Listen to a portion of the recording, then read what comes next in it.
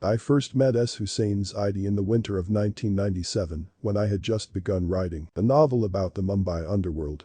I desperately needed help and was lucky enough to have a sister who knew Hussain through their shared profession of journalism. So I met up with him at the cheerfully named Behar restaurant in the port area of Mumbai. I asked questions, and Hussain told me stories about greed and corruption, about shooters and their targets, and despite the chill that passed over my skin, I was aware of a rising swell of optimism. This guy was really good. I didn't know that day that Hussain Zaidi would become a friend, an extraordinary inside informant about matters relating to crime and punishment, and my guide into the underworld. But that is exactly what happened. Over the next few years, as I wrote my novel, Hussain generously shared with me his vast knowledge, his canny experience, and his host of contacts. I can say with certainty that I would not have been able to write my book without his ever-ready help and advice. It makes me very happy that Hussain has finished his magnum opus, Dongri, the Dubai, so that the general reader can now benefit from his expertise. This book does much more than narrate the saga of one man's rise, it brings alive the entire culture of crime that has grown and formed itself over the last half-century in India. And as much as we like to distance ourselves by pretending that the underworld exists quite literally under us, beneath us, the truth, as Hussain shows, is that we mingle with it every day. The influence of organized crime reaches into the economy, our polity, and everyday life. Yet, our knowledge of the intentions and operations of the players on all sides of the law is mostly a mixture of legend and conjecture. Our histories begin with a few names: Haji, Mastan, Viridarajan, Karim Lala imbued with dread, and continue with still others: Dawood, Chodarajan, Abu Salim haloed with matinee glamour. What we have lacked is a narrative that provides both detail and perspective, that lays out the entire bloody saga of power-mongering, money, and murder. Dongri to Dubai is that necessary book, and more. It gives us an account that is vast in its scope and yet intimate in its understanding of motive and desire. Hussain moves us from the small gangs of early post-independence India to the corporatizing consolidations of the 80s, and through the sanguine street wars of the 90s, we better comprehend our present with its abiding undercurrent of terror if we follow the tangled, stranger-than-fiction history that puts an Indian gangster in a safe house in Karachi with a daughter married to the son of a national celebrity and his coffers enriched by the bootleg sales of Mumbai movies to Pakistanis. Anthropologists like to use the phrase thick description to describe an explanation of a behavior that also includes and explains context, so that the behavior becomes intelligible to an outsider. For most readers, I think, reading Dongri to Dubai will at first feel like a journey into an alien landscape with a trustworthy, experienced guide. By the end, though, Hussain has made us see, helped us to comprehend, and we recognize this terrain as our own world, and we understand but don't necessarily forgive its inhabitants. I am grateful for this book. The work that Hussain does is exacting and sometimes dangerous.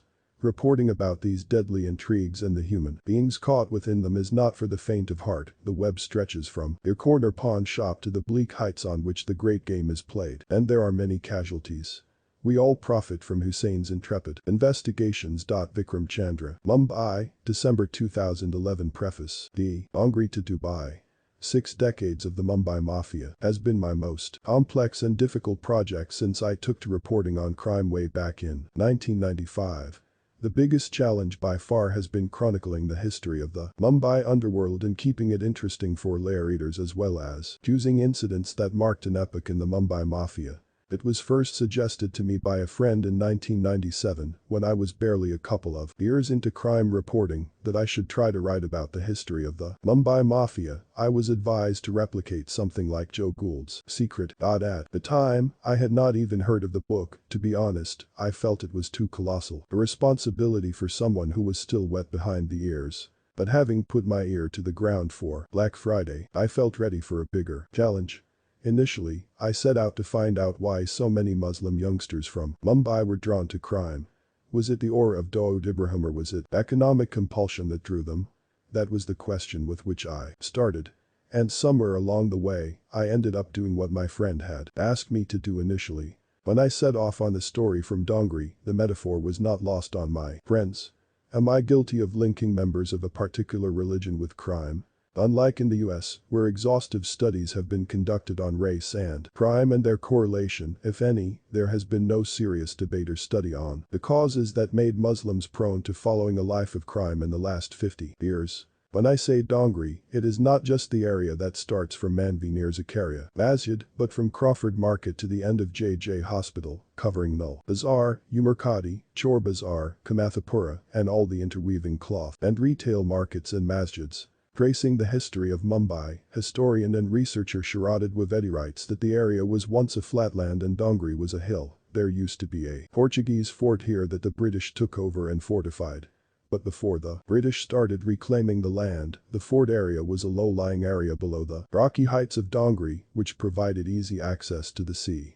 Muslim settlers are known to have lived in the higher lands near the present-day Chakala market and in Dongri from as far back as the 14th century. The eastern part of Bombay, one island, was predominantly Muslim-dominated for a long time and remains so even today. After the 7 islands were linked, Dongri got a life of its own. The chaos around it happened gradually. With access to the markets, commerce thrived and so did the population. Traffic is a mess, the pavements have been taken over by hawkers, pedestrians spill onto the streets, and the place is always bustling with activity. To the west of Dongri is the Chor Bazaar, literally meaning thieves' market, where you can get everything from old wardrobes discarded by Parsi households to antiques, gramophones, and other curios. Long before Dawood changed the way Dongri is perceived today, others who had walked the Hall of Fame and notoriety in the Dongri area were Chinka Dada, Ibrahim Dada, Haji Mastan, Kareem Lala, and Bashu Dada. In those days, the easiest crime was to accost late-night travelers and relieve them of their valuables.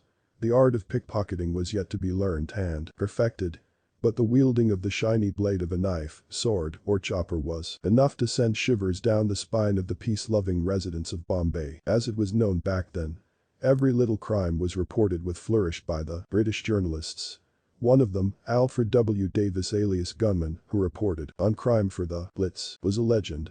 A reporter who flowered under his tutelage was Usman Ghani Muqaddam. Usman was known for his diligent news-gathering and investigative skills. After extensive interviews with Usman Ghani and other veteran crime reporters and my own research, I gathered that Dongri had always been the epicenter of crime in Mumbai. In the first fortnight of 1947, the city witnessed a spate of crimes. The Times of India reported 4 incidents. On 1 January 1947, stray knife attacks were reported at Lalbagh, Agrapada, and Dongri. The police arrested 9 people and launched a drive to nab the culprits involved. Within days on 8 January, the Anti-Corruption Bureau seized 400 carving knives from a flat on Marine Drive, but could not arrest anybody. The same day, a social worker was stabbed in peril. B.J. Rucker, a municipal councillor, was also murdered, an incident that shocked the city and raised an alarm. Even before the cops could take a breather, there was another incident, but this time, they showed amazing alacrity. On 11 January, the police arrested 2 Pathans who had looted a bank within 90 minutes of the crime being committed. The robbers had entered a bank in South Bombay and decamped with the booty in a waiting car. The car, bearing the registration number BMX 1221, they had covered the license plate on the back of the car with a red cloth, was making a getaway at full speed when a constable with the Esplanade Police Station, now known as the Azad Maidan Police Station, intercepted it and hauled them to the police station, where they were arrested. Ah, the power of the constabulary. Once upon a time, the constables were the backbone of the police force in Mumbai. In the next couple of days, on 14 January, the police busted a gang of racketeers operating at the parcel booking office at Victoria Terminus, now called Chhatrapati Shivaji Terminus. The members of the gang would approach people and ask for money, assuring in return that their parcels would reach their destination earlier than via the usual route. Needless to say, the parcels never reached. Those arrested were identified as Nazir Abdul Qadir, Said Bashir, Nazir, and Fakhruddin Kaderbai. Most criminals from in and around Dongri became increasingly emboldened in their modus operandi as their crimes went undetected. Others from the area joined the fray when they realized that it was a chance to make easy money with very little chance of being caught. Thus, the boys from Dongri began making their mark in the crimedom. But Dongri gained notoriety with Dawood Ibrahim. Nobody took Dongri to Dubai like he did. This book traces the eventful journey of Dawood's predecessors, but most importantly, it follows Dawood's trail to the life of a boy from Dongri who made crime very fashionable, the boy from Dongri who flew out of the coup but refused to leave India behind, who took refuge in an enemy country but continued to play his games here. The boy from Dongri who became a Don from Dubai. Then that one, the name of the city Bombay was changed to Mumbai in 1995. So the city is referred to as Bombay in the book for the time period till 1995. Introduction. Up close and personal. Then the 90s. Two things happened in India that changed the fortunes of the Mafia in Mumbai. When I was writing about the Mumbai Mafia back then, it had been a decade since Dawood had left its shores. 3 years earlier Dawood had emerged as a key player in the serial blasts of Mumbai in March 1993. It was also at this time that Prime Minister P.V. Narasimha Rao woke up to release the country from the grip of the license Raj and ushered in the liberalization of the Indian economy. When the Indian perestroika happened, it released a flood of economic opportunities, and the first to smell the potential profit was the Mafia, by then already entangled with Bollywood. Suddenly there were so many real estate opportunities.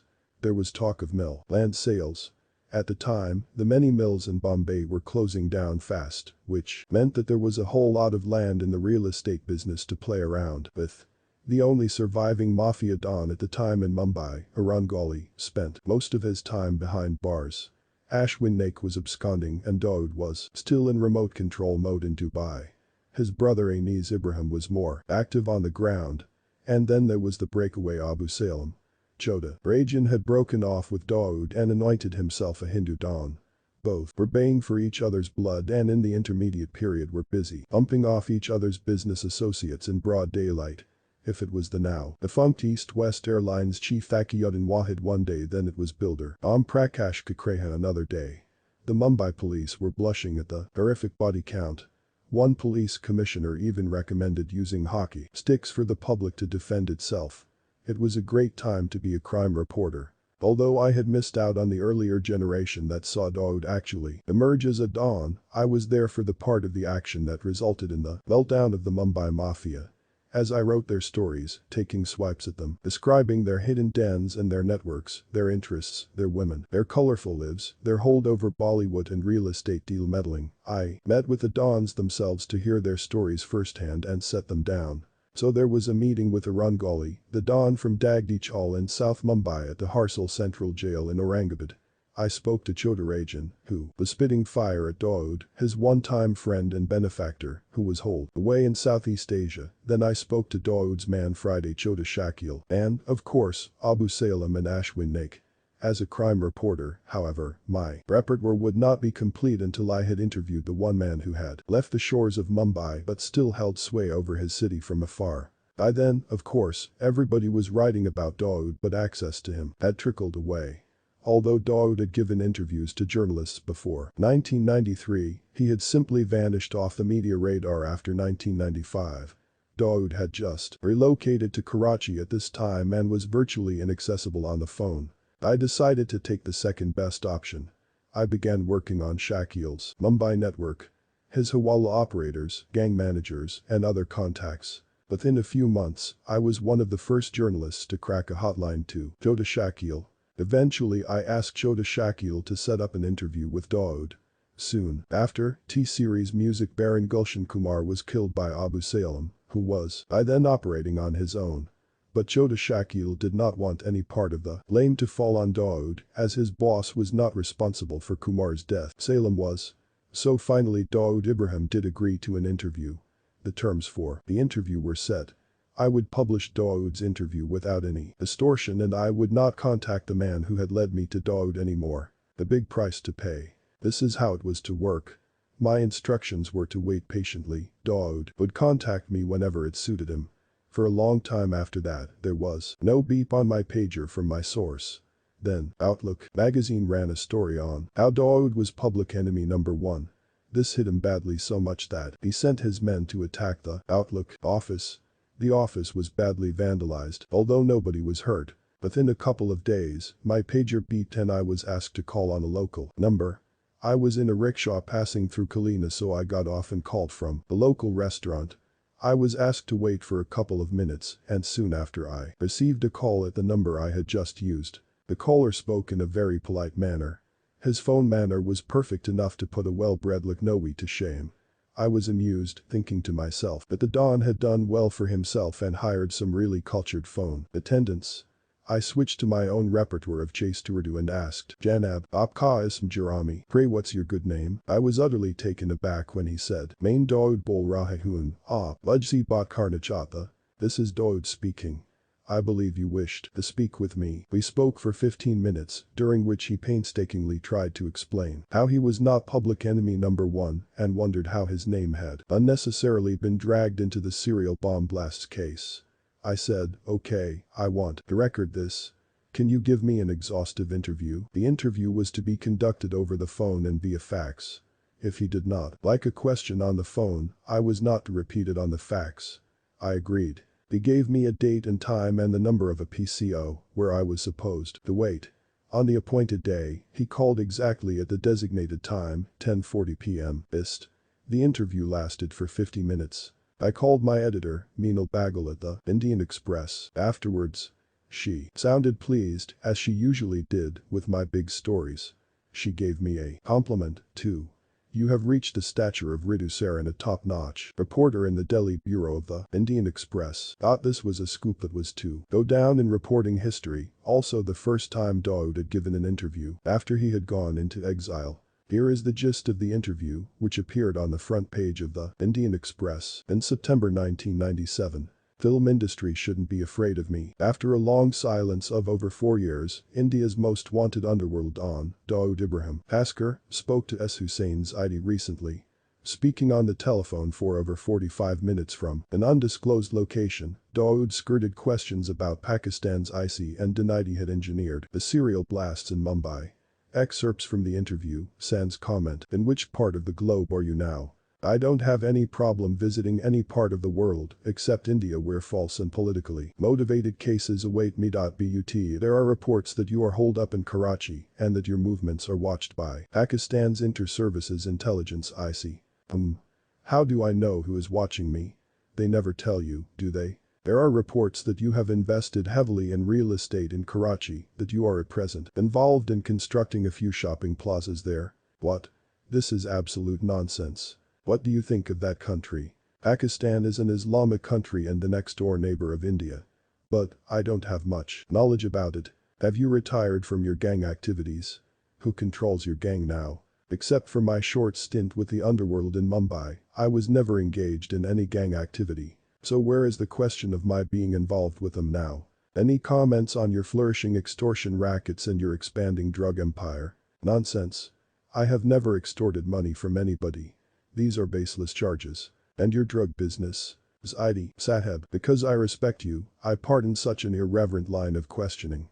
I was never into the drug business.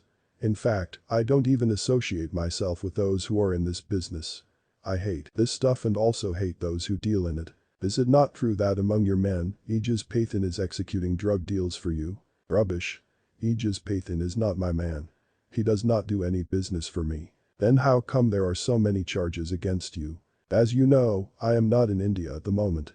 Which civilized nation would ever allow an expatriate to engage in drugs business in their land? Despite the Indian law enforcement agency's perpetual hatred for me and my family, they have not been able to frame even a false drug case against me. The recent offensive has been launched against me with political motives. But the people behind this malicious propaganda cannot deceive the international anti-narcotic agencies. Do you still consider yourself to be a patriotic Indian? How do you think one feels about the country of his birth, where his family and mother still live? Not only was I born and raised in India, innumerable people in that country know that I am thereby. Then why did you engineer bomb blasts killing more than 300 people? The bomb blasts were a conspiracy to distance me from the people who loved me. As I have stated earlier, I had nothing to do with the Bombay blasts. Every day I see the blasts being mentioned in one newspaper or the other, but I have rarely seen newspapers condemning the people who orchestrated the demolition of the Babri Masjid and forced 140 million Indian Muslims to reassess their future in this country. Okay. But tell me, why are you threatening and killing the film industry people? This is absurd. I would like to tell the film world that there is no need to be afraid of me. Also, those who terrorize them in my name are not my people. Who are your friends in the film industry? I have shared an excellent relationship based on mutual respect with a number of film personalities, though in the present climate of suspicion I would not like to name them. Were you aware of Gulshan Kumar's killing? Only after Reuters filed the story from Mumbai.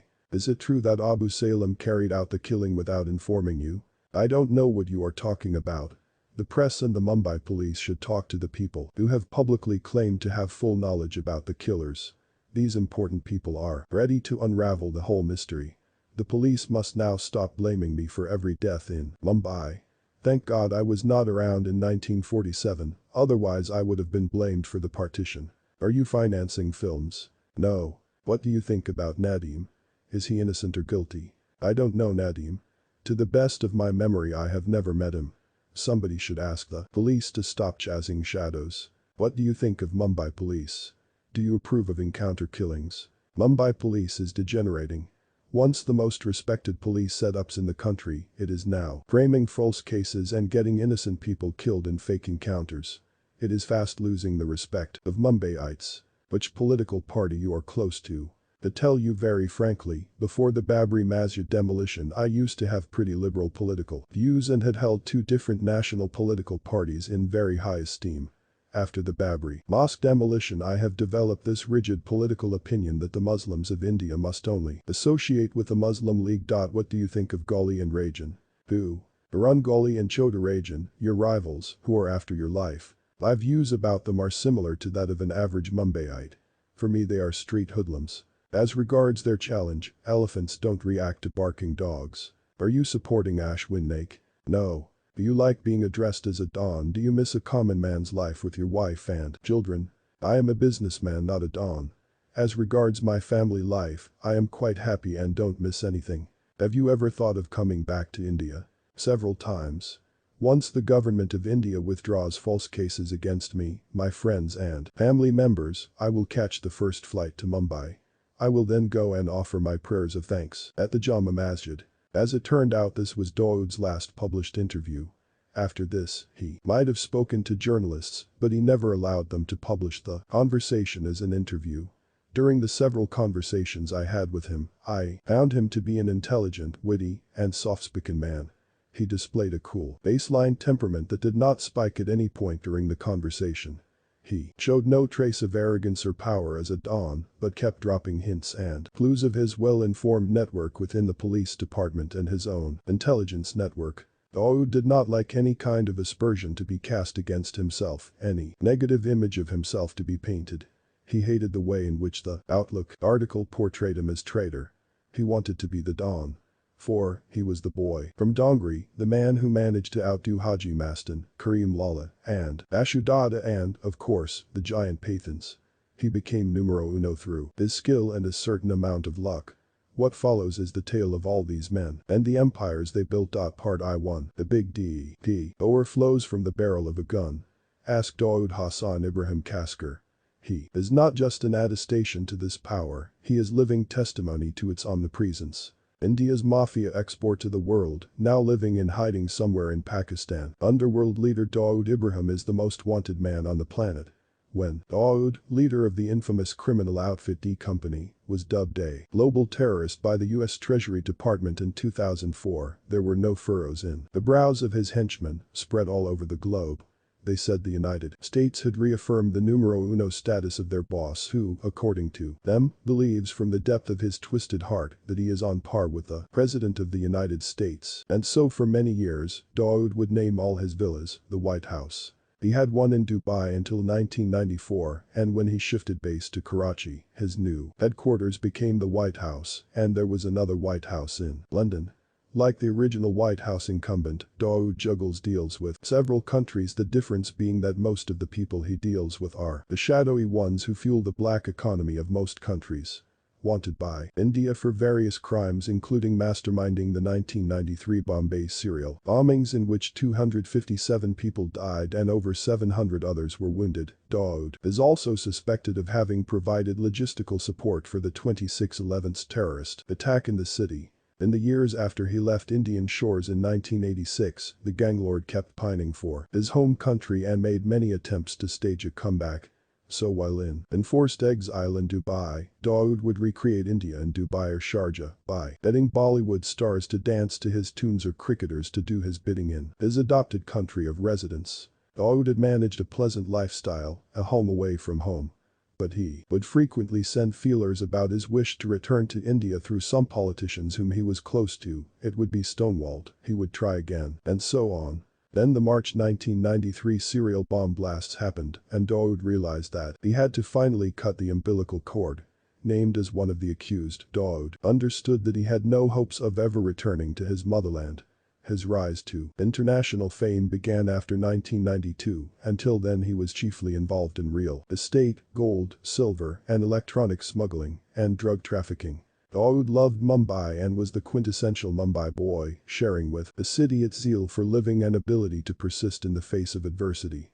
On the other hand, Pakistan beckoned and it was offering him refuge, a new name, a new identity, a new passport, a new life, if not much else.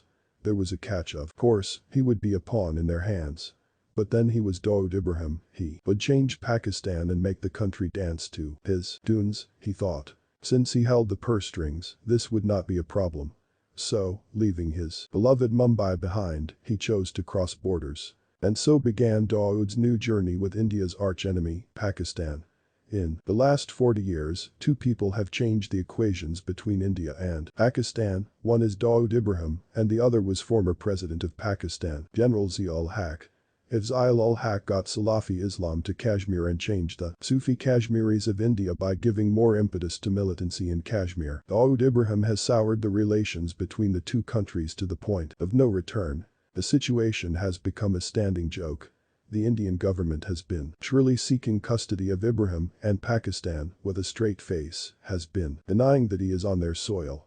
But he manages to be Pakistan's trump card, to be used against India every once in a while.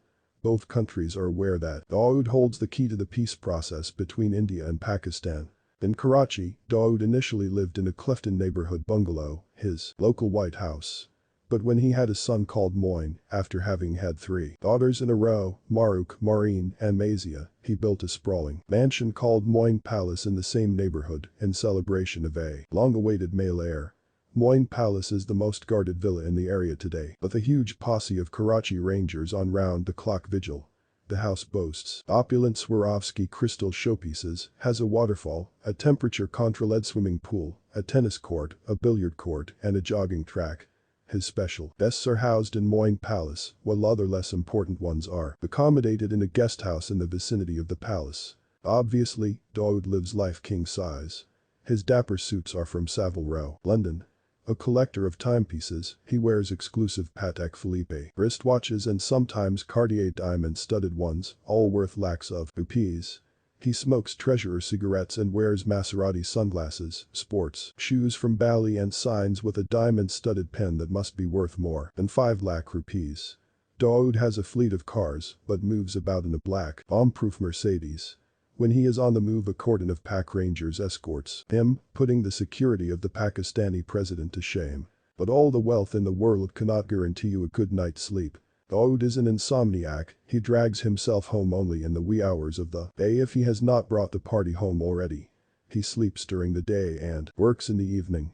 He often throws lavish, luxurious dance recitals for Pakistani politicians and bureaucrats, a former caretaker prime minister of Pakistan included. Those who have met him at his villa say that various chief ministers of Pakistani provinces were found queuing for an audience with him in his waiting hall.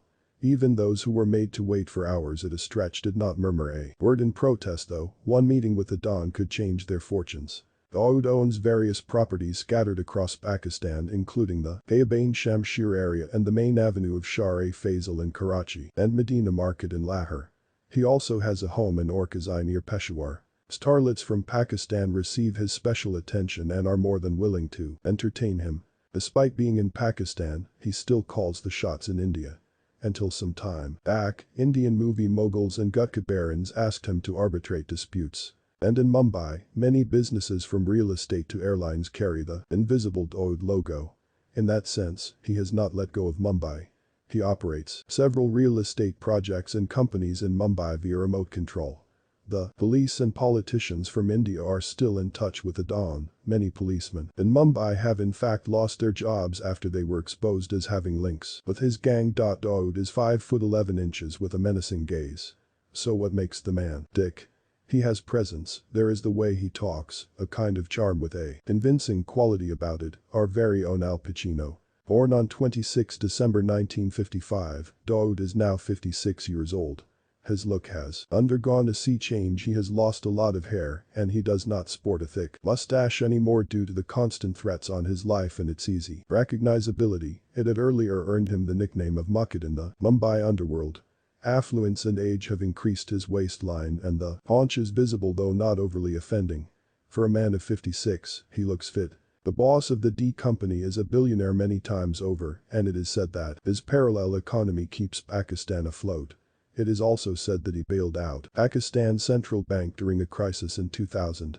His net worth is allegedly more than 6 billion rupees. Dawood's mafia connections are extensive and his business interests span many countries including India, Nepal, Pakistan, Thailand, South Africa, Indonesia, Malaysia, United Kingdom, the United Arab Emirates, Singapore, Sri Lanka, Germany and France, and areas such as franchises in the fields of drug trafficking and gambling dens. In Karachi, Dawood Ibrahim is the uncrowned king, controlling the city's gun-running business, the stock exchange, the parallel credit system business, and many real estate holdings in the city.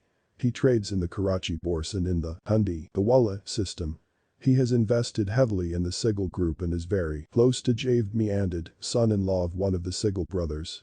Dawood has also married his daughter Marik to Javed Miandad's son, Junaid. He has 13 aliases, one of them being Sheikh Dawood Hassan. In Pakistan, this is his identity. Some of them also call him David or Bai. In Mumbai or Delhi, when he used to call friends, the person who made the call for them introduced him as Haji Sahab or Amir Sahab.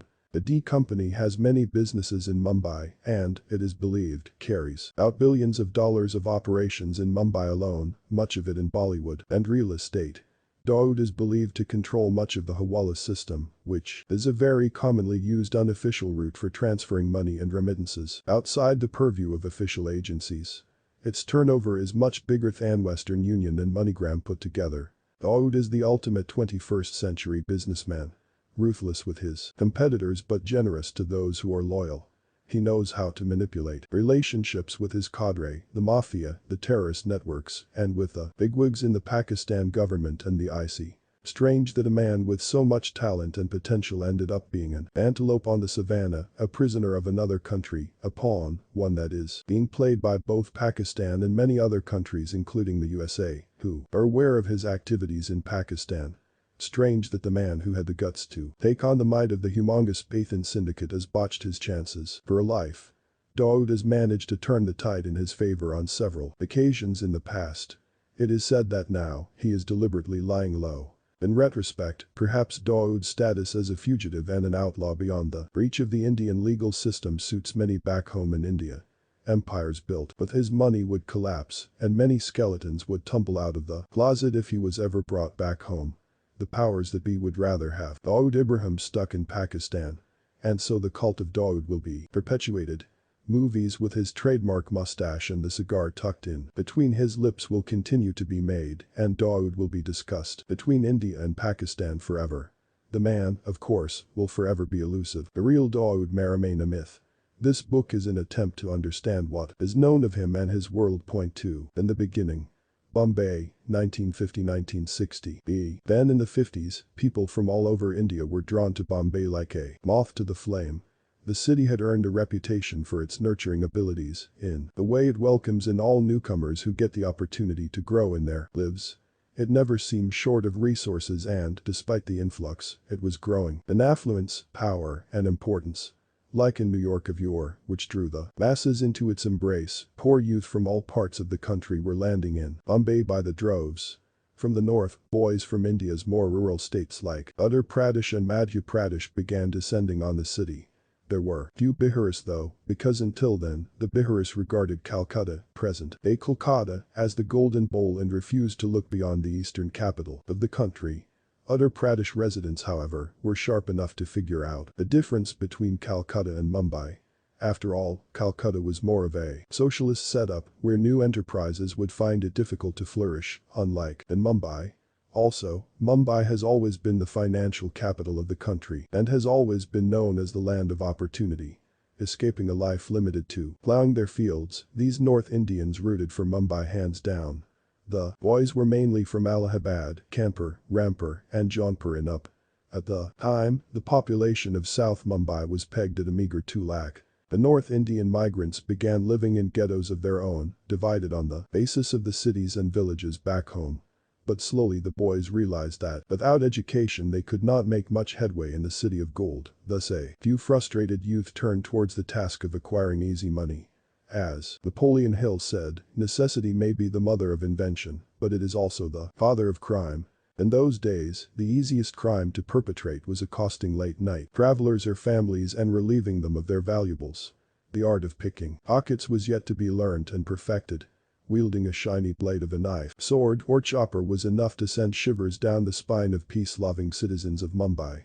The criminals were emboldened when a few crimes went undetected. It was regarded as the success of their modus operandi. And soon, other players entered the fray. According to records maintained at the Bikulla police station in South Bombay, Nan Khan, who hailed from Allahabad, was the first history sheeter who threatened people with a long knife and robbed them of valuables. Soon, sometime in the 50s, other natives of Allahabad joined hands with Nan Khan and the group came to be christened the Allahabadi Gang. Nan Khan found lieutenants in Wahab Pahelwan and Chinka Dada. Moreover, Chinka Dada was technologically savvy and possessed something his boss never even dreamt of, 2 country-made revolvers at the either side, tucked in his belt. Bikulla was regarded as the epicenter of criminal activities at the time. Even in those days, Bikulla residents were either Christians or Muslims. The Bikulla police station divided the stronghold of 2 communities. The left-hand side, that is the east side, which comprised the Bikulla Zoo and railway station, was the Christian dominion, while the right side, which includes the present-day Sankli street stretching till Bikulla station west on one side and Nagpada on the other, was predominantly Muslim. You cannot have a gang without an adversary gang. While Bikulla Don Nan Khan and Wahab Pahelwan were busy getting their names permanently embedded in the pages of police rosters, 3 Christian brothers from the Christian portion of Bikulla were giving them sleepless nights. The brothers leading the Johnny gang were known as Bada Johnny, Chota Johnny, and Tikna Johnny. The youngest was fair and good-looking, hence the epithet Tikna Johnny. The Allahabadi gang and the Johnny gang often engaged in skirmishes and a miniature turf war soon broke out between them. But when the gang graduated from street-level crime to drug trafficking with the Pathans, they left behind a void in the Bikulla area which soon turned into more turf wars between 2 budding gangs in the area. The Kanpuri gang and the Rampuri gang. These 2 gangs, however, could never make it big because they lacked the required chutzpah. The police and the Criminal Investigation Department (CID) soon neutralized them with quick arrests and an intensive crackdown. The Rampuri gang before beating a hasty retreat from the Mumbai crime scene left behind a relic. A long foldable knife with sharp edges on one side. The knife could be folded and hidden in the trouser pockets, and it was meant to be thrust in the rib cage to savagely tear apart the innards of the stomach from one end to another. This lethal knife became known as Rampuri Chaku. And to date, the Rampuri Chaku is the first weapon of the neophyte gangster in Mumbai. None of these turf wars had ever turned very ugly or communal. Eventually, though, in the late 50s, the Johnny gang was sucked into communal frenzy in its engagement with another group, Ibrahim Dada's gang. After the Allahabadi gang bowed out of petty crime, the new incumbent, Ibrahim Dada, managed to fend off other gangs on the rise by the sheer force of his charisma. Rival gangs like Kanpuri, Jaunpuri, and Rampuri had few educated young people in their ranks, whereas Ibrahim Dada was the first matriculate amongst them, a well-dressed gangster who could speak English. Popular gangster lore has it that when Ibrahim Dada had gone to the American consulate at Petter Road to meet a friend at the consulate, he met the receptionist Maria. Fair Maria could not resist the raw appeal of the tall, robust, and brawny Ibrahim. It was love at first sight. Soon Maria began visiting Ibrahim at his residence on Sankli Street. When Bada Johnny's spies informed him of the budding love affair between Maria and Ibrahim, Johnny Dada was furious. He accosted Ibrahim once and warned him, "Thum ek Christian lad ki koli karkayan beher jait ho. Why do you go out with a Christian girl?" "Stop seeing that girl at once."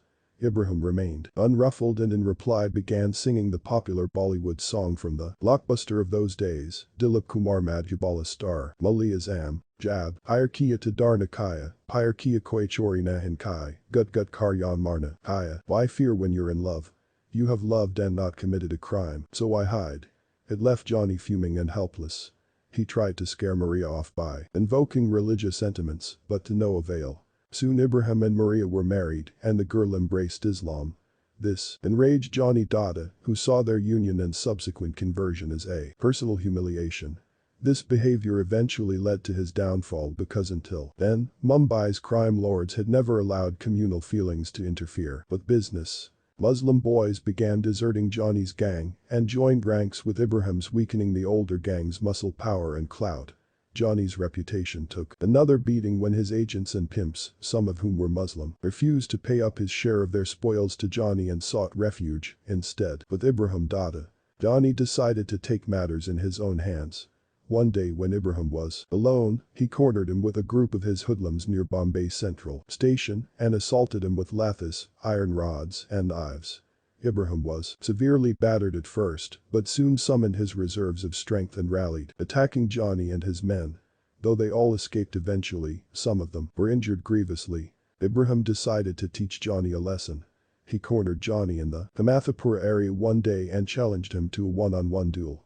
Ibrahim beat his adversary mercilessly, humiliating him and leaving him on the verge of death. His retaliation was finally effected. Johnny then disappeared from the scene. Both his brothers also met an equally tragic end. Chota Johnny used to terrorize the shopkeepers and loot their cash boxes at the end of the day. The hapless shopkeepers, mere traders by profession, could not summon enough strength or resources to retaliate. But, the story goes, a Bora shopkeeper decided to take care of Chota Johnny at last, even if it meant losing his life in the process. The shopkeeper devised a crude makeshift weapon by fitting nails on the end of a stick. Chota Johnny had become so careless in his confidence that unlike others of his ilk he did not even carry any weapons on his person, and, when he staggered in, inebriated, the shopkeeper assaulted him mercilessly.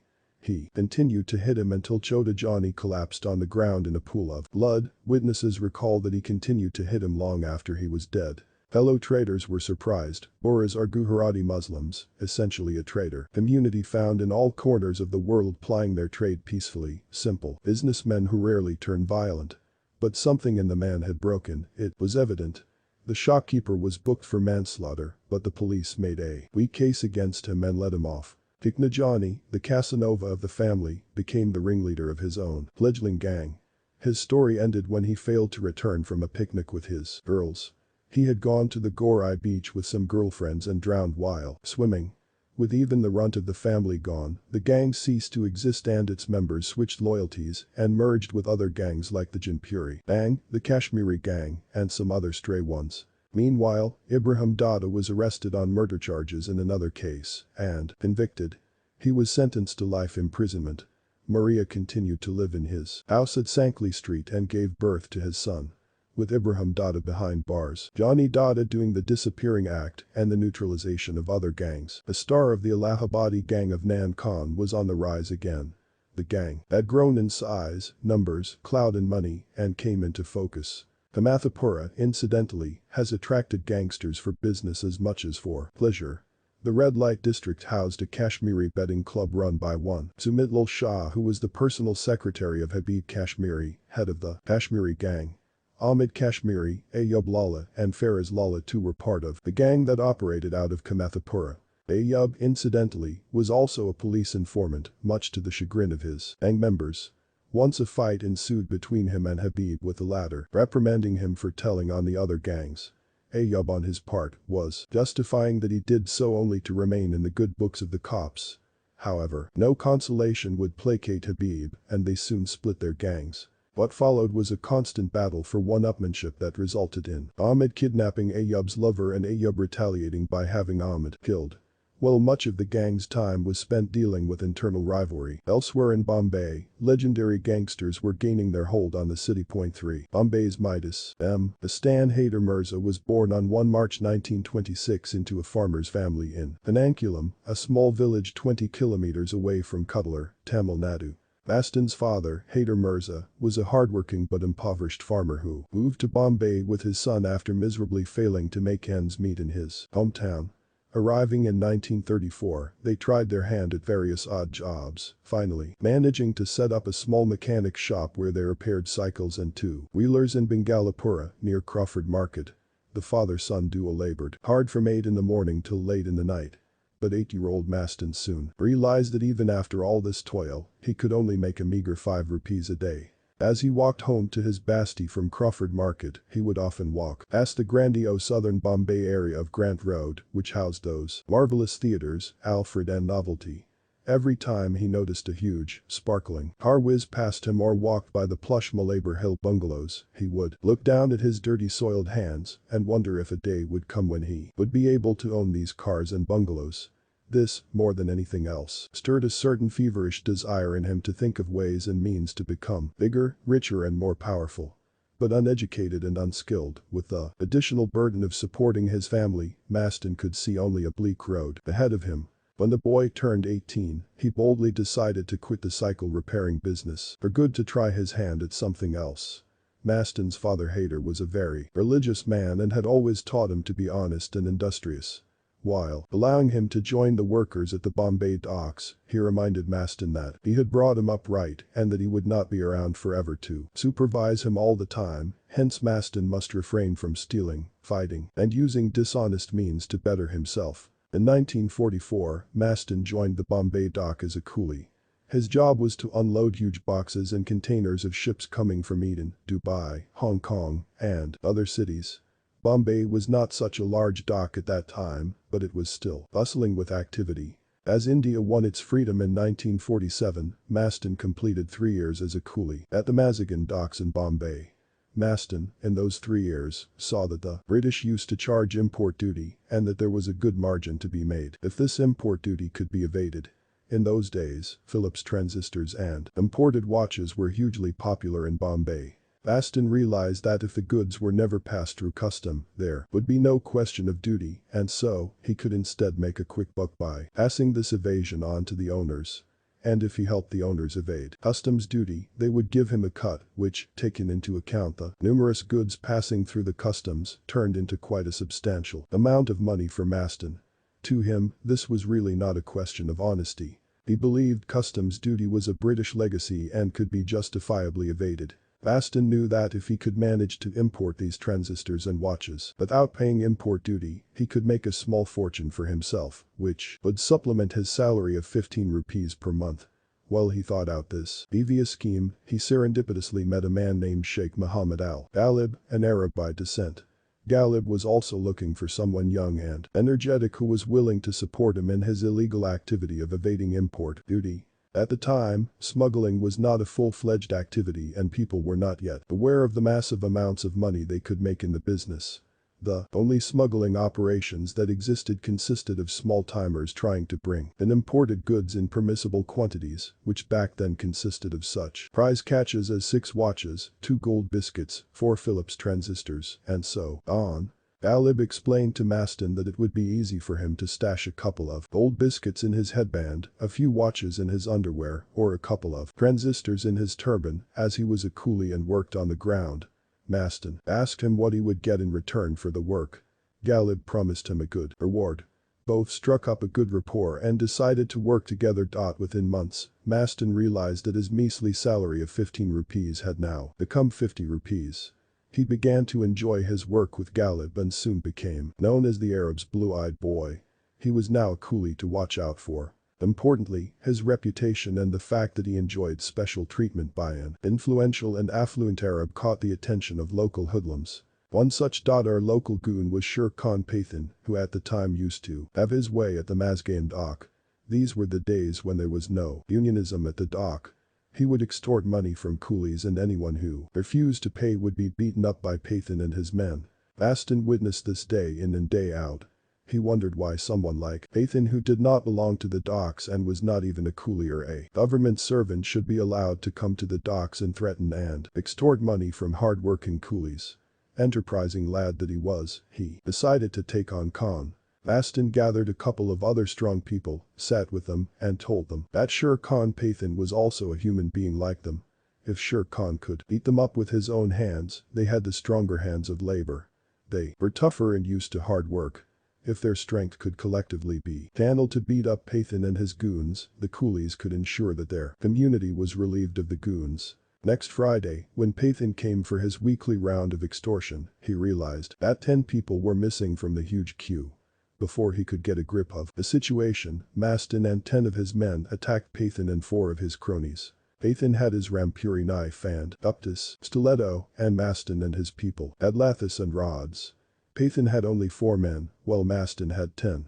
Despite the Pathan's uptis and rampuris, Mastan managed to overpower him. Finally, a bleeding and battered Pathan and his acolytes had to run for their lives. This occasion of triumph further added to Mastan's fame and growing clout within the coolie community. And Ghalib's admiration and respect for Mastan grew, and he started giving them a percentage of his profit rather than tipping him. Mastan became Ghalib's 10% partner, and the Arab began to teach him how gold was to be valued and tested, as well as how it should be imported or sold off in local markets. Soon after, in 1950, Morarji Desai, the chief minister of Bombay Presidency, imposed prohibition of liquor and other contraband in the state. With such imposition in place, the Mafia had a brilliant opportunity to increase their profits, provide the illegal goods not available to interested customers at exorbitant prices. This was the time when Ghalib and Mastan came into their full form. Within months of the imposition, they started raking in money. Mastan bought himself a bicycle. Soon, he managed to buy a house of his own. He became the leader of the coolies in the early 50s, but his joy did not last long.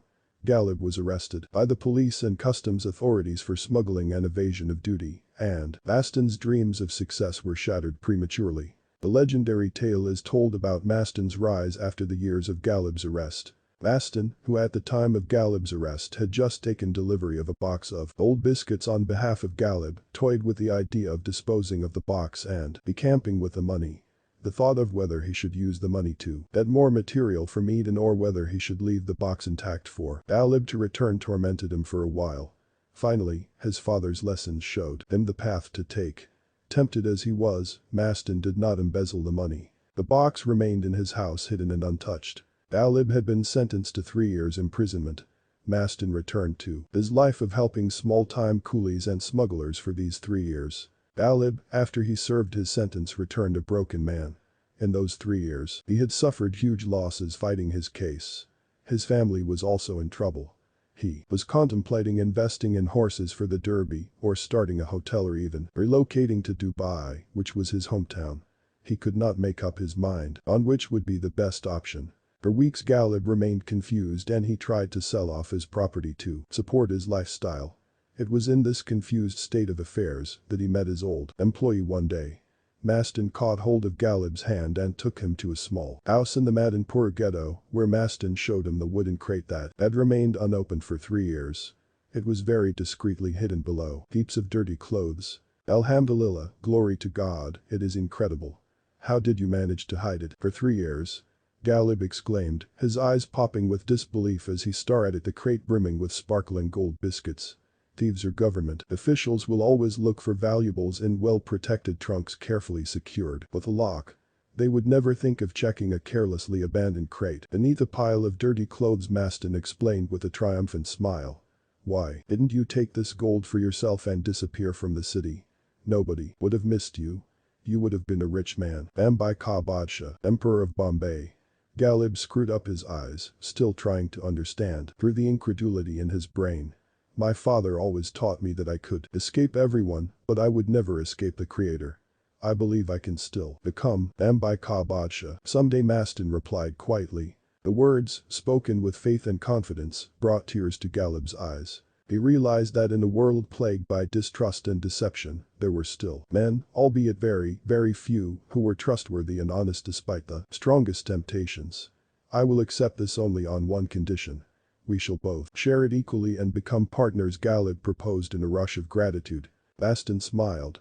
There is nothing else that I would love more at this moment than to be your friend and partner for life, he said, and held out his hand. The two partners shook hands. It is a known fact in the world of business and crime that gold in any form could have impurities, but the yellow metal in its biscuit form is regarded to be in its purest. It was a crate full of these yellow biscuits that changed Mastan's life and made him an overnight millionaire. In 1955, Mastan was richer by 5 lakh rupees. He did not need to be a coolie or a dockworker anymore. He immediately quit his job and decided to take up smuggling as his full-time business. He, along with Galib, came up with a scheme of importing gold. Galib had already told Mastan that they were now 50% partners in the business. Galib went to Eden, Dubai, and other African countries and started sending gold, wristwatches, and other valuables to Bombay. Mastan, by this show of honesty, had become quite popular in the smuggling community. His clout had grown and he was growing richer. In 1956, Mastan came in touch with Sukarnarayan Bakiya, a resident of Daman and also the biggest smuggler in Gujarat. Bakiya and Mastan also became partners and they divided certain territories among themselves. Mastan used to handle the Bombay port and Bakiya used to handle the Daman port. The smuggled items would come to Daman port from UAE and to Bombay from Eden. Bakiya's consignment was taken care of by Mastan. Mastan recognized early on in life that money alone was not enough to remain powerful in the city. He also needed muscle power if he wanted to establish his supremacy across Bombay. And it is in search of this muscle power that Mastan is later found forging friendships with 2 of the most renowned muscle men in the city, the unlettered but influential Pathan Karim Lalla and the Don of Central Bombay, Veridarajan Mudaliar alias Vardabai. Haji Mastan. Photo courtesy Press Trust of India. Haji Mastan with his adopted son Sundar Shekhar, right. Photo courtesy Retired Assistant Commissioner of Mumbai Police, ACP, Ishak Agwan. Photo courtesy Retired Assistant Commissioner of Mumbai Police, ACP, Ishak Agwan. Dawood Ibrahim with the Pathans after their truce in the 80s. Photo courtesy Retired Assistant Commissioner of Mumbai Police, ACP, Ishak Agwan. Dawood Ibrahim in later years. Photo courtesy Press Trust of India. Babari Shim, above, Ramanak, left, and Arangali, right of the Bra, Bang. Photo courtesy Retired Assistant Commissioner of Mumbai Police, ACP, Ishak Agwan. Dawood Ibrahim's elder brother Sabir after being killed on 12 February 1981. Photo courtesy Retired Assistant Commissioner of Mumbai Police, ACP, Ishak Agwan. Dawood Ibrahim's younger brother Aniz Ibrahim. Photo courtesy Press Trust of India. Manya served after being shot dead in an encounter on 23 January 1982. Photo courtesy Retired Assistant Commissioner of Mumbai Police, ACP, Ishak Agwan. David Pardesi, the assassin of Amirzada.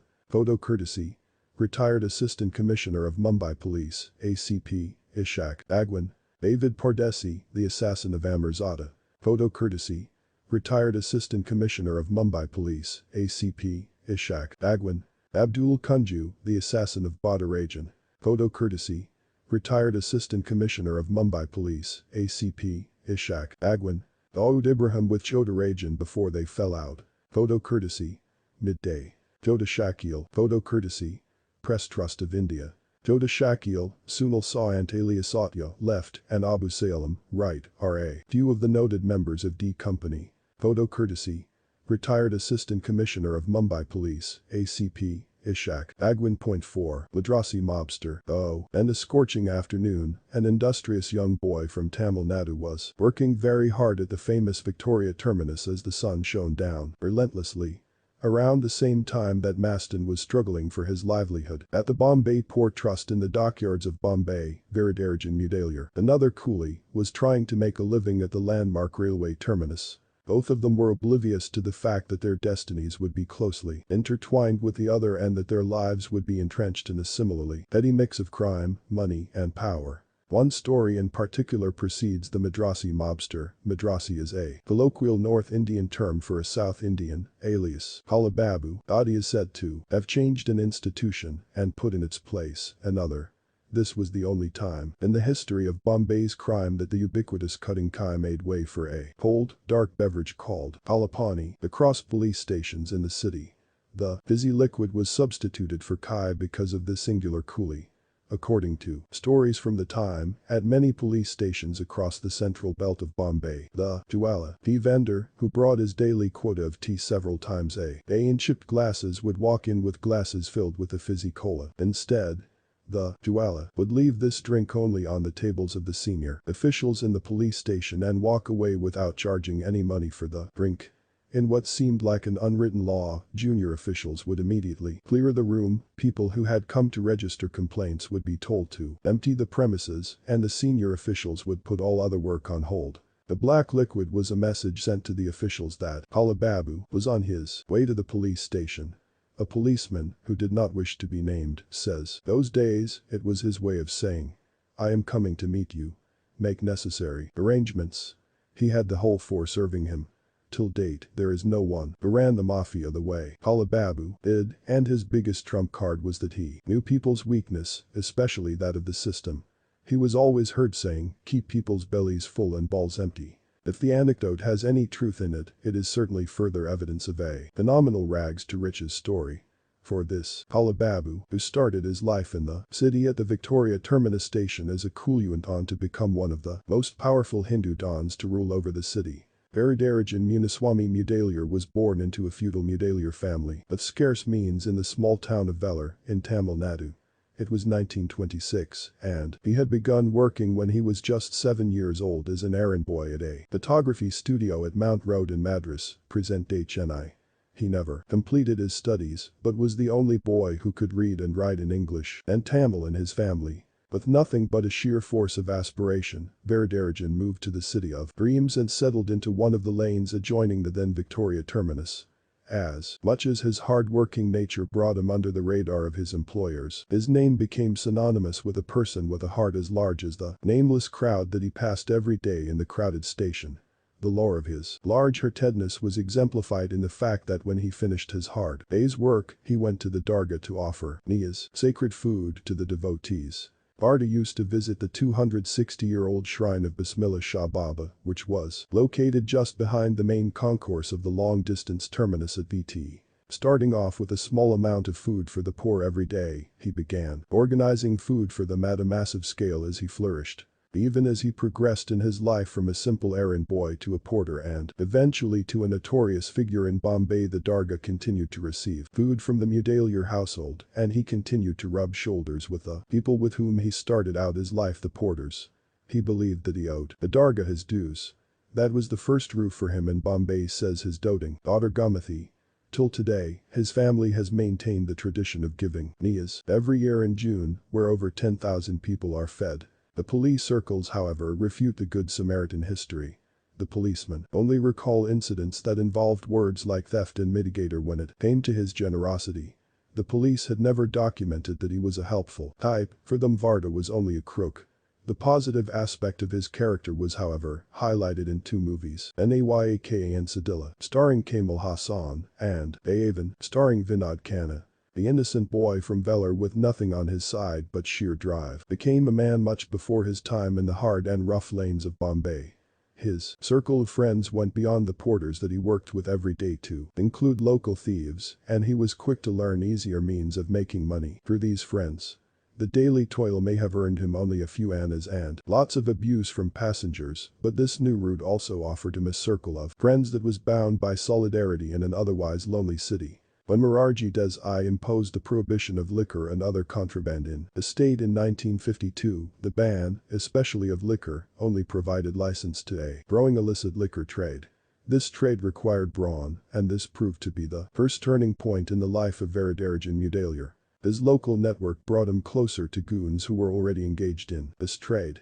A policeman who had once caught Varda in the thick of the night recalls, he was a glib talker. It is that attribute of his which made him dearer to the liquor mafia. They needed men who could talk and get the work done. Varda had that in him. He could convince anyone that he was right. Even if he had just killed an army, he could legitimize it. It took him just a few days to set up base at Antapil in central Bombay. It was this area that was going to turn Varda into Vardhabai. The little locality witnessed the metamorphosis of the naive Tamilian boy in his late 20s into the enigmatic outlaw. The geography of Dharavi, Sion, Kalawada and Antipil was the greatest advantage for the illicit liquor trade with nothing but hutments everywhere. In fact, even the police found it difficult to enter and patrol the area. The poorest people along with illegal migrants had their address in Antipil and Dharavi in those days.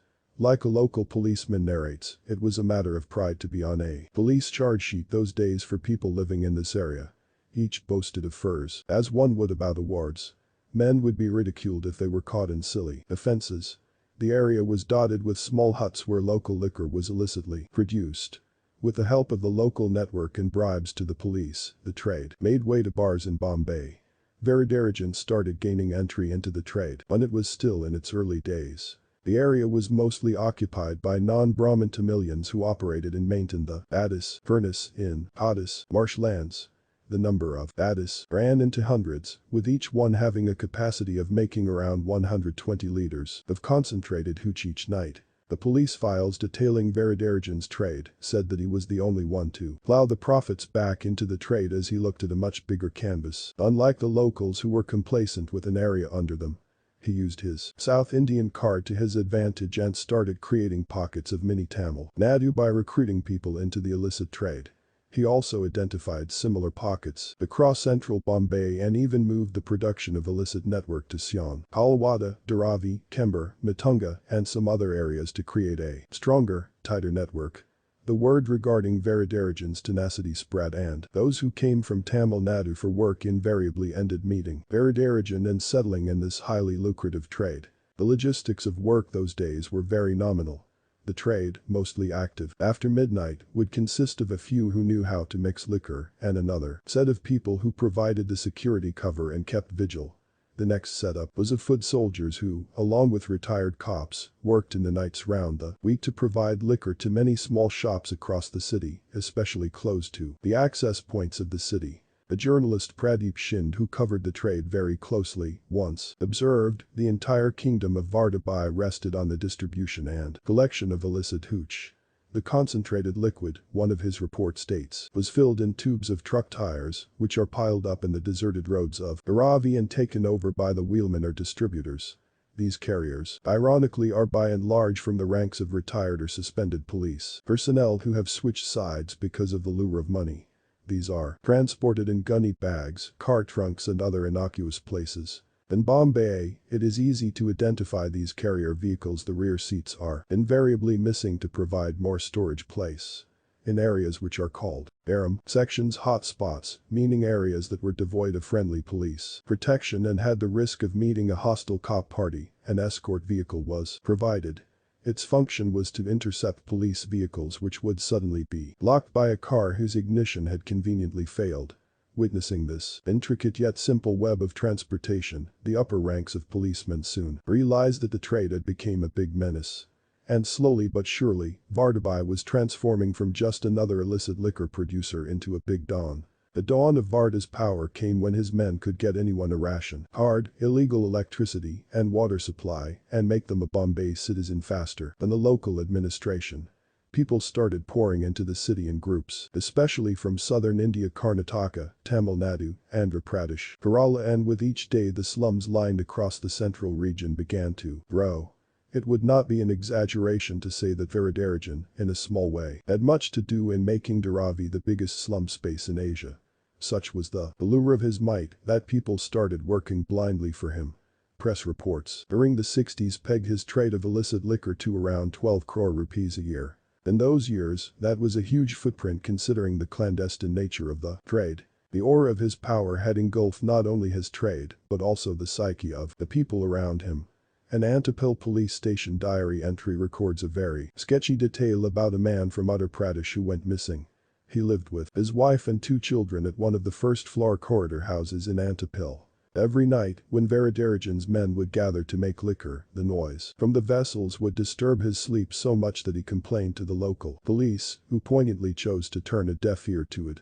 When news of his complaint reached Varda's men, it so vexed them that they simply just decided to shut him up forever when he came down to yell at them one night. His name is still registered under the missing list at the Antipil police station records. However, as was widely reported in several newspapers at the time, his wife had another story to tell.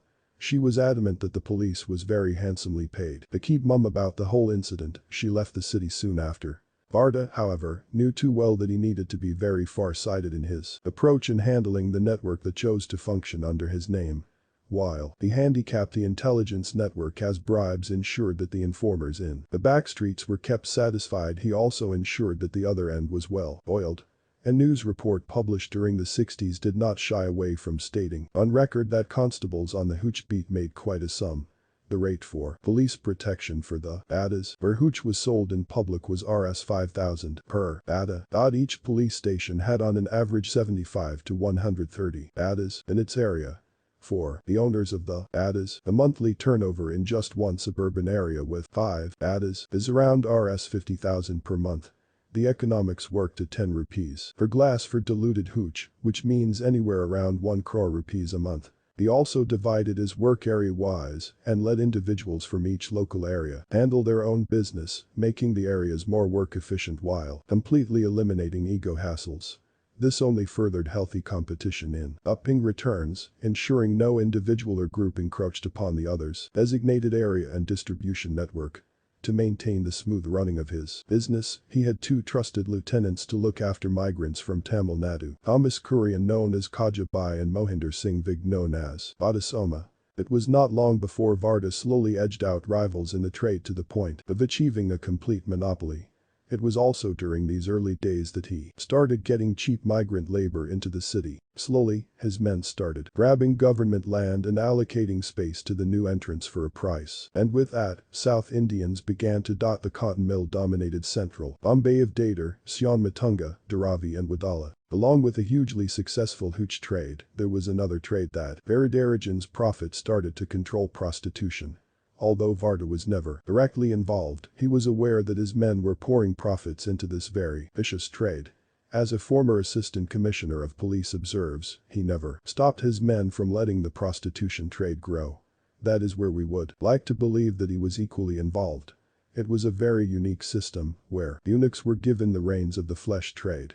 And with a society that treated them with disdain, the eunuchs felt indebted to Varda Bai's system that put them in a position of power. Innocent girls were brought from poverty-stricken areas in Karnataka and Tamil Nadu and were left in the care of eunuchs for a few days. The eunuchs would follow a certain initiation system whereby initially they would lure the girls with the money they would earn by selling themselves. If their sweet talk did not work, force would be applied.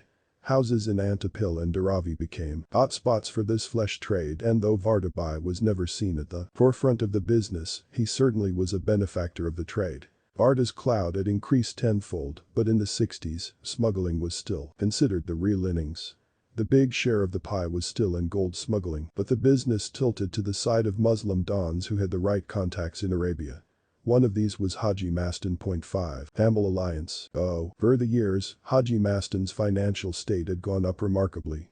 But the burning ambition to achieve more still remained.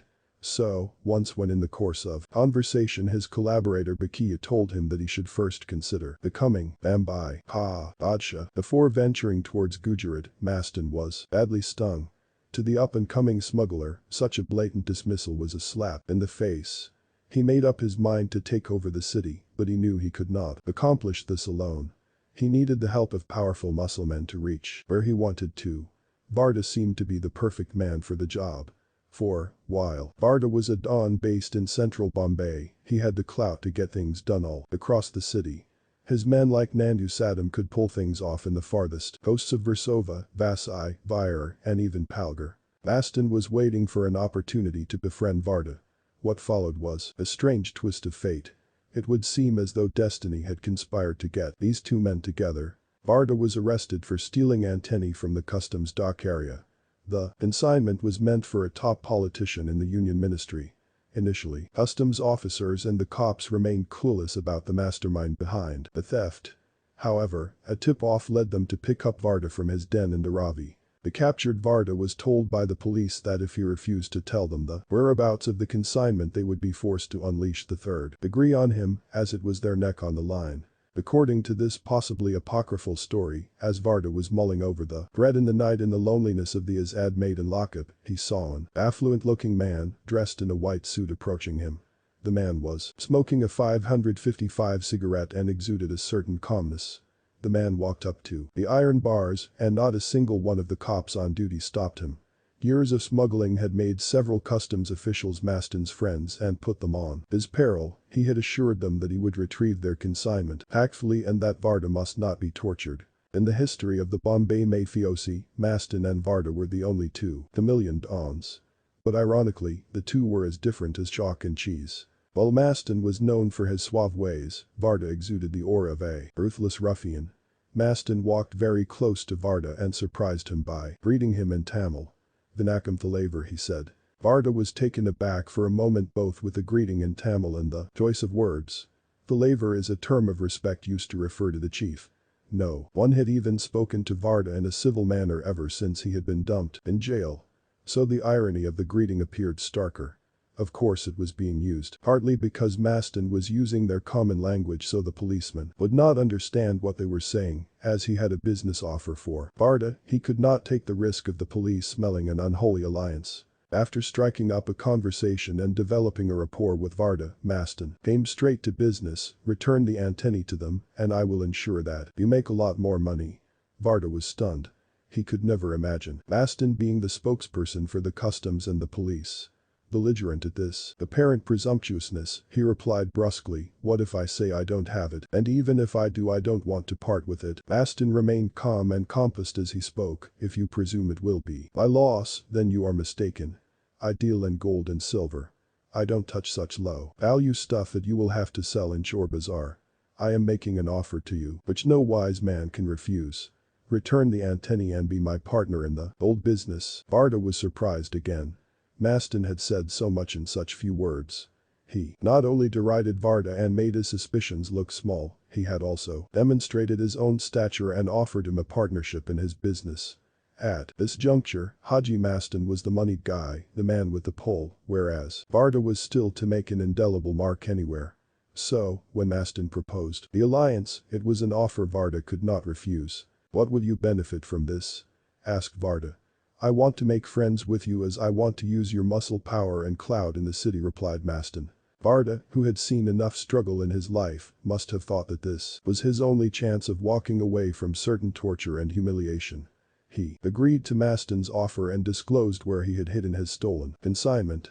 Policemen in the lockup still remember that strong handshake of two very different-looking men, one in a sophisticated suit and polished boots, smoking an expensive cigarette, and the other in a white vest, veshti, dhoti, and slippers. Customs officials got their consignment and saved their jobs. Mastan got his partner to help him achieve his newfound dreams. Customs officials kept their word with Mastan and released Varda. As Varda returned to his den, people assumed he would be in a nasty mood and would unleash a bout of terror to show he still ruled the roost. His men thought he would be eager to prove that his detention should not be misconstrued as a sign of his waning power. Instead, Varda returned a happier man. He immediately called for a celebration. Even his close aides were a bit baffled at this strange behavior. What also surprised them was the fact that Varda had actually agreed to return the consignment of antennae to the customs officials. It was nothing but a loss of face and revenue. But instead of displaying his foul temper, Varda ordered a public feast for his people. They did not know that Varda had stooped to conquer. He might have lost the consignment, but he had struck a bigger deal. He had always wanted an alliance with the Muslim Mafia, but he had managed to get a partnership on a platter without having to work for it at all.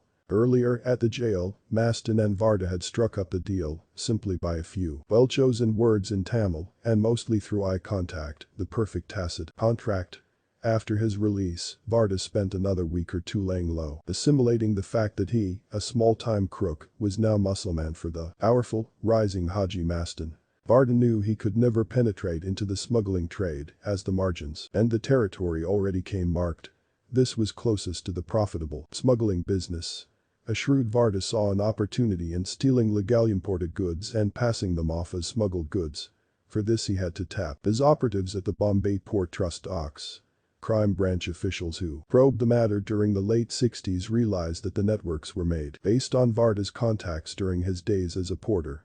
It was a very clandestine and calculated scam that took shape.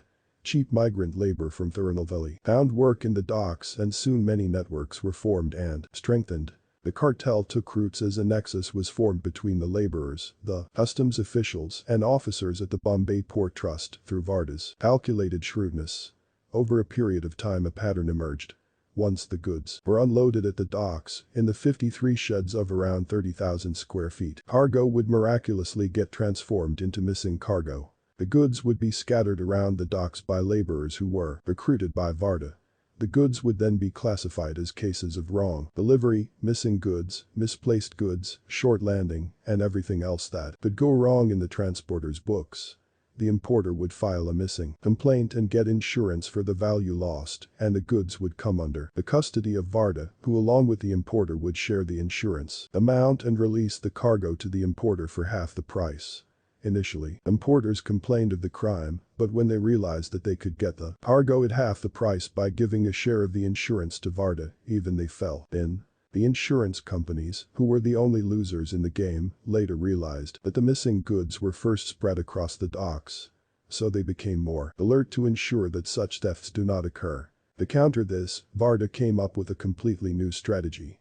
The missing goods spread across the docks would lie there until the insurance companies would despair and pay off the importers. Meanwhile, the authorities at the port trust and the customs were paid off handsomely by Varda.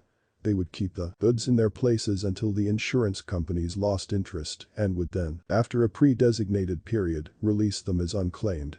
Varda would then waltz in, right under everybody's nose, and make away with the goods. The policeman from the crime branch said even the Muslim dons lacked this kind of shrewdness. The system was very calculated and showed the extent to which Varda could have his way. Even with crores of rupees at stake, there was no bloodshed, nobody lost his head, since Varda was intelligent enough to know how to plug every level right from the steamship agents who got to know if the cargo was worth stealing to the last leg, where the importer was willing to part with his share, illicit liquor, Unicron prostitution, dock theft, and pushing the highly vulnerable South Indian migrant population into criminal activities. All of this was slowly transforming Varda Bai into somewhat of a philanthropist slumlord. The law enforcers, of course, he remained a merciless mobster surrounded by Madrasi minions. Varda had the pulse of the crowd. He was always available at his house, where people crowded around him with their problems. The police at that time said that if anybody ever needed Varda's protection in the city, the easiest and perhaps the only way to tug at his heartstrings was a good tragic story of struggle. The swelling crowd and settlers in pockets like Dharavi, Kember, Matunga, Antip Hill, Kalawada, and far suburbs made for a strong vote bank. This did not go unnoticed at the annual celebration at Matunga's Ganesh Pandal, which was organized by Varda. Being a religious man, Varda began spending lavishly on the Ganesh Pandals outside Matunga station. With his stature, grew the size and opulence of the pandal. Many celebrities would come to the pandal to pray. It is rumored that even Jaya Bachchan had prayed here for the life of her superstar husband Amitabh when he was injured during the filming of the movie Coolie. Police officials recall how smooth a talker Varda was. They recollect instances when his men, who habitually dodged the police, would come and surrender willingly at his behest. He kept both sides of the rung happy. He would keep a tab on each of his soldiers. The minute he knew that the accused was wanted at the lower rungs, he would negotiate with the police and get the accused in front of them. Once inside, the accused was confident that he would be bailed out. In turn, once his men were inside the jail, they would start the second rung of recruitment for Varda, says a senior police official, adding, there was a designated hotel at Sion Kalawada where so-called surrenders took place. The maximum number of arrests has taken place at this hotel over cutting, high, and unmaska on the table than out on the field, says veteran crime journalist Pradeep Shind. After striking his alliance with Varda and greasing more palms of customs officials, Mastan's beliefs in the right collaborations and connections grew manifold. Also, Mastan concluded that as his ill-gotten empire was growing, he had to be wary of cops.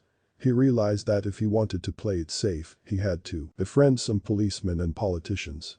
Then, Mastan became aware that while foreign gold was popular in Bombay, silver from Bombay was in great demand abroad. He started importing gold from Africa and the Middle East and starting selling silver bricks known as Chandikai Inte, the countries from where he was importing gold. As Mastan's empire was growing tremendously, it became almost impossible for him to supervise each and every operation, so he enlisted the help of a man called Yusuf Patel. Yusuf Patel was Mastan's acolyte and considered Mastan his mentor. While learning the tricks of the trade from Mastan, his fortunes grew. Yusuf knew that the silver bricks that Mastan sent abroad were considered of the purest quality and even had a brand name, Mastan Kai Chandi. His honesty in the business had earned him his credibility. Mastan, who had dreams of owning a bungalow and a fleet of foreign cars, now finally saw them take shape. He had a palatial house in Malabar Hill and several cars at his disposal. After marrying Sabiha Bai from Madras, Mastan had 3 daughters, Kamaranissa, Maranissa, and Shamshad. On the business front, Mastan was now known to be the most affluent don in the city and was growing from strength to strength.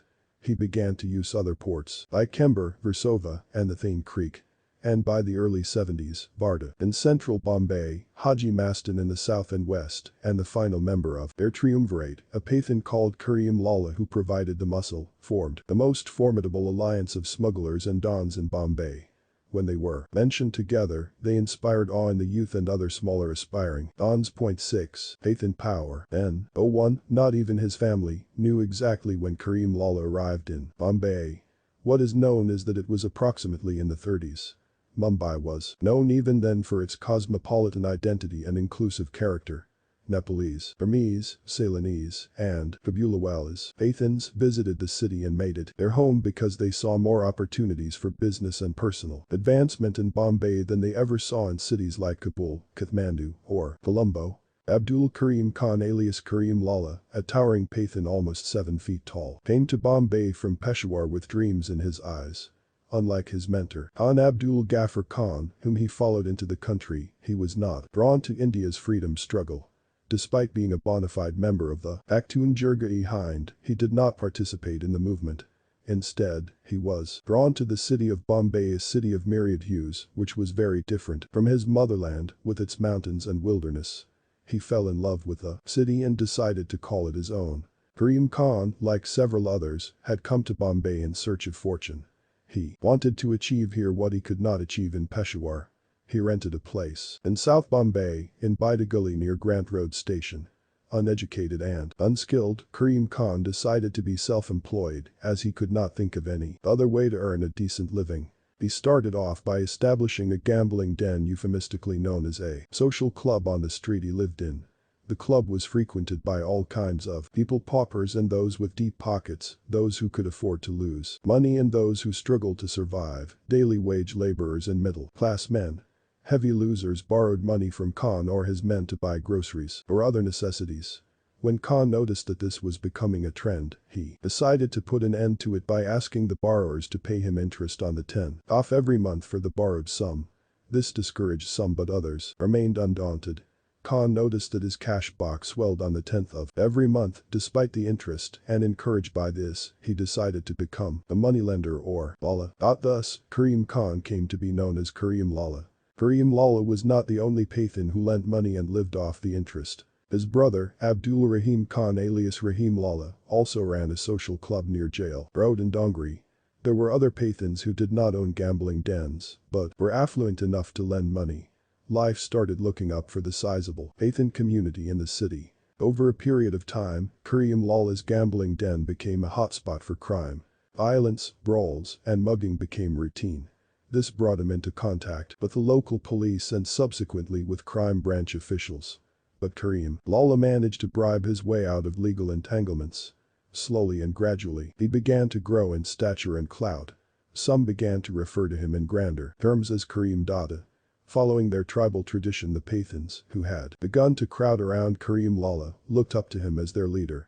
In return, he would bail them out of tricky situations, from time to time involving himself in their concerns. Soon Karim Lala became a household name in South Bombay and unwittingly became part of what is referred to as Matter Patana or Koli Kali Karana. Matter Patana meant resolving an ongoing dispute by becoming an arbitrator between the two parties, while Koli Kali Karana meant evicting the occupant of a house by force. This informal arbitration, truth be told, was much smoother than the court cases, and resultant verdicts were treated with more respect than those that had the seal of the court. Kareem Lala developed a formidable reputation for himself as a mediator.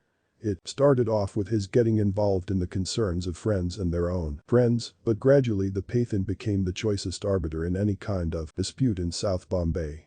Soon, he realized he was raking in good money because of this weekly arbitration, which took place on the terrace of his building on Sundays. At this point, his cronies like Murad Khan and Yaqub Khan decided to diversify into eviction.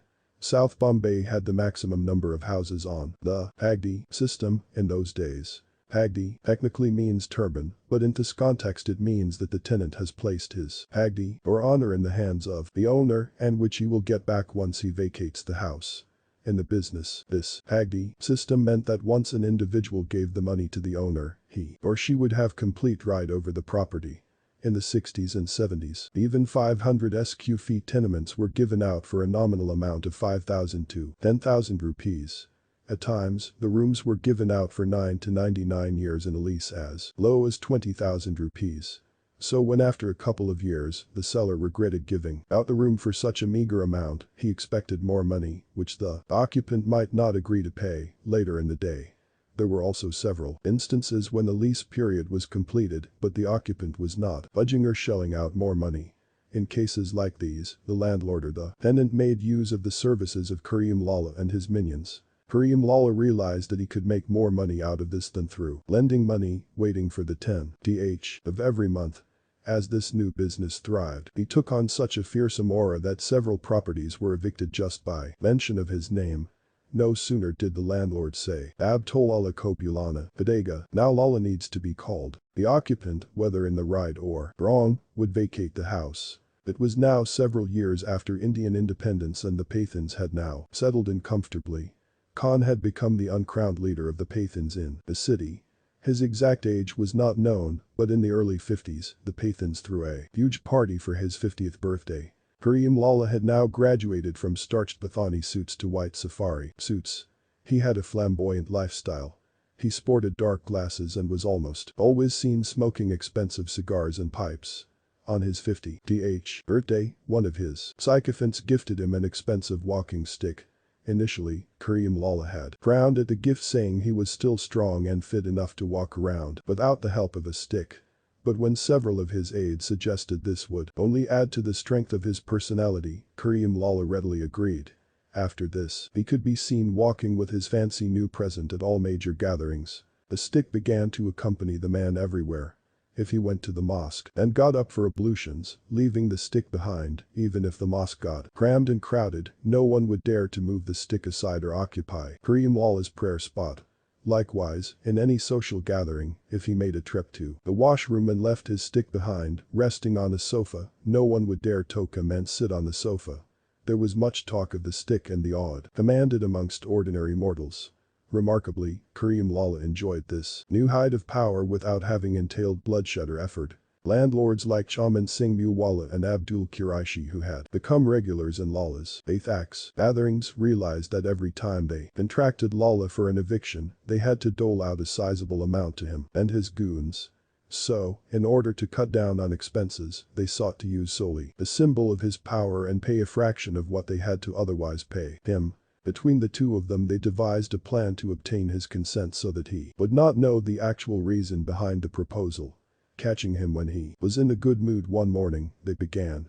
As Lala had been running into rough weather with the cops and Sid, and they were making a file on him, they suggested he should abstain from physically leading eviction assaults and even avoid sending his man Fridays. Per Koli Kaisa Kali Karega, then how will the eviction happen? Lala asked with sincere concern. Amari kapi mai nek kamil ka idea hain, jis, san by marjaega or lathi by nahentatega. We have the perfect strategy in place, which will ensure that the snake will be killed and the rod will not be broken, the landlords replied.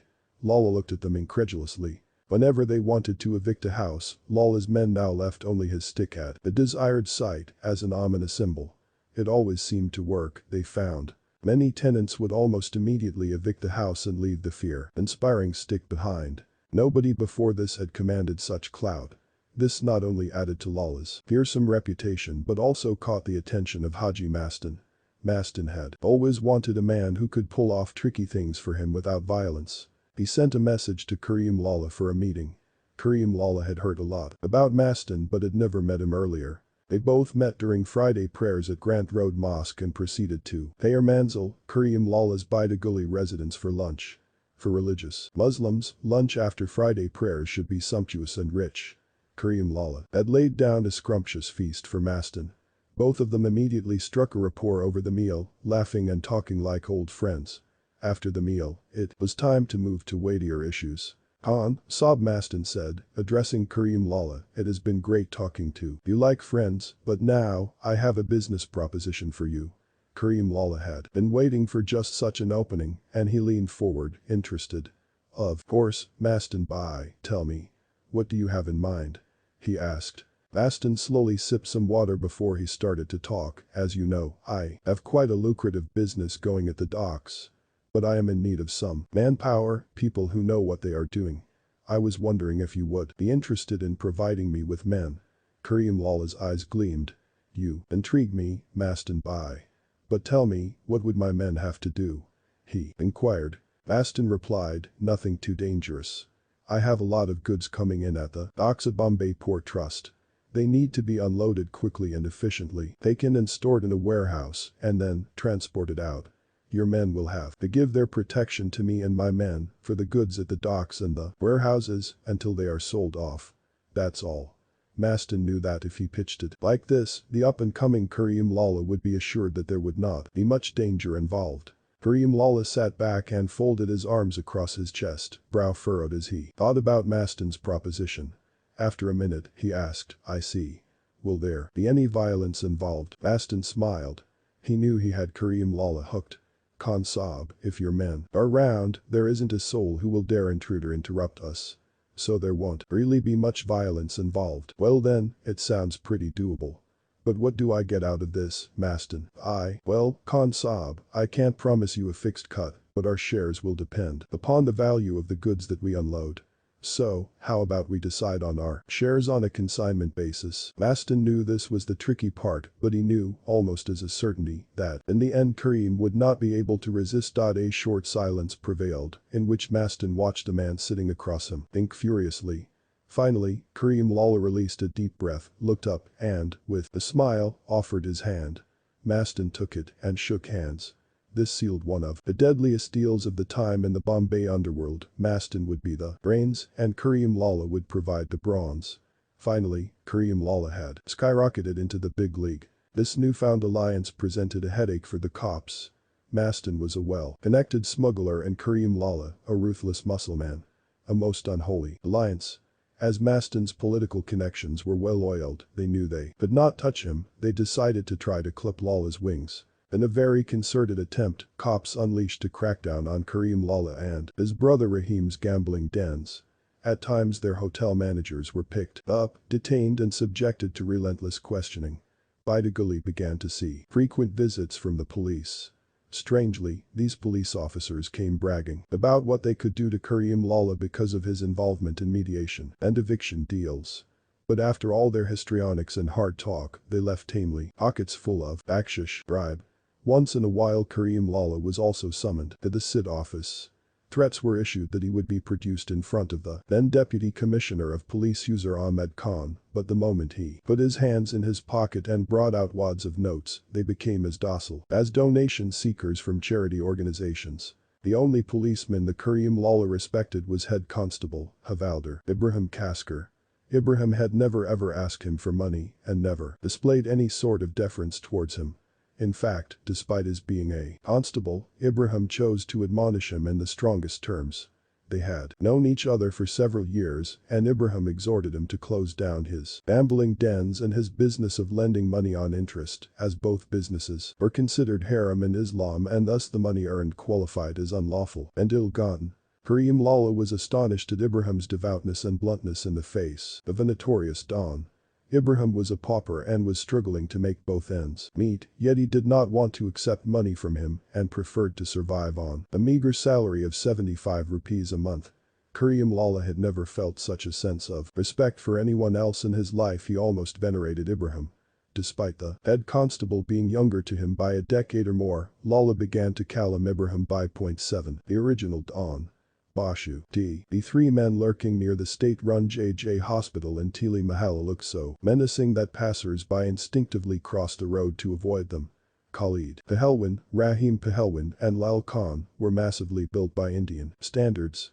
They had earned the title Pahelwan, or wrestler, by toiling at their boss's gym. Their effort showed in the biceps that bulged under their taut skin. While the trio flexed their muscles and others scurried past, a gleaming black Mercedes-Benz glided into view, the kind that was later popularized as the customary ride of innumerable real dons. The gritty neighborhood of Tili Mahalla seemed transformed by the moment. In the early 70s, people saw few mercs cruise the streets of Bombay. They were beyond the means of all but a handful of people, and Ahmed Khan alias Don or Bashu Dada belonged to that exclusive club. He was the vain owner of not one, but two of these expensive status symbols. When the car pulled in close to his office, Bashu Dada's minions stood to attention. According to his closest aides, Bashu Dada was unlettered and incapable of even signing his own name. Despite this, he wielded absolute power over his fiefdom of Dongri in the 70s. The Don stepped out, clad in a pair of jeans and a t-shirt, his well-built frame matching those of his acolytes. Bashu Dada never wore full-sleeved shirts. He liked to show off his bodybuilder's biceps and sinewy forearms. He wanted to show that he was as strong as he was shrewd. Today, as Bashu Dada walked up to his henchman, he threw down the gauntlet at once. "What kind of fucking Pahelwans are you?" he thundered.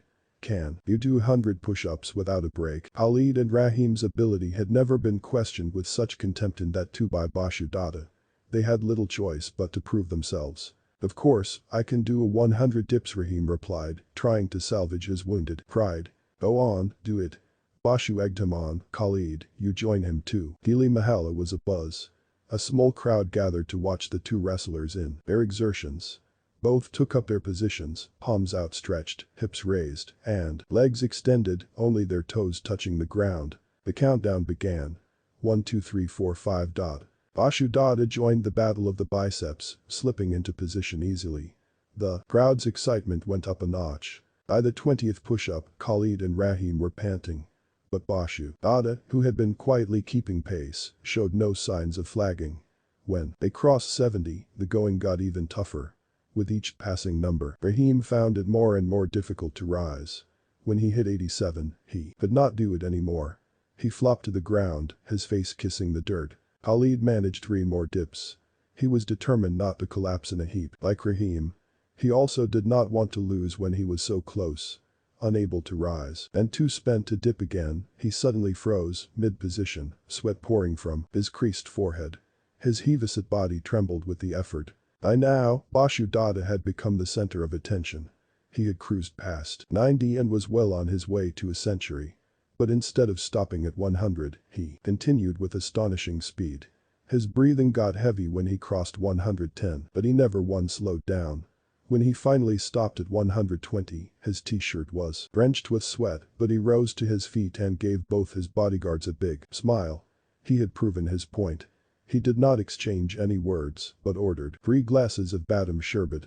Badam sherbet, a sweet refreshing concoction made of milk and almonds, was the favorite drink of Muslim bodybuilders of yesteryears.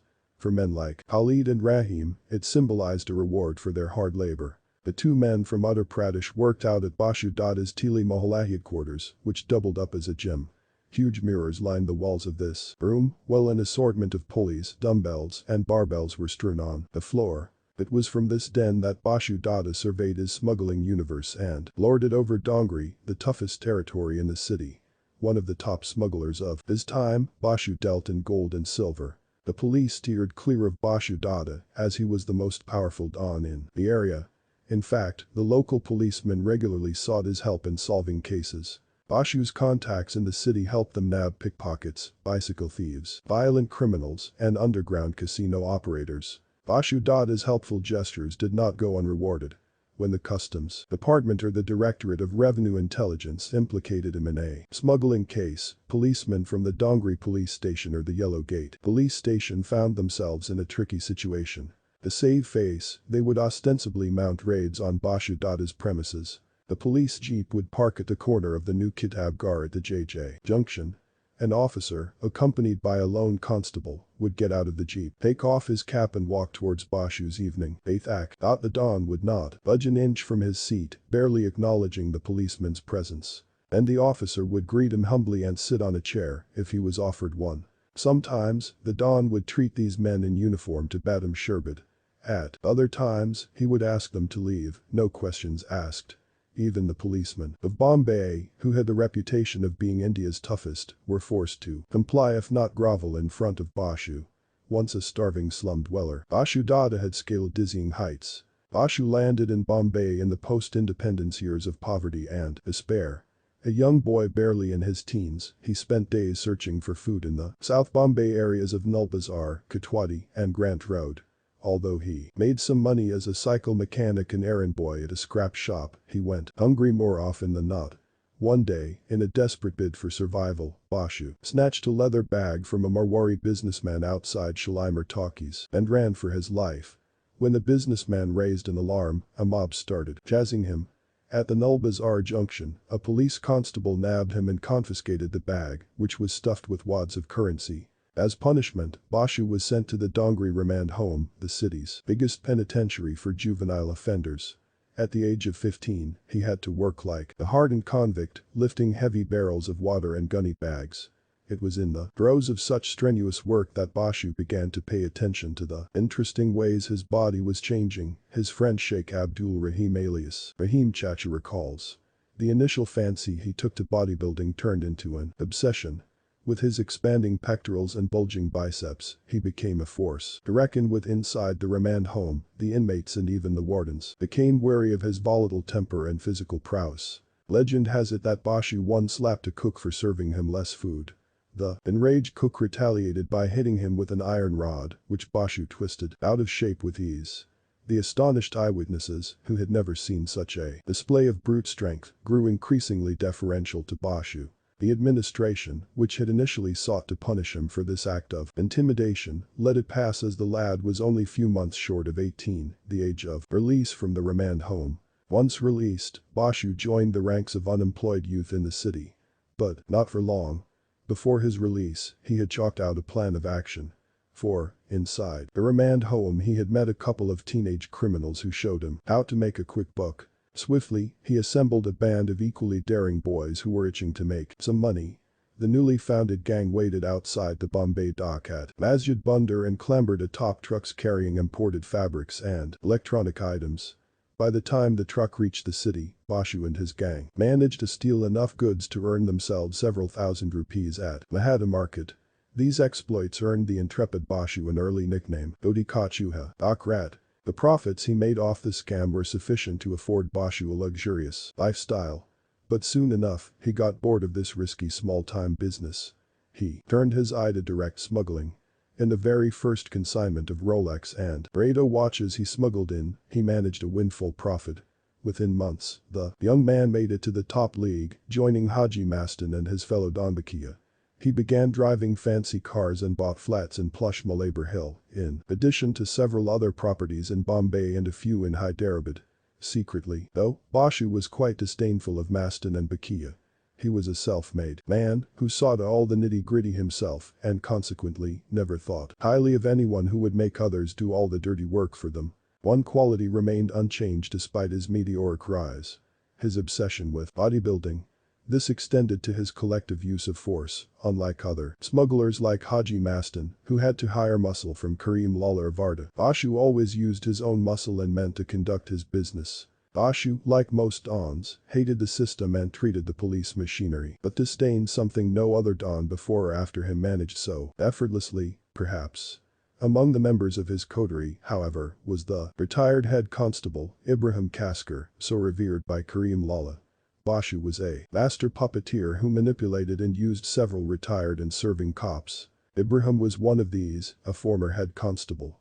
Under the guise of friendship, Bashu would often make use of Ibrahim and his knowledge of the system to get his smuggled goods cleared by customs. But despite all the contempt he displayed when it came to the police force, he showed deference towards Ibrahim. Bashu genuinely liked the man for his honesty and integrity. He often told Ibrahim Bai, "Bagara police mine na ho toa, mir soth hot. If you weren't with the police, you would work for me." And, known for his bluntness, Ibrahim Bai would retort, "God forbid, I'd never have to see a day like that." An offended Bashu decided he needed to crush Ibrahim Bai's pride. Nobody had the guts to snub him the way Ibrahim Bai did. Bashu found out that Ibrahim Bai, for all his popularity and the respect accorded him by society, was close only to a handful of people. One of these friends was a small-time racketeer called Abdul Rahim, with whom Ibrahim had grown up. A short puny man, Rahim was used to selling off smuggled goods from Mastan or Bashu to big markets and in sales hubs like Mahata Market and Manish Market, earning a commission on the sales. Rahim was well known in smuggling circles, and Ibrahim Bai often got him out of tricky situations. Rahim and Ibrahim Bai were childhood friends and were known for being thicker than blood brothers. Bashu learned that Rahim didn't have a steady income. Rahim was the type who was flush if he had just handled a smuggling consignment and then went through a lean patch. Subsequently, once a lull hit, Bashu summoned him and asked him to work for a fixed salary of 500 rupees as his manager. For Rahim, it was a princely sum, and he lost no time in accepting the offer. But there was a writer Bishubhai, Thusbana Kar Rakanj, the Dosti Mind John de Saktahun, Lekan Gulami Nahin Karunga, Bashu Bai, treat me like a friend and I'll give up my life for you, but I won't be your slave, Rahim told him. Something about Rahim immediately endeared him to Bashu and they both began working together. Although Bashu had hired Rahim to get Ibrahim Bai on his peril, he soon realized that Rahim himself was a versatile man. Rahim increased his profits manifold with his sharp business acumen. Soon Rahim became indispensable to Bashu and an integral part of his think tank. But changing circumstances, almost everyone forgot that Bashu wanted Ibrahim to pay obeisance to him. But destiny has an indelible memory. 8. The star called David. Ibrahim Kasker's family was originally from the village of Mumbai in Ratnagiri district in Maharashtra. Ibrahim's father Hussain Kasker owned a small hair cutting salon called the Naz Hair Cutting Saloon at Charnal in Dongri. Ibrahim had 3 brothers, Ahmed, Mehmood and Ismail. All of them were based in Kad village near Ratnagiri. Ibrahim alone had made his home in Bombay and a name for himself. Though the Kaskers were poor, the constable was well known in the Dongri area. There were few head constables from the Muslim community, and in those times, head constables were considered more powerful than even the Deputy Commissioner of Police, DCP. By then, Haji Mastan and Karim Lala were established and ruling the roost. However, one man who could always enter their darbar was Ibrahim Kasker. This speaks volumes about his clout and the respect that he commanded in those circles. Even though he used to work for Mastan and earned remuneration for his services, they still looked upon him as their friend. After Karim Lala's example, everyone had begun to address the man fondly as Ibrahim Bai. Whenever there was a social or family dispute in the area, whether between brothers regarding property or between couples or between 2 businessmen, Ibrahim Bai was always summoned to play the role of mediator. Inevitably, these issues were resolved after his intervention. And aside from settling local disputes, the man was also ever willing to help the poor. He was known to offer food, shelter, clothes, and even money to those who needed them, from orphans to destitutes to the unlucky. He would even borrow money from the dons to help out someone when he himself did not have the resources. But the same Ibrahim Bai who yielded such clout and exuded such authority in the area would rise to his feet with genuine reverence each time he saw anyone who claimed to be a Sayyid Muslim. Although there is no caste hierarchy in Islam, Sayyid Muslims are considered superior by pedigree as they are said to have descended from Prophet Muhammad.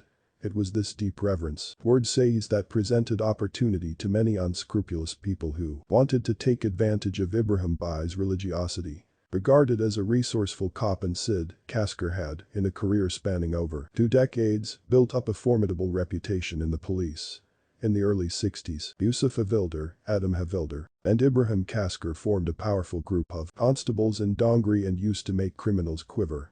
Their methods of interrogation, using both psychological and physical torture, were so effective that the thugs used to say, "Yahin Diwan by Bolti High, even the walls will confess their crimes." Kasker was a constable at several different police stations like Kalaba, Mahim, Malabar Hill, as well as the Traffic Police HQ, and retired around 1967 with his final posting at the crime branch.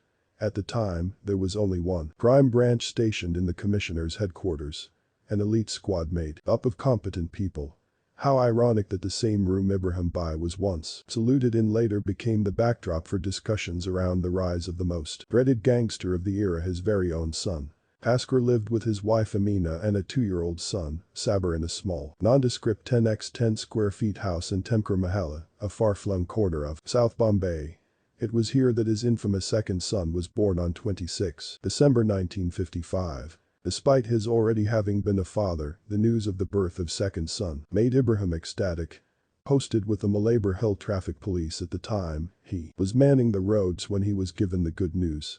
His wife Amina had delivered. He immediately sought leave from his superiors and rushed to his wife's side.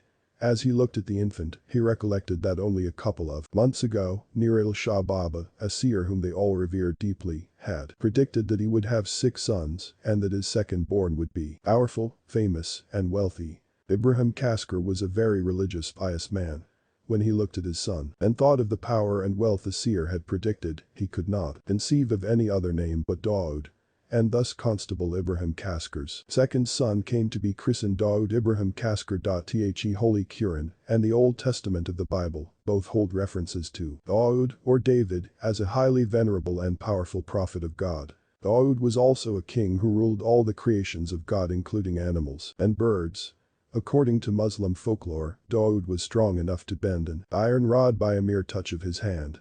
The biblical Dawood also had a sweet voice such that when he sang the Psalms, even birds would stop to listen to him, mesmerized by the sonorous voice. When he named his son Dawood, Ibrahim hoped his son would reach the heights of glory, fame, and wealth predicted for him, and that the magical effect of this most apt of names would rub off on the boy. Karim Lala, Pathan of Peshawar, was the first to receive news of Dawood's birth outside the Kasker clan. In fact, it is said that as Kasker could not afford a walima, the feast organized on the birth of a son, Karim Lala hosted a lavish feast on behalf of his dear friend, Ibrahim. Fortunately, no clairvoyant attended the feast, or else they might have warned Karim Lala that instead of celebrating the birth of his friend's son so generously, he might do well to mourn the birth of his future nemesis. 9. The Bop of Dawns. Ibrahim believed in the old world ideology wherefore children are regarded as the bounty of Allah. Thus Ibrahim's family kept growing at a steady pace. After Dawood, Amina gave birth to 5 more sons: Anis, Nura, Iqbal, Mustaqim, and Humayn. They also had 4 daughters: Aden, Hasina, Farhana, and Mumtaz. Her eldest were Saida.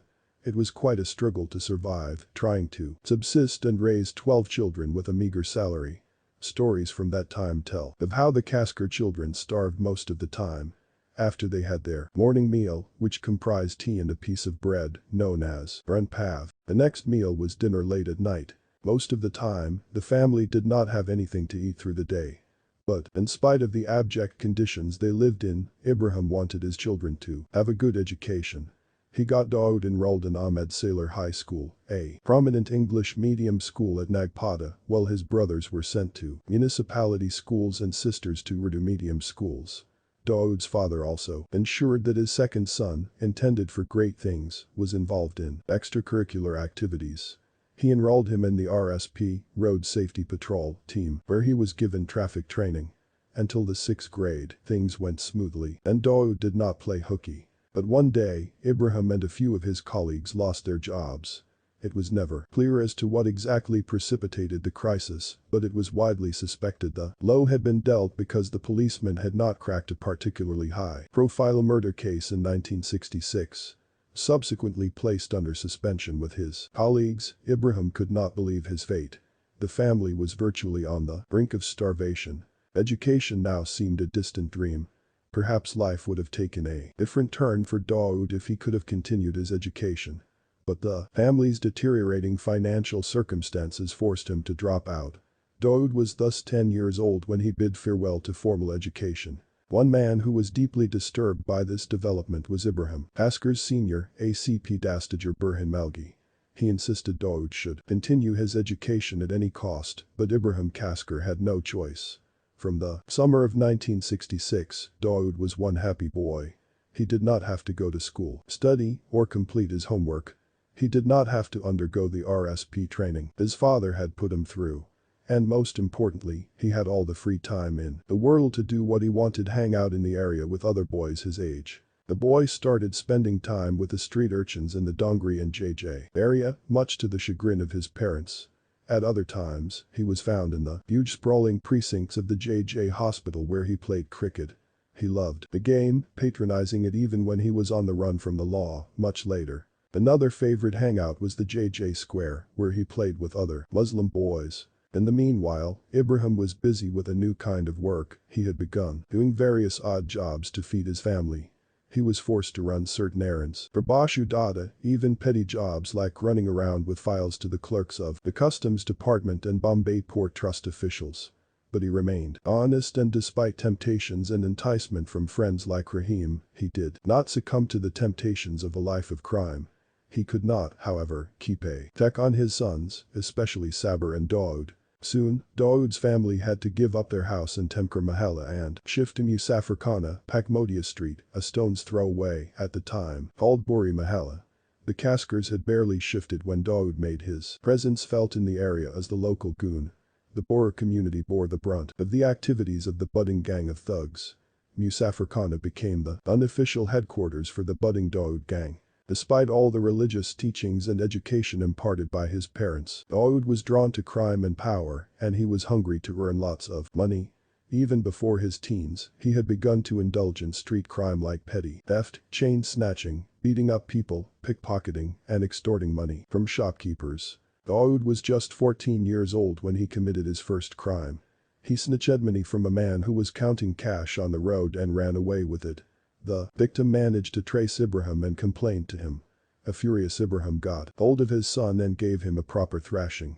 This kept Dawood and his minions under check for a few days, but not for long.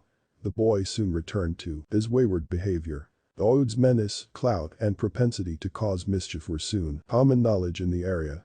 Whenever his father heard of his crimes, he was doubly embarrassed and enraged, both as a cop and as a father.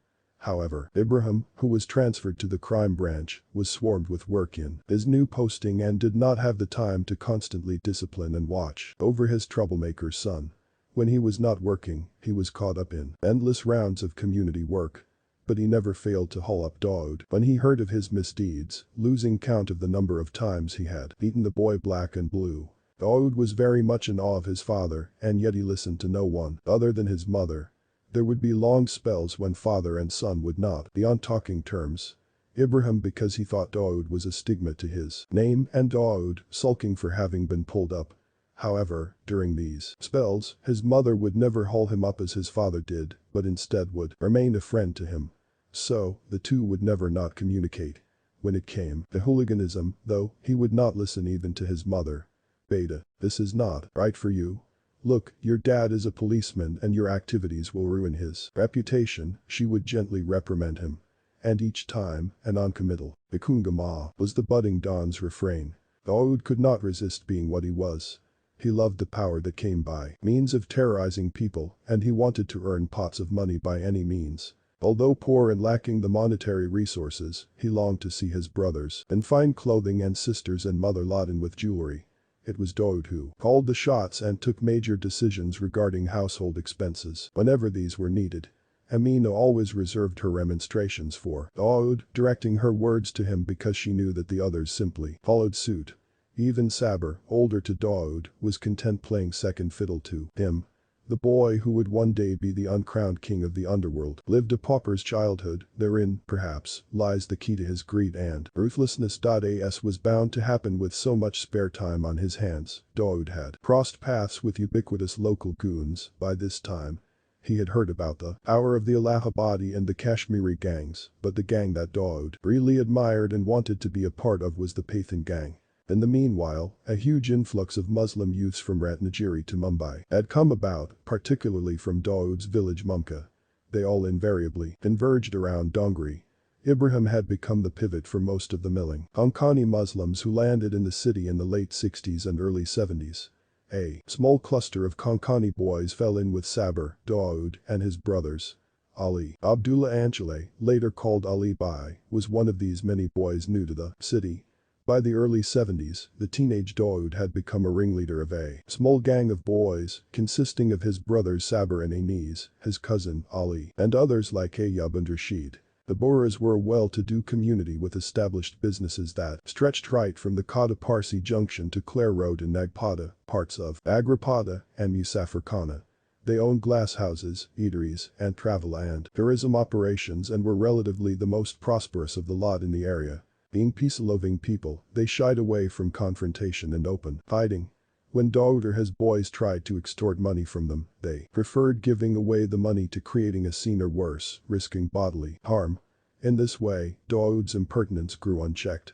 After a while, he did not have to personally go to extort money. The gang members did the job for him, providing the muscle for his operations. All the boys, sometimes a motley crew of 3 or 4, and at others, a gang of over 10, looked up to him as their leader, and with the title came perks such as a crew of willing boys working under him and reporting to him directly. In this manner, until 1972-73, Dawood was involved in extortion. Dawood always wanted to get to the next level, and he was no different as a young lad. Gradually the gang graduated to conning people. They set up a shop in Mahada Market selling imported watches. 1 or 2 boys would walk the streets outside the shop and look for prospective targets. Finally, when they saw a potential victim approaching, they slid up to him quietly and showed him a watch in a case radio, 55000, Kamal 2000 mine. Andar Ajao bought Paranj the 5,000 rupees worth radio watch, only for 2,000 rupees. Come in, we can negotiate. Saying this, they would lure the catch inside the shop. Once inside, they would allow the man to bargain and finally close the deal at about 1,200-1,500 rupees. They would then take the watch in to be wrapped and packed and replace the watch with a stone. They called this act Alti Marna. Emerging, they would tell the man, Ilik Jao. Id Hermat Kolna. Koi, Ikega to problem Hojiegi. Take this with you, but do not open it here, because if someone sees it there might be a problem. The man would unwittingly take it and walk away. Once a little away from the shop, he would open the box and discover the con. If he returned to the shop, the boys would deny everything with impunity. It was a cheeky and calculated little con game, and Dawood pulled it off. Sometimes, the odd Parsi gentleman would lodge a complaint with Pidhoni police station. If the police came looking for them, they would decamp for days, and sometimes even months to their villages. These little games served as a huge confidence-building exercise for Dawood and the rest of the gang, and they slowly but surely began to believe that they could pull off anything in the city. 10 of Young Turks. Back in 1972, Mumbai was made up of several constituencies, and unlike the apathy between neighbors today, people knew everyone who lived in their neighborhood. They knew, in particular, who the Ali Ka Dada local goon was and which politician was thick with him. Bashu Dada was a well-known name in Tili Mahalla. Nobody dared cross his path in his backyard. One flex of his muscles, nursed carefully by the leaders and leaders of Badam Sherbati downed during his daily eighth acts, was enough to frighten away even the most fearless. Bashu Dada always held his eighth acts in the afternoon when he deigned to step out of his den into his lair just outside. Surrounded by his henchmen and soothsayers, he reigned over his principality with the scepter of fear and terror. On one such day, he rolled into Tili Mahalla in his swanky Mercedes-Benz. The car drew to a halt, and Bashu lay 1 foot encased in a shiny white shoe on the ground, then the other, and swung gracefully out of the car. For a man of his size, his movements were amazingly lithe and graceful. Rashid came running to greet Dada and immediately fell to his knees in front of him. He was not paying some form of medieval obeisance to Bashu, only tying a shoelace that had had the audacity to come undone on one of those spotless white shoes. Bashu never bowed before anyone, not even to tie his laces. The arrogance that gave rise to such behavior is irksome. Bashu's people quaked and curtsied and bent over 2 times to accommodate his every wish, request, and demand. On that day, there was a football match being played, part of a month-long tournament. Cricket was not the popular game as it is today among Dons.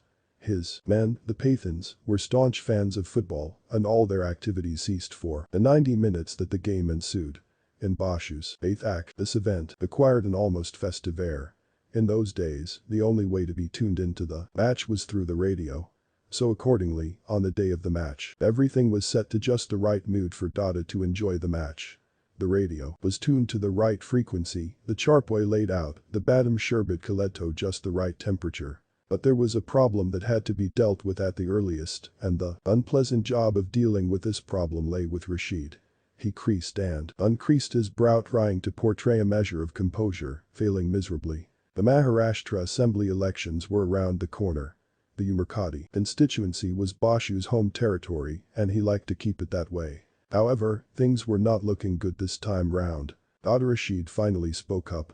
Bashu looked up in mild amusement at the quiver in Rashid's voice. Dada, election are hain. The elections are just round the corner, Rashid murmured. Bashu stretched his back and leant on the charpoy. Rashid dropped the bomb. Maulana Bohideki dika raha hai. Maulana is acting a bit too smart. Finally, it was out of his system. Rashid's declaration made Bashu sit up. The Maulana he was referring to was Maulana Zia-ud-Din Bukhari, a respected leader of the local Muslim community. The Maulana had always enjoyed Bashu's support until now.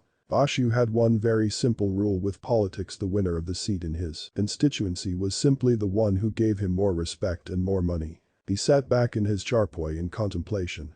No one was allowed to believe he was greater than Bashu. And God help the one who disturbs Bashu while he is listening to his match commentary, Rashid thought as he waited. In an ominous half-whisper, Bashu replied at last, "Ver Maulana Koharna, Hoga, then the Maulana will have to lose." Rashid breathed out a sigh of relief. The worst had passed, he thought. That same month, Maulana Zia-ud-Din Bukhari lost the Maharashtra State Legislative Assembly elections of 1972 to the candidate nominated by the Muslim League. He knew whose doing it was, and he was not at all happy, of course. Bashu had beaten him at his game. He had pushed the Muslim League into nominating another candidate, Nur Muhammad, in his place and backed Nur Muhammad to win the election. The Maulana put his wiles to use and thought up a two-step action plan to win back his good favor and pride. One morning, he went to Ibrahim Kaskar's home with a unique proposal. After the requisite niceties were exchanged, he sprang his idea on the unsuspecting Ibrahim. "Ibrahim bhai, Ekala Yamir Zihin mine," he began, "Hammer Ladkane, Yun Dinbar Awire Guardian mine Mazraf Redhain. Kayan Nons Kuch Tamiri, Ham Karain. I have an idea. Our local boys are idling away their time through the day. Why not enlist them for more honorable purposes?" Ibrahim replied politely, "I main Samjanahi Maulana Sahib, I'm not too sure I understand what you're saying. Kayan na Najawan in Kayak Anjuman B'nai Jai. Why don't we gather the boys for a cause?" The Maulana continued. Ibrahim agreed, saying, "Di Maulana, Jaisa Apthik Samj. Hamari Kaum, Di Nojawanin Ko Sahir Asta Dakana Apki Buzurji Hai. Mir Betain To Apki, Didmat Mine Hamesha Hazar Hai. As you wish Maulana, my sons will always be available to you." The Maulana left Ibrahim's house very pleased. Next, he filed an appeal in the Bombay High Court alleging that the elections had been won by the Mul through unfair means. Ibrahim brought his sons together and informed them of the Maulana's plan. "Maulana's suggestion is almost like a firman of God for me. You all should join his Jamaat and work hard to improve your community," said Ibrahim. They were all excited at the thought of the youth of the neighborhood uniting under one banner. And once the idea had Ibrahim's approval, all the families in the neighborhood were keen to have their sons participate. It was decided that the group be called Young Party, appropriately. They began with activities like decorating the neighborhood for festivals and organizing rallies. Then, the Maulana's idea caught the fancy of the neighborhood and the numbers of the young party swelled to mammoth proportions. However, there was a setback: the Bombay High Court dismissed the Maulana's plea. The Maulana took his appeal to the Supreme Court, but the Apex Court too upheld the decision of the High Court. Dejected and disappointed, the Maulana then withdrew from all further activities of the young party and gradually faded away from public involvement with electioneering in the area. But in the meanwhile, the young party's popularity had given rise to another idea in the mind of young Dawood. Canny as ever, he saw this as a golden opportunity to showcase his leadership skills and influence the other youth to do his bidding. Akmodia Street and Musafirkhana earned another leader with the loss of one. There was now a board at the beginning of the street proclaiming it as the territory of the young party, one that was led by the formidable Dawood Ibrahim Kaskar. Dawood was going past Kiti Company, a high-rise in Nagpada, on his motorbike when he saw Karim Siddiqui's nephew rushing towards him. The youth, a very close friend of Dawood's, was severely bruised. He stopped Dawood and said to him, "Hamid Nafur Mujh Pita Dawood Bhai." "Hamid thrashed me again, Dawood Bhai." Dawood was enraged. The brothers Hamid and Majid were annoying him to no end. Hamid, a brawny Pathan who believed he could take on anybody, and Majid, a drug addict who was wasting away in the by-lanes of Dongri, where flies Dawood could have swatted away long ago, but for Bashu Dada, who enlisted their services. And no matter what, Dawood still had respect for Dada, not because of any of his personal attributes, but because of the mutual respect between Ibrahim Kaskar and Bashu. Nevertheless, it was time to put Hamid in his place. He asked Siddiqui to get on his bike and they sped off towards Hamid's home. Face to face with Hamid, Dawood could not control his temper at Hamid's behavior. The Hanchad, tu bahit badashana ho gaya hai kaya bambai ka, sister Fikr, you've become too big for your boots. He roared. Nahin, Dawood bai, hutch galit femi we hai. No, Dawood bai, there seems to have been a misunderstanding. Hamid quivered. Ekbat sunla, bashu dada kamun dek karmain tuj bakshdia, nahin to terakima banakrak deda. Now remember one thing. I've spared you all this well only because of Bashu Dada, else I surely would made mincemeat of you, Dawood thundered. Hamid had seen his death in Dawood's eyes. He knew very well that he would have been dead meat but for Bashu's name, a veritable suit of armor for him. Fuming at his inability to do anything to Hamid, Dawood stormed out. Meanwhile, Hamid started thinking quickly. He knew that sooner or later the news would reach Bashu's ears. Wouldn't it be better if he, Hamid, was the source? With all this and more on his mind, he went to Bashu's darbar. Bashu was trying to enjoy what was left of one of the tournament's matches. He was already annoyed by the Maulana's uppity behavior, and now here was Hamid. Dada, Dawood na apko ma bihin kai gully die. Dada, Dawood hurled some rather tasteless abuses at you. Hamid exclaimed. An enraged Bashu, unable to bear the idea that someone could have the temerity to insult him, let alone a young boy on the rise, rose from his charpoy. Immediately, he asked for Ibrahim, Rahim and Saber to be summoned to the 8th act. Dada's football match had now completely gone for a toss. Ibrahim, Rahim and Saber, still a lad, came and stood in front of Bashu, surrounded by the Don's men. Dawood namuj ma bihin kai gully die Ibrahim. Sambalo apnchakar ko. Dawood has abused me Ibrahim, you better keep a check on your son. Bashu raged. Balti hogi ladki si Dada. Mafkar dijia, he's made a mistake. Dada, please forgive him, Rahim ventured. Balti, mistake. The Don bellowed. Addressing Saber he said, Gab tir bop ki pas tum log ko killing ki bai. Days nahi the tab main saharadia. Or ab tum log sab sol behenchad log. Usi thali ko gully deda hai. Tum log on namirasan and kaya sila diahain. Is teranamakkarami kark. I helped your father when he had nothing to feed you all. And today, you people bite the hand that feeds you. Afa ho jiao yahin si. That lost. He said, with a wave of his hand. Ibrahim and Saber walked out clutching what little dignity remained while Rahim stood where he was. The word, esan, favor, and namakkarami, disloyalty, kept ringing in the ears of the father and son. Apkochot ladki ko isa nahi bol nachahiya tha Dada. Dada, you shouldn't have spoken to the little boy like that, Rahim reasoned. Jodaladka. Yusakchot by namari ma bihin ka na mapni gandhi. Zuban si nakala or main kaya tamasha dektarahin. Nahi Rahim. Little boy. The little boy's younger brother abused me and you expect me to be a mute spectator? No, Rahim. Bashu raged. Saber, meanwhile, returned home and began to sob.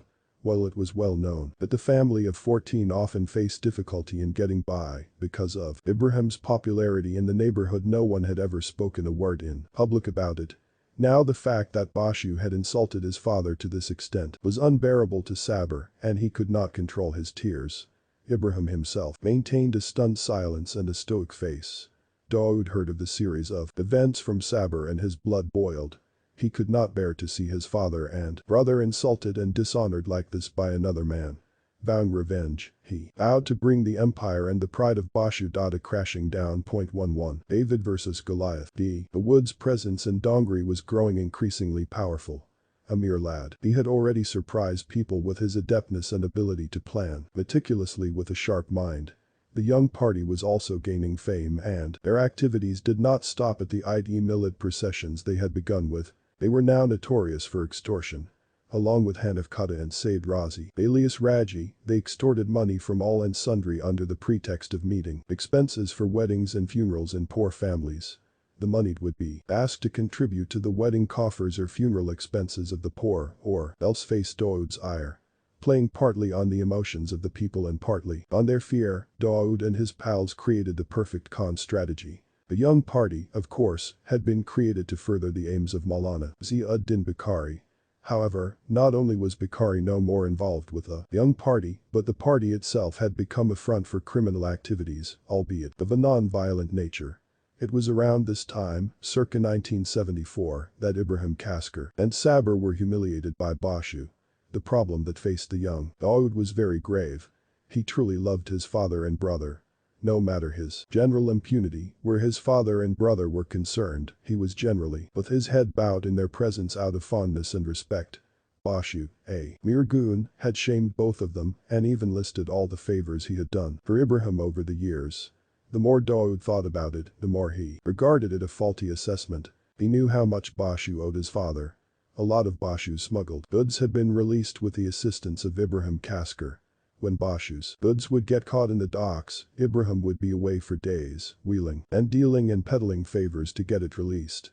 His father had helped Bashu make his millions to buy his Mercedes and custom-made white shoes while he gave Dawood's family a mere pittance from time to time. And in exchange for that small amount of money that changed hands, he had insulted Dawood's family. This was absolutely unacceptable. Ibrahim Chacha tried to console Dawood and coax him into calming down. Usa kai bot nahi. Chaki Bashu by kai galit femi tor karo. Anger is not good. Let's go to Bashu and clear this misunderstanding. But his sermons were falling on deaf ears. There was no way Dawood was going to see anyone else's way. He knew that Bashu would have to go. In the quiet manner that was somehow also menacing, Dawood retorted, Bashu dada ko yabat badi, mahengi padegi. Bashu will have to pay for this. At these ominous words, Ibrahim Chacha's blood froze. The Juma namaz had just finished, and it was a hot 2 p.m. on Friday. Bashu dada offered his prayers in a masjid near Mastan Talau. Dawood and his gang were waiting for Bashu. Hanif Kutta, Raji, Sultan, Abu Bakr, and Sabir were with him. Sabir was against the idea of attacking Bashu, fearing reprisal, and he had told Dawood as much. But Dawood had made up his mind. They were all standing together near Per Khan Street, a little ahead of JJ Square, waiting for Bashu to emerge through the archway. It was not a very long wait because Dawood had planned the operation to its finest detail. They saw Bashu appear on schedule, accompanied by his Pahelwins, musclemen. Responding to a cue from Dawood, the gang began throwing soda water bottles and used electric bulbs at the dawn. Soda water bottles as weapons. Now that was a first. The gang continued to throw bottles incessantly, even hitting some passers-by. If those around were shocked, Bashu was stunned. Firstly, absolutely nobody attacks Bashu Dada, and to add salt to injury, soda water bottles were a belittling choice of weapons. This was the first time an incident like this had taken place, but in the riots that broke out in the following years, bottles came to be commonly used. As he got over the initial shock, Bashu regained his composure and decided to take on Dawood single-handedly in man-to-man combat. Bashu knew that Dawood was no match for him, and Dawood himself was not ignorant of this. He had even anticipated that Bashu would try something like this. So he began to target Bashu specifically before it came to this pass. He rained bottle after bottle on Bashu while his boys took on the other Pahelwins. Finally, one of the Pahelwins managed to pull the black Mercedes out of its parking slot. Bashu and Umar Pahelwin were seriously injured by this time, and as Bashu saw the car coming towards him, he realized it made sense to retreat when they were so seriously set back. The Don and his Pahelwins scrambled into the car, some of them even getting in through the windows as the car picked up speed in their desperation to get away. Dawood and his boys continued with their bottles and bulbs attack. Even as the gangsters retreated, the boys managed to shatter the car's rear window and taillights and made huge, satisfying dents in the luxury car's shiny exterior. As the car drove away, the boys began to celebrate their unheard of victory. But Dawood had other things on his mind. He was not satisfied. He was not done with Bashu.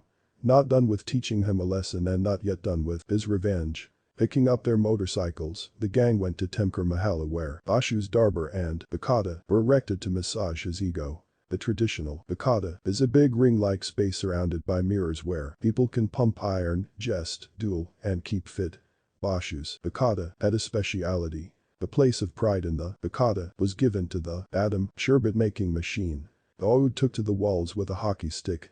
He shattered the mirrors brutally, remembering how Bashu had humiliated his family. Together, the young Dawood and his gang destroyed the entire Bakata, the mirrors, the furniture, the equipment, and even the sherbet-making machine.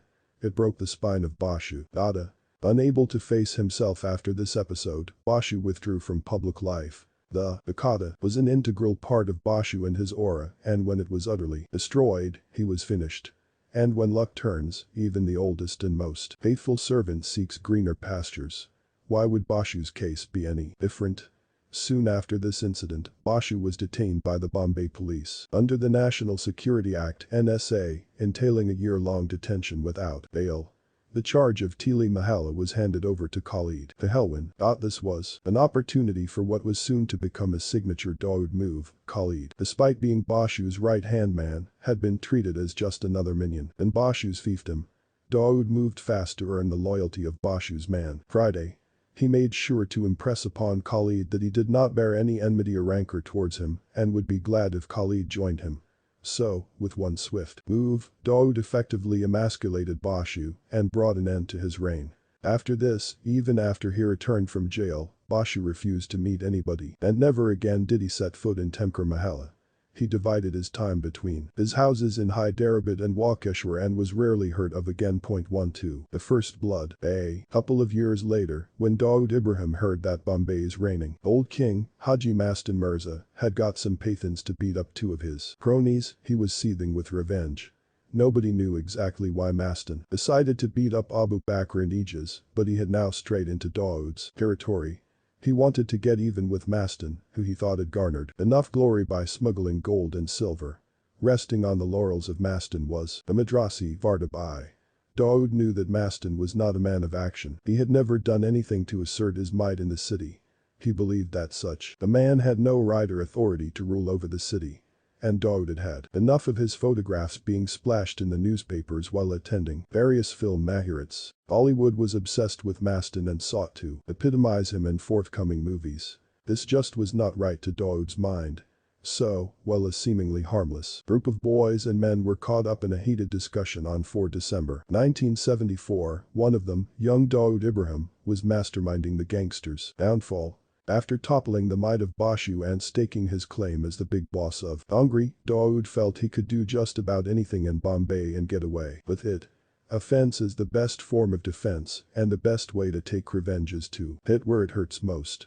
For Mastan, money was everything. So, Dawood decided to get even with Mastan by stealing a chunk of his black money. On that December morning, the group had received intelligence from their local spy network, in Mafia parlance, tip mealy. The tip-off was that some Bengadia was going to carry 5 lakh rupees belonging to Mastan from an office in Masjid under to his house at Malabur Hill. Bengadias in Bombay are unofficial money carriers, acting like a local form of Western Union and generally hail from the Marwari community. It was spontaneously decided to deny Mastan this much of his precious cash as compensation for all the beatings and torture meted out to their 2 dear friends for no rhyme or reason. For the Dongri youth, this was a matter of prestige, as they felt obliged to avenge their friends' beatings. Also, the 2 were part of Dawood's gang and were his friends. Out of a sense of loyalty for his boys, Dawood could not simply turn away and ignore the whole episode. Back in those days, 5 lakh was a huge amount. These young men had never seen so much money earlier. While they were a bit nervous about the plan, there was also a certain complacency. They had heard that the Bengadias were foolish enough to carry this kind of money around unescorted. Dawood and his band of cronies decided to strike when the Bengadia left from Masjid Bunder and moved towards the Karnak Bunder Bridge. As Musafirkhana was the area where Dawood ruled the roost, he knew the area like the back of his hand. He also knew how he could intercept vehicles, trap the money, and disappear in a crowd without the cops or anybody else getting wind of him. He gathered 7 boys around him, including Abu Bakr, Yusuf Khan, Ijaz, Ginki, Aziz Driver, Abdul Muttalib, Said Sultan, and Sher Khan. Among these 7, the latter 2 were his favorites. Said Sultan Ayubi had strong shoulders, bulging biceps, and a powerful body. The 20-year-old had just been voted as Mr. Bombay and was vying for the top title at the bodybuilding competition that would begin as part of Mr. India in the following year. In the 70s, muscular men were a rarity. Even the popular Hindi films of the time sported clean-cut chocolate-faced heroes like Rajesh Khanna and Jitendra. So when Ayubi graduated from Mr. Bombay to Mr. Maharashtra to Mr. India, he managed to remain consistently in the news with pictures of his awe-inspiring torso. Legend has it that when he strolled on the Marine Drive promenade in South Bombay, women were beguiled by his very broad shoulders. The other, Sher Khan Pathanaka Sher Singh, was well known for his loud bone-chilling voice, which inspired great fear in people. Dawood at the time was barely out of his teens and had just acquired a mustache.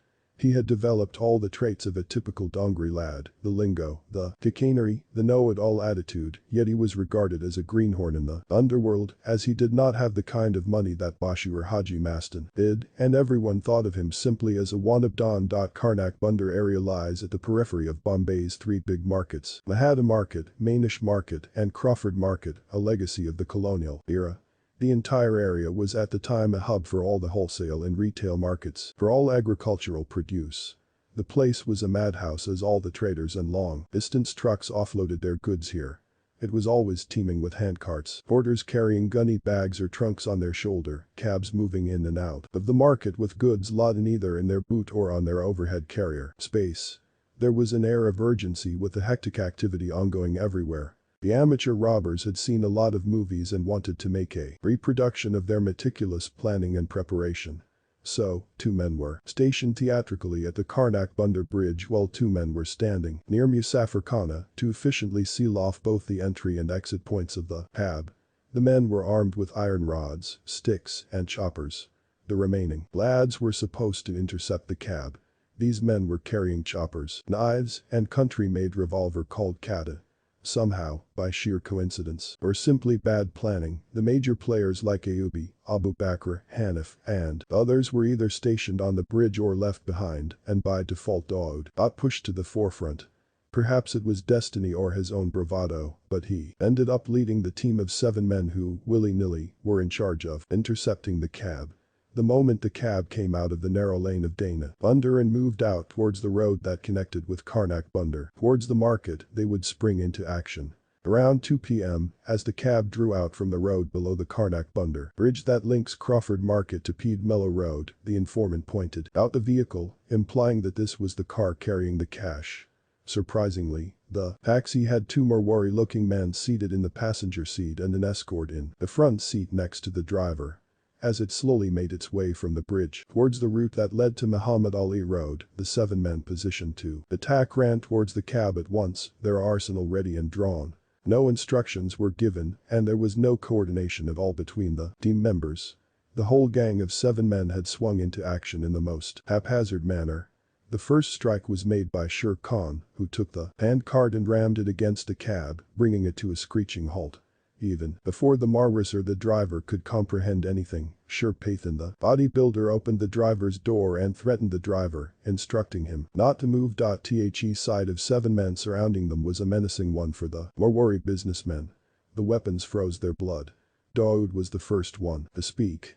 He asked them not to make noise or do anything foolhardy that could endanger their lives. The Garhal Aksi Awaz Nikli, to Zindagi Bar Nahi Niklegi, Ayanki Main Tumher Garden Katlunga. If I hear your voice emerge from your throat, it'll never make a sound again, because I'll slit it, he said, steely and calmly. The final act belonged to Dawood, who opened the door of the passenger's seat, looked at the Marwari Seth with fire in his eyes and asked, Malkahahai, where is the money?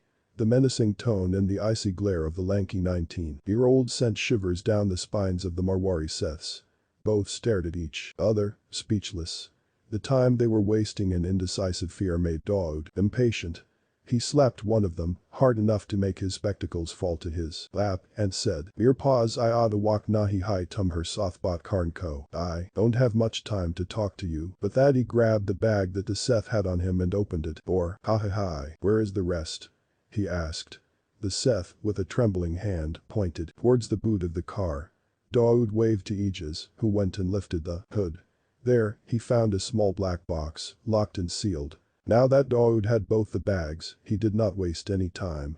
He immediately signaled to his boys to move and all of them disappeared on foot from the scene of the robbery, leaving behind 2 Seths and a cab driver, shaken and stunned in their seats. When the Marwars finally got over their shock, they decided to approach the police. At the Pidhoni police station, they registered a complaint, CR number 725/74, under the section of dacoity and armed robbery. Dawood and his men did not realize they had committed the biggest bank robbery of the decade. This was the first time such an audacious robbery had taken place, executed by 7 inexperienced men who had by luck carried off their feet. At the time, Dawood was 3 weeks shy of his 19th birthday. What he did not know was that he had actually robbed money that belonged to the Metropolitan Cooperative Bank, not Haji Mastan. The amount looted on that day was 475,000 rupees, and it immediately brought the whole focus of the crime on one youth, Dawood Ibrahim. He was front-page news in the city the next day. Ibrahim Kaskar was speechless when he heard of his son's temerity. After being suspended, Ibrahim had resigned and was let go unofficially from the elite crime branch of the Bombay police only a few years ago, but was still highly respected in police circles. In the predominantly Muslim stronghold of Dongri, Ibrahim's Faith Act was the first place people went to if they had a problem. It was privy to everything from people discussing their choking lavatory drain to the excitement of the elopement of lovers or cases of police harassment. When Dawood and Sabir picked fights on the streets or indulged in other misdeeds, Ibrahim felt small but ignored them, while putting their delinquency down to the passion of youth. But this incident threatened to destroy his hard-earned respect and reputation. That evening, out of shame and embarrassment, Ibrahim did not even go down to his Faith Act. He did not have the courage to face people and their queries about Dawood. He was reminded of the seer's prediction about his second-born, who would be known for his success and power. His son had indeed found power, but he had, in the process, defamed him. Ibrahim had to hide his face even from his friends. In the meanwhile, the Bombay police were at the boy's heels, and while the other members of the gang were caught without much effort by the police, the Kaskar brothers, Dawood and Sabir, proved elusive. The day after the daring robbery, a constable knocked at Ibrahim Bai's house and asked him to see the officer at the crime branch. Ibrahim, who was squatting on the ground, thumped his hand on the floor, all the while cursing himself. He was expecting this. It is not known what transpired behind the closed doors of the crime branch, but Ibrahim's friends say he was very grim and had resolved to drag his sons to the police station, allowing the law to take its own course. Ibrahim had his own network of friends and well-wishers, and he worked all of them to trace the duo. They had not come home for 2 days. After days of intensive search and pursuit, finally the enraged father heard his sons were hiding at a friend's house in Bakula. He picked them up and brought them back to their house. As they stood with their heads bowed, their mother Amina raving and ranting, he went to the loft and opened an old steel cupboard. He came down, bearing a thick leather belt that he had worn proudly as the head constable of the crime branch. When he came down, his sons looked at him with fear, dreading what was to come. But they dared not move an inch. Neighbors still recall the hammering that Dawood and Sabir were subjected to for a whole day and night. They screamed and the entire neighborhood trembled at the brutal punishment. Ibrahim belted both incessantly, so much so that the skin on their backs peeled and bled. Both of them were reduced to a heap, lying in a corner of the room. Ibrahim finally stopped when he was overpowered by his friends and they snatched the belt from his hand. Still, this father did not relent. Even before Amina could offer them food or water, Ibrahim dragged his sons out of the house, put them in a cab and took them to the crime branch. He threw his sons at the feet of the officers and folded his hands as he wept. Before leaving the crime branch, Ibrahim apologized profusely to the officers and asked them to forgive him and his sons for their disgraceful act. When the crime branch officers looked at Dawood and Sabir, witnessing their pathetic plight and Ibrahim's sincerity, they spared the boys their own stock of blows. This was the first case of a severe reprisal that came most naturally to Dawood. This incident, this one shot of adrenaline and the 15 minutes of fame that followed, is perhaps the event that gave birth to the man who would one day become Dawood Ibrahim, the Dawn.13. The seed is sown. A warm breeze braced with the crispness of January swept through the congested by-lanes of Dongri. Here the quaint old building of Dongri Police Station had stood for decades like a lone sentinel in one of the most infamous neighborhoods of Bombay. Senior Police Inspector Ranbir Likis sat at his desk. Normally, he was lulled into drowsiness by the regular monotony of trains crossing Sandhurst Road and the domestic sounds emanating from Smith House, just outside Sandhurst Road Station. But on this particular afternoon, Senior Police Inspector Lickett had other things on his mind. He was listening to the patient voice of Head Constable Dilip Main, registering the complaint of a bakery worker who had been beaten up within an inch of his life for delaying the payment of the monthly installment of his loan to the local Pathan, Asif Khan. It was the third such complaint being registered that afternoon. Lickett was silently seething at the sheer audacity of the Pathans, who engineered their machinations in plain sight of both civilians and police. Ordinary citizens, workers, and even traders were harassed by Pathans either for extortion because of property disputes or failure to return a Pathan's interest on his money. This was his second stint at Dongri police station, and the menace had only escalated since 1960. As he mulled over the situation, he suddenly realized there might be a way out. He called Constable Gogged and asked him to make a visit to Musafirkhana at Akmodia Street and ask Ibrahim Kasker to visit him at his convenience. Ibrahim might have retired as a mere head constable in the crime branch, but his clout in the area was much more than that of a DCP or prominent social worker. And Ibrahim on his part was ever willing to help the needy and destitute or his own department whenever they needed his services. Ibrahim entered the police station and took his seat opposite Lickett.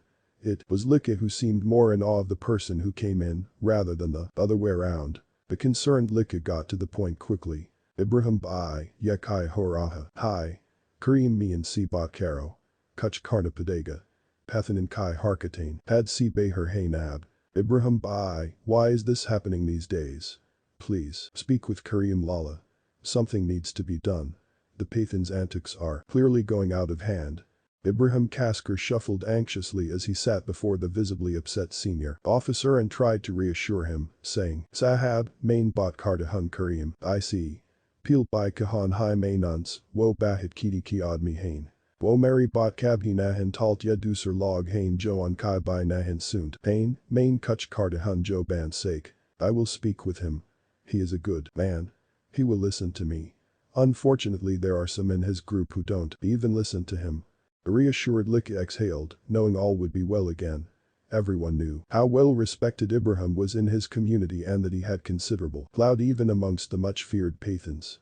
While the rest of the police ranks quaked at the mention of dealing with the Pathans, the dignified Ibrahim Kasker quietly enjoyed mutual respect even with the Pathan Mafia. The Pathan Mafia were at the height of their rule over the city. Their sheer power and hold over the community ensured they stayed protected and camouflaged within it. They knew that as long as they could maintain that aura of menacing evil that mafia legends are made of, they would be on top. For them, the government, authority, police, law of the land, and such things did not matter. What mattered was power and money. As Kareem Lala often said, Iniako, muddy mine Raknasiko, Hoth Kolo surf Pisalim Kilia. Learn to clench the world in your fist. Open your palm only when you have to receive money. Lickett knew Ibrahim was a man who could be held to his word if he said that the Pathan's behavior would be kept in control. Amir remarked that Ibrahim had several times in the past shown tangible results in terms of the period of peace that ensued, and these periods had often been timed perfectly to pacify the administration. This was, of course, the same administration which raised questions about the inaction of the police or its brutality at different times depending largely on their stand in the Legislative Assembly. This time, however, Ibrahim seemed to be losing his touch. Several afternoons came and went, and there seemed no end to the Pathan menace. They had in fact become even more adamant and set on misbehaving. Once, Hamid Khan Pathan was summoned to Dongri. Hamid Khan was a monster at 6.5 feet and his gait sent people around him scurrying for fear of getting in his way. Amir, Zada, Alamzeb, and their brothers were also slowly gaining notoriety in the area and inspiring similar fear. Hamid Khan, for example, stormed into the police station and smashed a huge table at the station house office with his bare hands, lifting the massive table above his head. He then crushed it by dropping it to the floor. The whole posse of cops, including constables and officers, were reduced to gibbering spectators. Lickett realized that Ibrahim's conferences with Kareem Khan were not bearing the desired results. He dreaded that the situation was going to get out of hand if something drastic was not done, and done soon. He was after all in charge of his pack and his jurisdiction, and he was doing a very bad job of managing both at the moment. It would not be long before someone else noticed and made him the scapegoat. As he sat there, however, twisting his mind into knots, the doors swung and Iqbal Nadak breezed in. Muhammad Iqbal Nadik, then 35 years old, is the rare overnight success story of a self-made Bombay journalist. He edited and published an Urdu weekly called Rosder, The Confidant. Journalism in India or Bombay was still in its infancy at this time.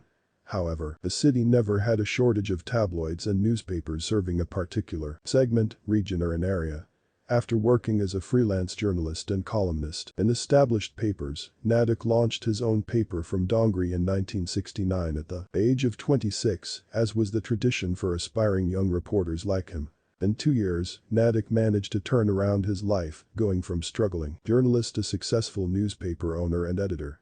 From owning his own press to driving a spanking new white ambassador, Nadik began to rise, rubbing shoulders with the elite. In fact, my father provided so much luxury to us that despite being a 6-year-old at the time, I could never travel in anything but his car and would refuse toy or plastic slippers, recounts his 35-year-old commerce graduate son, Parvez Nadik, who is a successful professional photographer in the city today. Rosder, which is a dismissible rag by any judgment, was a typical tabloid, known for sensationalism and its habit of exposing local bigwigs.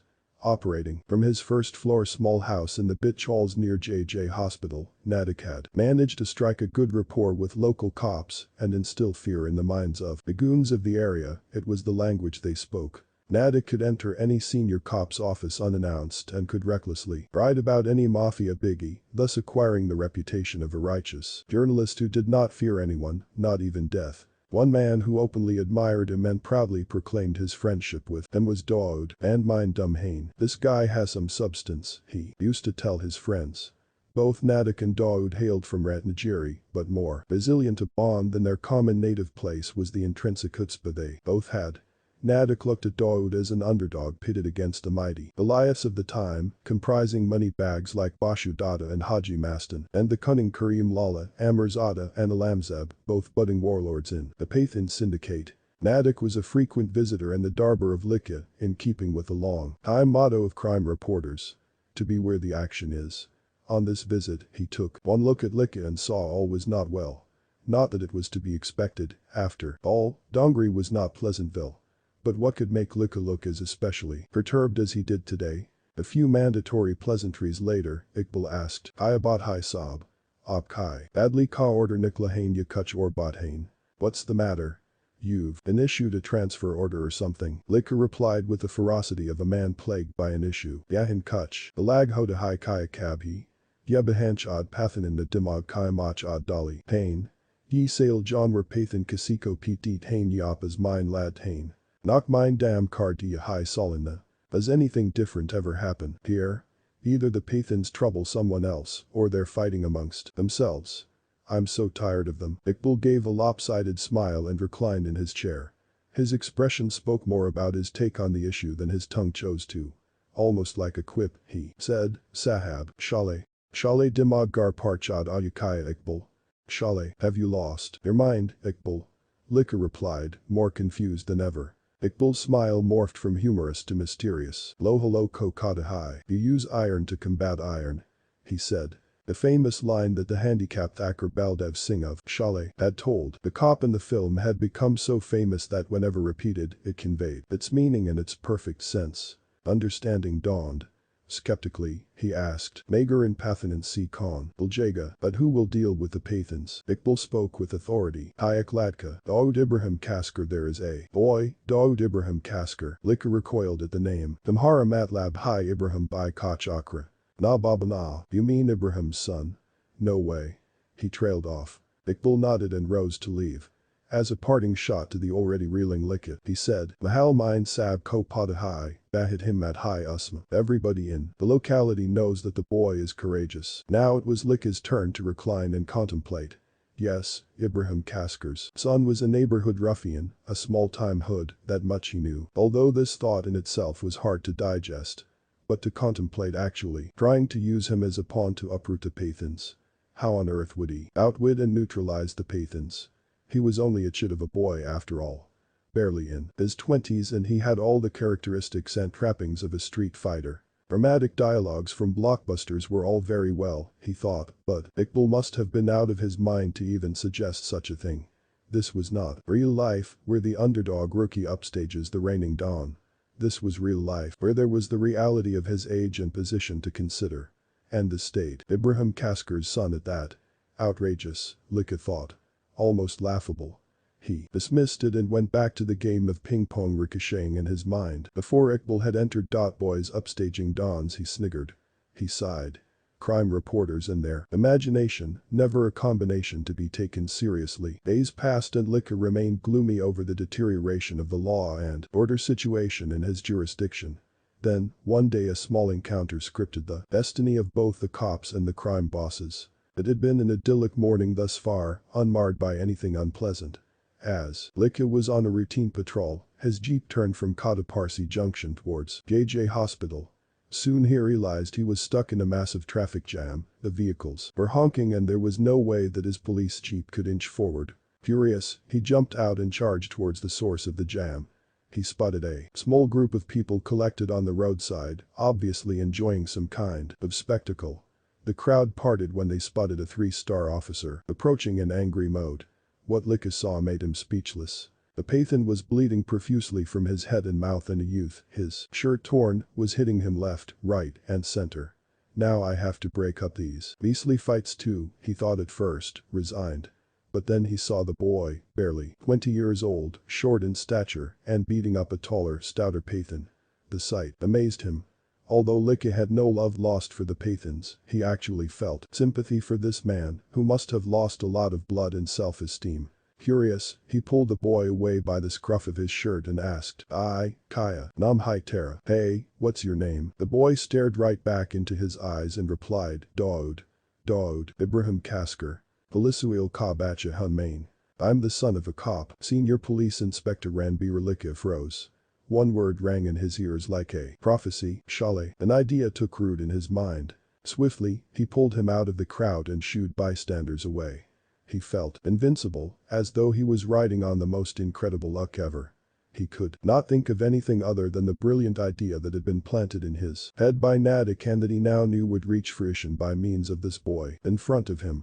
Trying to collect himself, he asked Dawood, Jalgadi mind bath, let's go. Sit in the car. Dawood eyed him quizzically and sat in the jeep quietly, but with an air of composure far beyond his years, calling another lad nearby and telling him, RP both o the late Hojayega. Inform them at home that I'll be a little late today. Athanan si lad and Kabahat shock high tudge. You like to fight with Pathans? Lika asked, sitting next to him. Shock nahin sahib, Zerat hain. Ladanj nahin to mit change. It's not that I like to, if we don't fight, we'll perish. Dawood tried to explain. Isa kuch kayan nahin kart jotum hari ladi hammer ka ma sake. Why don't you do something that makes you fight with the Pathans aid us as well? Lika asked tentatively. Isa kays ho sakta hain, sahib. How is that possible? Dawood said, furiously. Wohi jo tu kar raha hain kanun hoth mine liya bagir kanun kaim added. Pero. Pathanan koap and kabu mine karlo. Tum Mariakam Karo. Baki Main, Sambalunga, continue to do what you're doing, but instead of taking the law in your hands, you can do it with the law by your side. Defeat the Pathans for me, and I will handle the rest. Lika replied fiercely. It was then that the balance of power shifted in Dawood's mind, the baton passed from Lika to Dawood. Instead of being Lika's main man, Lika would now be his main man. Such was the thinking of Dawood. So, the foundation of a new rule was laid, and at last, a dawn was officially born. The police jeep had now slowed down and was about to turn left to move towards the Nurabog junction for Dongri police station. Bikain Saab Gadi Roko, Marigar Gaya Sachkar Boltahun. Okay, sir, stop the car as my house has come. I'll think about this and get back to you, said Dawood.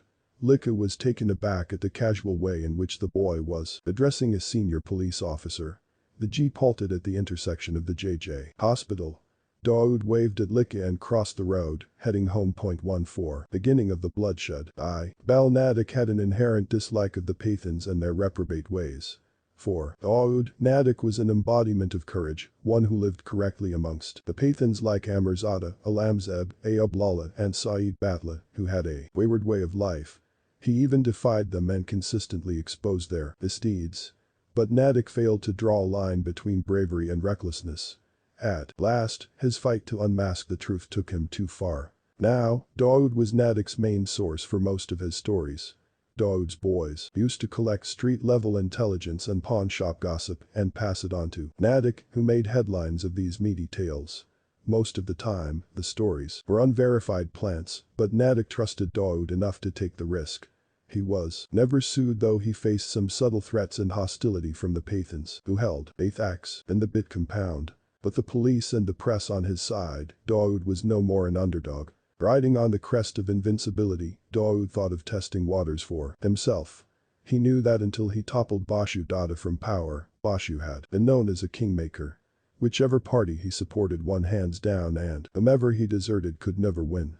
Maulana Bukhari's case was a classic example of Bashu's clout and power. And Dawood wanted to see if he could wield clout and power like Bashu did. Thus Dawood proposed the idea to Natick of contesting the Lok Sabha elections. Political aspirations should never be based on presumptions.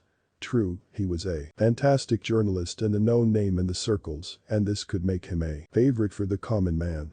Natick, however, made the mistake of assuming these under the delusion that he could win the election. He filed his nominations as an independent candidate for the 6th Lok Sabha elections in 1977. Dawood thought that through his boys he would give Natick the necessary support and ensure that he managed to win. This was a useful litmus test for the one of Dawn. Inevitably, however, Natick lost the elections badly and could manage only 800 votes. Rahadar Atansing Dakuldas of Bhartiya Lokdal won comfortably. Unfazed with Natick's loss, Dawood became certain he was still far from his desired peak of power. He now had to work harder to get there sooner. Natick was a first-timer, it was but natural that he might not perform so well, he convinced his candidate. The next time, the victory would be his, an explanation Natick readily bought. But Natick's cup of woes had begun to brim. For the Pathans had decided he was a party pooper, following his actions after their gruesome killing of a man and the rape of his newlywed wife at Chawla guest house, Ibrahim, Rahmatullah Road. It so happened that the Pathans used to hide their smuggled goods in the vicinity of the guest house. Ablala and Saeed spotted the couple who were staying at the guest house on one of their errands. One night, they barged into their room and gang-raped the woman for no other reason but sheer lust, and then killed her husband to leave no witnesses. People were not willing to disclose the names of the killers, but Natick went ahead and reported the whole story, disclosing everything. The cops managed to crack the case and arrested Ablala and Batla as well as their aides, including Saeed. After spending months in jail, the criminals got bail and returned to their base at Karam Club in the Bit compound. They were plotting to eliminate Natick but somehow were not able to summon enough audacity to kill him. After all, they had just got bail. Nonetheless, they began making threats to Natick. They tried to ransack his small editorial office. Natick lodged a complaint at the Dongri police station, saying that the Karam Club had become a den for several antisocial activities, and the cops subsequently raided the club and shut it down, a major victory for Natick and the last straw for the Pathans. On the fateful night of 17 August 1977 around 3:30 a.m., after Natick had gone asleep, he was woken by a persistent knocking at his door. A sleepy Natick opened the door and found Saeed standing on the door. "I has called you," Saeed said. "I here referred to Amirzada." "What the hell? Have you seen the time?" "I cannot come now. I will meet him tomorrow," Natick replied. "No, he wants to see you now," Saeed insisted. "Are you crazy? My wife is alone at home, I cannot leave her like that and go." Natick tried to reason with him. "Iqbal Bai is in a very angry mood. If you meet him now you will be able to ward off the trouble lightly. If you provoke him by defiance, it may prove very costly to you," Saeed said, indicating by the menace in his tone that they were willing to drag him out from his house to the Bai's den if need be. A reluctant Natick realized there was no point in arguing with them anymore. He might as well just go talk to the Bai to simplify the issue. Natick's 22-year-old wife Zahida was new to the city. She was worried and a vague premonition gripped her heart. She wanted to dissuade her husband from going out at that hour. But Natick was sure that they would not go as far as to actually kill him, and somehow consoled her and left with Saeed and Ayub. They crossed the road and sat in the car, which was parked outside the petrol pump just outside the Bit compound. No sooner did Natick enter the car than he was greeted with a volley of expletives. Taken aback, Natick tried to get out of the car immediately, but by then the car had begun gaining speed. Ayub and Saeed also slapped him hard. The attack came totally unexpected to Natick, and he could not bear the humiliation as tears welled up in his eyes. Despite Nadik's protests, the car kept running and halted only at the Khadar building at Grant Road, which housed the office of Amirzada. Nadik was subjected to further humiliation and violence in this office. Dawood ki cut, Bahid Hashiyari Kardahane. Dawood's dog, you think, you're being very smart. The thin and wiry Nadik was reduced to a punching bag, blows and kicks were showered on him brutally. Then Saeed, who had been waiting to exact revenge for all the hardship he had encountered in prison following Nadik's articles, brought out a chopper and inflicted several serious injuries. Nadik began to bleed profusely and lost consciousness. The goons again bundled him into the car and took him all the way to Maham, where the half-dead Nadik was dumped at an isolated spot near the Maham Creek. Lying in a heap of feces, urine, and other filth near the massive gutter of Maham, Nadik regained consciousness to the brightness of a shining afternoon sun. He had no clue how many hours he had been lying in that state. But he was aware that he had lost a lot of blood, life was slowly draining out of him. No strength left, he felt his limbs had turned to lead. But Nadik knew that if he was to remain alive, he would have to make a grand effort. Since he could not stand, he began to crawl on his hands and his knees and somehow got to the road, where 2 men and a traffic cop spotted him. Fortunately, they immediately put him in a cab and rushed him to the JJ hospital, where his family was informed. Dawood too was given news of the assault and came running to meet his friend. A weak Nadik gave a statement to the police officers in the Dongri police station and other revealing details to his friend Dawood. Likya himself had come to talk to Nadik and he stood by as the man spoke. Dawood blamed himself for Nadik's plight in a sense and he was to feel even worse. Despite the best efforts of the doctors, Nadik did not survive. After 2 days of an excruciating battle in the intensive care unit (ICU), he succumbed to his injuries. Dawood, Saber, and their boys were furious at the Pathan's beastly behavior and felt beaten by them. Nadik had, after all, been a bulwark against the Pathans. Dawood had not known bereavement earlier. This was the first such instance where someone who was so dear to him, a dear friend and almost a brother, had been so brutally killed. He vowed to take revenge in such a way that the Pathans would never dream of ending up on his wrong side.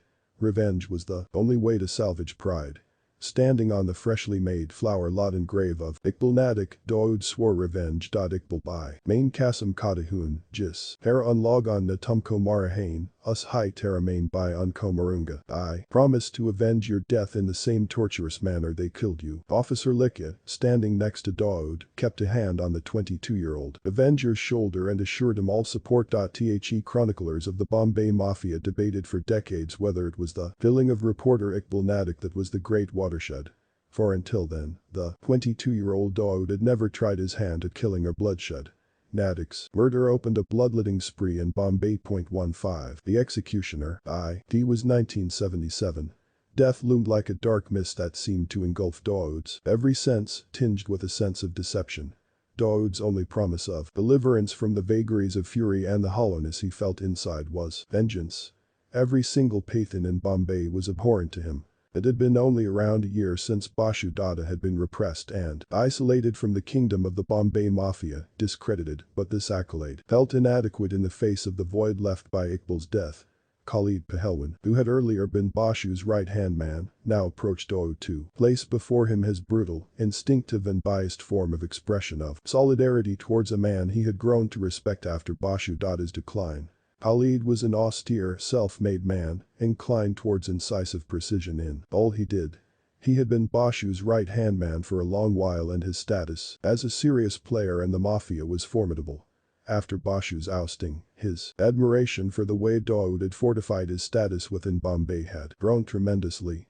Khalid had far-reaching influence and assessing the power that Dawood himself had come into, he deemed it honorable to collaborate with Dawood. He offered him his services. Khalid and his posse had already earned a name for themselves. His notoriety was catapulted to greater heights when a heist he had masterminded and taken part in, targeting a diamond merchant in Grant Road, resulted in the arrest of most of his men, while Khalid himself walked away unscathed.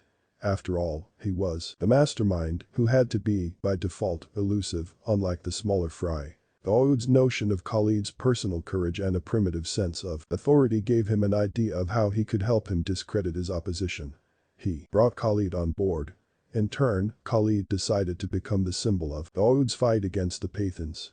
He knew that at this point Dawood had nothing on his mind but to wipe out the Pathan's empire in Dongri. The ending of this vendetta had almost become Dawood's right as well as a necessity to kill anyone who sought to oppose him. Two men had had a bigger hand in the business of Iqbal's murder, Saeed, Batla and Ablala, and Dawood had no intention of sparing these two Pathans. Khalid, in his bid to prove his loyalty and detonate the drama that was the unfurl, promised Dawood that he would personally ensure the two were punished. Thus the campaign of extermination had begun. By this time, word had gotten around all over Bombay that Dawood was on the lookout for Ayub and Batla. Knowing they were on Dawood's hide list and definitely with a bounty on their heads, the two men went underground. There, every move was discreetly handled, a maze of secrets played out as they maintained a difficult safety. But theirs was not an impenetrable group and it was not long before Khalid caught on. An informant told him that Ablala was visiting a bar at Gurgaon, Chopati. He wasted no time in heading out straight for the bar with his men in tow. Now, while Khalid was a sturdy, well-built wrestler, Ablala was a well-built man himself. But Khalid was a man driven by the motives of a grand revenge that he had to enact to prove his loyalty, while Ayub was already weakened. He had already displayed his cowardice when he chose to escape. Dawood. Transfixed by Khalid's sudden entrance, Ayub knew that the sinister gleam in Khalid's eyes held nothing but sadistic intentions for him. Ayub and his men struggled to put up a stiff resistance, but the sheer strength of Khalid and his men seemed to overpower even the considerable might of his men. Mercilessly, they beat up Ayub and his group of gangsters. Khalid dragged Ayub all the way to Dongri market. Not satisfied with the moans of Ayub after his beating, Khalid took his knife out and slowly but surely started to slice into Ayub's ankles, leaving him at the mercy of his arms to drag himself forward in a hopeless, desperate bid to get away from the inhuman torture he was being subjected to. As the veins of his ankles trickled blood onto the road he lay on, Khalid gently grabbed Ayub's hand and slowly cut into his wrists, the veins spurting blood across his own face. Ayub's hoarse cry for help went unheard and the stream of blood grew into a pool of futility. Profusely bleeding and unable to move, Ayub succumbed to his wounds on the street. News of this inhuman killing sent shock waves across the city, reverberating into the depths of the Bombay Mafia. Dawood was mighty pleased. The killing had affected evidence of his status. But with moral perversion comes venomous prejudices. In any case, the political might of Dawood's mafiadom had come into its own. A few months after Ayub's murder, the alcoholic Saeed Batla headed out to a country liquor bar in Dongri.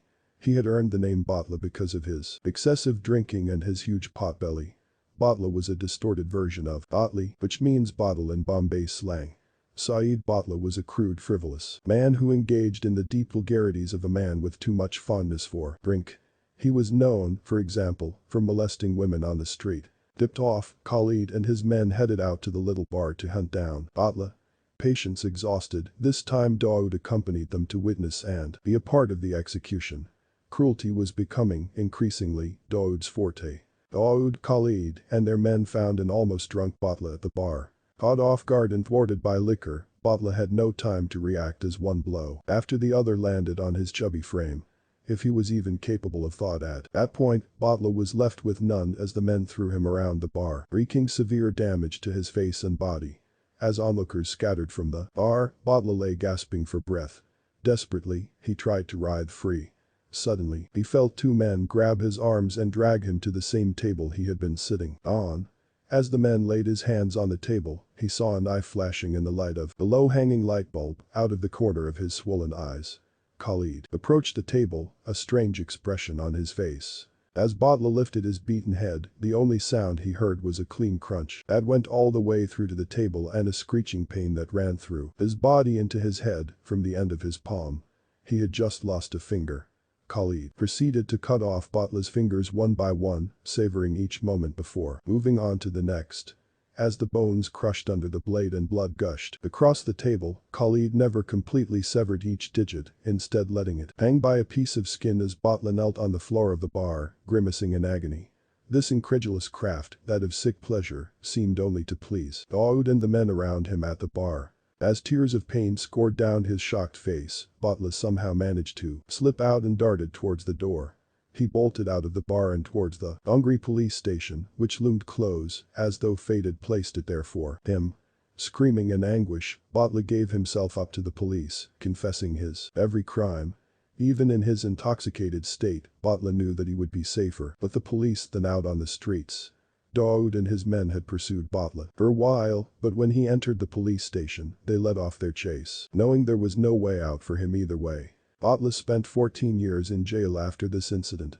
And Dawood asked Khalid Pahelwin to move into Musafirkhana, the headquarters of the D-gang.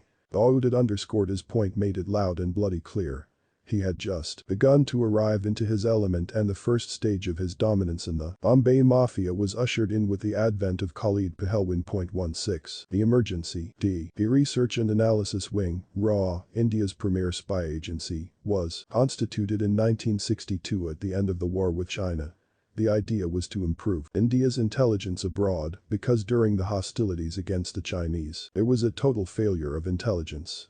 Biju Patnaik gave a helping hand in the initial stages because he had earned a reputation of working well behind the enemy line when, many years ago, during Dutch rule over Indonesia, he had himself flown a plane to Jakarta to rescue Sukarno, the then head of Indonesia's national movement. RAW was directly under the Prime Minister's secretariat.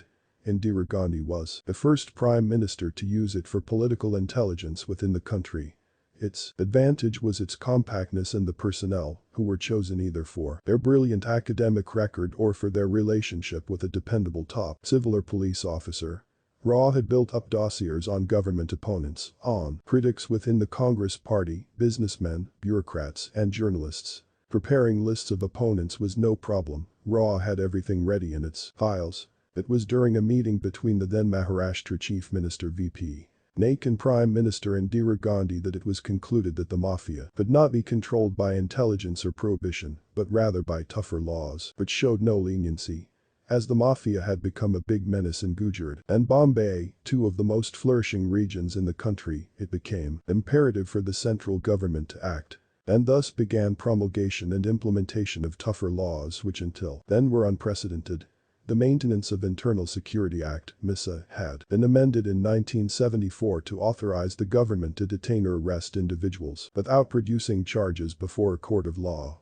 However, when this law was passed, the government had given its assurance to the opposition in Parliament that MISA would not be used to detain political opponents. The MISA was originally constituted in 1971 and since then had undergone several amendments. One of the points that Indira Gandhi raked up as a 20-point program was special legislation for confiscation of smugglers' properties. Gandhi also said that MISA would be used to catch smugglers. Indeed, their operations were worldwide while their headquarters were in Dubai. Banks and insurance companies had opened their offices there to finance as well as cover the risks involved in smuggling. An elaborate network of transport by sea, land, and air had been built. The long coastline from Gujarat to Kerala was dotted with marked points where smuggled goods were received and then transported to numerous consumer centers in the country. Madras was a hub for smugglers while Bangalore, present-day Bengaluru, provided a safe retreat for them to meet and compare notes. They had their own godowns, markets, and code of conduct. There was a direct link between smugglers and black money operators. As the government went on overdrive against the smugglers, criminals, and black marketeers on a war footing, it decided to tighten the grip on the country further and declared a state of emergency on 26 June 1975. One gain of the emergency was stabilization of the prices of essential goods. Schools, shops, trains, and buses showed the effects of discipline.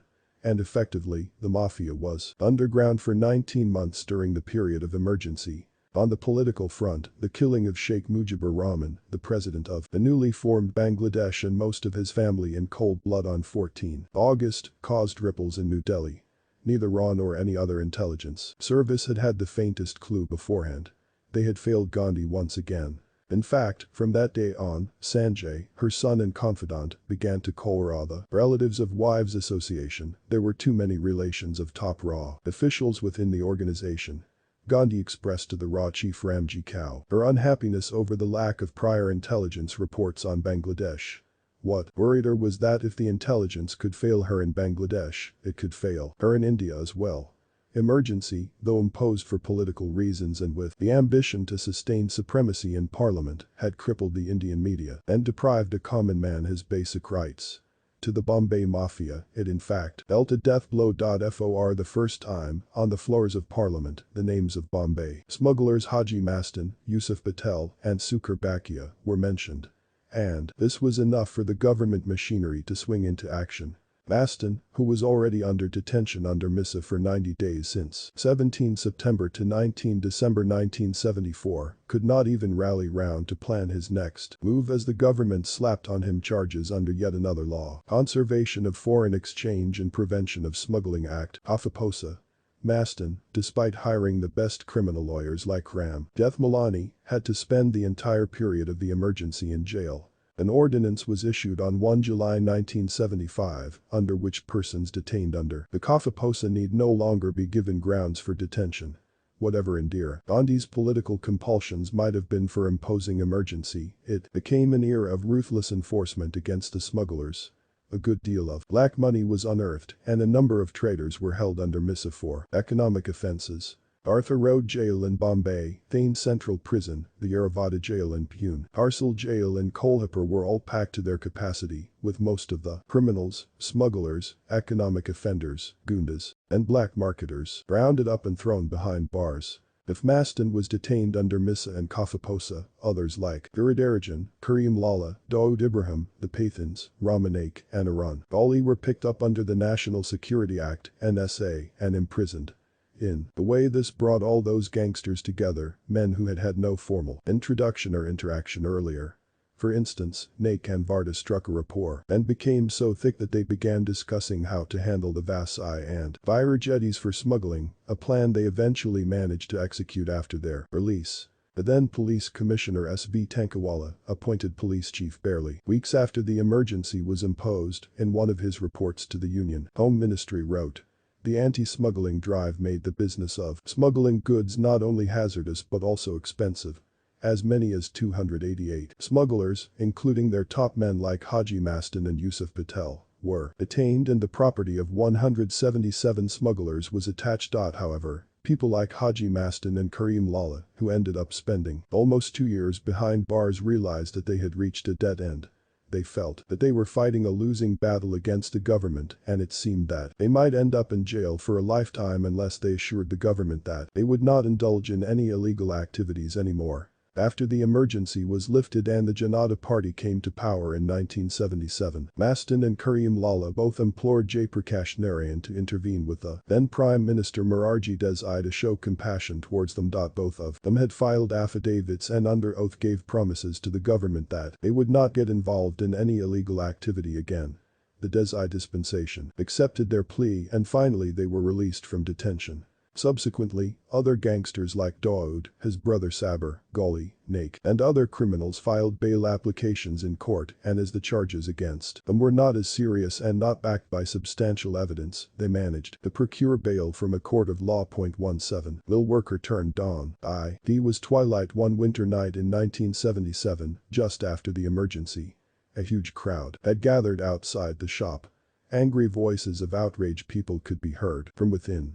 The crowd outside spoke in muted tones, hushed voices, and staged whispers, not sure whether to believe the rumor that was spreading.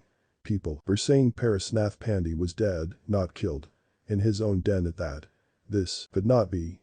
Who could possibly have mustered the nerve to commit such an act? On walking into the small dingy shop, you could see the broken, bloodied body of Pandey.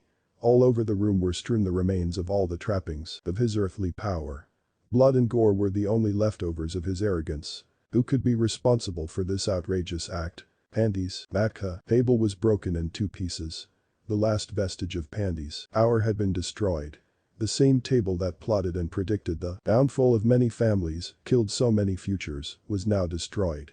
Everyone knew of Pandey's cloud, and the fact that someone murdered him would mean that the killers were either rookies or the big guns.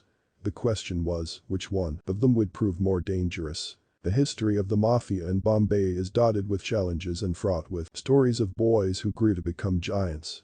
It was common practice to see young upstarts challenging the old brigade and eventually replacing them. Pandey was no different. Just a few months before his death, the Lambi Cement Hall in the Kula where he propagated his trait had witnessed the emergence of some new heroes. The trio, an informal association of Kundan Dubey, Parasnath Pandey, and Mohan Sarmalkar that came to be called the Bikulla Company, grew together in the bylanes of Bikulla. Any extortion, killing, or operating gambling dens were carried out by these three, the notorious Bikulla Company. While this was not uncommon in the streets of Bikulla, it was how they were going to use their relationship that ultimately made them different. Soon, a man from Maharashtra called Ramanak dared to dream. Amidst the predominantly North Indian majority monopolizing the matka business, he opened his own matka and liquor den. It was his first open challenge to the Bikulla Company. The swords were drawn. While Dubey and Pandey owned matka dens, Sarmalkar was involved in the liquor business and collected haftas, protection money paid to dons from the locals. In fact, he was rumored to be associated with murders that happened on the S Bridge in Bikulla. Naik sought to show his own power in this field. But Naik had another axe to grind. Kundan Dubey had killed Umakant Naik because one of his brothers, Arvind, had been in love with Pushpa, Dubey's sister.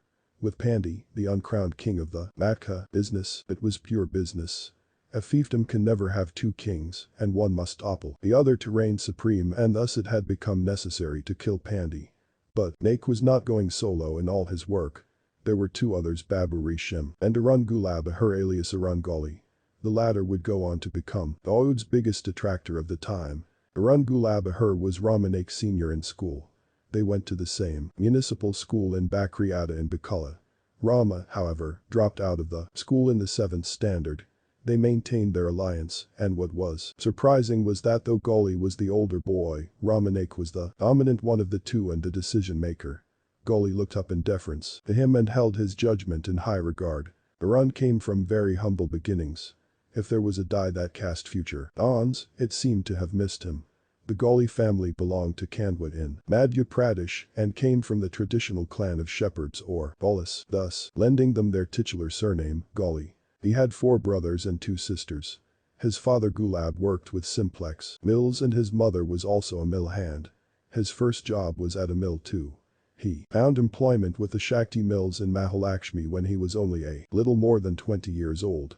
Lacking special skills, he later drifted to the dye casting department at Godrej and Boyce, the Crowley.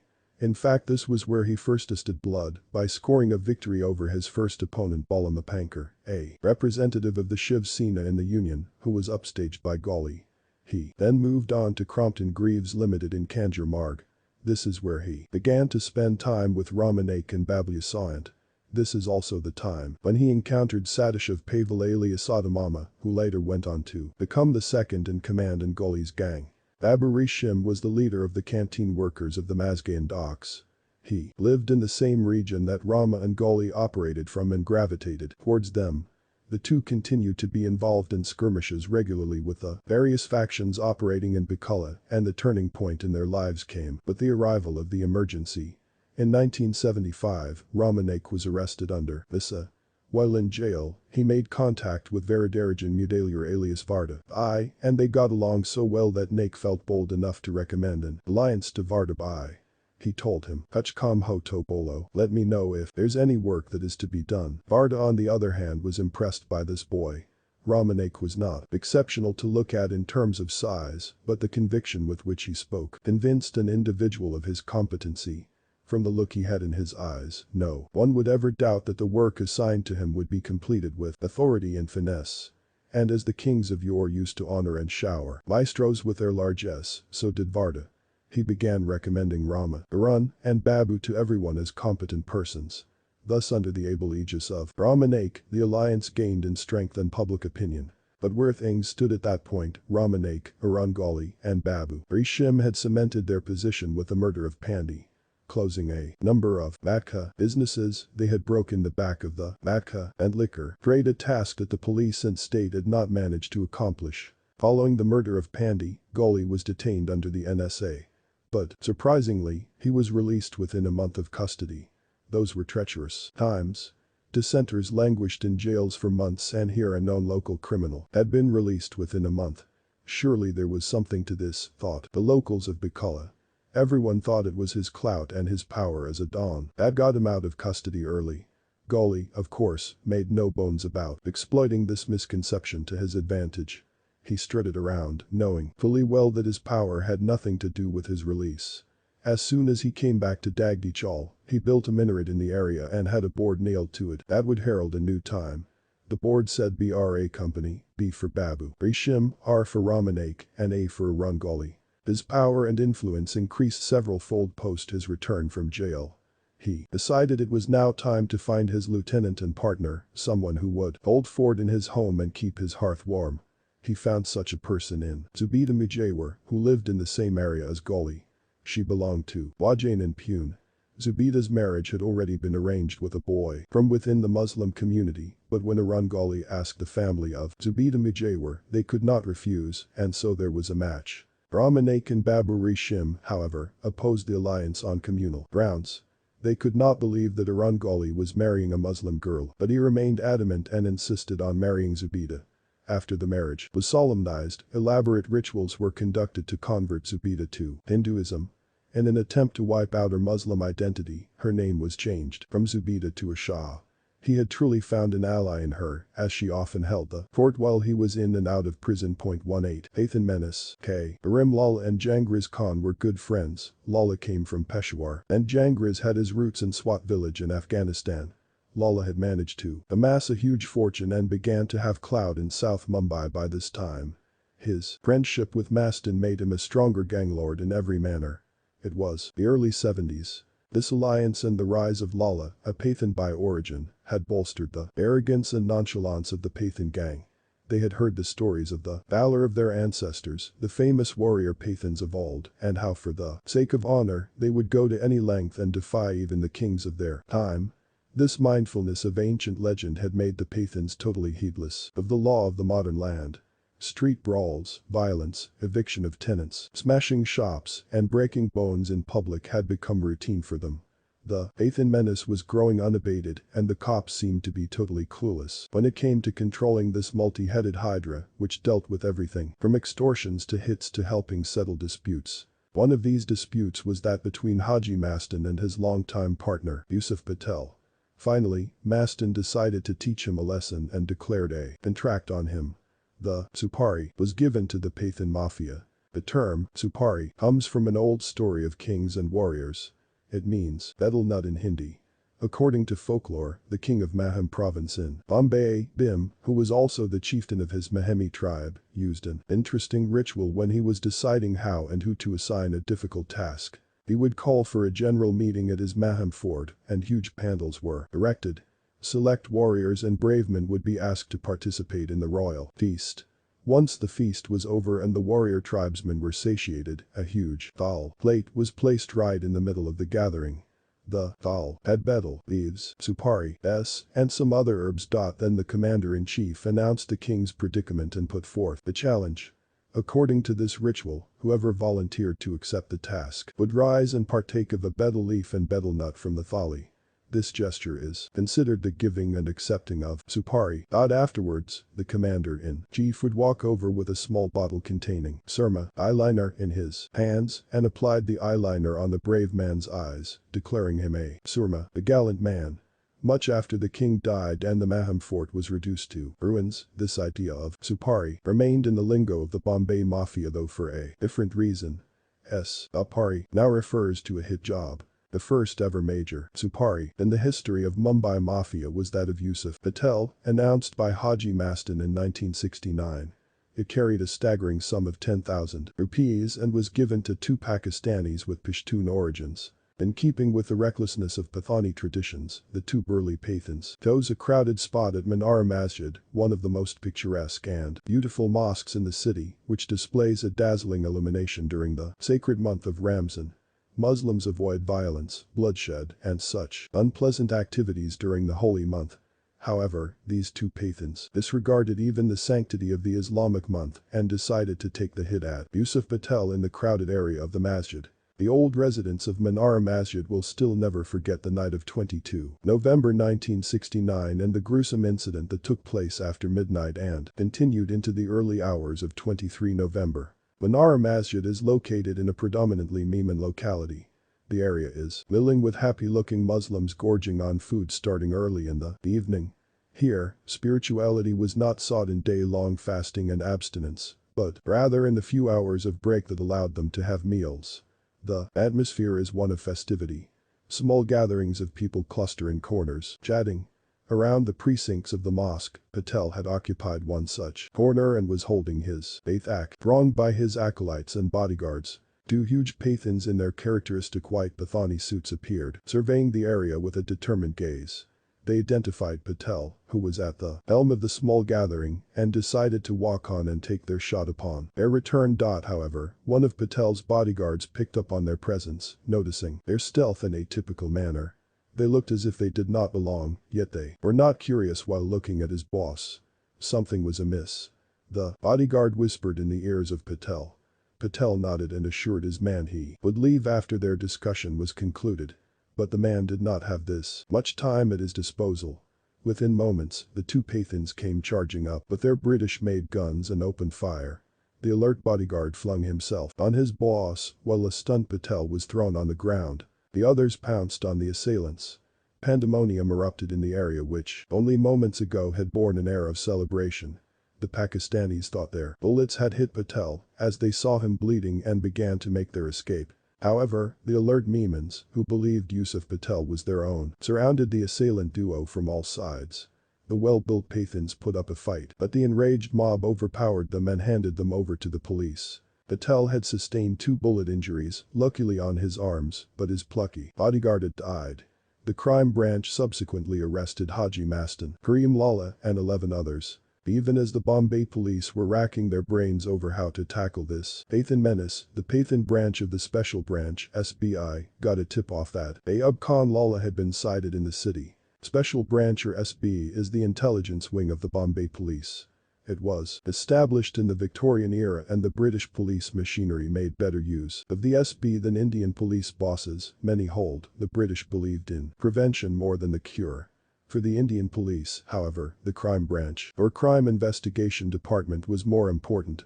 The credo was simple: controlling crime was important, and most intelligence inputs were hogwash. Thus the SB was neglected and reduced to a mere clerical or administrative wing of the city police, which registers the influx of foreign visitors and keeps tabs on illegal immigrants in Bombay. Ayub was one of the most influential, notorious, cunning, treacherous, and elusive Pathans the Bombay police had dealt with. He was a person known to lose his temper at the slightest provocation and resort to violence. In fact, once he had sliced open a man's torso just because he had called him a pagel. Pathan Dotty was also so slippery that whenever he surfaced, the cops were sure a violent trail was likely to follow. He had been summoned by Karim Lalla. Woe had decided to put an end to the warring smugglers in the city, Mastan and Patel. The smugglers decided not only to put an end to their enmity, but also to rid themselves of someone who had long been their bête noire. Not many journalists dared to write against the Mafia in those days. However, MP Ear, a veteran crime reporter driven by reckless idealism, persistently wrote about the Mafia and made their life increasingly uncomfortable. His articles in the Press Trust of India (PTI) exposed all sections of the crime syndicate. Ear was unsparing of Mastan, Karim Lalla, Yusuf Patel, and the other reigning dons of the time. Finally, the henchmen of these dons got together and decided to silence the daring reporter. The Supari was given to Ayub Khan Lalla. Ayub thought the best way to get rid of Ear would be to silence him in such a manner that none of the Mafia dons would be suspected of putting a hit on his head. Ear was fond of driving a white Ambassador and was reluctant to hail a cab even when his car was giving him trouble.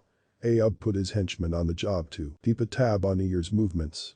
They reported that Ear was planning a trip to Pune and was likely to travel by road in his Ambassador.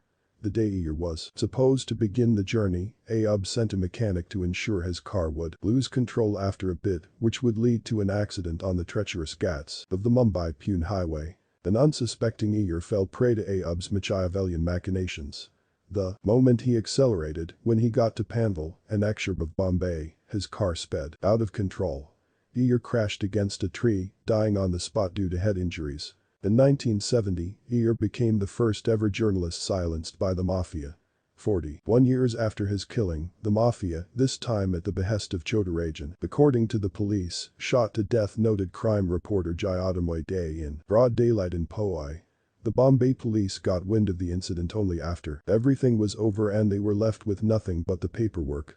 They realized the Pathans were going berserk. Around this time, although no one can be sure how and when it started, Hindi movies began a derisive depiction of the Mumbai police. Cops were shown reaching the spot only in the end, after all the action, just to handcuff the criminals or to make the Panchnama, the spot report of the crime. There was no way the Pathans could be tamed or controlled, and Bollywood was sounding this message loud and clear. 19. Mastan's masterstroke. The truce. In the upmarket Warden Road area in Bombay, the rich live in a different stratosphere. Perched on these once-upon-a-time hills, the elevated stretch from Haji to Nepeansea Road curried favor with the then British governor of Mumbai at his majestic residence at the foot of Malabar Hill.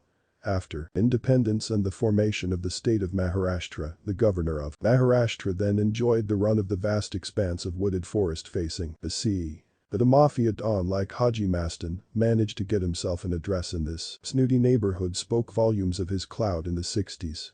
The Badal Surur bungalow was a modest building, and Mastan also managed to carve a one-room outhouse in glass for himself at the back of the house. On a particularly wet evening in July 1980, a group of visitors were seated in the well-furnished drawing room of the bungalow, fitted with purple upholstery. The scene had the look of a cordial afternoon visit, but nothing could deflect the tension in the air.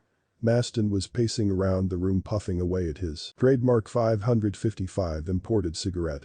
He was clad in his usual attire. Sparkling white shirt teamed with white trousers and white shoes. The meeting had been called hastily at the behest of the Don himself. He was considered something of a legend, having managed to cock a snook at the police and the administration at the time. This was not an ordinary assemblage of gangsters. The hackles raised by the presence of two warring factions of the Mafia in the same enclosed space electrified the air. This was unheard of in the history of Bombay's mafiosi. Rival members of the Mafia never sat across each other at a table.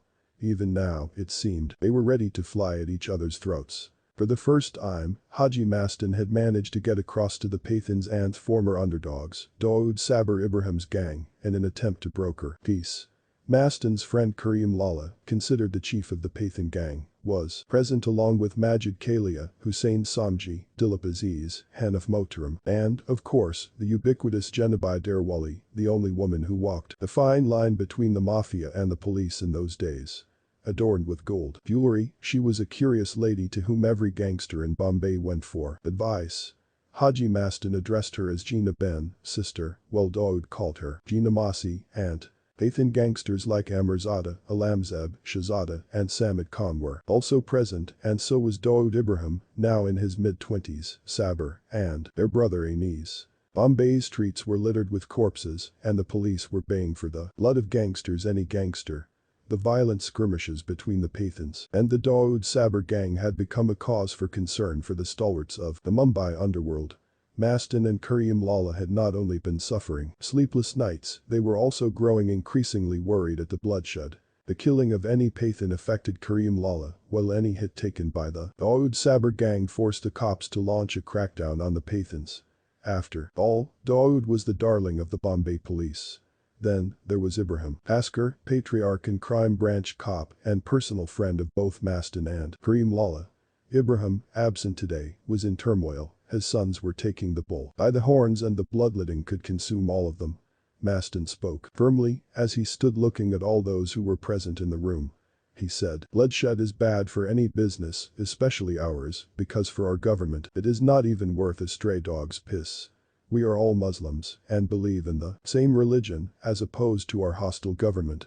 Why make them happy by our infighting and dog fights on the streets of Bombay?" Using their common religion, he strove for a common chord. Mastan Chacha, we never initiate any attack. We know they are from our calm community and in a way our brothers, but we cannot tolerate it if someone wants to fuck us royally, Sabir interjected. You are jealous of our clout. The mighty Pathans have ruled Bombay for decades. You are just not able to digest our supremacy, Amirzada replied. Supremacy, my ass. Had not the elders intervened, we could have decided the matter once and for all in a matter of days. It is because I respect Karim Chacha and his family that I have swallowed my pride so far, but for how long? Dawood barely restrained his anger. How about deciding it right now, here in this room? Amirzada said, gesturing towards the others, who lost no time in heeding his call. The Pathans stood menacingly in unison, ready to face Dawood's challenge. The atmosphere in the room had swiftly turned dangerous. Dawood, of course, remained seated nonchalantly, seemingly unperturbed by the turn of events.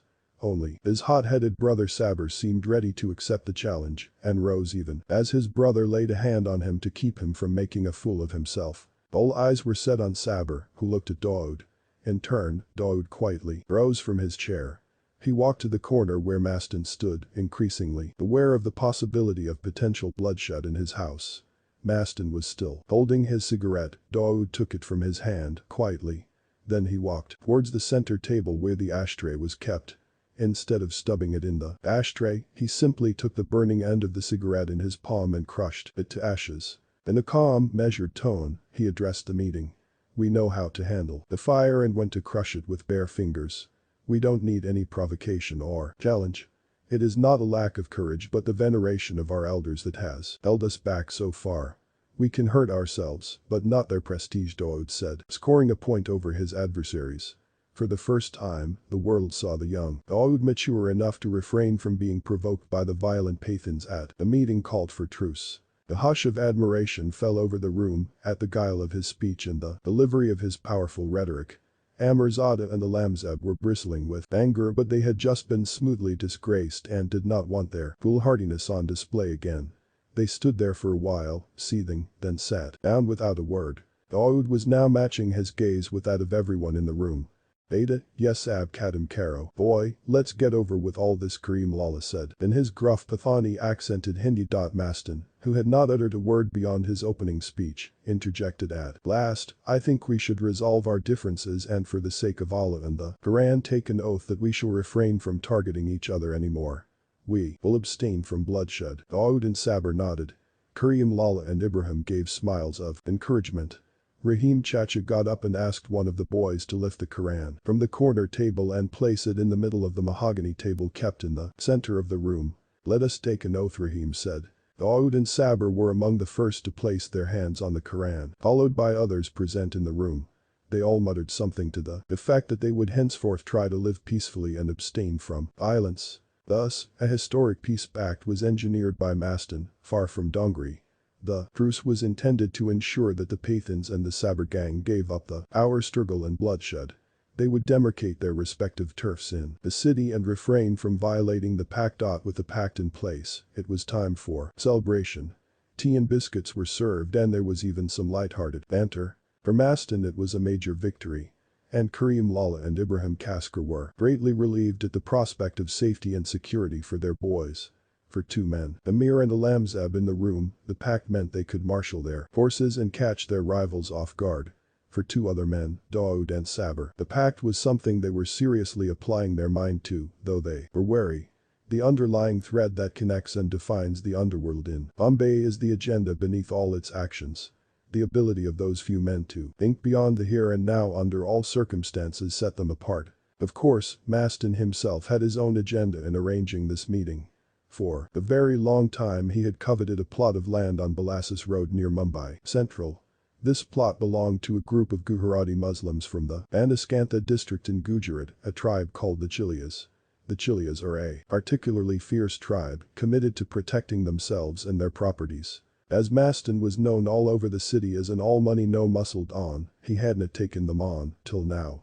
But the alliance he created between the Pathans and Dawood ensured that the plot of land that he had so far only made several unsuccessful bids to win would be his.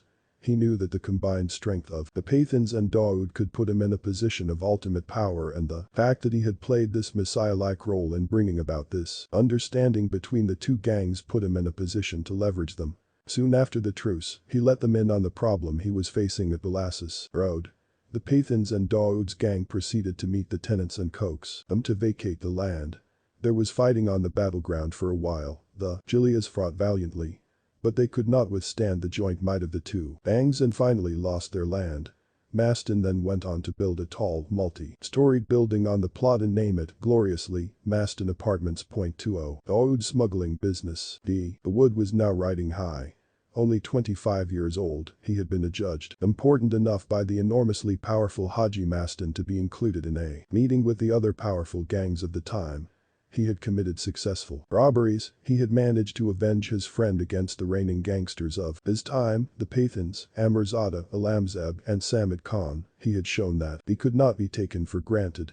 He had even managed to get senior cops dancing to his tune, something that the Pathans had never managed to do despite a reign of 30 years or so. But now, after a peace pact with the Pathans, Dawood became a bit complacent and stopped watching his back.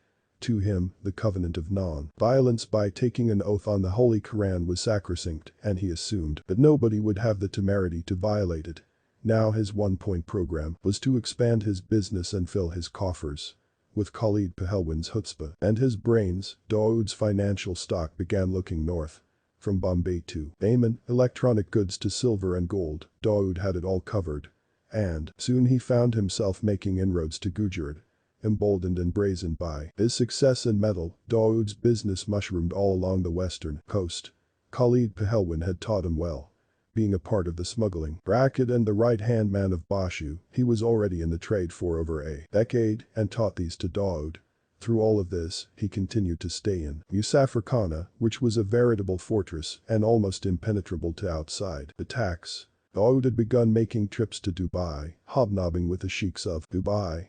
He was fascinated by the opulence and affluence of the Gulf megacity. His quality of life and the people he kept company with had now improved, from street-level riffraff to millionaire Arab sheiks. Dawood now cemented his position as the ultimate man to be dealing with. This status drew, in part, from his ever-growing clout over the Bombay police and its crime branch. As Dawood arrived at the shores of Gujarat, he knew well that Alamzeb and Amirzada had already set up base there. Abdul Latif Khan was heading their Gujarat operations. But shrewd as Dawood was, the only man he wanted to outsmart and break was Sukar Narayan Bakia, the single largest gold smuggler in the country. Haji Mastan had earlier tried to outdo Sukar's business, but had miserably failed to do so. When Sukar and the Pathan gang learned of Dawood's foray into Gujarat, they tried to edge his business out, but there was nothing much they could try against a man who had already long established himself in the business of smuggled goods, courtesy Khalid. Dawood's current status was further strengthened when he moved from the coasts to the airports of Bombay. The devious modus operandi of the gang while smuggling gold from Dubai was appropriately called Pakrapiti line, garbage line. His men would board the Bombay-bound plane from Dubai, storing gold biscuits in innocuous boxes in the guise of mythi boxes. Before the person got to the customs officials when the plane landed in Bombay, he would signal the sweeper in the area by making eye contact and nodding, and then dump the box into the garbage bin. The sweeper would immediately take this valuable bit of trash out of the airport with the rest of the bin's contents. He would then hand over the smuggled gold to Dawood's men. The sweeper would get a commission every time he picked up a box. It was a strategically executed plan, its ears close to the ground as was the case with all of Dawood's schemes. Unfortunately, somebody had already tipped off the authorities this time, and Indian customs officials swooped down on airport maintenance within minutes. The police retrieved gold biscuits worth 25 lakh rupees from the Santa Cruz airport. This was after interrogating every person employed with the airport authority. When they finally caught the sweepers who had had a hand in the smuggling, the men confessed that they did not know anything except that all the boxes were for Dawood by. And very soon, Dawood was arrested under Conservation of Foreign Exchange and Prevention of Smuggling Act, CAFAPOSA. For the first time in his life as a Don, circa 1980, he was being legally detained for smuggling. But on his climb up to great monetary and muscle power, Dawood had begun to cultivate men in the government machinery. He managed to buy off witnesses and work over the papers and was acquitted of all charges in 1983. Emboldened and raring to take back his position as Bombay Mafia's numero uno, Dawood went on a vengeful quest of self-assertion. The Pathan gang seemed like distant folklore as waves of Dawood's new campaign sent ripples all over Bombay's underworld. He had found his calling and the edge he had always sought over the Pathan gang and intensified his activities and kept trying new ways to carry out his old schemes. All the while, he was also on the lookout for the Trojan horse in his outfit. Soon, Dawood's men invented new ways of smuggling using the cavities of human bodies that the X-ray machines of those days failed to detect. they began hiding gold pieces in the rectum and named it the Godon Line or Underground Line. Passengers were called carriers, and in addition to return airfare and a week's stay in Dubai, they were paid a satisfactory amount of what was relatively easy money. People began to queue up to become carriers and the business flourished. Residents of Bombay No. 3 and Bombay No. 9, to use Bombay police lingo for areas like Bendi Bazaar, Imambada Road, Sandhurst Road, and South Bombay, became rich by making few trips to Dubai. Of course, if carriers could rake in money in huge amounts, Dawood and his men stood to gain much more. Bombay became too small, and he had to now look for other avenues, mostly opportunities in Dubai to invest his monies. The Dawood Saber syndicate had not only become flush with cash, but also clout and connections in the Middle Eastern countries. The human tendency is to become oblivious to other issues in life when the coffers are filling. Dawood got busy counting cash and stashing his ill-begotten money. Unfortunately, Dawood lowered his guard towards his one-time nemesis, the Pathans, who were watching each and every move of their arch-rival. They were witnessing the rapid strides forward that the Don and his brother Saber were making. There was a distinct difference between the smuggling business of the Pathans and that of the Dawood Saber gang. While the Pathans had more or less remained the landing agents or distributors on the coasts of Gujarat, Diu and Daman, Dawood had managed to transcend these lower-level operations. He negotiated deals with Arabs directly, fixed prices, and oversaw all operations till the final bit of execution. This benefited him in two ways. His profit margins soared, and this gave him a centralized grip over operations. His business grew manifold. The Pathans could never penetrate the market in such a manner. Despite their best efforts and huge risks, they could only incur losses and never manage to break even in the high-stakes business of smuggling. They simply did not have the resources or contacts and acute business acumen of Dawood and Khalid Pahelwan.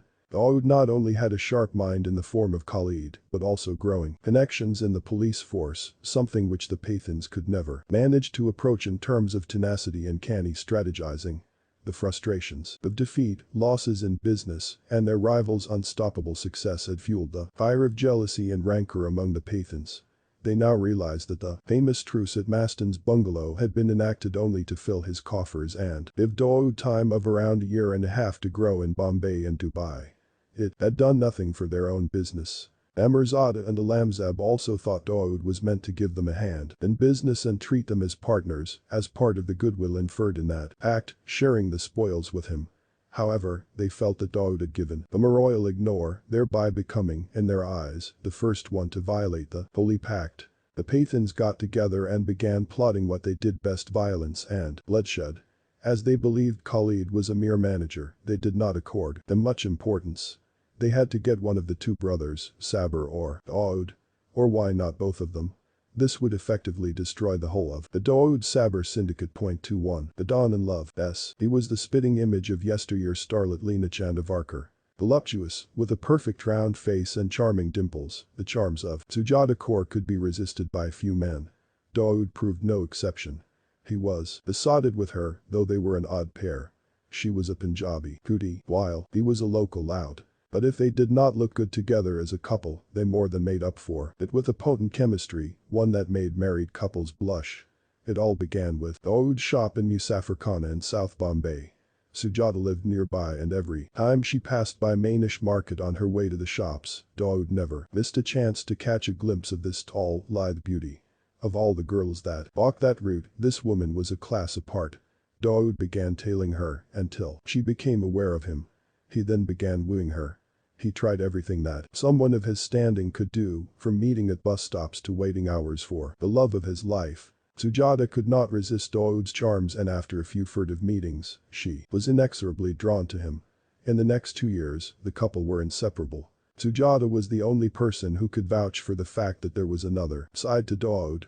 Most people only saw the violent and brutal man that was Dawood Ibrahim, but Sujata saw and experienced his tender, loving, romantic side. It was around this time that Sujata's parents heard of her dating Dawood. Her father was furious. First, Dawood was a Muslim and then a hoodlum to boot. In no time, he got her engaged to a boy from their community. To make matters worse for Dawood, he confined Sujata to their home, banning her from even stepping out of the door. When Dawood heard about this, he became furious and stormed over to Sujata's residence, brandishing a Rampuri knife. Seething with resentment and anger at her father's actions, Dawood hammered on Sujata's door. Sujata's father opened the door diffidently to face a raging bull. Dawood threatened him, adding, "Let her choose whom she wants to marry." The entire neighborhood gathered, in the meanwhile, to witness the family's moment of trial. "My daughter can exercise her choice, but she will be an orphan if she marries you. My wife and I will jump off this building if she doesn't leave," Bucor informed him calmly. Caught in a dilemma, Sujata, who was weeping inconsolably along with her mother, decided she could not upset her parents. She looked at Dawood and firmly said, "We cannot be together. I don't want to marry you." For a moment, Dawood was dumbstruck. He wanted to hit out at Sujata, drag her down the building by force, and make her pay. But that was a fleeting thought. Dawood was wise enough to know that you cannot force anybody to love you. What he did not understand was the pain, the hot, searing pain that was stabbing at his heart as if he had been just shot. Not even in the savage world he inhabited, where violence was a byword, did such pain exist. The numb and distraught Dawood walked down the steps of Sujata's residence. "The bitch turned against me," he kept muttering. Soon after the breakup in 1983, Dawood was melancholic, mournful because of his failed love. He was often heard humming that famous song from 1966, Dilip Kumar star, Dil Diya Dard Liya, Uzer Hai Naj Ishq Mine, Hummus, Makam Si, Nafrat Si Ho Gayi Hain Mahabbat Ki Naam Si. Today, I have passed that stage in love where I cannot bear the name of love. He had never been a die-hard romantic, but Sujata had turned him into one. And now, a year from his involvement with her, he was back to being a misogynist.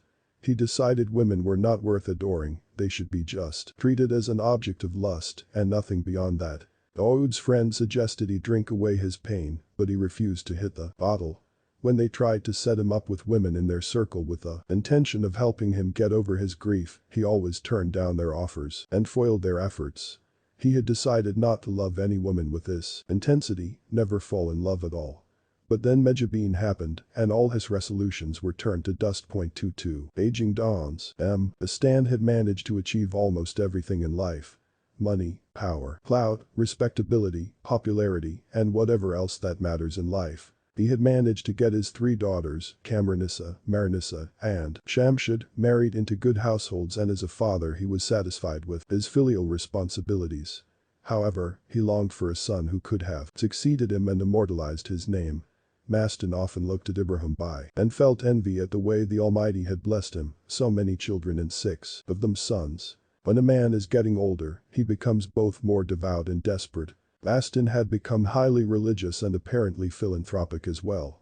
He made a trip to Mecca and Medina again. Nobody knows how many times he had accomplished Hajj, but with his newfound faith in God, he added a prefix of Haji to his name. He was now known as Haji Mastan Mirza. Muslims normally do this to show the world they have made a trip to the Holy Kaaba and have in a way repented and given up all the vices in their lives. The prefix is also cited as evidence of credibility and probity. Mastan had also begun making supplications for a son at the shrines of all the revered saints. He began visiting all the religious shrines in the city and across the country, giving charity and feeding the poor and asking everyone to pray for them to get a son. His devotion went to a new level when he got interested in Muslim social movies, which focus on religious messages for the family. Mastan saw that films were a powerful medium and that the masses react to movies more than anything else. So, he became interested in producing these films. The 70s and early 80s subsequently witnessed a spate of Muslim social movies like Mir Garib Nawaz, Niyaz or Namaz, Bismillah Kai Barkat, Ali Hind Dair Medina, and scores of other movies. In the course of meeting film personalities, Mastan encountered Veena Sharma alias Ona. She was touted as a Madhubala lookalike, and Mastan, like the youth of his time, dreamt of marrying Madhubala, the most beautiful screen diva of Bollywood since the inception of the film industry. They say there will be none like her ever again, but when Sona appeared on celluloid in the late 70s and early 80s in Muslim social movies, some thought she bore a striking resemblance to Madhubala. Mastan lost no time in sending her a marriage proposal, which she readily accepted. He was a powerful producer and she a struggling starlet, so the union was almost preordained. He bought a palatial bungalow for her in Juhu and moved in with her. Soon he began flaunting her at public functions. he ensured that he was photographed with Dilip Kumar and Saira Banu with his new wife in town at all the major dose. Mastan cherished these photographs, often showing Dilip Kumar and Mastan together and adorned the walls of his bungalow with them. Soon, he gained the reputation of a socialite and talk of his smuggling activities and offenses became history. In hindsight, it seems like this was Mastan's ploy for shedding his dark image and going legit. He had always craved respectability and some position in society. The Muslims of Bombay had had no respectable reformist leader in the community who could hold sway in the community till now. So, Mastan decided to take over the mantle of the community's leadership. Unfortunately, the masses were not wise enough to resist his attempt to fill the void at the top. Mastan, who was invited to all respectable gatherings and given a significant spot on the dais of these functions, played to the gallery at times and made inflammatory speeches. The special branch, SBI of the police, which always went sniffing around occasions like these, realized that Mastan's emergence could mean trouble. This was duly reported to the top bosses at the Mantralaya. During the communal riots of 1984, when the government began a crackdown on anti-social elements, the police top bosses decided to detain all Mafia head honchos. Senior Police Inspector Madhukar Zend, who had quite a reputation, picked up Mastan and Karim Lala and charged them under the National Security Act, NSA. Mastan was actually in hiding at his Juhu bungalow, but Zend managed to drag him out of it and hauled him to the crime branch. Subsequently, Zend raided the Tayer Manzil at Grant Road residence of Karim Lala and took him to the police headquarters. The police commissioner Julio Ribeiro, who had heard much about Mastan and his ill-gotten fame, was shocked to see him when Zend produced the smuggler. What he saw was a puny, frail, wiry little man. Zend would not forget the way his police chief reacted. Is this Mastan, that famous guy? Both Mastan and Karim Lala were convicted under NSA and had to serve several months in the Thane jail. Mastan felt thoroughly humiliated and chastened. All his wealth, money, and hobnobbing with Bollywood and politicians were of no avail. He wanted people who could stage Rastarocos demonstrations for him, a mob who could subjugate the authorities, hordes of supporters who would become a formidable force on his side, a source of power. After days of thinking and consultation with his think tank, which also included his mastermind, his police informer and sounding board Jenabai, he came up with a master plan. Why not bring the Dalits and Muslims together? Both of them are downtrodden and oppressed groups of people, he thought, and both have an axe to grind with the system, as Dalits and Muslims both feel the government has been unfair to them. A joint platform as a united force would also be an answer to the Shiv Sena's muscle. In fact, they would emerge stronger than Bal Thackeray's Shiv Sainiks, dreamt Mastan. After meeting with several Dalit group leaders, one of the senior leaders and intellectuals, Jajendra Kawade, gave his support to Mastan's brainchild. Thus came into existence Dalit Muslim Suraksha Mahasangh (DMSM) in 1985. Despite good coverage in the print media, the party failed to make its presence felt, however, even in the face of Mastan's best efforts to fund and promote the party, it could never rise to become a force to reckon with. All the smuggling cases against Mastan had now been disposed of. He now devoted his time between politics and real estate. Karim Lala followed suit and decided to reform himself as well, focusing on his hotel business and disassociating himself from any kind of criminal activity. Bashu Datta had in the meanwhile migrated to Hyderabad and vowed never to return to Bombay. The only one who was still active, still nursing his ambitions to become numero uno in the Bombay Mafia, was Dawood Ibrahim. 23. Death of a brother, birth of a gang war. Popular Hindi film songs rent the air as girls, dressed in their gaudiest finery, hung about the long verandas of Congress House in South Bombay. The address was a misnomer. Once upon a time, stalwarts of the Indian National Congress, who spearheaded the freedom movement in India, had set up base at Congress House. But those were nobler days. By the 70s, it had become a whorehouse where Nach girls, called Majrulis in the local lingo, entertained clients Ayla, the Kiza. Some of the Nach girls were good singers and nimble with their feet, but over the years, the place had disintegrated into a proper prostitution joint where men came up to pick up the finest piece of flesh they could find. Unlike their counterparts in Kamathapura and Falkland Road, sex workers from Congress House catered to a richer clientele. So while the place looked tawdry, it did not wear the desolation and desperation of Kamathapura. It had the unkempt look of a whorehouse, but the girls were classier and prettier and wore fragrant magra, but the scent of sin could not be masked. The girls lived in tiny, watertight compartments with equally small dreams. They had no siblings and family, their fellow workers, pimps, customers, and the madams who stood guard over them doubled up as this. Most of them lived and died in the same place. Some of them had managed to put their children in boarding schools where they were being educated unaware of their mothers' dark secrets. In this vast cauldron of sex and sin lived Nanda and Chitra, two women in their late 20s. Both were friends and had been forced into prostitution at a tender age. They had lost their parents in infancy and their relatives had dumped them at Congress House for a few hundred rupees. They were raped in the initial years before finally coming to terms with their destiny and getting some small measure of control over it. Now, a prostitute will give pleasure to over 20 to 25 men in a span of 24 hours, but she will always cherish sex with one particular man. Sex with the chosen one is never be treated as a chore, for she chooses her, though as the man's interest in her is not confined to her body or face. For Chitra, Saber was one such customer. Saber was only in his second year of marriage when Chitra happened to him.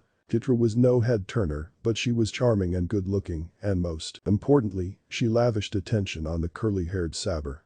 He was a poet at heart, showering her with Urdu ghazals and Sha'ari poetry, which actually made her blush. Saber had married for love, and his wife Shahnaz was quite a good-looking woman. Although she was seeing a Pathan before marriage and was known as Lala Kailali, Saber wooed her and eventually convinced her to marry him. Dawood had never liked the idea of his brother marrying someone else's girlfriend, but he loved his brother and had given in to Saber's wishes. Within the first year of their marriage, Shahnaz bore Saber a son, Shiraz, and then Shahnaz conceived again. It was then that Saber was drawn towards Chitra, who made time for him and returned romance back to his life. Not that he stopped loving or caring for Shahnaz, but she was heavily pregnant and sex with her ballooning person did not appeal to him. With his new paramour, he went to watch movies, where Chitra did things to him that never even happened in the movies.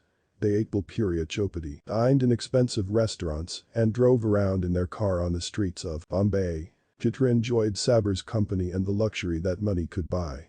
He was a divinely prescribed antidote for her otherwise bitter life. Life in Congress House was depressing, and Saber's presence made her forget it for a while. Her meetings with Saber barely lasted for a couple of hours, as he had his family and business and he was always in a rush. But whenever he dropped her off at Congress House, she was left feeling overwhelmed. She could not help but confide in her friend Nanda about her passionate encounters with him. For example, she said, one day Saber had bought a cone of ice cream from the chopati sea face and dumped the whole thing on her face before licking off the cream in full view of the public, even as Chitra shrieked in horror and delight. Nanda envied Chitra, though she never told her as much. Nanda wanted a man like Saber. There were no fairy tale endings in their lives, but a lover could help alleviate the pain of the life she lived. As Chitra kept filling Nanda with stories of her blossoming love life, Nanda lapsed into depression. And then one fine day, a tall, handsome Pathan walked into her life. Amirzada befriended Nanda with a purpose. But Nanda, in her hunger for a real lover, failed to see through his designs. Amirzada had learnt of Saber's interest in Chitra and knew that she was the key to Saber. When he learnt that Chitra was completely smitten with Saber, he latched on to her friend Nanda. Amirzada's entrance into Nanda's life filled a long pending void in her life, as he wooed her in just the manner she imagined Saber had romanced Chitra. The red light area lives up to its image, nothing lies hidden here for long. In no time, Saber learnt about Nanda's relationship with Amirzada. But even though Amirzada was a former foe, he thought the past was well behind them. In the meanwhile, Amirzada began to keep tabs on Saber's movements for Nanda. One evening, he called Nanda and told her he wanted to spend a night with her. Nanda was elated, but then she thought of her best friend Chitra. Lately, Chitra had been quiet. Nanda had not seen Saber visiting her for a long time. Mindful of Chitra's pensiveness, Nanda asked Amirzada if she could bring Chitra along. When Chitra overheard Nanda's conversation, she immediately interjected, saying she would not be able to make it as Saber was visiting her at night and they had planned to go out. Unwittingly, Nanda relayed the information to Amirzada. The Pathan did something Nanda did not figure out until the next day. He told her he could not make it and slammed the phone down. Nanda was left holding the phone, surprised and disappointed. As there are restrictions on timings at Congress House, clients and visitors cannot stay in after 12:30 a.m. So, whenever Saber was late visiting Chitra, he took her out on a long ride. This particular night, on 12 February 1981, at around 1 a.m., the two left in his white Premier Padmini Fiat. At night, he had just returned from Shahnaz's periodic medical checkup. She was in her 7th month when he had got a call from Chitra, who told him that she was missing him. Saber left immediately, telling Shahnaz he would be back in the morning. For Shahnaz this was now routine. Saber kept disappearing, night after night, on flimsy pretexts.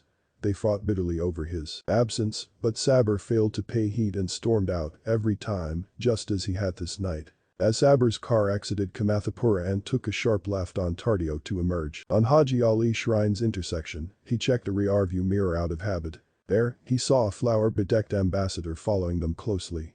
A newly married couple, he thought and smiled. It was past midnight and Chitra, sitting beside him in the car, was in a mischievous mood, putting him, in turn, in the mood for love. Suddenly, Saber's attention was drawn to the fuel meter. He cursed under his breath and looked around for a petrol pump to refuel his vehicle. After several failed turns, he remembered that there was a gas station at Prabhadevi a few kilometers away. He just hoped his car would pull through the 4 to 5 kilometer distance. Suddenly, he noticed that the wedding party was still following his car. Were they going to the suburbs? What were they doing while he kept zipping in and out of smaller roads looking for gas? The flower-bedecked car was, in fact, his cortege. There was no bride or groom in it, only agents of death who were stalking him. They were actually following a well-laid plan, hatched the same evening. The car had Mamur Khan at the wheel, Amirzada, Alamzeb, Manohar Serv alias Manu Serv, and others. They were carrying assault guns, rifles, pistols, swords, and choppers. Serv used to devour James Hadley Chase paperbacks, and he was the one who outlined the plan to finish off Saber that night. The trick of decorating the car with flowers and giving it a celebratory look, even, was Serv's. The pursuers knew they would have to intercept Saber at some point after tailing him for a while, and the flowers would allow them access to him without his getting suspicious. Saber spotted the Servo Care petrol pump at Prabhadevi and drove his car in. As he rammed on the brakes, his heart went wild, thumping away with alarm and fear as he saw the white ambassador screeching to a halt behind his car. He asked Chitra to get off at once and groped for his gun. But Saber was seconds too late. 5 armed men jumped out of the white ambassador and surrounded Saber's car. Slowly one of them opened the car's passenger's door and extricated Chitra, who was quaking with fear, her face ashen. Saber's limbs were frozen, his throat dry, even as blood rushed into his brains, everything seemed to blur. Guns began to spew fire then, shattering the windscreen and piercing Saber's body. The gangsters' screams of pain and agony lasted only a few seconds, so powerful was the assault. Years later the gas station attendants and the neighborhood would recall in horror the cold-blooded killing and the endless screams of a woman. No one could keep account of the number of bullets fired on Saber that night, but the autopsy recorded a total of 9 bullets extracted from his body and 19 from various cavities in the car seats, carpet and metallic frame of the vehicle. As Saber slumped, his forehead on the steering wheel, one of the killers whipped out a Rampuri knife and slit his wrist. By then Saber was beyond any pain or sensation, however. Blood simply gushed out of his wounds like a river in spate. Even his expensive white leather shoes were soaked and softened. The slaying of Saber went down in the Bombay police annals as one of the most violent and brutal mafia killings the city had ever witnessed. One of its witnesses drew a parallel with the mythological Abhimanyu in the Battle of Mahabharat, surrounded in stealth and killed without being allowed a proper defense. The victorious band of killers got into their ambassador and headed back towards town immediately afterwards. Within 15 minutes they had reached JJ Square and veered onto Pakmodia Street. It was pitch dark and the denizens of Dawood's fiefdom lay fast asleep when their car halted outside the imposing broad iron gate of Musafirkhana. The 5 gunmen, ready to finish off the Dawood group's upper echelon, got out of the car muttering, "Ajiska Kisab I, Hamam Kar Detain, let's finish him off today itself." The high of shooting Saber had led them to feel invincible. They began to mindlessly fire at the iron gate without targeting any particular person or place. The silence of the night was shattered with the hail of bullets. Suddenly, the assailants realized they had emptied their gun and hastily began to reload. But someone from inside Musafirkhana sprung a surprise on them. A volley of bullets was fired from within the gates. The killers ducked for cover, looking at each other in surprise. They had never expected retaliatory fire at this hour of the night. The gunman was Khalid Pahelwan, who was firing from the first floor from behind a pillar. Khalid had been awake since the time Saber had left. The moment he saw the ambassador coming to a screeching halt, he had grabbed a gun. The Khans were a bit rattled at this rallying. They decided to leave as they had already won a major victory that night. This assault was only a bonus. By then, Dawood and his men had taken their positions and were ready to launch their onslaught. When they saw the ambassador backing off, they started firing, bullets hitting the boot and the bonnet and breaking its glass windows. Speeding off, the Pathans somehow managed a safe passage. The gunfire had woken Musafirkhana and the gang members were now assembled outside the gate. Dawood noticed that one key man was missing, his brother Saber. Dawood's first fear was that he had taken a hit from one of the bullets.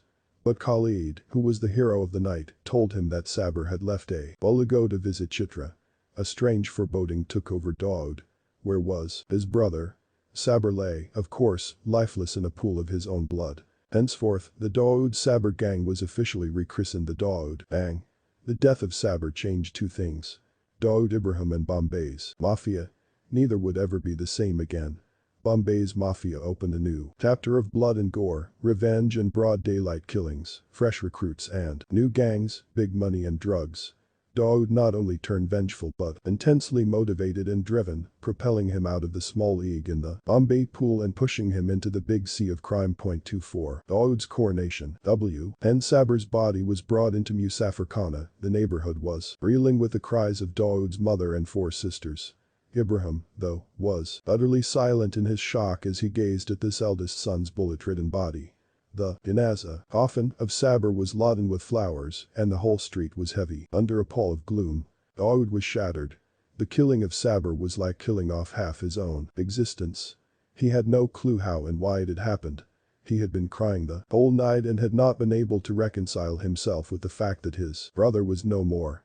But he had to take charge of his emotions, he had to complete the last rites, and he was the only one who could take care of his family. All his brothers were rallying around him, but in tears. Karim Lala, Haji Mastan, and even Bashu Dada, who, respectively, may not have liked Dawood or had had a tiff with him, had come for the funeral rites and offered their condolences to Ibrahim Kaskar and Dawood himself. In the midst of his grief, Dawood took note of the visitors who had come for his brother's funeral. This scene was to stay in his memory for a long time. Dawood would use it to know who was on his side and who were his enemies. The final rites were performed on Saber, and he was given ghusl, the final bath given to a dead body. He was borne away in the coffin, draped in a sheet which bore the holy names, and a huge crowd followed the funeral procession. It wound its way from Musafirkhana on foot and went to the Bada Kabristan at Marine Lines, Chandanwadi. Saber was buried, and the police had to call in extra forces to ensure there were no law and order problems. Shops were closed, if not out of reverence for Saber, then out of fear of violence.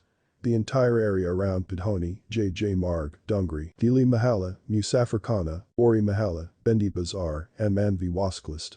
This was the killing of a gang leader, and that too the brother of Dawood, Ibrahim. A major, unprecedented event. Everyone, from the dons to the cops, was on tenterhooks about the repercussions of this tragedy. After burying his brother, Dawood returned home and went through the last rites of the dead, at the same time trying to plan his next move. He had, of course, figured out who was behind his brother's killing.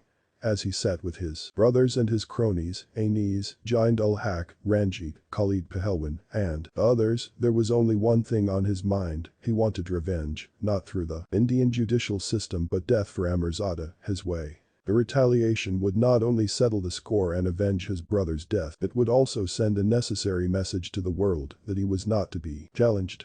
The harder Dawood thought, however, the tougher he found it was to think straight. He was confused, and with each passing day he was getting madder and madder. At the same time, his father and his friend Karim Lala, as well as others, were of the opinion that Dawood should give up the thought of revenge. A shattered Ibrahim Kaskar even met the then Chief Minister A.R. Anchale for expeditious investigation into the case and arrest of the killers. The Kaskers were hopeful of the chief minister's intervention not only because he was a Muslim, but because he hailed from the Konkan region. But nothing happened. And though Dawood knew that Amirzada and the Lamzab were involved in the killing, he did not know where they were. The cops too were hunting for them, but Dawood wanted to beat the cops to Amirzada and finish him off for good. After many months of chase, the cops finally managed to arrest Amirzada. But this did not satisfy Dawood. He wanted revenge, even if the man was behind bars. Dawood felt that courts could never give justice to the people. He realized that it was quite possible that the lone eyewitness, Chitra, could be bought or intimidated. Due to the lack of circumstantial evidence, Amirzada might well walk free. Even if the lower courts convicted him, he could go to the higher courts and then to the Supreme Court, where he was likely to be released. Years would pass and Dawood would remain indebted to the soul of his slain brother, Sabr. In his own eyes too, he would be a weakling who could not avenge his brother's death. Finally it was suggested to him that he should outsource Amirzada's killing. In this way, he would not only stay clear of the murder, but also ensure that the man who killed his brother did not live. Lots of names were thought of, including those of some foreign killers, some even from the Italian Mafia. But he could not really decide on the person who would avenge his brother's death. There was a brave man called Rajan Nair, someone soon suggested, in the northeastern suburbs. He could arrange for the killing of Amirzada even if he were in jail. And since Nair lived in the far eastern suburbs of the city, nobody would be able to connect him to Dawood, achieving the purpose of taking revenge without it being traced back to him.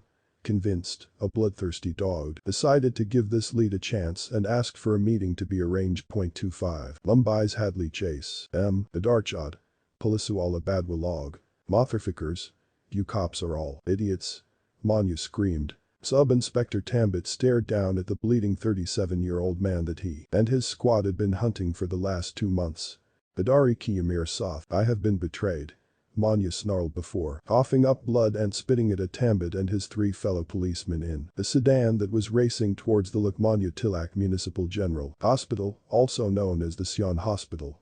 In his final moments, the gangster, infamous for his violent ways and bitter hatred for the police, seemed to be spewing his venomous loathing at the system that he claimed was responsible for making him the criminal that he was. The car hurtled towards the hospital as the policemen kept up their efforts to save the man that they had just shot 6 times. The victim of Mumbai's first encounter kept up his tirade against the police till the last bloody hiccup took away his life. At Sion Hospital, he was declared dead before admission. The man was Manohar Serve, Akamanyu Serve, one of the most feared gangsters of Bombay, who eluded the police for over a decade before being shot to death in the city's first encounter. Manu Serve had always claimed that he had been wronged by the police and his older brother Bhargav Serve, and he maintained his stand to the very end. Bhargav was in the illicit liquor business and was always addressed as Bhargav Dada. With time, he began to take his Dada tag seriously and started working as a recovery agent for businessmen and financiers. In 1969, Manu was named as an accomplice in a case against Bhargav in which a businessman from Prabhadevi was beaten to death with hockey sticks and bamboo shoots for not returning the 50,000 rupees that he had taken from a financier. The death of the businessman created outrage among the entire businessmen's community in the Datar Prabhadevi area, and they all went on strike for 3 days, bringing the bustling commercial area to a standstill. The police, realizing the seriousness of the situation, acted swiftly. When Manu was arrested, he claimed innocence and to protest the injustice, went on to stage a hunger strike at the Yerwada Central Jail, where he was lodged after being convicted. He was subsequently admitted to Sassoon Hospital after he developed severe health problems. On 24 November 1979, Manu's close friends Bajirao Bajapatil and Sheikh Munir visited him at the hospital. There, they threw powdered chili into the eyes of the policeman guarding Manya, who promptly jumped out of his bed and fled. A BA grad from Kirti College, Manya had a somewhat unique trait among his fellow gangsters. He was an ardent fan of James Hadley Chase. So much so that, before almost every heist, robbery, or murder, he would spend hours working out the details of the job, using ideas and material from the books. From bank heist to orchestrating hits to actually carrying out murders, every single aspect of the job would be meticulously planned by him. After his escape, it was time to move on and establish himself as a name to be feared. Manya went on to build a gang of 10 to 12 men, with Sheikh and Bajrao as his two chief lieutenants. Over the next 2 years, he terrorized the people of Bombay with the most violent crimes that the city had ever witnessed. He robbed banks, held people to ransom, and brutally assaulted those who dared to oppose him. Even his own friends were not safe from his rage. The shock mistaker and Poppy Paddle were two such victims. On separate occasions, Manya asked them for money, a steady supply of which he always needed as he was constantly on the run. Both of them refused, with brutal consequences. One evening in 1979, Manya strolled into a gymnasium in Mahim. The gym was just beginning to fill up.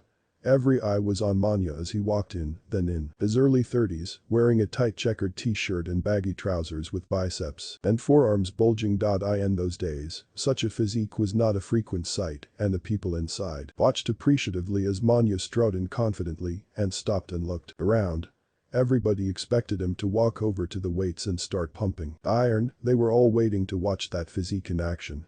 Nobody was prepared for what was going to happen next, though. Manya cast his eye around until he spotted Paddle, who too had noticed the gangster stroll in. Manya walked up to him and stood looking at the anxious man. For a moment, eyes locked in a ferocious battle.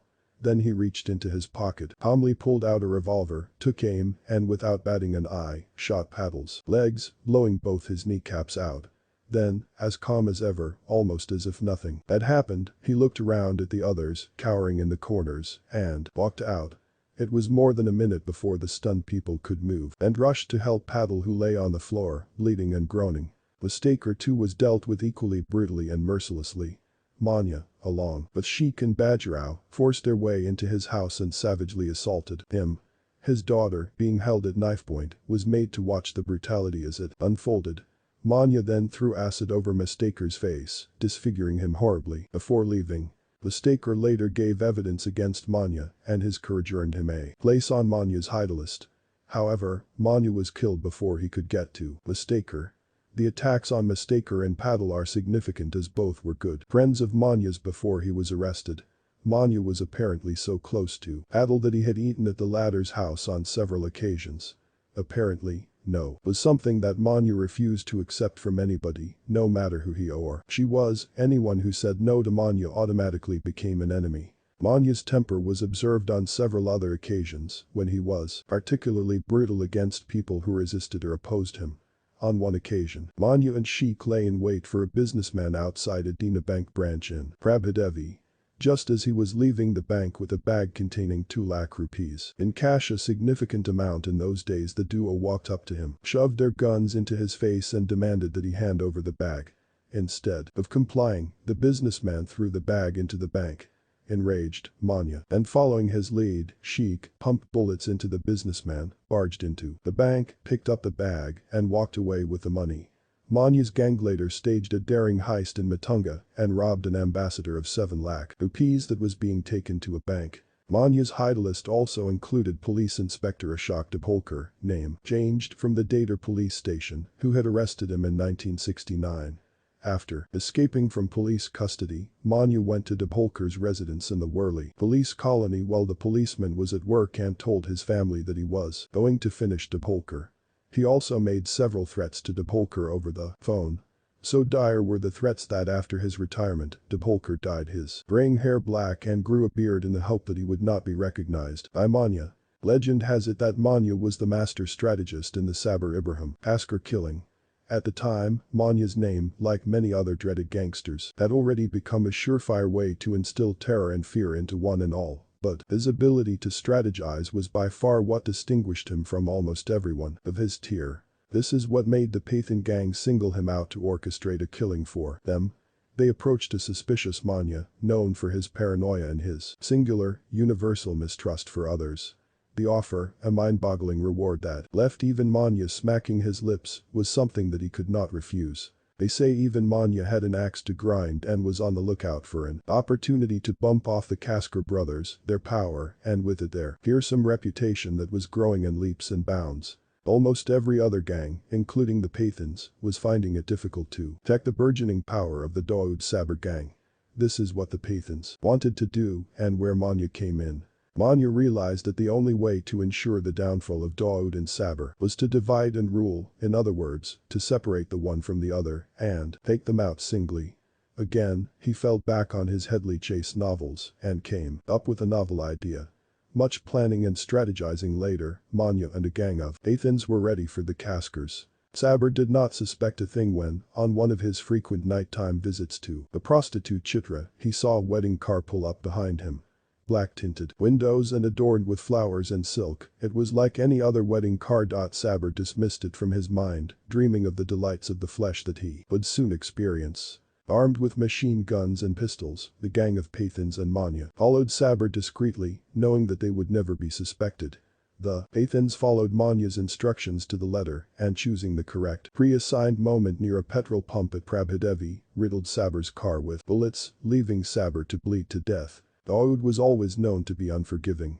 He decided to avenge his brother's killing and eliminate each and every person involved in the murder.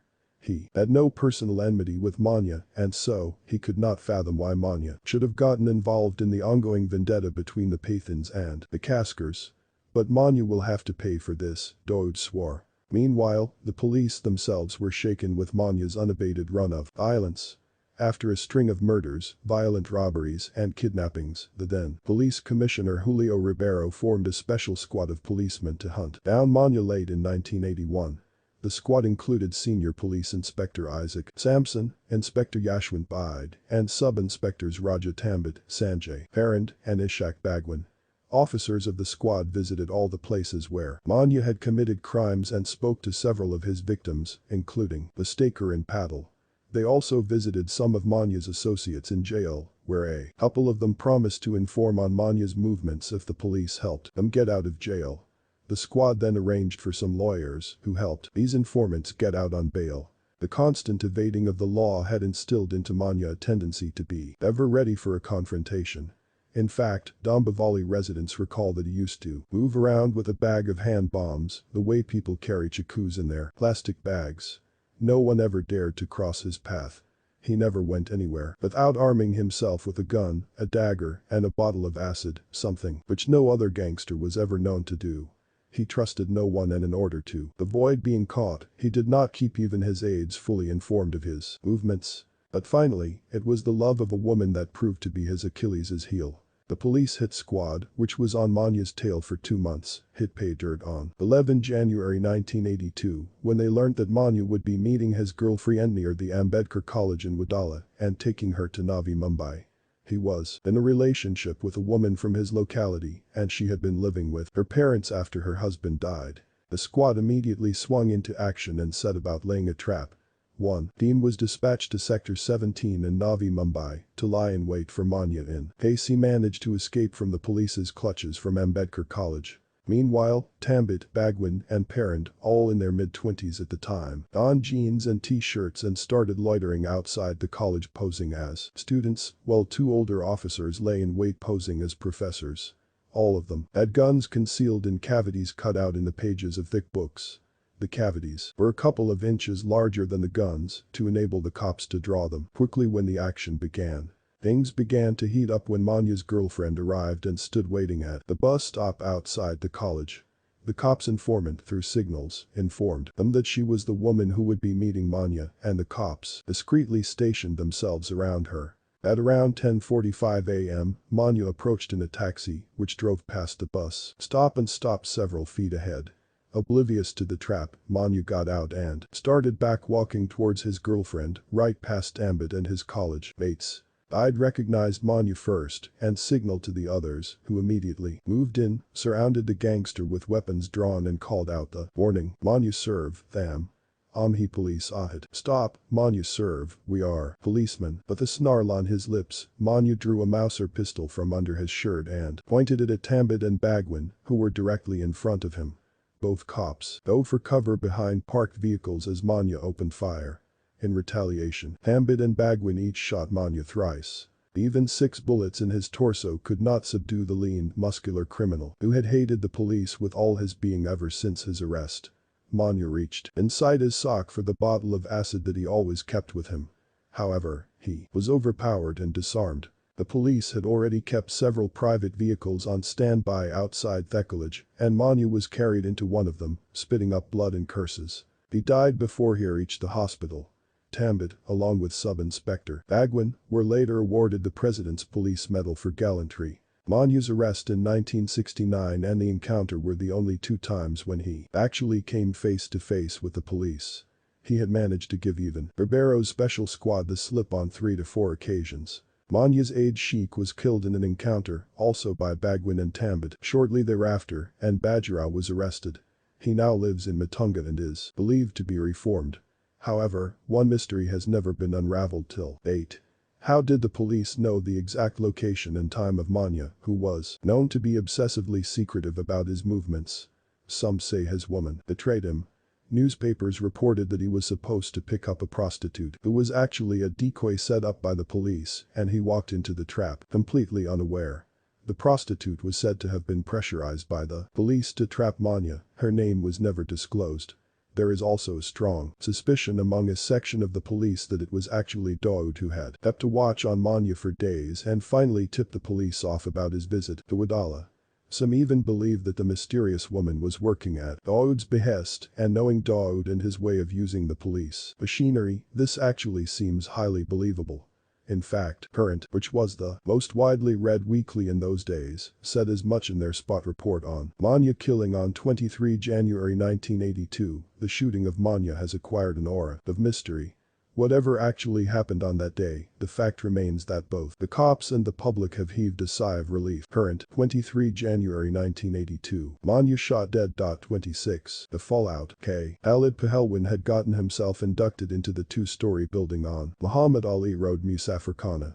Dawood deemed him loyal and trustworthy enough to live with him and his brothers, and after the death of Sabir in February 1981, they both became closer, almost like blood brothers. Khalid was an intelligent man with a sharp eye for detail.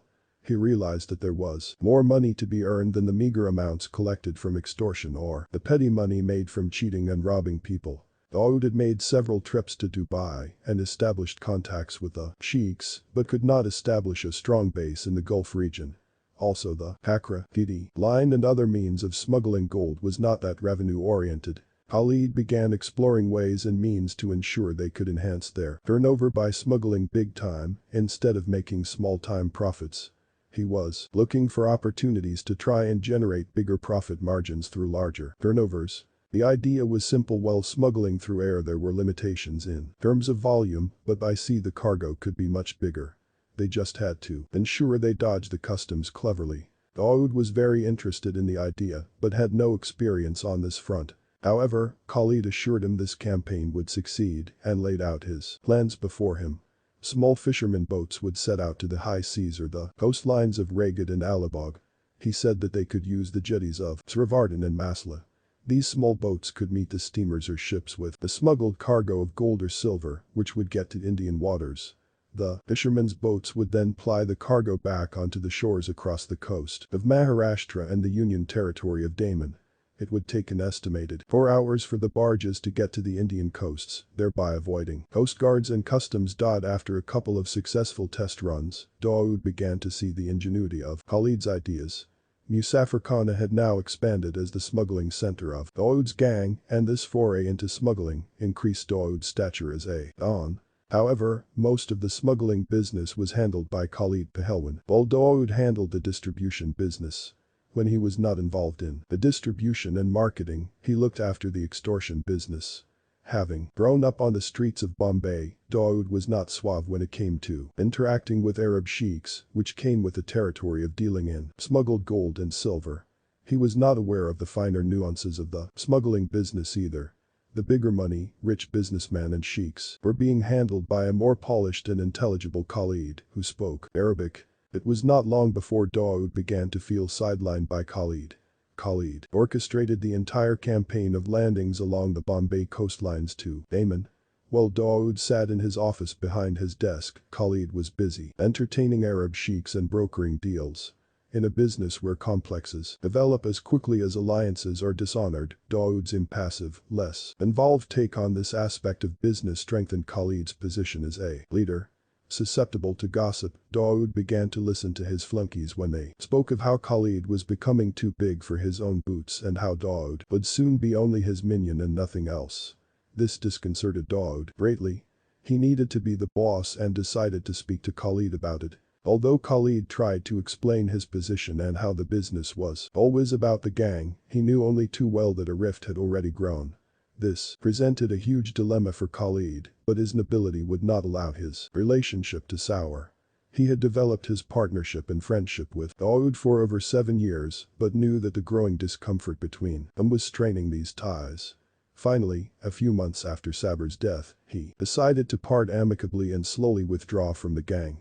Planning to retire with his wife and child, he bought himself a bungalow in Karalba, New Delhi. Dawood heard about this but did not discourage him.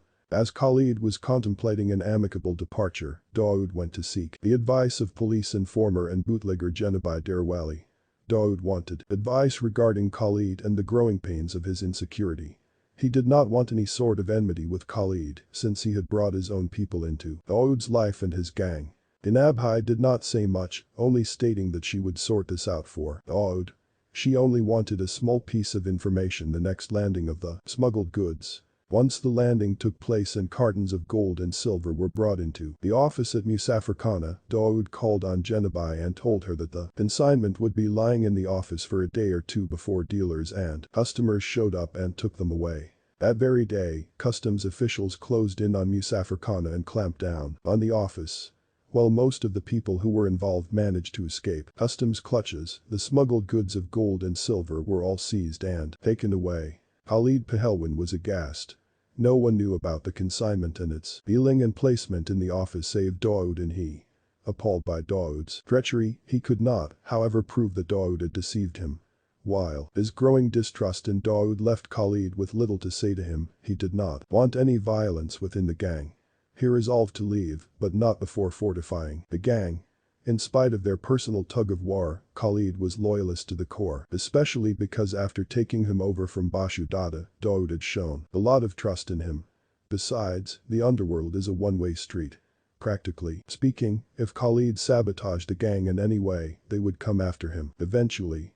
This way, he could protect himself from Dawood's ire and at the same time protect himself if rival gangsters came after him. He looked around at his men and thought to himself, why not have non-Muslim members as well? His rationale stemmed from the fact that Dawood's arch-rivals the Pathans were also a Muslim gang. Both gangs were vying to be on the right side of Allah and be the righteous gang.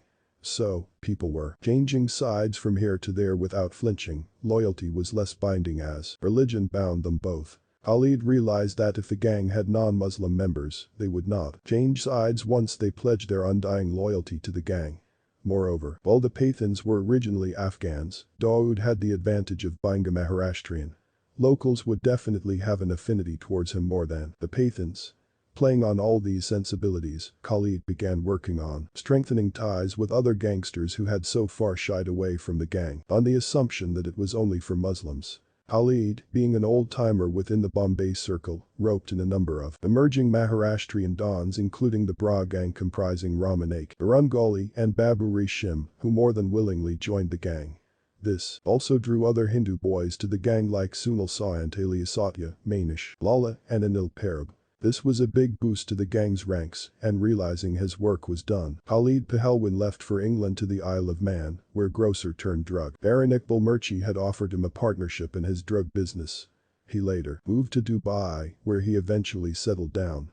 In the future, he would meet Dawood fleetingly at parties and such, but the two never shared the kind of bond that they had had earlier. In the meantime, Dawood grew stronger with the passing of each day.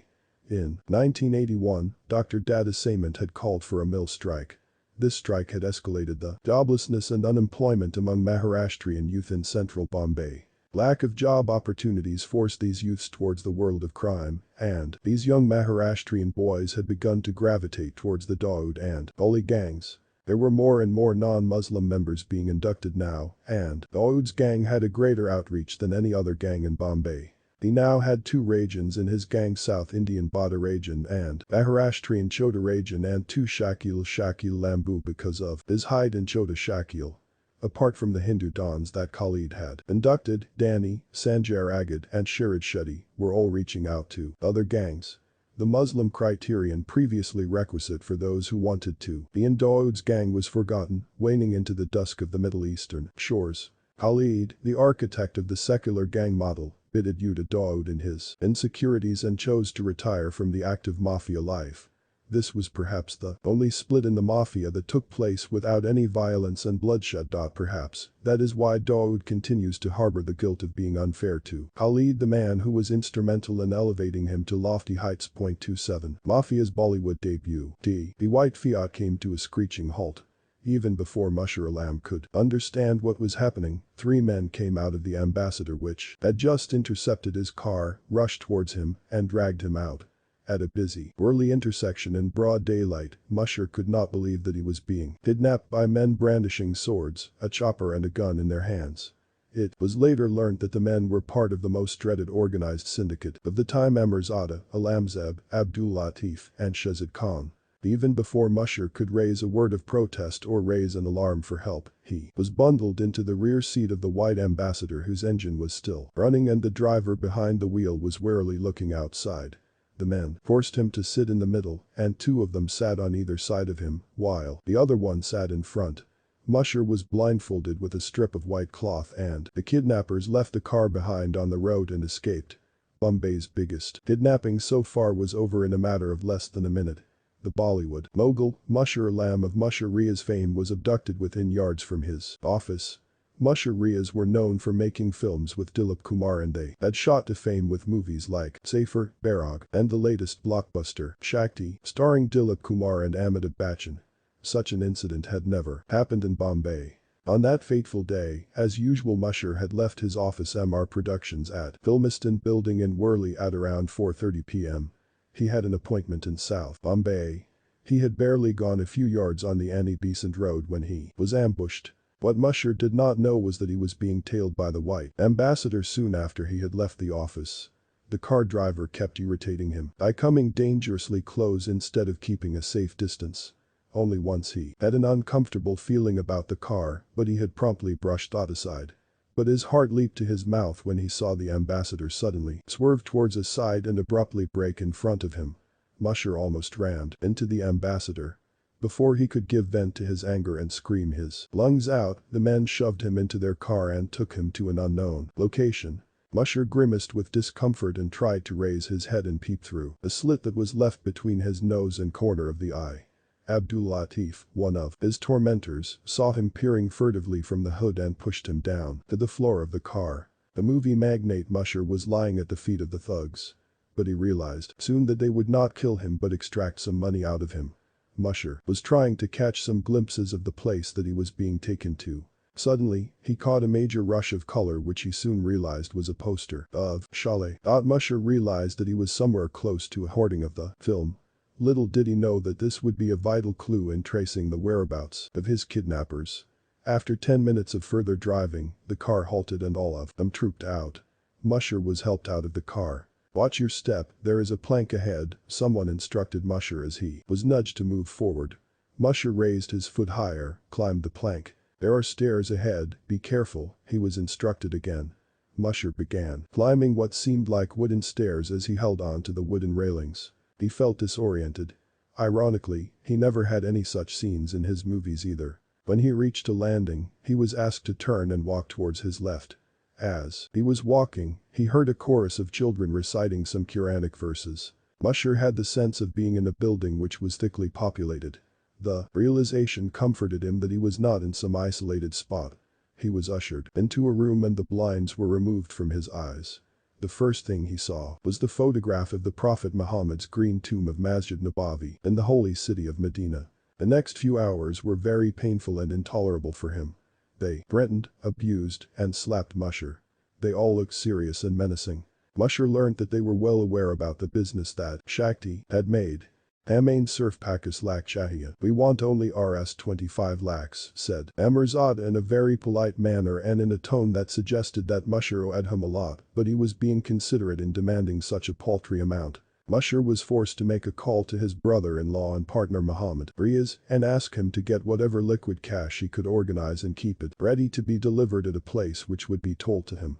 Obviously, he was not supposed to seek any kind of help from anyone, including the police. Riaz agreed, and in the evening at around 9 p.m., Riaz and Harish Sugan delivered 2.80 lakh rupees in cash, which was what he could put together in the short time. The Amirzada and the Lamzeb. Musher was reunited with Riaz and the nightmare had ended. 28 Pathan in Patharwali building. Sub-Inspector Ishaq Bagwin had just joined the crime branch. He had been in service for over half a dozen years now, being an officer from the 1974 batch. But he was restless and wanted to do something soon. He was still reeling with anger over the way Saber had been shot dead at a petrol pump by the Pathans, and the crime branch could not make much headway except for the intelligence that the Pathans, namely Amirzada and the Lamzeb, had killed him. For Bagwin, this was a blatant assault on the pride of the police machinery. The crime branch was known as DCB SID, Detection of Crime Branch, Criminal Investigation Department, and Bagwin was faced with a fresh challenge, the latest kidnapping. Film producer Musher Ahmed and his brother-in-law Riaz Ahmed were big names in Bollywood. The daylight abduction of Musher at the crowded junction of Worli Seaface was a major blemish on the reputation of the Bombay cops. Not only did the intelligence of the police network fail, they remained totally clueless about the entire incident and the payment of ransom money until thespian Dilip Kumar himself strode to the crime branch headquarters and met senior police Inspector Madhukar Zen to register the filmmaker's abduction. Dilip Kumar, along with Musher, had visited the police headquarters and met Police Commissioner Julio Ribeiro. He apprised him of the whole incident, and Ribeiro immediately summoned Zen to his office, assigning the case to him. Zen subsequently spoke to both the actor and filmmaker and respectfully escorted them to the crime branch so he could take down their statement and launch the investigation. Bagwin was inducted into the investigating team and he sat in on the statements of Musher and Dilip Kumar. Musher gave a description of the whole incident, how his car had been intercepted and he was bundled into another ambassador and blindfolded, then taken to the first floor of a building and thrown in an office-like place. Looking for some kind of clue, Zend and Bagwin tried to coax some details out of Musher. As a filmmaker, Musher was always alert to details, and as he recalled the incidents of that day, he gave some very vital clues to the cops. For example, he had managed to see through a slit in his blindfold a huge poster of the film Chalet while he was being driven through the city. After he saw the giant poster, the car took approximately 10 to 12 minutes to reach its destination. Once he was dragged out, he stepped on a wooden plank on a small platform which led to a flight of wooden stairs. As he was made to walk down a corridor, he heard a chorus of kids reciting Quranic verses, giving an indication of a madrasa on the same floor. Bagwin meticulously took down details in his diary, but his mind had already begun working. A theater with a giant poster of Chalet, after that a car drive of 10 to 12 minutes, an old wooden style building, a chorus of madrasa kids. Immediately, he alerted all his informants and began working on his intelligence network in the city. At the time, Bagwin was known to be the most resourceful cop in town. As he sat, immersed in a file, he got a call on his direct line. Moving swiftly, he dashed towards the phone before any of his colleagues could. Bagwin Sahab, Salam Alaikum, greetings, a voice said. Bagwin replied, Han bol, kid hertha itna din. Yes, tell me, where have you been all these days? It was Bagwin's informant, Badruddin, known as Badr. Bagwin chided him for not keeping in touch. He was pushing him to help provide leads for an opening in this case. In police terminology, opening a case means solving a crime or detecting a felony. Badr said, Sahab, ek Kabir Hai, ek Padaliko. Sahab, write down this address. That filmmaker Musher was kept in Kadar building in Kamathapura, which houses the office of Alamzeb. Aki Kabir Hai, yeah. Are you sure, or? Asked Bagwin. When a cop asks, Aki Kabir, he actually intends to find out whether the news has been verified. Sahab ekdum sat aka. Yes sir, 100%. Badr replied. Bagwin lost no time in replacing the phone, asking the orderlies to get the raiding party ready and leaving the premises of the crime branch. Before leaving, he informed his senior Zen that he was off to Kamathapura. The sight of police vehicles patrolling the seedy bylanes of Kamathapura is common to its pimps and prostitutes, so no one really raises an eyebrow when they see cops here. They could be seeking PAFTA, protection money, or executing a small raid. But this was no single cop on a bike or just one police jeep. Here were two jeeps and a police van. The police party seemed to be prepared for any eventuality. As the police fanned out over the 5th lane of Kamathapura and cordoned off the area, Bhagwan himself barged into Kedar building, first floor office of the Lamzeb's headquarters. The well-furnished, gaudily decorated office was empty except for Salim. Salim was a new convert, earlier known as Sania Bangi, sweeper, and had converted after his marriage to a Muslim girl. He used to look after the upkeep of the office and did errands for Alamzeb, Amirzada. Bhagwan took Salim into his custody, driving him back to the crime branch. Salim was a tough nut to crack, but as it is said among cops, is Patharwali, building mine Pathar by Boltain Hain. Even the toughest nuts crack in this Patharwali, building in underworld parlance. Within hours, Salim had begun to sing. He admitted that this was the place where Musher had been confined during his captivity. But he could not provide any leads to the cops on the Pathan duo's whereabouts. He did say that Alamzeb's father would know. Bhagwan immediately went to Ali building on Duncan Road, where Alamzeb's aging father, Genghis Khan, lived. Khan was placed under detention and finally, after realizing his position, the old man cracked, giving the police an address where they could find Alamzeb. A police team led by Zind sped to the Kalyapur area of Ahmedabad. They had only two important leads from Salim and Genghis. A white ambassador with number plate Guj 7999 and a Matka gambling den behind a hotel. Even as the cops were sweeping the area for a Matka den in Dariaganj, they found the white ambassador on the move. The police party began to follow the car. As Amirzada exited the car, the police party sprang on him and arrested him. The police also seized a huge cache of weapons which included 3 rifles of .12 bore, 14 revolvers of Chinese and German Mauser, make of all kinds .38, .32, and .22, and 300 cartridges. The police had not only arrested a kingpin who had engineered a filmmaker's kidnapping, but they had also nabbed one of the culprits in the most sensational gang war killing of the time. 29 Typewriter thief. Rajan Nair, J. Jails are supposed to detain people and deter them from further crime. In India, however, jails serve a purpose entirely opposite to what the criminal justice system purports to achieve. Sometimes, innocent people are turned into hardened criminals. People who are imprisoned mistakenly come out of jails with a crooked bent of mind, starting to think that the only recourse in order to move ahead in life is to commit further crimes. There are plenty of these examples in the annals of history of the Bombay underworld. The story of Rajan Nair alias Bada Rajan is one of those. In the mid-70s, Rajan Nair was a small-time tailor in a ready-made factory by the name of Hindustan Apparel in Thane. He was known to be very skilled. But after toiling 14 hours a day, he could take home only 30 or 40 rupees. Despite working for 5 years, he realized that he could not even get a proper house in Bombay and was getting nowhere. In the meanwhile, he was trying to court a girl. The girl was interested in Rajan and thought of him as a hard-working, honest man. But many a girl has a mistaken perception that she must be wooed by a flashy lifestyle. So, Rajan also wanted to lead a luxurious life and throw his weight around to drown her with gifts and marry her and settle down. But when he realized that his meager salary would not be enough to woo his girlfriend the way he wanted to, he tried to moonlight in several odd jobs like waiting tables and running errands for offices, but he really could not do much with his limited skills. One day, with his girlfriend's birthday approaching, Rajan became desperate. His salary was a long way off and when he asked for an advance, his bosses refused. Hopeless and despondent, Rajan decided he had no option but to steal. He stormed into the office and picked up the only valuable thing in sight, a typewriter. Rajan lifted the typewriter, put it in a gunny sack, and made off with it. He sold the typewriter in Bombay's Mutton Street, known as Chor Bazaar, and got a good 200 rupees for it. With this he could get a sari for his girlfriend. Rajan soon realized typewriters were used in all offices in Bombay and that the better or more sophisticated they were, the more the money they fetched. He did not have big dreams. He could have spent a lifetime stealing typewriters and make money off them in a small-time racket. But his luck was not to last long.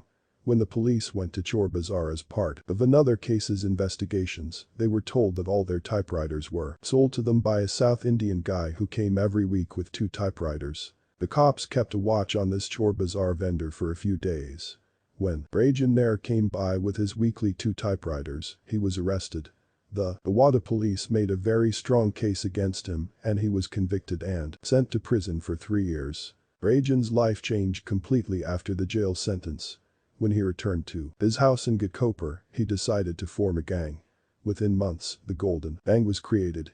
The gang ran its empire in the northeastern suburbs of Mumbai, which consisted of Ghakoper, Kember, Vikhroli, Mankad, Bandip, and the nearby areas. They began with extorting money from shopkeepers, restaurant owners, taxi drivers, rickshaw drivers, and others.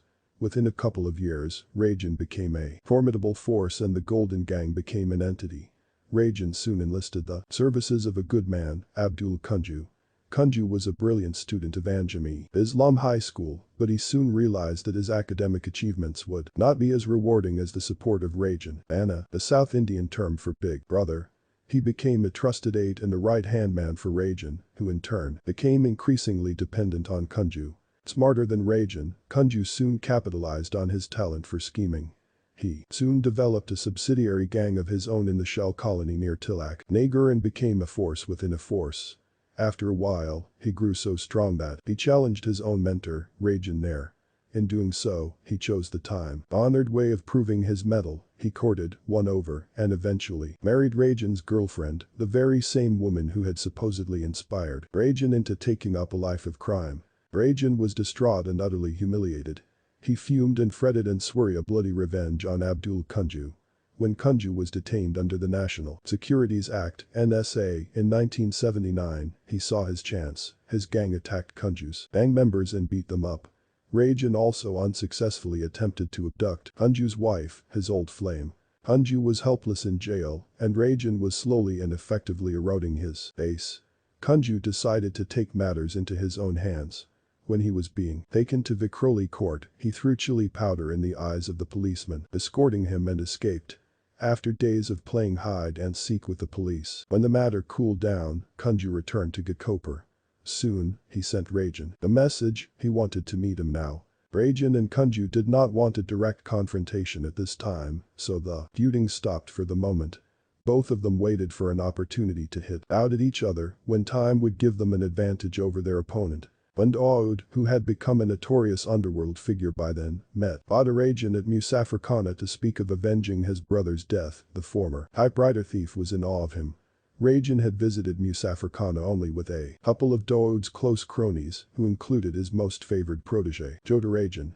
It was then that the two Rajans were exposed to the cloud and power of Muslim Mafia in the city. Rajan Anna could never have imagined that a don like Dawood would need his services. During the course of several meetings, Dawood opened up and revealed the nature of his trauma to Rajan Anna in an unguarded moment. It was never hard to understand Dawood's motivation to destroy the Pathan gang. They had done the unforgivable.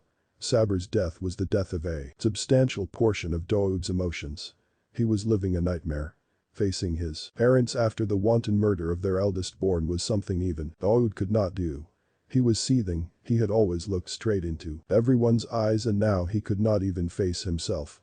He sought to calm himself down, but here was only one thing he could do. Kill Amirzada and Alamzeb. He turned to Rajan for solace, and the man, honored to be trusted with this task, soothed him and told him not to worry. He took it upon himself to find the man for the job. As the Don of Tilak Nagar in Kember, he did not have to look very far. He shortlisted 2 local candidates for the job, one, a small-time offender called Phillips Pandry and the other, a wastrel and loafer called David Devassayan Pardesi. Pardesi was a 24-year-old good-for-nothing, without a job, family, or a life in general. He survived on alms or the odd job. Work as a means of living was an idea that did not seem to occur to him. Rajan's eye was on this drifter as the man for the job. Rajan concluded that as Pardesi was pretty much expendable, he would be the man to shoot Amirzada dead in Bombay City Court. 30. Pardesi kills Pathan. His heart was thumping loudly. His throat was parched, his breathing irregular. His legs were quivering, and he felt as though he was going to collapse any minute. For Pardesi, everything was a blur, even if things were moving in slow motion. He was finding it difficult to focus and equally difficult to hold his gun. The brief Pardesi had was clear. He was supposed to shoot Amirzada and then jump out of the window. Pardesi clearly had no reputation as a sharpshooter. In fact, he did not even know how to hold a gun. Moreover, the thought of killing someone in broad daylight in a courtroom was preposterous. No one could imagine that someone could pull out his gun and shoot a gangster dead with a tight security in place. Court shootouts were unheard of in India in those days. It was a willing suspension of disbelief usually associated with Hollywood melodrama. Rajan was fully aware that there was no way to escape the court after a shootout. He also knew that once the police got their hands on Pardesi, the story would end right there. Pardesi had no family, hence no one would come to collect the money, nor would he have to deal with a distraught mother or sister. And Pardesi would ensure that Amirzada was out of the way. He could not think of a more foolproof plan. Hence, Pardesi, expendable if inexperienced, was commissioned. Pardesi had been taken to Ulva village in Uran. Ulva was a community of Konkani Muslims who regarded Dawood as one of their own. Its hills afforded seclusion and the shots of a practicing shooter were likely to go unnoticed here. However, Pardesi, in his trademark style, had not done anything constructive at the range. He had just fiddled around with the gun long enough to get used to the recoil. He lived off Dawood Ibrahim's money and rested most of the day, a life he was easily suited to. From time to time, Dawood Ibrahim would irritably inquire about the progress of the new trainee, and Rajan would soothe him in tossilence. Dawood firmly believed Pardesi was no good and made his displeasure apparent on several occasions. However, Pardesi's utility still served to seal the deal. Pardesi was a marked man with numbered days, but he was blissfully unaware of it. Finally, Rajan decided it was time. On 6 September 1983, David Pardesi was taken to the city court at the City Civil and Sessions Court. He was uneasy and sweaty. Wearing a loose shirt and trousers with his gun tucked in under his shirt, he walked around the courtroom ill at ease. The one thing that he did right was to evade attention. No one noticed a nondescript man walking around the courtroom. When the judge called for order and asked for Amirzada to be led into the courtroom, Pardesi took his revolver out. He tried to adjust his position to get a clear shot, but all he could see were the heads of policemen. He had been given strict orders to shoot to kill. Pardesi was supposed to jump out of the first-floor window into the waiting jeep after shooting. Rajan, his driver, Balaram Venugopal, and Ali Anchale were waiting below the courthouse to ensure that he did not end up in the policeman's hands. Pardesi's mind was blank as he tried to take aim at Amirzada. The policeman in front of him moved and suddenly, he managed to focus on Amirzada's forehead and fired. There was a dull boom in the courtroom and Amirzada collapsed in the middle of his cordon. Pandemonium erupted in the courtroom as people ran in all directions and the police tried to contain the situation. For a few moments there was utter chaos and Pardesi turned to run. However, Sub-Inspector Ishak Bagwin had caught sight of him. He whipped out his gun and fired. He took aim at Pardesi's neck and got him. Pardesi was down injured, but not dead. Bagwin rushed him to the nearby JJ hospital. Meanwhile, Rajan's men waited long enough to ensure the target was dead and rushed off. They assumed that as Pardesi had been shot, he would die too. But Pardesi survived. His injuries were not fatal. Pardesi made no show of bravado. He was not a gangster. He just wanted his nightmare to end. At the first suggestion of S.I. Bagwin, he turned into a police witness. He gave testimony against Rajan and Dawood, implicating both of them in the murder of Amirzada. Subsequently, Bada Rajan and Dawood Ibrahim were arrested. For Rajan, this had become a death warrant, as being a much smaller fry than Dawood, he did not enjoy the kind of protection as Dawood did and could be bumped off easily once out of jail. For Dawood, it meant that Mumbai was no longer safe for him. Bagwin took Pardesi under his protection and helped him start life afresh. But once an enemy of Dawood forever. Dawood pursued him everywhere.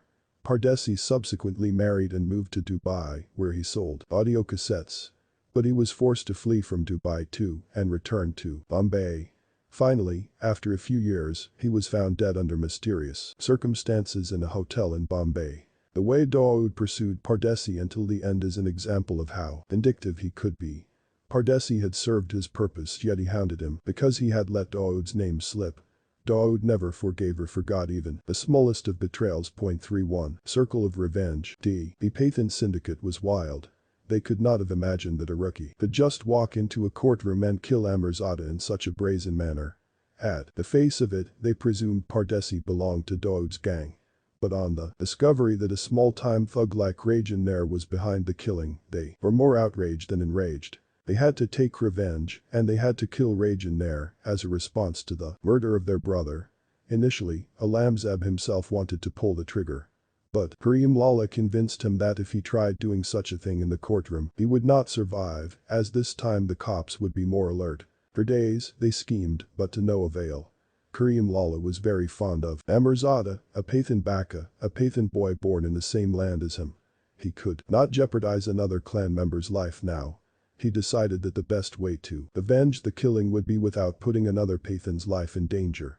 And the only way to go about this would be to hire an outsider. The Pathans did not have to work too hard to identify the right candidate. Soon they found the man for the job. Abdul Kunju. He had, of course, been an archenemy of Rajan Nair's for a long time, as double incentive. A message was dispatched to Kunju, summoning him to come and meet the Pathans in a hotel at Nanachok. When Alamzeb approached Kunju, he was delighted. Kunju had always wanted to kill Rajan and had been waiting for just such an opportunity and backing. With gangsters of the stature of the Pathans offering to join hands with him in killing Rajan, he was getting a great bargain. Kunju was a brilliant planner. It was for this reason that he had managed to upstage his former mentor in many ways.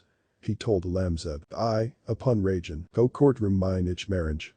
Jay's usnapki by tomorrow. I will kill Rajan in the courtroom itself just the way he killed Amirzada. This was the only way the cycle of revenge could be completed. Kunju also pointed out there was no point in hiring a professional hitman, as whoever pulled the trigger was sure to be caught. The police could not afford to be caught napping a second time. Kunju was confident that the task of locating a triggerman would be quite easy. Rajan had many enemies. They just had to locate one of them. Abdul Kunju personally launched a manhunt for someone who could kill Rajan Nair in port. After a couple of days of intensive search in the Ghatkopar area, Kunju and his men found a rickshaw driver called Chandrasekhar Safalika. Safalika was a victim of Bada Rajan's high-handedness and his atrocities. He hated paying the monthly hafta of 10 rupees to Rajan and his men. Moreover, one of Rajan's men was constantly making indecent advances towards his younger sister. When Kunju's men offered him 50,000 rupees, Supari, to kill Rajan, Safalika realized he could kill two birds with one strike.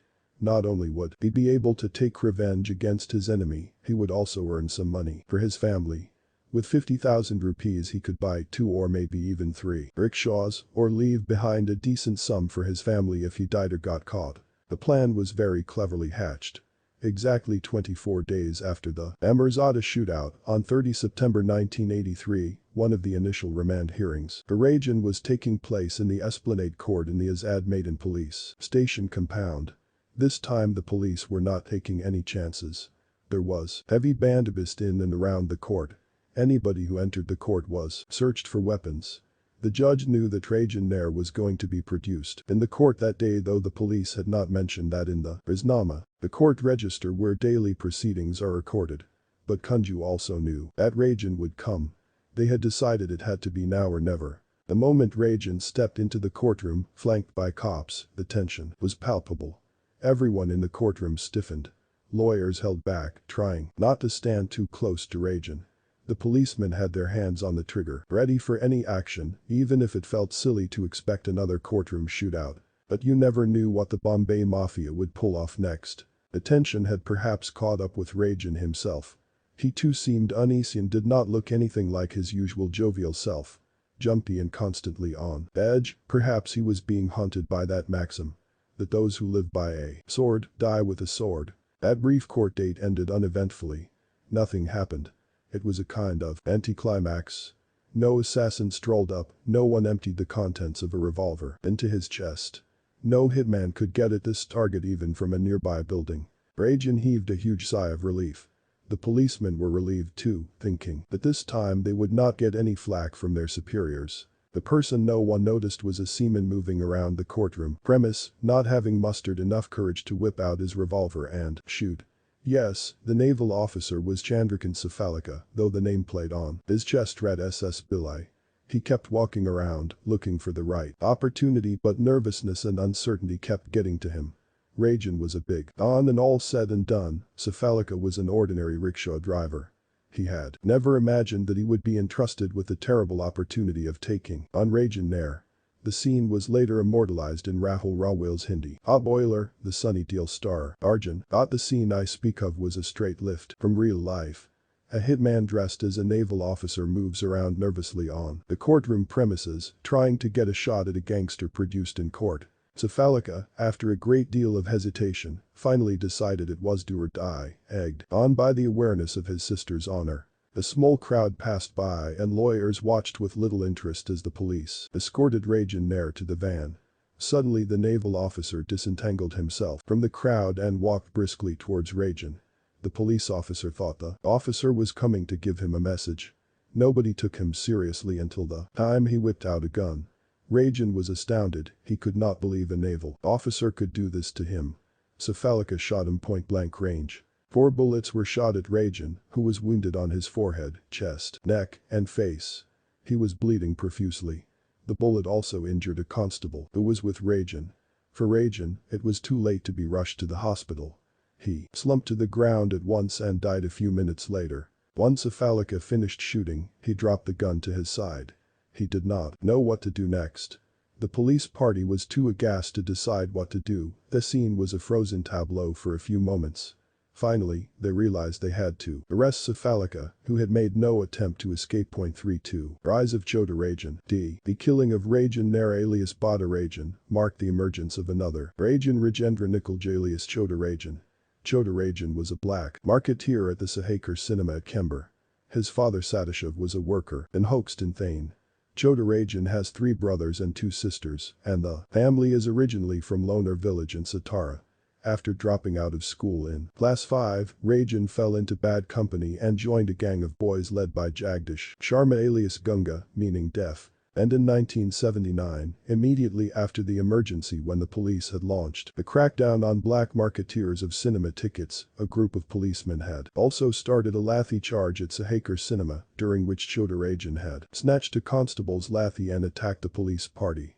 He had managed to seriously injure 5 cops and shot to infamous public attention soon after that. All the major gangs in northeast Bombay wanted Chota Rajan to join their gang. Slowly, rising through the ranks, he had joined the Bada Rajan's gang and, with Kunju's betrayal, had grown into his trusted aide. He knew that Bada Rajan always harbored a grudge against Kunju for stealing his girlfriend and knew that Rajan Anna wanted to settle scores with Kunju, but had never gotten an opportunity. When he heard that Kunju had gotten Bada Rajan killed in the court, Chota Rajan was livid. Kunju had underestimated the might of Rajan's men. The first thing that Chota Rajan's men did in Ghatkopar was to enforce an impromptu ban. In those days, parties like the Shiv Sena had not started organizing bans, and it was a concept almost pioneered by gangsters. Once the ban became effective, they began to hunt for Kunju, who had sought Alamzeb out for refuge. However, Alamzeb shooed him away. "You should be able to protect yourself. Now get lost from here," he reportedly told him. So Kunju was running for his life, and Chota Rajan was chasing him like an apostle of death. Wherever Kunju went, Chota Rajan seemed to know where he was hiding. Kunju managed several times to escape just before the two of them came face to face. Chota Rajan had taken charge of the gang by then, and for him, finding Kunju and killing him had become a matter of prestige. Finally, exhausted by the pressure and absolutely fed up of running, Kunju did the only sensible thing left. On 9 October 1983, Kunju went to the crime branch and surrendered. He felt that he would be much safer in jail than outside. But Kunju was not 100% correct. Chota Rajan had spent enough years with the Mafia and the police to know how to bribe officials and get work done. He pulled every possible string and paid every official who would accept money in his quest to nail Kunju. Eventually, Kunju began to fear for his life even within the jail precincts. When Chota Rajan heard that Kunju was supposed to be taken to Vikhroli court on 22 January 1984, he decided that this would be his best chance to ambush him. Kunju knew, of course, that Chota Rajan was after him and that he might attack him. For the Mafia, the real challenge is not only to get revenge, but also to replicate their enemy's action while getting this revenge. Bada Rajan's killing of Amirzada could only be avenged by the killing of Bada Rajan inside the court premises. If he had got bail and had been killed outside, it would not have been revenge in the absolute sense for the Pathans. Similarly, for Choudhury, killing Abdul Kunju while he was in custody was the only way of getting revenge. If Kunju managed to get out, then Rajan's vengeance would not be as effective. He wanted to kill Kunju on the court premises. Kunju was well aware of this age-old law of mafia revenge. He knew that his best option to evade Choudhury's attack was to remain in judicial custody and out of the courts as long as he could. So on 22 January, while he was escorted to the court, Kunju bribed the constables who were to take him to the court and pleaded with them to allow him to use his own car rather than a police van. He promised them that he would not attempt to escape. "I don't want to die. If I escape, Choudhury will kill me. I would rather stick with the police," he reasoned with the police party. He also tried to tell them that in a police van, he would be more exposed, while he would be less conspicuous in an ambassador. Kunju was wrong. After the hearing, as he was driven back in his car, the group noticed that the ambassador was being followed by another car. Kunju could not believe his eyes. Choudhury had been one step ahead of him. He was following the ambassador instead of the police van. As Kunju was about to regain some control of the situation, his car stopped at a signal near Kember. Just then the car pursuing him swerved alongside and its occupants started to fire at him indiscriminately. Kunju ducked, as did the policeman. The idea was for Choudhury's people to fire a hail of bullets and escape immediately without provoking the police party to fire back. So they opened a volley of bullets, and the moment the traffic began moving, they escaped. The firing party did not know that Kunju had managed to get only one bullet in his shoulder and that one policeman had taken a hit too. Kunju had survived again. After this attempt on his life, however, Kunju became paranoid. He began seeing Choudhury's men everywhere. Policemen recall that even in jail he sometimes woke up covered in sweat and screaming with fear. For months, nothing happened. The police thought that perhaps Choudhury had given up. But Kunju was still unable to relax. He knew that Choudhury would not give up until his honor was vindicated. He would be waiting for the next opportunity to present itself. The Rajan killing had been carried out in September 1983. But for months, Choudhury had kept trailing Kunju, proving that the frenzy of wanting revenge never wanes. The next attempt on Kunju's life was on 25 April 1984 when Kunju was being taken to JJ Hospital by a police party for treatment of his shoulder. He had been going to JJ Hospital regularly and the police never expected any danger from the nurses, doctors, or patients. Choudhury's charisma and courage came from the fact that he almost always managed to surprise policemen. As the police party escorted Kunju to the doctor's cabin, a patient who was sitting outside the cabin on a bench stood up, drew off his plaster of Paris cast from his arm and took out a gun, letting loose a volley of bullets. Another patient was killed, but Kunju escaped with a wound on his shoulder. Kunju had managed to escape yet again, miraculously. But this move by Choudhury had caught Dawood's attention. Dawood liked Choudhury's exploits and the way he had doggedly chased Kunju for months. He had heard about the boy while dealing with Choudhury in the matter of the Amirzada killing. And when he saw Choudhury's persistence, his planning and execution, he thought that it would be worth working with the boy. In Dawood's mind, nothing happened without reason and no one was involved with his operations without a plan or an agenda justifying their place in it. Dawood had something in mind for Choudhury. Dawood invited Choudhury to his gang headquarters in Musafirkhana and subsequently to join his gang. It is said that no mortal has ever refused the invitation of Dawood. Choudhury was no different. And soon after he joined the Dawood gang, Choudhury finally managed to get Kunju killed. It was sometime in 1987, at a small maiden in Kember.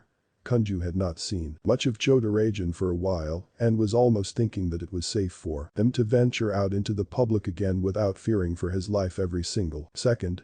Kunju and several of his men were playing cricket at the maiden, all of them dressed in white, just like professional cricketers of the time. As the game progressed, all the men's minds were on the game and nobody noticed some new people, wearing the same white uniforms, joined the players. Before anyone could realize that something was about to happen, the newcomers pulled out knives, pistols, and choppers and attacked Kunju. By the time Kunju's men rushed over to their boss, Rajan's men had literally slashed Kunju open and riddled him with bullets. All his men who rushed up were also attacked brutally and died horrific deaths like Kunju. It was all over in under a minute. And just like that, before anyone could raise an alarm, the attackers calmly walked away. Chota Rajan got his man. Eventually. 33. Enfant terrible. Samad Khan. Oh. October is considered the second summer in Bombay. The month marks the end of the monsoon and is the interim period before the beginning of winter. But these summer variations seem to have no impact on the insatiable libido of Samad Khan the Pathan. This particular evening, Shilpa Javeri was exhausted, spending an entire day struggling to organize a good meal for her man. But the moment Samad stepped into her flat, food was the last thing on his mind. He reached for her and groped her, growling, "First things first." There was no chivalry, no tenderness, and no caresses. As far as Shilpa could recall, his kisses were more like bites. Her clothes had been ripped apart with no glory in admiring her in her nudity. Pouncing on her naked body like a ferocious beast, Samad began biting her all over. Then Shilpa spat on him as they both stood there, consumed by unabated passion by the act. She slowly licked her own saliva off his body, sending him into a delirium of ecstasy as he did the same to her, spitting and devouring his own spit off her naked body as if that would bring her to the pinnacle of her orgasm. Samad had sex with several Muslim girls, but he found all of them to be coy and inhibited in bed. And while Samad liked Shilpa's boldness, she enjoyed his aggression. The couple seemed tailor-made for each other. Shilpa was a revelation, often stunning him with her natural flair to please him. Oblivious to their outraged neighbors, their moans and screams echoed beyond the closed doors. They had no qualms as they bared themselves for a no-holds-barred sex session. From the showers to the kitchen table where vessels and utensils were flung with as much fury as the abuses and the dirty expletives that Samad would hurl at Shilpa as he shoved her and himself into her in all their warped glory. Finally Samad would carry her lithe body, still wrapped around him, and fling her onto the carpet in the drawing room where he would satiate himself with animal-like passion. It was 4 October 1984. Bombay's streets were full of vibrant crowds, dancing and singing on the occasion of Dussehra, the day when Hindus celebrated the success of Ram over Ravan and the victory of truth over evil. People thronged the streets at Vallabhbhai Patel Road, and mindless of their surroundings, everyone was dancing in a mad frenzy. When Samad looked down from the 7-storied Sikanagar building, he could not help but reflect on the series of unexpected events that had unfurled that week. There will be very few Pathans like him. Abdul Samad Abdul Rahim Khan was known for his irrepressible ruthlessness, insatiable lust, and brutality. So much so that even his own ilk, the Pathans, did not want to remain associated with him. Bombay's largest Urdu daily, Inquilab, had read a clear-cut proclamation from his uncle, Karim Khan alias Karim Lala.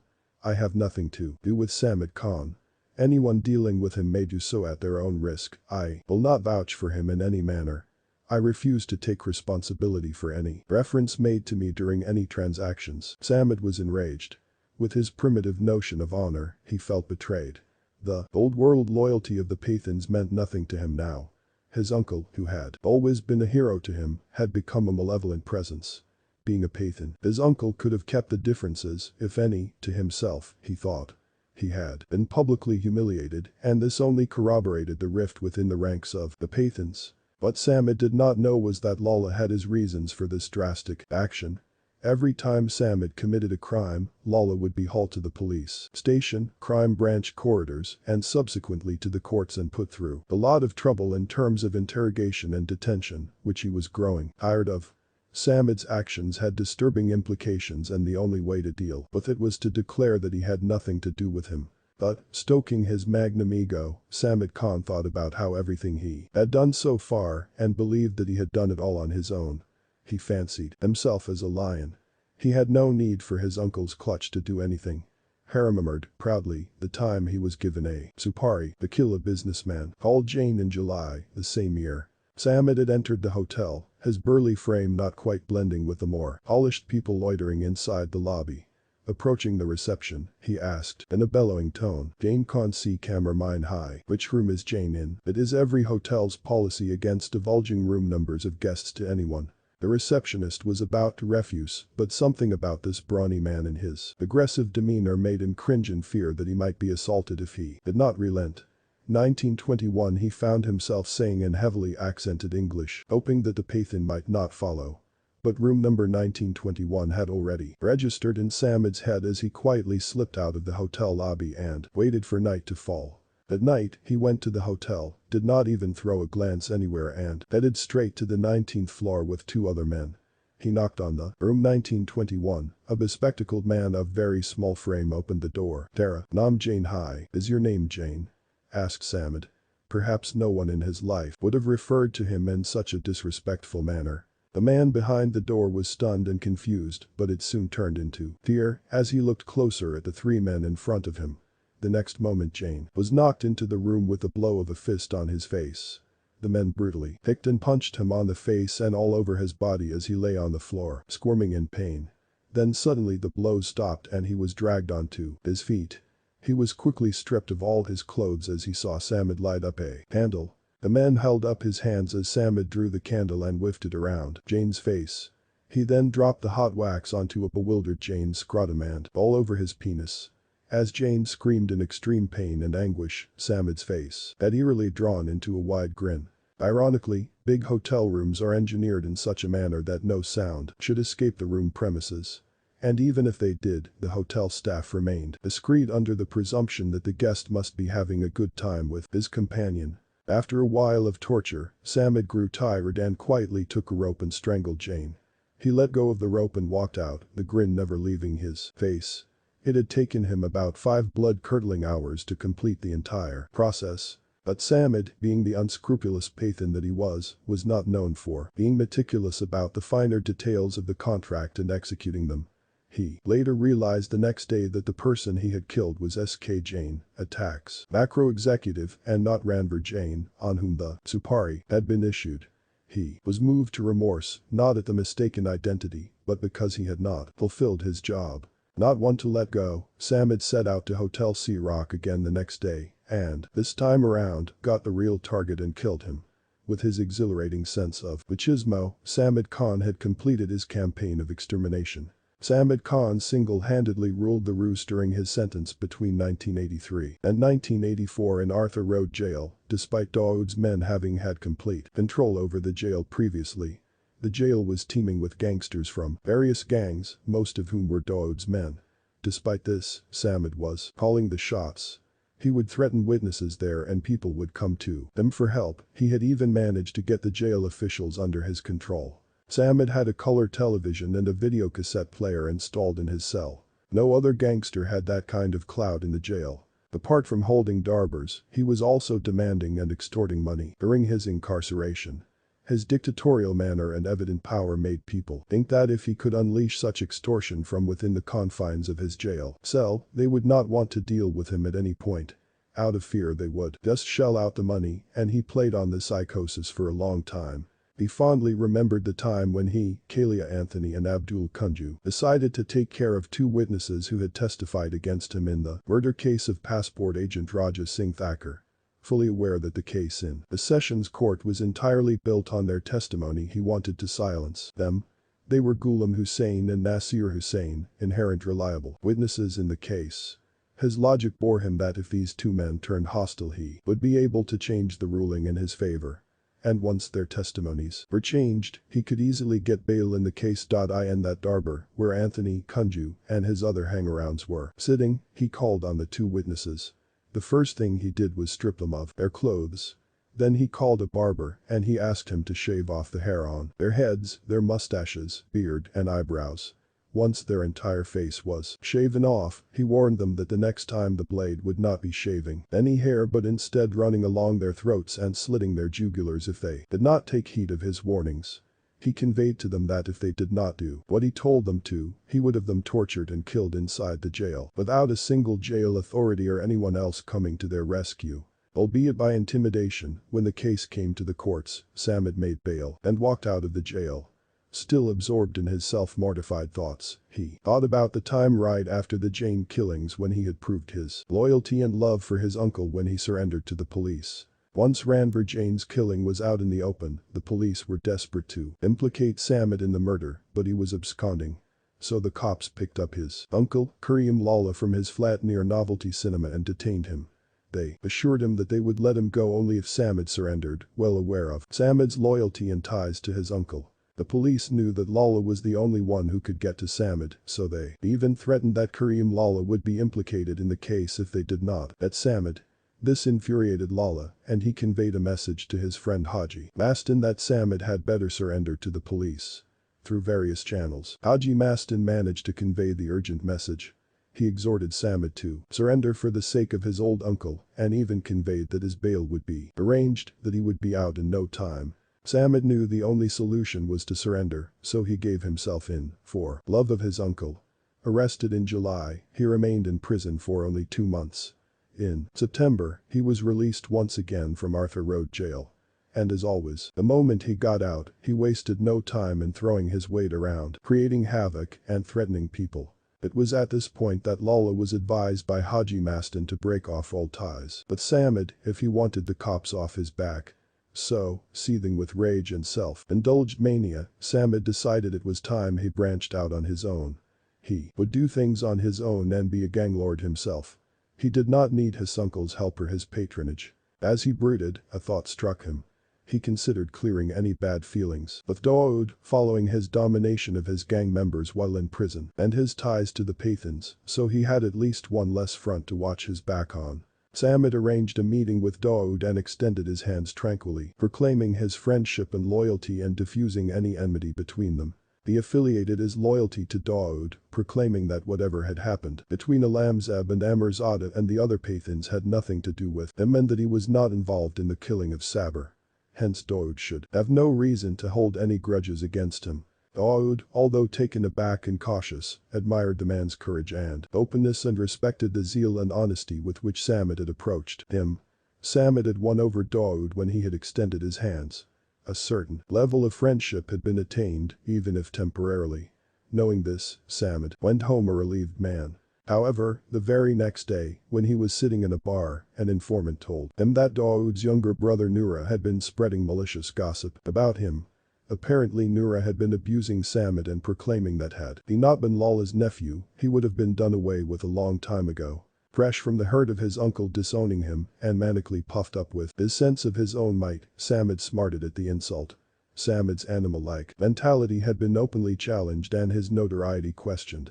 Being a Pathan and anyway known for his brash brutal ways, Samad could not fathom the thought that someone could actually question his independence and self-integrity.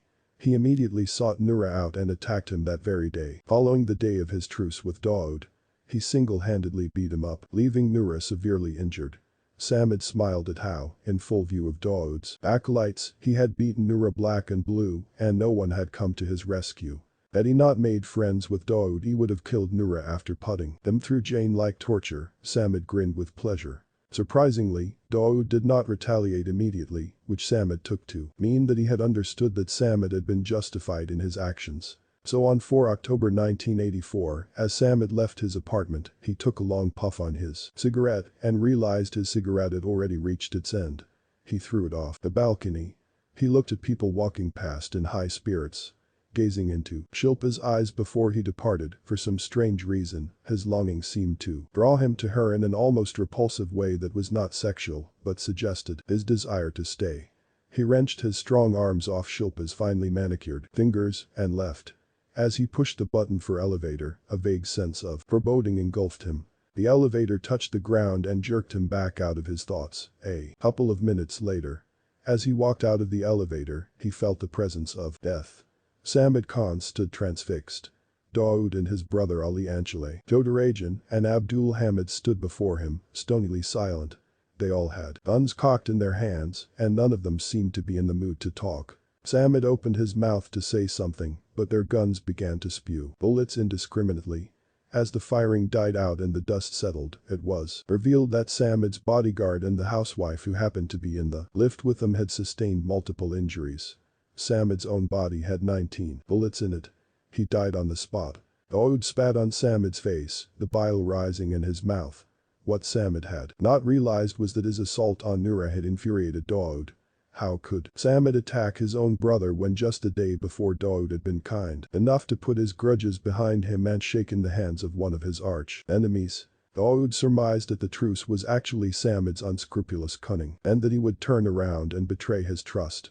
Dawood could not see beyond vengeance and payback for Samed's actions and was paranoid that this pledge of friendship was just another excuse to disarm him. Dawood had always nurtured the desire to personally kill a Pathan, but he could not lay hands on them. Thus far, Saber's murder kept playing in his head.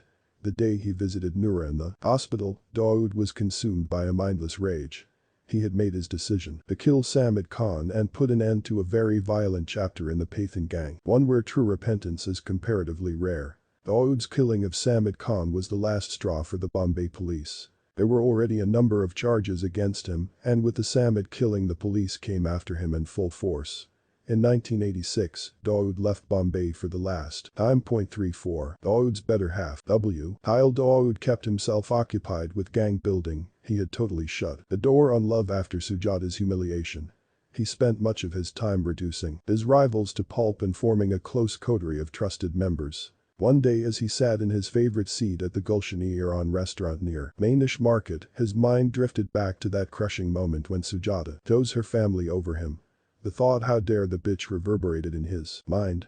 Unaware of the heartbreak, his acquaintance Mumtaz Khan, referred to by friends as Khana in a derogatory way because he was blind in one eye, walked over to Dawood's table. Mumtaz owned a perfume shop in Manish Market and he went to speak to Dawood about some dirty work he wanted done. Manish Market shop number 12 needed to be ripped apart and emptied out. In other words, Mumtaz, for his own reasons, wanted to get even with the owner of the shop. "I know you can do it, Dawood," he said.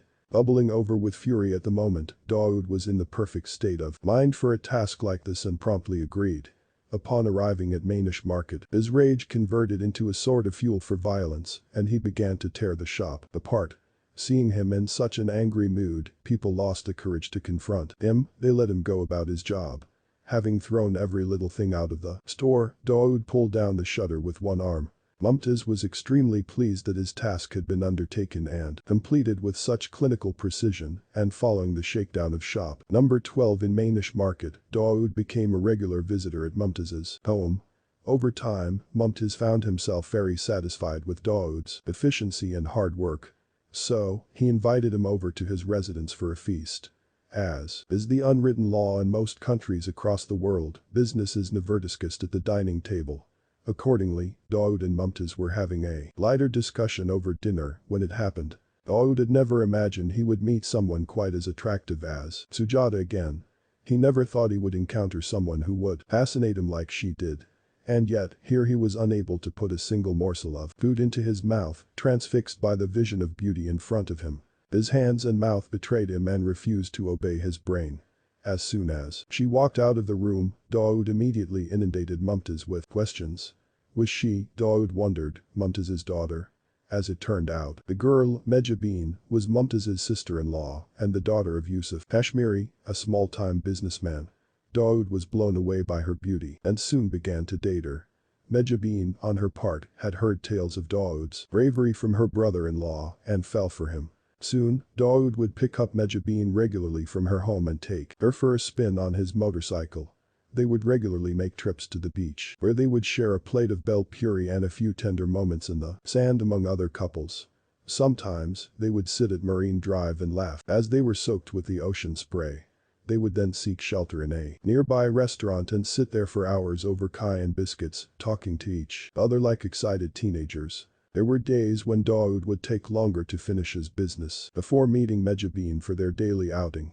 On those days, she would gaze wistfully out of the window and imagine him riding down the road on his motorcycle, fading away just before she could touch him. Until finally, that same vision of Dawood coming down the road was no figment of her imagination, but a reality. Sujata's memory was a thing of the past. Dawood was so besotted by Mejabeen and the role she played in his life that the hardened criminal had gotten over his big flame. When Kashmiri saw what was happening, he was not happy. He promptly opposed the union, as any concerned father would.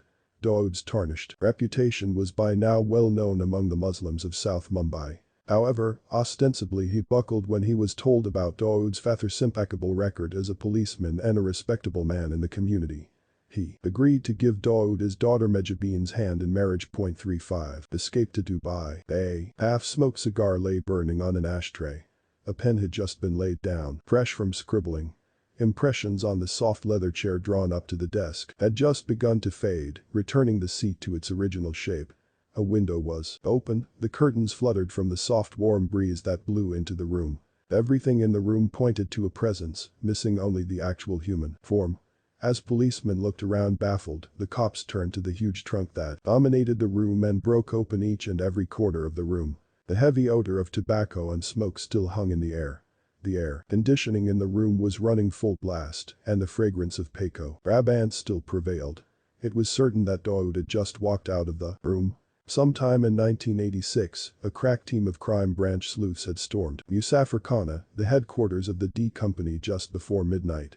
The officers were stunned at the eerie quiet in the two-story dilapidated building, which was usually the hub of activity even in the wee hours of dawn. People never slept in this building, especially those on the ground floor which housed the opulent office of Dawood Ibrahim. Today there was hardly anyone to be seen. Armed guards were posted at the gate, while other officers went about raiding each and every room in the building.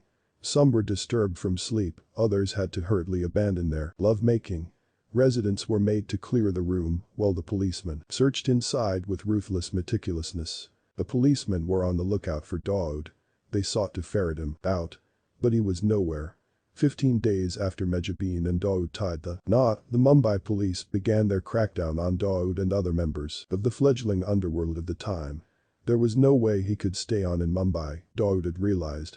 The police had managed only to seize Dawood's cousin brothers and a number of his men, who were arrested from Musafirkhana that same night. The crackdown was part of Police Commissioner D.S. Oman's express orders. Soman had issued an urgent search and seize warrant for the arrest of Dawood Ibrahim. The police chief had carefully chosen his team of officers to ensure that Dawood would not be alerted about his imminent arrest. Since the time Soman had taken over the reins of the city police, he had carried out a sustained campaign against the Mafia. Soman had given a free hand to the crime branch officers. Police Inspector Madhukar Zend had ensured that all the top criminals were either thrown behind bars or made to recant. Giants like Mastan and Karim Lala had been made to respect the law. Dawood was the only gangster who was still running free. Until now, Dawood had cleverly kept his cogs in the police machinery well oiled. His moles always fulfilled their loyalties towards the Don and tipped him off, usually giving him ample time to go underground and apply for anticipatory bail in court and evade arrest. Dawood had become too big for the Bombay police. In a way, he had become Frankenstein's monster, a creation of the Bombay police. The cops in their short-sighted wisdom had decided to promote one outlaw to tackle other outlaws. They presumed that it would be easier to undermine one outlaw in the end, rather than dealing with a bunch of them. As Dawood would be their minion, their own puppet, he could never go out of control, they assumed. But Dawood outsmarted them. While the cops believed they were using Dawood to cut down top gangsters and dons to size, Dawood was actually using the cops to decimate his rivals. Nurtured by the police as their informer, Dawood had become the police's nemesis, one that had grown its own head. From Bombay to Daman, electronic goods to silver and gold, Dawood had it all covered. Gujarat, which was earlier the stronghold of Pathans, had also been snatched away by Dawood. The Pathans' clout was considerably diminished in the neighboring state.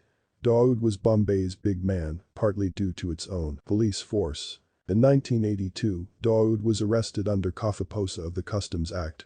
For the first time in his life as a Don, Dawood was arrested for smuggling. When he had been arrested in 1977, it had been for a robbery, and he was treated as a petty thief. The police called him several times and detained him at the crime branch. But after the killing of Saber and his phenomenal growth, the cops had become a bit more particular in making arrests. Dawood was acquitted of all charges in 1983. His gang had reached its pinnacle of power in Bombay by this time, and violence erupted in flashes before the city's authority. He was able to wreak havoc easily in the city so controlled by gangsters. Dawood was high on the most wanted list post Samad Khan's murder. Even his bail in earlier cases was cancelled so that he could be arrested in Samad Khan's murder case. But he was absconding. Somehow, incredibly, Dawood had gotten a tip-off just in time, managing to escape minutes before the police party raided his headquarters. The police had been fooled, yet again. Soman was astonished when his men reported that Dawood had flown out of the coup. He could not believe that Dawood had such a well-entrenched network in the force. In a high-level meeting the next day in the chamber of the police commissioner, further startling revelations were made. "How did he get wind of the information that we were about to arrest him?" Soman asked. "Sir, he had got a phone call just 10 minutes before we reached the door at Musafirkhana and he escaped," said Sub-Inspector Vinod Bhatt, checking the phone records. "Who alerted him?" Soman was still incredulous, as the officers he had chosen were of impeccable character and integrity. Nobody knew at the time, but the Bombay police had made a grave mistake. When the small team was on Dawood's heels, the police commissioner sought the consent and instructions for the mission from a senior politician in Mantralaya. This politician told the police commissioner that he wanted Dawood to be brought in alive at any cost. Only later did the inner circle of officers realize that a leak must have occurred in the flow of information, which gave Dawood the last-minute warning he needed to escape just before the police arrived. If the cops had not leaked the information, the only source could have been the politician. "According to our information, he managed to reach the airport and catch a flight to Dubai," said an officer. "But we impounded his passport," Soman said, in disbelief. "Sir, his passport was in the custody of the crime branch and actually in the locker of Officer Raja Tambit. We checked this morning and it is still sitting on its shelf," said Bhatt, with a wry smile. Dawood had managed to flee from Bombay and relocate to Dubai. He took a domestic flight to Delhi and then a connecting flight to Dubai. He had bypassed their impounding of his passport and used another one to escape, with the cops at his doorstep. The boy who was born in Dongri may have escaped to Dubai, but his fiefdom continued to remain the same. Bombay. Part 21. Making of an Empire. Then 1984, few Westerners could have located the city-state on a map, let alone speak authoritatively about the place and its people. Arabs, Iranians, Baluchis, East Africans, Pakistanis, and West Coast Indians, by contrast, had a deep historical acquaintance with Dubai. At the end of World War II, it was not much more than a coastal village which had survived largely on its wits as its only indigenous industry, pearl fishing, had been wiped out by the war and the Japanese development of cultured pearls. But in these barren years after pearls and before petrodollars, Dubai quietly resurrected its trading links across the Straits of Hormuz with Iran and across the Arabian Sea with Bombay. As both Iran and India pursued policies of severe protectionism to build up their domestic industries, Dubai's traders found they could exploit their own light taxation regime by importing all manner of material into Dubai and then exporting it to Iran and the subcontinent. In terms of influence, Dubai's ruling Al Maktoum family ranked second only to the Al Nahyans of Abu Dhabi. The discovery of huge oil reserves in the latter emirate proved godsend to Dubai, which was struggling to establish a form of stability, and the other 5 emirates that formed the new state of the United Arab Emirates (UAE) in 1973 after the British decided to withdraw all its forces east of Suez. At present rates of extraction, Abu Dhabi's oil will last for another 200 years. After less than half a century, the Al Nahyan fortune, which is interchangeable with Abu Dhabi's capital reserves, is estimated to stand at around $500 billion, making the fortunes of Abramovich and the other Russian oligarchs look paltry in comparison. Abu Dhabi has been generous in its subsidies to the 6 other emirates of the UAE, which have no comparable oil fields. But it is a measure of the perceptiveness of the Al Maktoum leadership in Dubai, which as early as the 70s began preparing for a future when Abu Dhabi would no longer be content to underwrite the federal budget. Dubai has modest oil reserves, which still account for 15% of the city-state's income, but these will dry up within the next decade. The Al Maktoums decided to diversify, probably spurred on by the traditionally competitive relationship with the Al Nahyans. Thus they conceived the plan to build Jebel Ali Port, with its 66 berths becoming the largest marine facility in the Middle East. While critics scoffed at this grandiose project, the decision to create the new port and trading zone was quickly vindicated. In 1979, Dubai learned a valuable lesson from the Iranian Revolution and Soviet invasion of Afghanistan. Frightened by the instability in their own countries, Iranian and Afghan traders moved to Dubai, bringing with them their business and bolstering Dubai's economy. With neither income nor sales tax, Dubai steadily developed a reputation of being a safe place in the Middle East to stash your money. Since then, the emirate has always boomed during a regional crisis.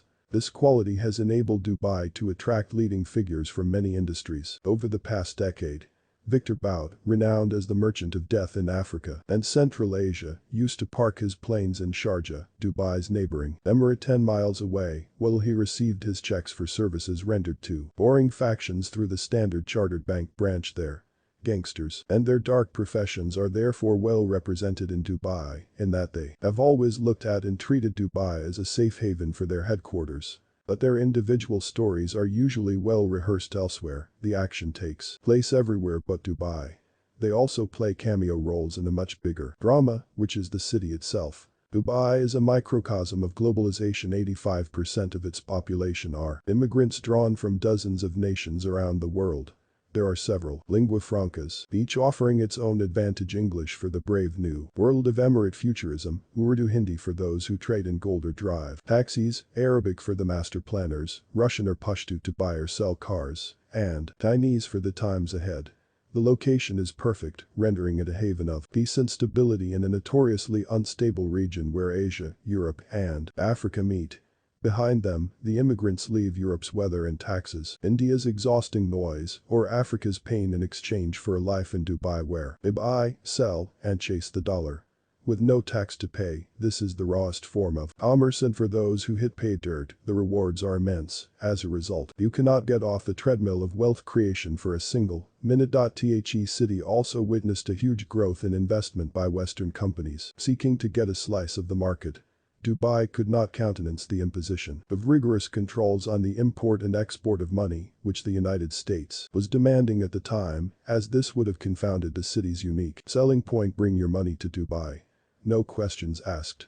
And undermined the entire strategy of turning the place into the trading and financial pivot between Africa, Europe, and Asia. It naturally started to develop the largest money market.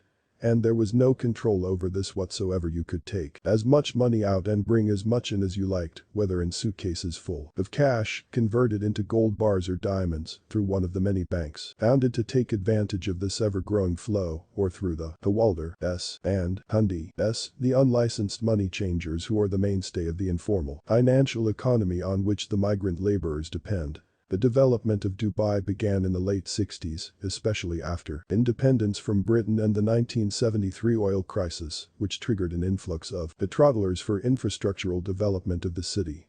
Dubai's own oil stocks were a small fraction of Abu Dhabi's, leading to an initial dependency on the neighboring emirate. As a result, the ruling Al Maktoum family strove to find alternative revenue sources as a means of lessening this dependence on the Al Nahyans.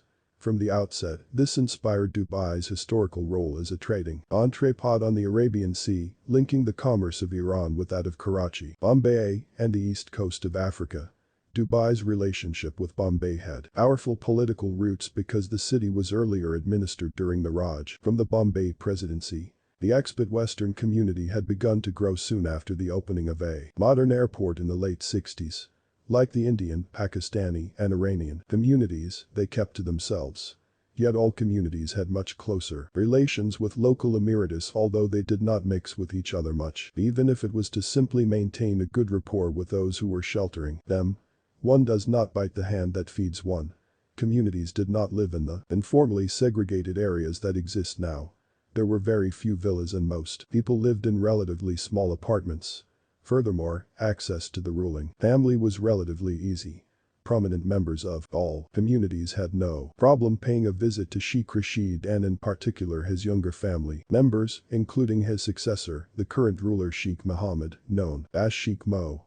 If there was an issue affecting a particular economic sector or a particular community, the family was open to frank discussions on the issues. Any Indian, Pakistani, or Irani having some clout in their country of origin, affluence, and connections could easily set up a meeting with Sheikh Rashid or his relatives and discuss business. Dawood Ibrahim was aware of this when he and Khalid Pahelwan had started gold smuggling from Gujarat and subsequently from Bombay sometime in 1981.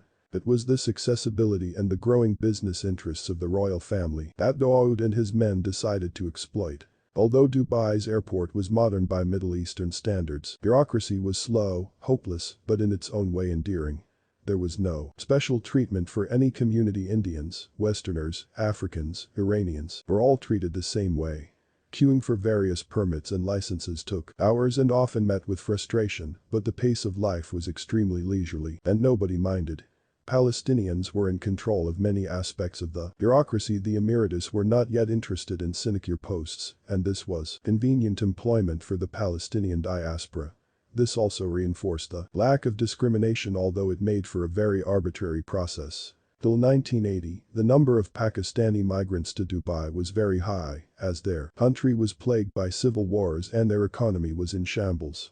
Also, being a Muslim helped with the already lenient authorities of Dubai. However, from the early 80s, the Indian community began to eclipse the Pakistani community in size and influence, although some of the older Pakistani families, boasting greater commercial success, were better able to integrate into Emirati society. Along with the Indians, the most important trading community were the Iranians, who had migrated to Dubai in the first decade of the 20th century to escape the high import tariffs imposed by the Persian government. Then there was Murdath, which lay about 6 to 7 kilometers into the desert beyond the airport. The UAE government started to modernize the area in 1982 by erecting 26 houses and 26 condominiums in an area of some 20 square kilometers and putting in a road network, clearly thinking ahead. Murdath was the first upper-middle-class area shared by wealthy Westerners, Emiratis, and Indians, and it is now teeming with residents. Dubai may be soulless, but a kind of honesty underpins its fantasy reality as a pleasure dome for the world's super-rich. Only two things rule here: the dollar and Sheikh Mo. Dubai may be a huge undemocratic money-laundering center in the Middle East, but the country embraces free trade and globalization. It is stable in a region renowned for violence. It has not relied on oil for its wealth, but invented itself as a novel force in the Arab world. Furthermore, as long as the United States and Europe permit the existence of offshore banking centers, they remain guilty of hypocrisy. For organized crime, these are equally important instruments, offering flags of convenience, shell companies to disguise illegal activities and freedom from prying tax authorities. The only credible reason for their growth and success is the fact that many corporations in the illicit economy use them for exactly the same reasons they are used in Dubai, especially tax evasion. Once a house or apartment is registered under an individual's name, he or she has successfully washed the money and it can be reintroduced into the legitimate financial system anywhere in the world. There was a new influx of South Asians in the 70s, fleeing persecution in various East African states, especially Uganda. There was at this time no significant Nepali or Sri Lankan population, which began to immigrate later in the early 90s. The building boom required cheap and often dispensable labor, and the rising living standards of Emirati families led to the growth of indentured servants from the dispossessed of South Asia and the Philippines. The fall of communism and the deregulation of the international financial markets in the late 80s triggered a huge injection of cash into the global economy. Traders scanned the globe for the most profitable opportunities. The clients they represented sought out their services for a number of reasons. Some were looking for maximum rates of return. A common motivation was tax avoidance. Companies were also demonstrating their commitment to new markets, and then some investors wanted to launder their money to remove the stain of its criminal origins. The sums involved were vast. An even greater change has been in the shopping culture. Dubai is now home to the largest shopping centers in the Middle East. One of its chief PR campaigns surrounds an annual shopping month which starts from mid-January. A consumer orgy which attracts wealthy shoppers from all over the world. The most colorful and frenetic shopping area is the Old Gold Souk market. So successful was the trading in the 80s that they opened the new Gold Souk. As competition, both of them thrived, chiefly on the export market destined for Pakistan and India, and Pakistani and Indian traders built up huge empires during this period. The gold souks were close to the silk and spice souks, the former dominated by Indian and Pakistani traders, the latter by Iranians. The most fabulous wares could be purchased here for very little money, but by contrast any modern white goods, that is, anything purchased legally and legitimately, were difficult to get hold of, and Westerners and Emiratis alike would travel as far as Singapore and Hong Kong to import their modern conveniences. Sheikh Rashid was a modernizer from the outset. He was determined to encourage the rapid development of Dubai as a commercial center. Even before the early 80s, he had overseen the construction of a modern road system straddling all of the Emirates.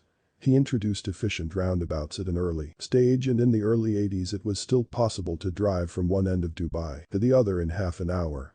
This is extraordinary to conceive of if you have driven in Dubai today. The city flirts with permanent gridlock as hundreds of thousands of vehicles, among them countless Hummers and other SUVs, not to mention the occasional Bugatti Veyron, plow up and down the city's two major arterial roads all day. If you descend one level from the glittering high-rise world of New Dubai, you come upon the middlemen clustered around the harbor and Souk Bandera. Here, the traders shift commodities in and out of the boats all day long. Stacks of boxes 3 meters high appear to move of their own accord. In fact, they are borne by tiny Bengali, Sri Lankan or Nepali men with limbs like twigs. There are hustlers with fake Rolexes, pirated DVDs, and counterfeit computers. The jewelry and gold merchants exhibit their nausea-inducing displays. Propping up these two levels, that of the super rich and that of the traders, who never rest, festers a swamp of inhuman conditions inhabited by laborers from the Indian subcontinent, Africa, the Philippines, and China.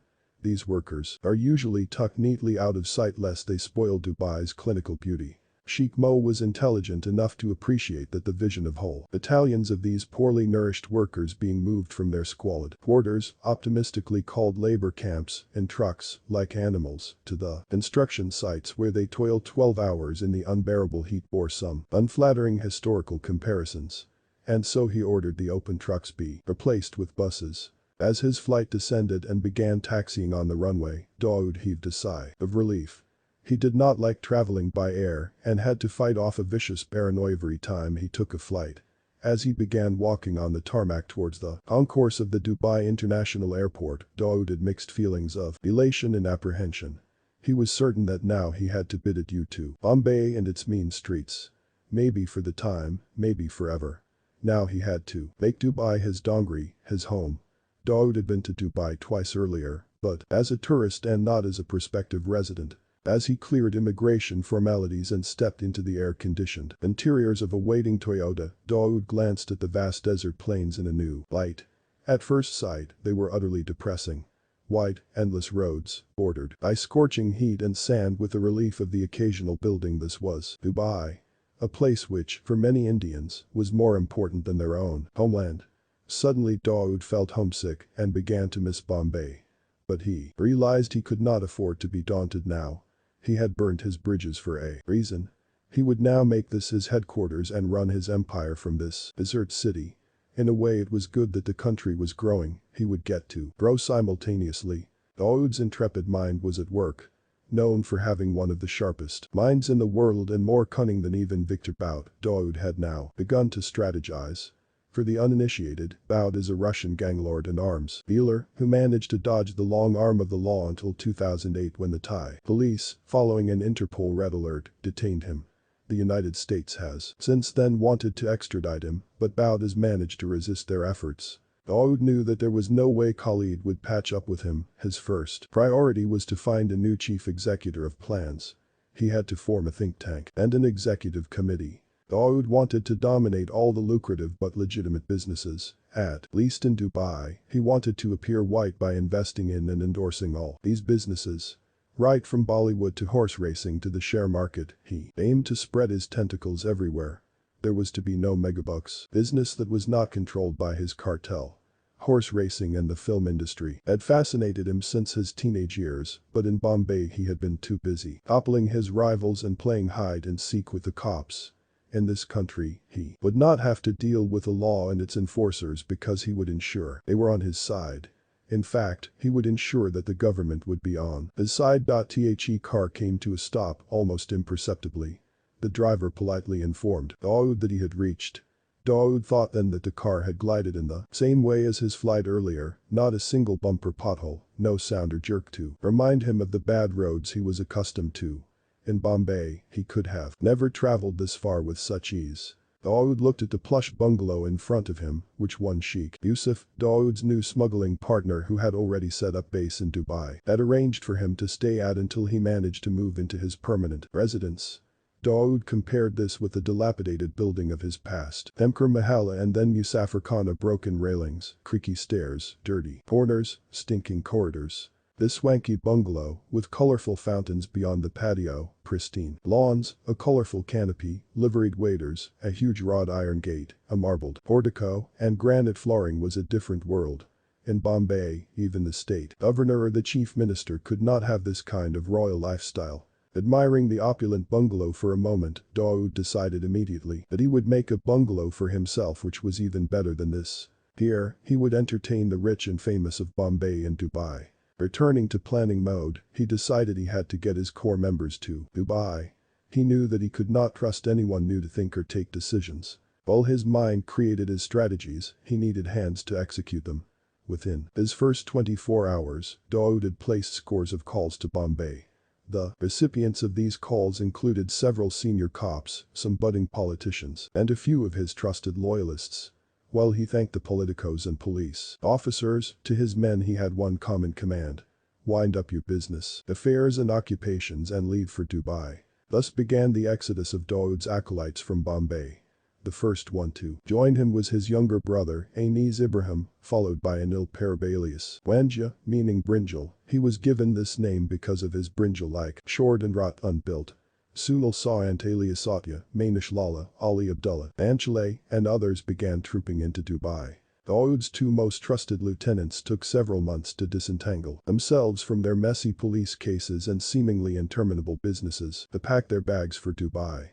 They were the two Chotas Chota Rajan and Chota Shakil, and they managed to make it to Dubai only in 1987 and 1988, respectively. Rajan reached Dubai earlier, and because of his subservience, diligence, and readiness to accept any task, he became Dawood's right-hand man. Shakil joined the growing empire later, and though he also displayed the same slavishness towards Dawood, he had to be content with playing second fiddle to Rajan. Meanwhile, Dawood's self-importance reached such a peak that he bought a huge sprawling bungalow and named it the White House. Obviously, he did not deem himself any less important than the President of the United States of America. Point 2. Wiping out rivals. All eyes were on Dawood Ibrahim. He looked at everyone seated in front of him carefully, as if weighing the pros and cons before delivering a verdict that was likely to change the equations of the underworld. Just then Chota Rajan walked into the room with a phone, his face suffused with the relief of a man who seemed to have surmounted a major problem and now needed only to enable his boss to make a final call. But the moment he entered and saw everyone, he decided not to pass the cordless handset to Dawood. Instead, he whispered something to the effect of "Bye is busy now and will call later" into the receiver and tucked it away. Rajan then started to scan the faces of every man seated in the room. There was Sharad Shetty alias Anna, a special friend of Dawood Bhai and the top honcho of Bhai's betting syndicate, while on the other side was Ramanak, Bhai's friend from his early days of struggle in Dongri. Rajan was aware that Anna and Rama were squabbling over a huge plot of land in Malad, the burgeoning western suburbs of Mumbai. The feuding had reached the brink of violence, both men ready to spill blood if needed. But as both of them were close to Dawood, they could not stake their claim on the piece of land or unleash their minions on each other until Bhai had given them clearance. After several long-distance calls and much whining to the big boss, both decided to take the matter to him for arbitration, as they believed in Dawood's sense of justice and fairness. Their offer, the big D, was to increase. When Anna and Rama landed in Dubai, they were immediately checked into 5-star hotels and provided with swanky, chauffeur-driven cars. Forgetting their enmity momentarily, they were utterly impressed with Dawood's clout in an alien new land. Several meetings were held over the next couple of days. Sharad Anna maintained his men had spotted the plot first and that he had begun the initiative to take over the land earlier. For his part, Rama argued that as he had obliged the landowner in the past, he was more keen to do business with him, but as Sharad's men had threatened him, the landowner was terrified. Dawood was quiet, a mute spectator to the rambling arguments of his two top aides, and asked only a few questions. Rajan realized that Bhai was tired of these tedious and tortuous hours of argument and explanation and wanted to resolve the matter. He had probably been ready with a verdict a while ago. After a few years of close association with Dawood, Rajan had managed to develop a very accurate sense of the man's inclinations. Finally, just when Rama and Anna had begun to raise their voices again, the whole room fell silent and Dawood, after a few pregnant moments, simply raised his hand, indicating that he did not want to hear any more. not making any effort to break the long uncomfortable silence. He instead lit a cigar, exhaling dark plumes of smoke. The whole gathering was now fraught with tension. Dawood stood up and strolled towards the life-size glass window that looked down on the busy streets and traffic of Dubai. On the horizon, the sun was setting, spreading its redness across the azure sky. He turned and said, "Rama, I think you should let Sherrod Anna take up the land. And Anna, you should adequately compensate Rama." Total silence prevailed. No one dared to speak, anticipating that Dawood would elaborate, explaining why he had not ruled in Rama's favor. But Dawood did not utter another word. He moved towards the door, preparing to leave the room. Just then, Rama, who had been boiling with rage but had managed to remain calm and compassed till now, stood up and said, "I, Yegalit Bat Hai. Maritanuksan Ho Jaega. Opnan Safi Kar Reho. This is not correct. I'll face losses, this is unfair." Dawood did not reply, smoothly exiting out the door. Sherrod got up at once and rushed after Dawood, while Rama flopped back onto the sofa. He looked at Rajan and muttered in Marathi, "Mullah, Hinahi, Jamner, this is not going to work for me." Rajan tried to placate Naik, but he knew it was futile. This was the day everyone realized Rama Naik would cease being an ally of the D Company. Rama was not only a mentor for gangster Rangali, but also commanded a lot of respect amongst the Mumbai Mafia. He felt slighted not only because he had lost a business deal to a rival, but also at the way Dawood had treated him, behaving so brusquely and haughtily. It seemed clear that Sherrod had already got an assurance from Dawood that the deal would be his. The furious Rama, upon disembarking in Mumbai, decided to do the unimaginable. He decided to defy Dawood. Now, Rangali had warned him that since Dawood had moved to Dubai, he was not the same man. Dawood had become very dishonest and treacherous and wanted to undermine the Bra Company. However, Naik had always felt that Gali was too skeptical and suspicious of Dawood because he had refused to help him on a couple of occasions. But this time, Gali had proved right on all counts. Dawood's treachery, his deliberate intentions to undermine the Gali, Naik combine, and his partisanship. However, Rama had decided not to abide by Dawood's dictate. He might be but he was not in Mumbai anymore and had no business meddling in disputes which could be resolved locally, was his logic. Sherrod Shetty was elated at Dawood's arbitration, but he was also apprehensive of violent fallout. Shetty foresaw Rama would not let go of such a lucrative business deal so easily.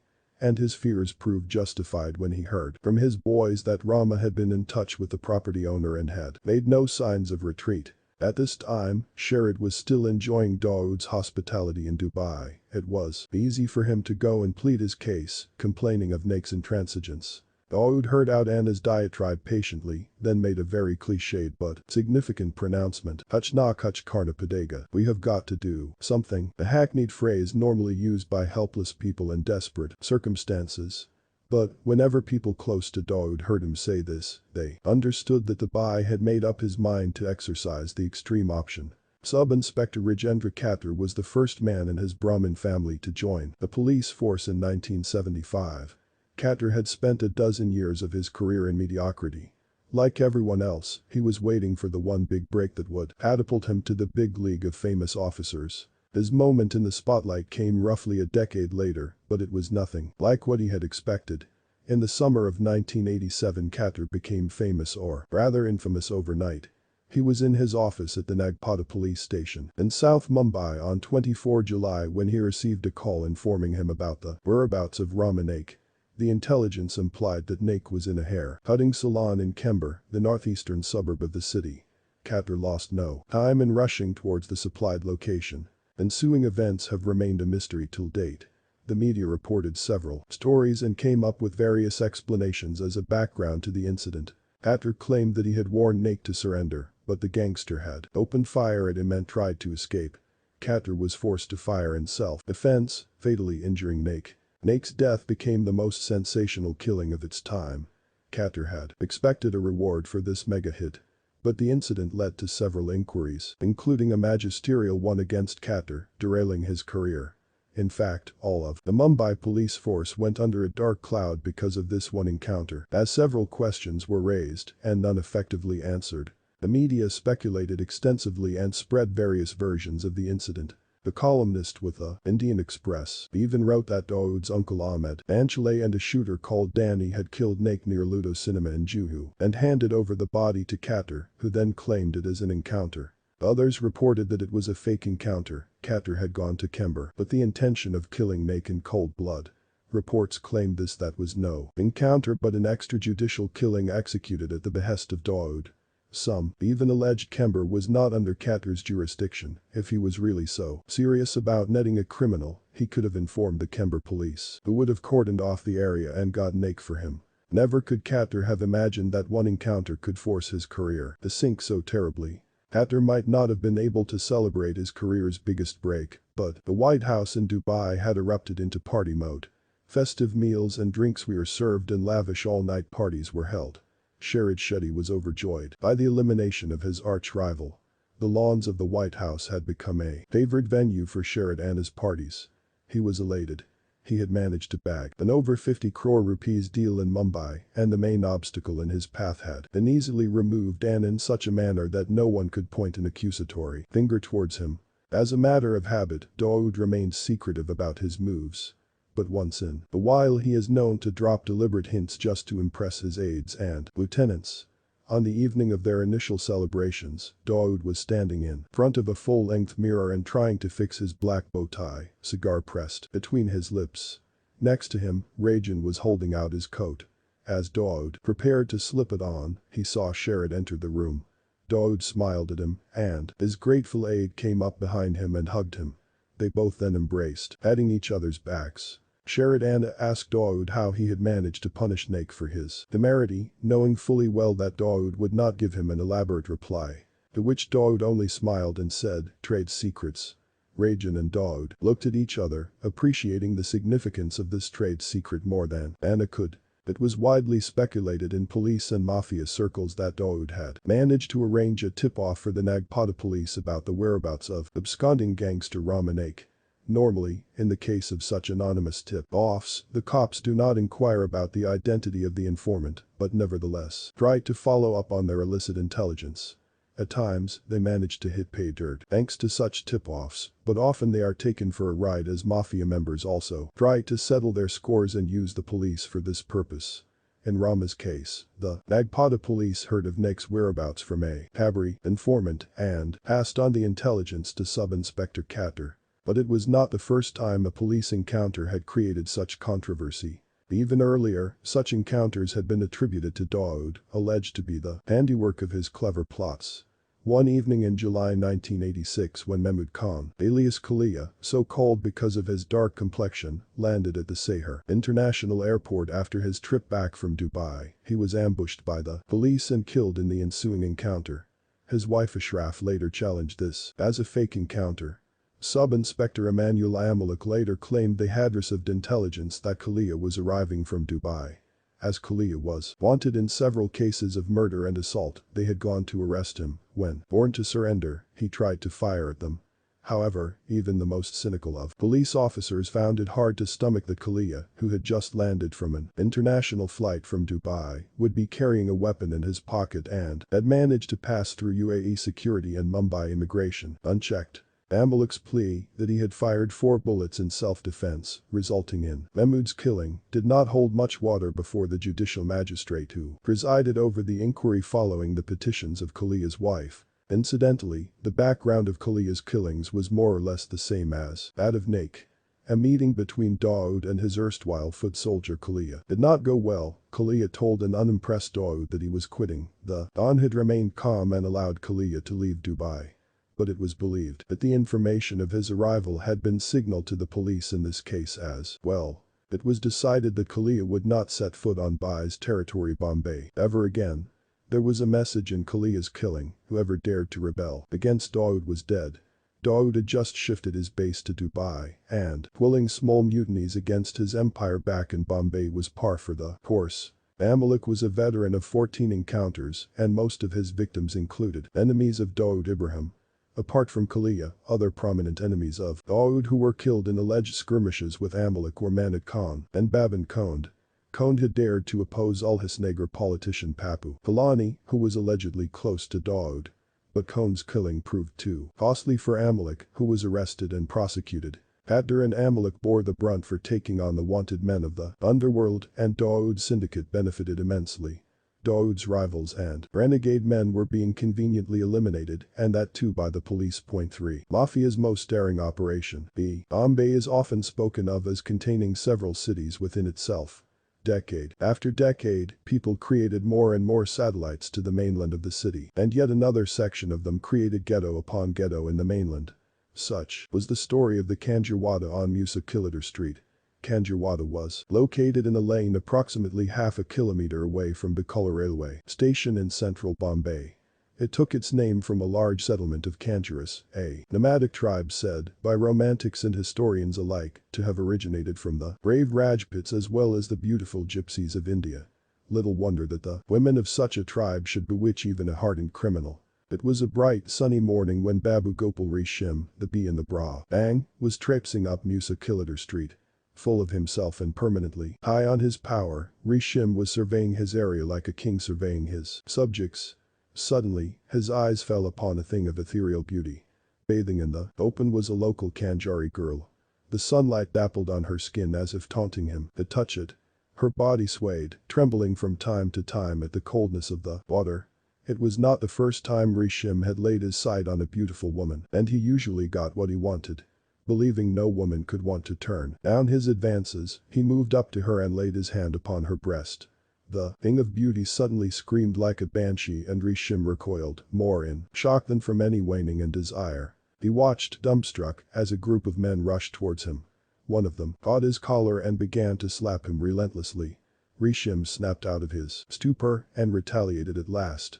He remembered who he was, Babu Rishim, master of all of the squalid splendor that was Bikola, not some small-time ruffian who could be roughed up by some local chakra lad. He caught hold of the young man and beat him up as the others fell away.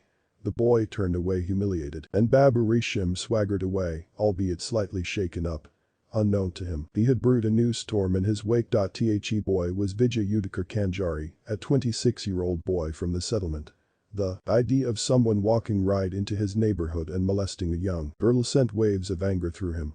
To top it all, Rishim had raised his hand against him and beaten him in full public view, and he had let it happen. It outraged him to think that a bully like Rishim had violated not only a woman from his community but also his own honor and pride. Obsessed with the prospect of vengeance, Vijay was convinced he had to take action soon.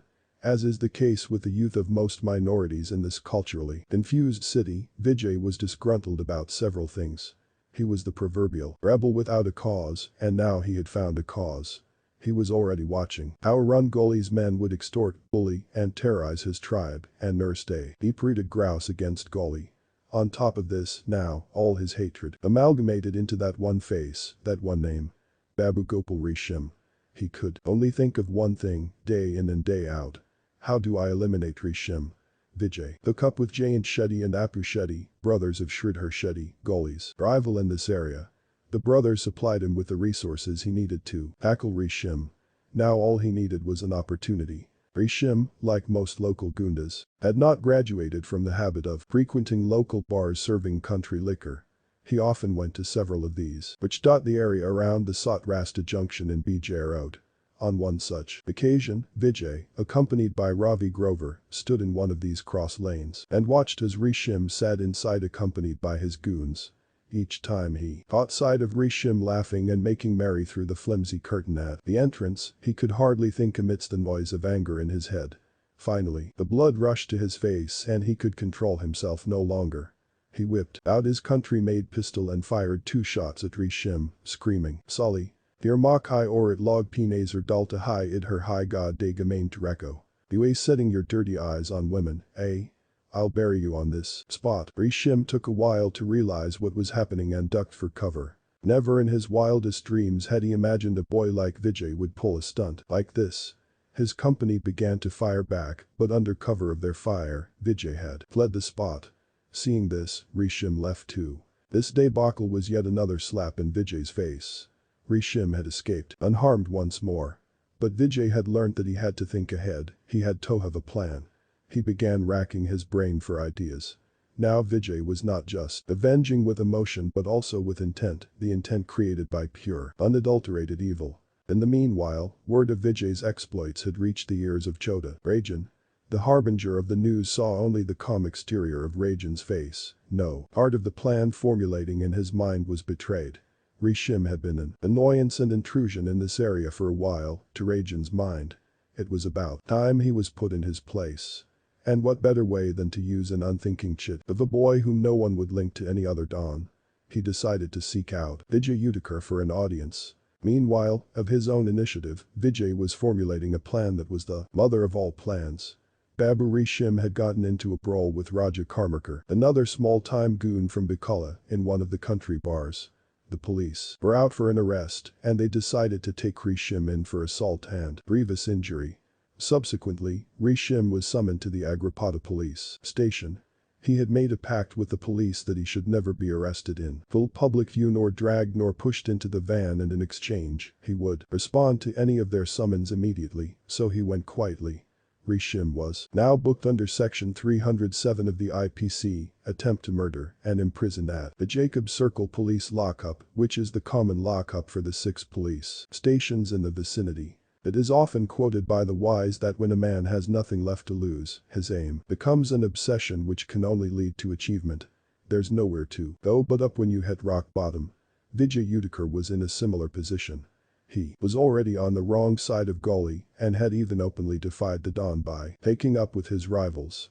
He had also failed in every attempt to kill Rishim and was feeling helpless and humiliated. Vijay Udikar heard that Rishim was at the Jacob Circle lockup and came up with the most inconceivable act of audacity. He finally met with Chota Rajan, who pledged to support Vijay in entirety in any attempt on Rishim's life. But even he could not have imagined what Vijay had in his mind. On 5 March 1987, Vijay arrived at the Jacob Circle lockup at 1:30 am with Jagdish Kanwal, Kishore Maheshkar, Ravi Grover, and Raju Shankar in tow. As he had no car of his own, he hired 2 taxis to take them there. One person was stationed outside to hold the 2 taxi drivers at gunpoint to ensure their escape. Initially, Vijay tried to convince the guard, policeman Udamgard, that he wanted to deliver liquor to Rishim, but he refused.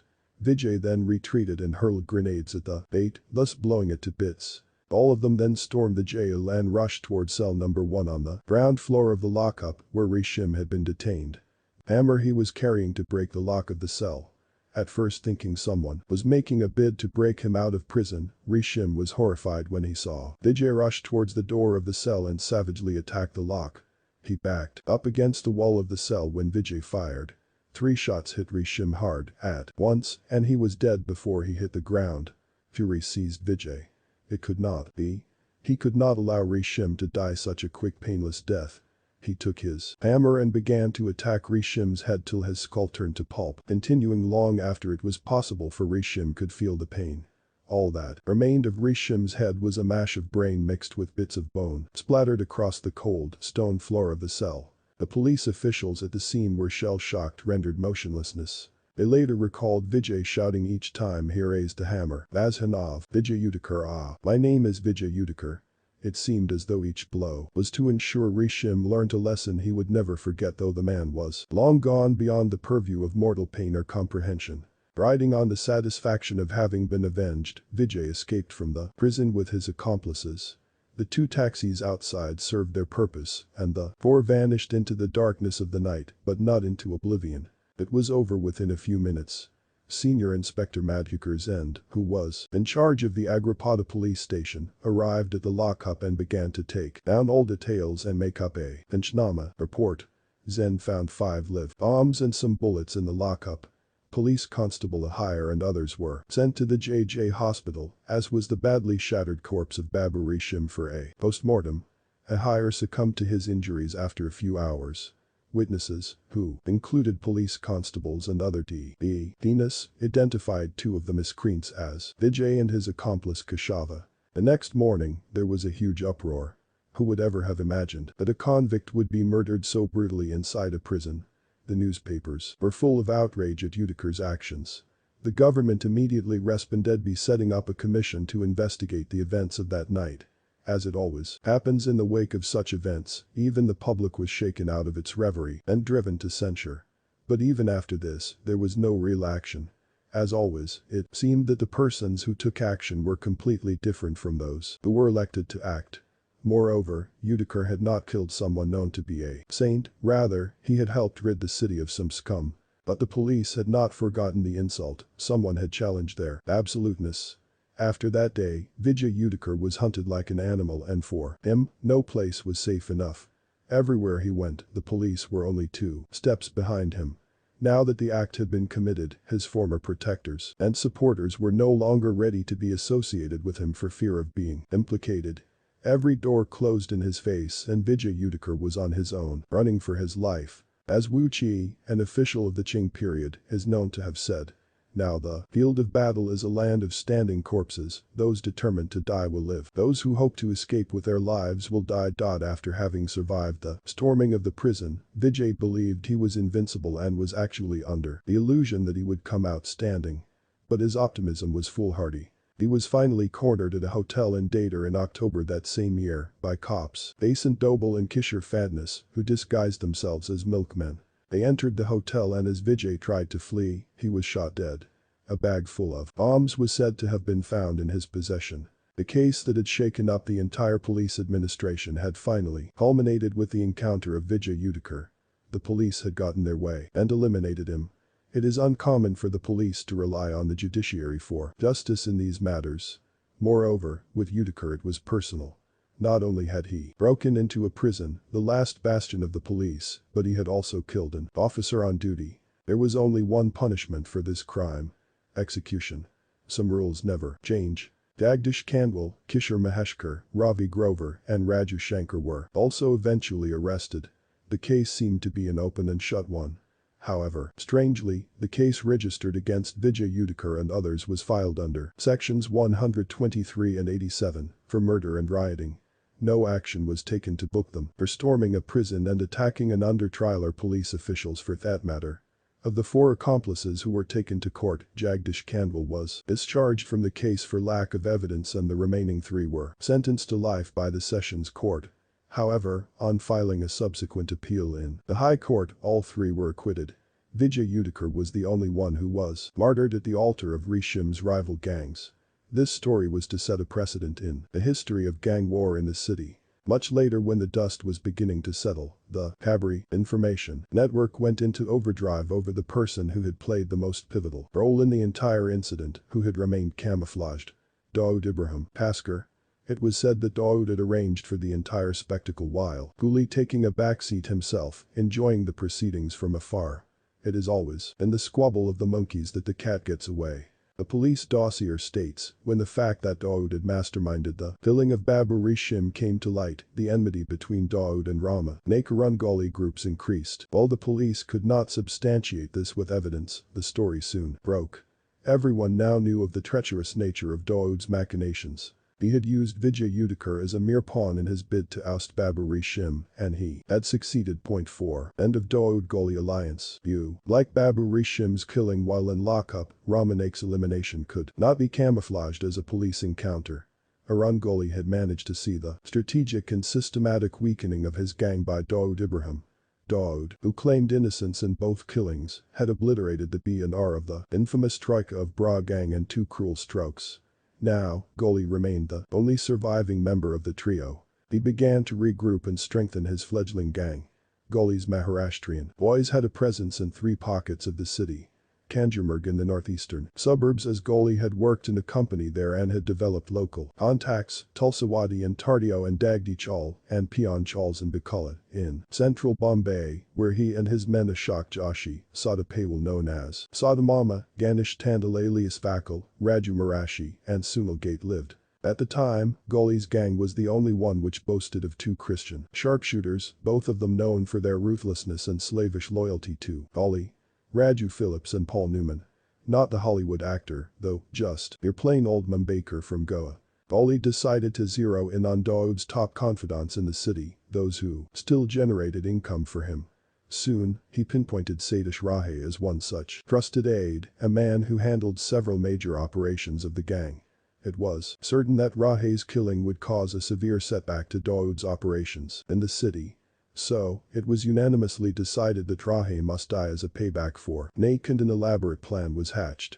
Rahe was well aware of the fact that it was not an easy task to be Dawood's aide-de-camp in Bombay in his absence, seeing as his boss had left behind several groups of his bloodthirsty enemies. These deadly enemies included the Pathans and minions of Mastan. The threats of Bashu Dada and Abdul Kunju in the Kember area were still not ruled out entirely since Dawood's relocation to Haji. Moreover, he had become complacent and had been recklessly taking on his enemies. Rahe inherited not only these ongoing rivalries, but also a growing sense of insecurity from myriad gangs in the city. Being a Mafia man and one of Dawood's sharpshooters, Rahe was intimate with the intricacies of Mafia killings. Two shooters follow their quarry's car, halt it next to the car at a signal, point the gun, shoot mindlessly, and scurry off. This was the general modus operandi of most killings. Rahe got himself a heavily fortified car with tinted black glasses and always sat in the middle of the rear seat with two bouncers on either side of him and one more in the front seat. He felt secure with this arrangement, but he forgot that security has failed many a target. Even the President of the United States or Indian Prime Ministers can be killed if the killers are determined enough. And these were determined men. Gully and his men, which included Sada Paywal, Vijay Tandal, Paul Newman, Ganesh Vakal, and other boys from Dagdi Jal, followed Rahe from his den in peril and decided to strike near Nagpata Junction on 21 November 1988. When Rahe's car reached the Mazgaon Nagpata Junction, two cars intercepted it. The plan was made with elaborate precision and with utmost care to complete the killing in less than a minute. Before Rahe's bouncers could get even a whiff of his assailants' plans, 3 hammers shattered the window panes of the car. Until then, hammers were not used in encounters in Bombay. Newman honed in on Rahe, spotting him in between his bouncers, while others, as per instructions, kept the bouncers engaged. 9 bullets were pumped into Rahe, leaving him dead on the spot, along with his 3 bouncers. The killing completely rattled Dawood. Not only had he lost his top man on home turf, Goli had managed to kill a much protected fox like Rahe swiftly, reacting within months. But this move, Goli had declared war against Dawood. Now, he just could not be ignored. Dawood immediately assigned the task of avenging Rahe's killing to his man Friday, Rajan. Rajan's brief was clear. Settle the score within a few days and cause greater damage to Goli. Rajan immediately began to scout for bigger wickets amongst the members of Goli's gang. Finally, he zeroed in on Ashok Joshi, who was almost like an elder brother to Goli. Rajan then bribed Joshi's driver Shyamsunder Nair, who tipped him off about Joshi's movements. The trap was laid near the Ekshurb of Panvel. Within 15 days, Rajan activated his best shooters Satya and Wenja. It was a chilly night on 3 December 1988. Shyamsunder Nair smiled to himself as he drove his master, gangster Ashok Joshi, and 3 of his fellow gangsters towards Pune.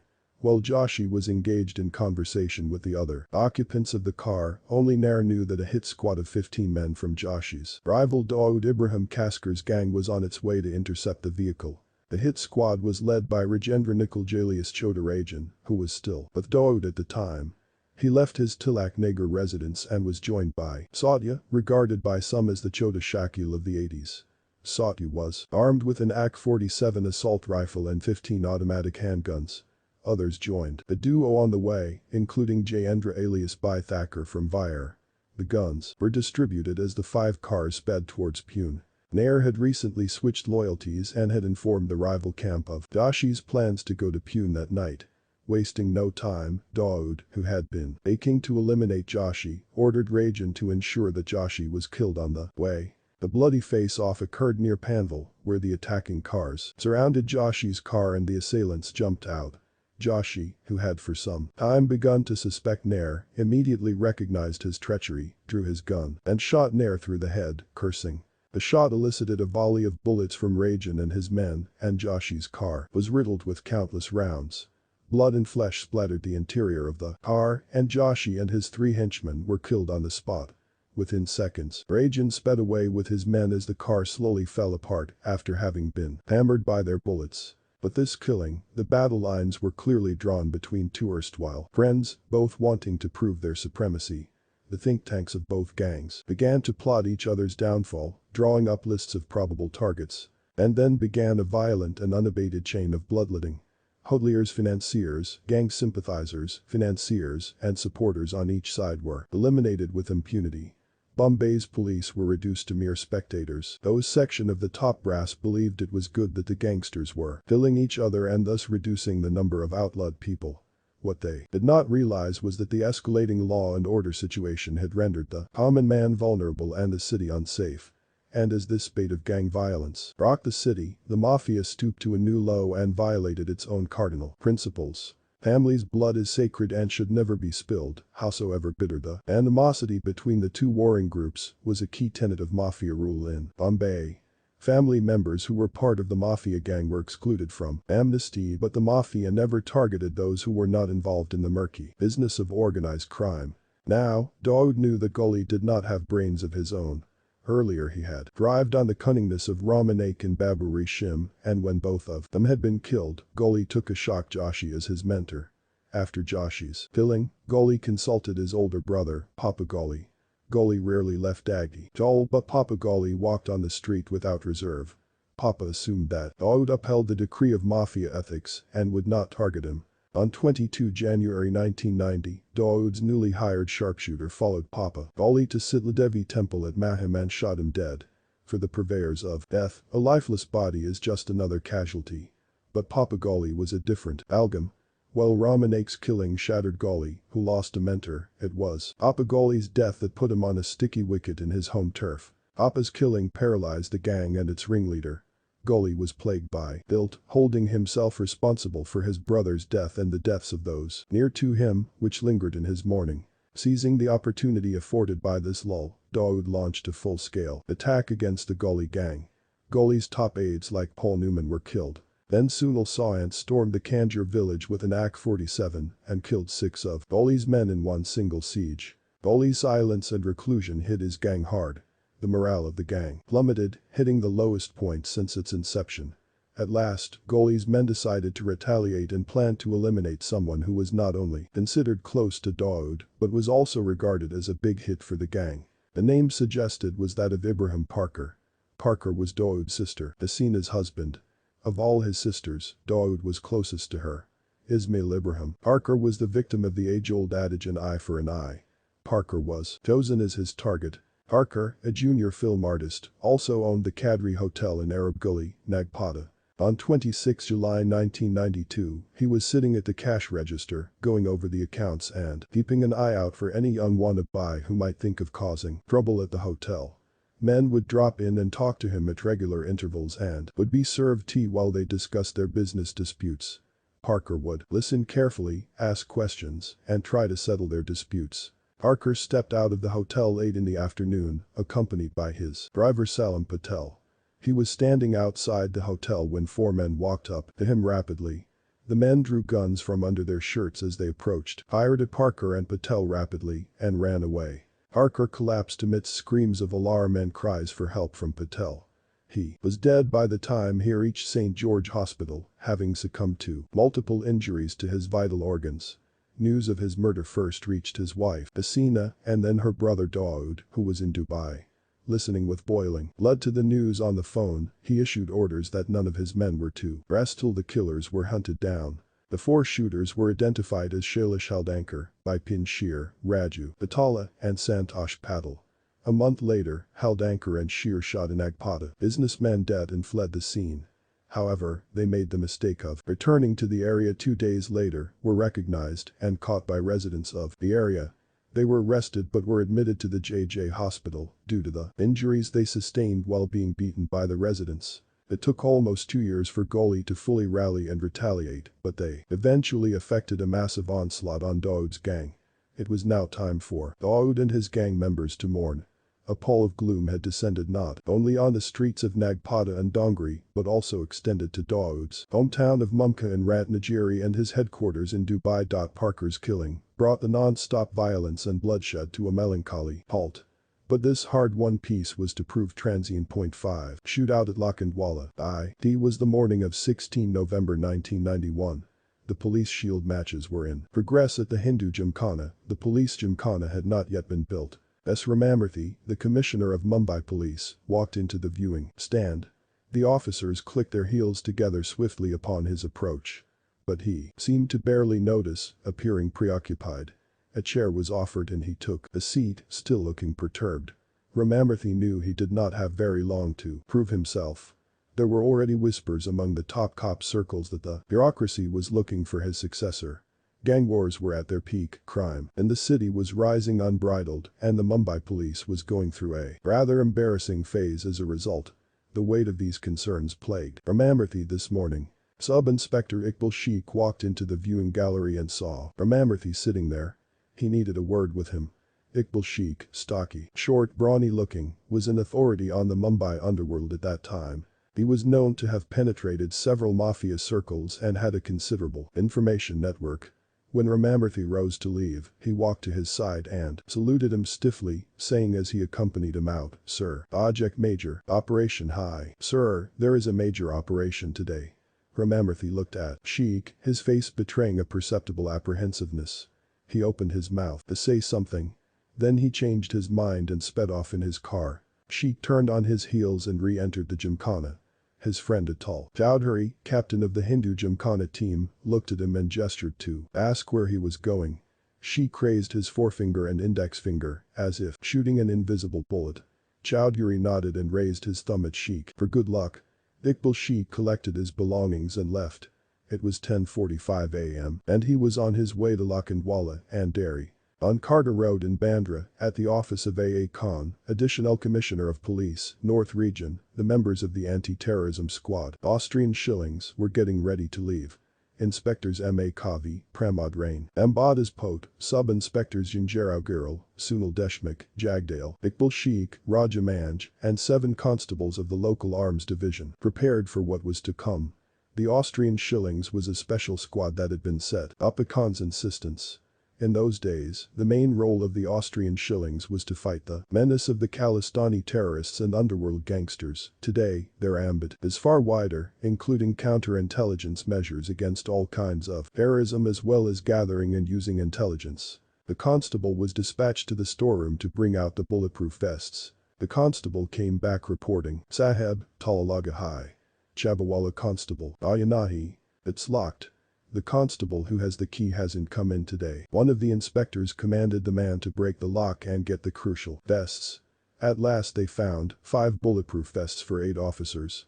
When the vests were being distributed, Iqbal Sheikh said he would not need one, and upon hearing this, Girl said, "Lajbai nahi chahiye, I don't want one either." With arms and ammunition collected, they prepared to set off. Jalo Chalt, Pain Andari Lokhandwala.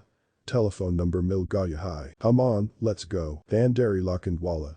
"We've found the telephone number," said Inspector Pramod Rain as they charged out towards Andari.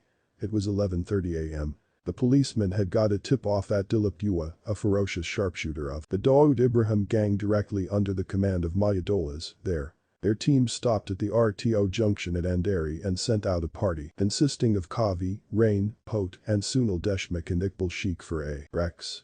The team arrived at the Apnagar complex in Swami Samarth Nagar, Lokhandwala, and Dairy. The Apnagar complex consisted of 4 buildings: Bahini, Swati, Aditi, and Ashwini. Swati stood in the northwestern corner of the compound and had 2 wings, and B flat number 5 was on the ground floor of the A wing. The policeman closed in. Outside the flat sat 2 white Maruti Esteems. It was a well-known fact that Dilip Yuva drove a white Maruti Esteem. He was, in these days, so wanted by the police that he always left the keys in the ignition just in case he needed to make a quick getaway. The Rex team surveyed the surroundings and returned to the rest of the team. Inspector Kavi drew a map of the area to work with. Flat number 5 was the only flat in the entire complex with 2 exits, so the police team decided to split up. The northern exit opened out near the staircase and the southern exit into the compound. One team, consisting of Kavi, Girl, and Deshmukh, would enter through the southern entrance and the other team, consisting of Rain, Manj, and Sheikh, would enter through the northern entrance. The remaining constables and officers were stationed in the compound. Everyone in position, Kavi stormed through the door with his team. On the other side, Sheikh was standing with his ear to the door. At first, he heard what he later discovered were the dialogues of the Amitabh Bachchan star, Bakela, playing, and then he heard gunfire. Rapid gunfire. The action had begun. Kavi had entered the house with Geril and Deshmukh. Dilip Yuva was sitting on a chair with a revolver on the table next to him. As soon as he saw the trio, he picked up his weapon and began to fire. As they were not in uniform, and he mistook them for members of a rival gang. In the first round, Geralt was hit in the chest, and as he was not wearing a bulletproof vest, he collapsed and began to bleed profusely. Kavi was injured in the arm but protected from graver injuries by his vest. Only Deshmik and Kavi managed to return fire and began to withdraw, pulling Geralt to safety. Outside, all wireless units were whipped out and news of the exchange of fire was conveyed. Never before had gangsters shot at the police to willfully kill them. This was a first, and it was an unbearable insult.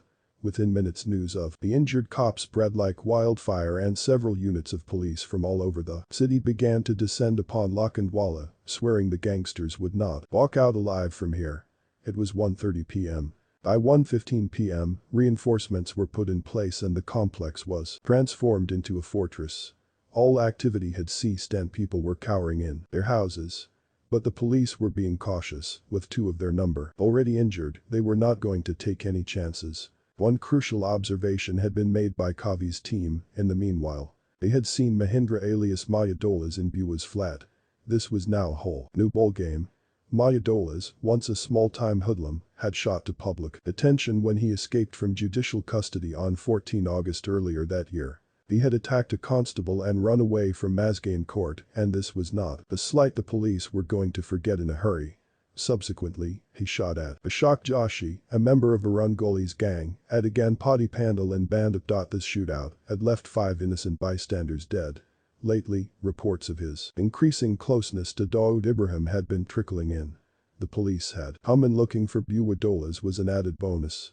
Additionally, they had spotted other gangsters, Gopal Pujari, Anil Kubchandani, Anil Paywar, and Raju Nadkarni, and one unidentified man inside the house. It was time to take action. The police took their positions in the building compound, united in a full show of strength. Khan announced the necessity of surrender to the gangsters under siege, using a loudspeaker. In the meantime, Dilip Bua, accompanied by an unknown man, emerged from the southern entrance and headed towards his esteem, firing indiscriminately in a bid to escape. But there were far too many cops around for them to take on. When the police returned fire, it came from so many directions that Bua and the unknown man were reduced to a couple of bullet-ridden bodies. They collapsed a few meters from the front door and died on the spot. Now, there remained Mayadolas and his henchmen. It was 1:40 p.m.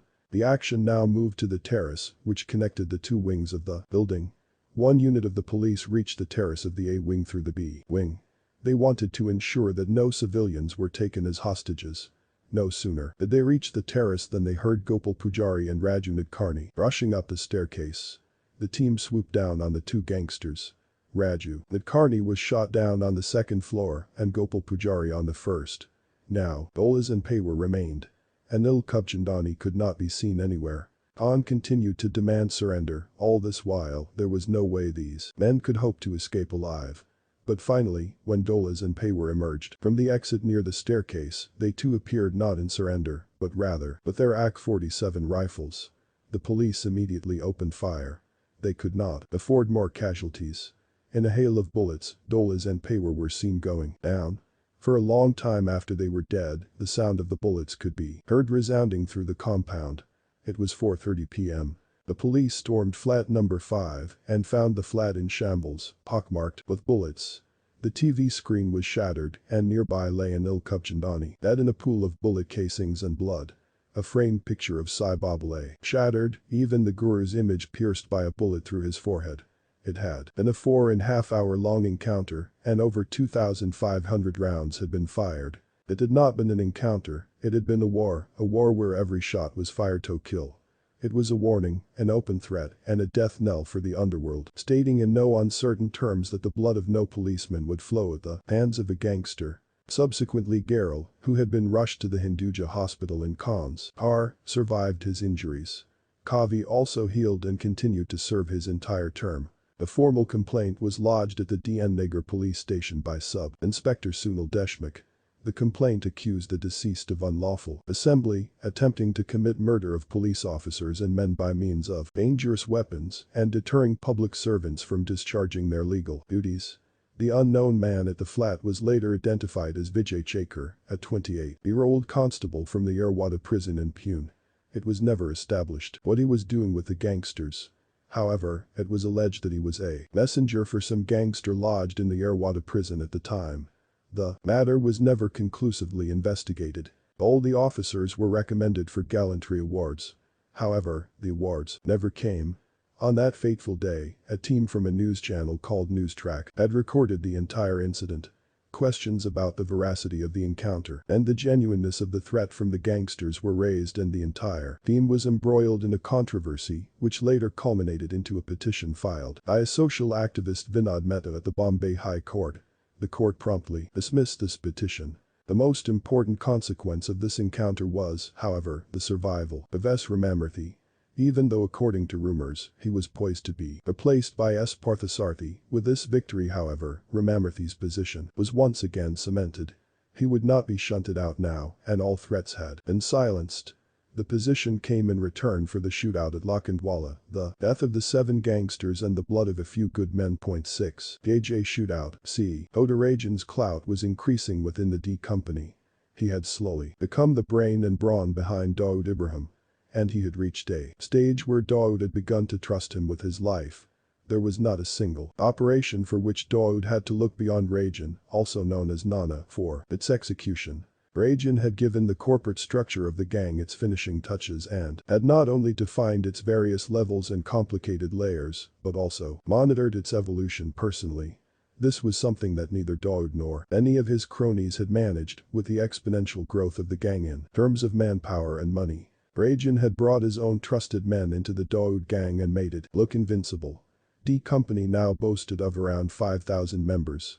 Sadhu Shetty, Mohan Koshan, Guru Sadam, Rohit Verma, Bharat Nepali, O.P. Singh, Mama, and scores of others had pledged their allegiance to the Dawood gang, courtesy Rajan. By now, at the beginning of the 90s, the Dawood gang could easily be called the most powerful gang in the world. None of the international Mafia, except the Russian gangs like Dolgoprudninskaya and the Saltsevskaya, could boast of the power that Rajan had brought to the D Company. In fact, Rajan had modeled his gang after the Saltsevskaya, named after the Moscow suburb of Solntsevo from which it hails. The Mafia in Italy, Mexico, Israel, and Chechnya looked like pygmies when compared to the D Syndicate. Rajan had also forged new alliances. The Mohijers Mafia of the Karachi underworld and the Turkish Cyprus underworld had also struck up a rapport with the D gang. With Dawood at the helm, the Muslim Mafia across the world readily placed their allegiance with his gang, and now with Rajan calling the shots, the Maharashtrian boys began gravitating towards Dawood without any communal wariness. Rajan's latest campaign involved a list of hoteliers, builders, contractors, money changers, and agents he had drawn up and from whom he had begun extorting money. In fact, from government agencies like Sidco alone, Rajan made an impressive 3 crore rupees in a year. It was a unique racket. Sidco gave contracts on a tender system to contractors for road, drainage, sewage, filling, and other projects. They also sold open residential and commercial plots by tender. Rajan bulldozed the Sidco officials in such a manner that only his contractors would get work orders from the agency. Other contractors were not even allowed to submit their tenders. Thus, Rajan managed to get a 3-5% cut on these contracts. Then hoteliers and bar owners were made to shell out 50,000 rupees per month. And whenever a builder started a new project, Rajan's men would contact him and ask him to call Rajan on his cell. After a brief consultation, the amount was fixed and swiftly delivered to the sister of Chota Rajan Aid Mohan Koshan in Kember. According to police records, the money collected in this manner amounted to 80 lakh rupees per month, while the same dossier states that Rajan himself owned 122 Benami illegal hotels and pubs in Mumbai. A part of the money earned and collected by the gang was invested back into gang members.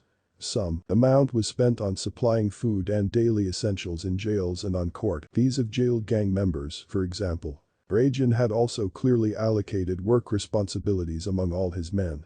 Moreover, while he delegated carefully, he personally kept in touch with even the lowest-rung shooter in the gang.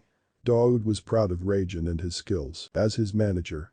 He realized that with Rajan around to look after the business, he could let up a bit and enjoy life, free to bed Indian starlets. Some slept with him out of compulsion, while most of them did it willingly, as it gave them a feeling of power over their producers and distributors.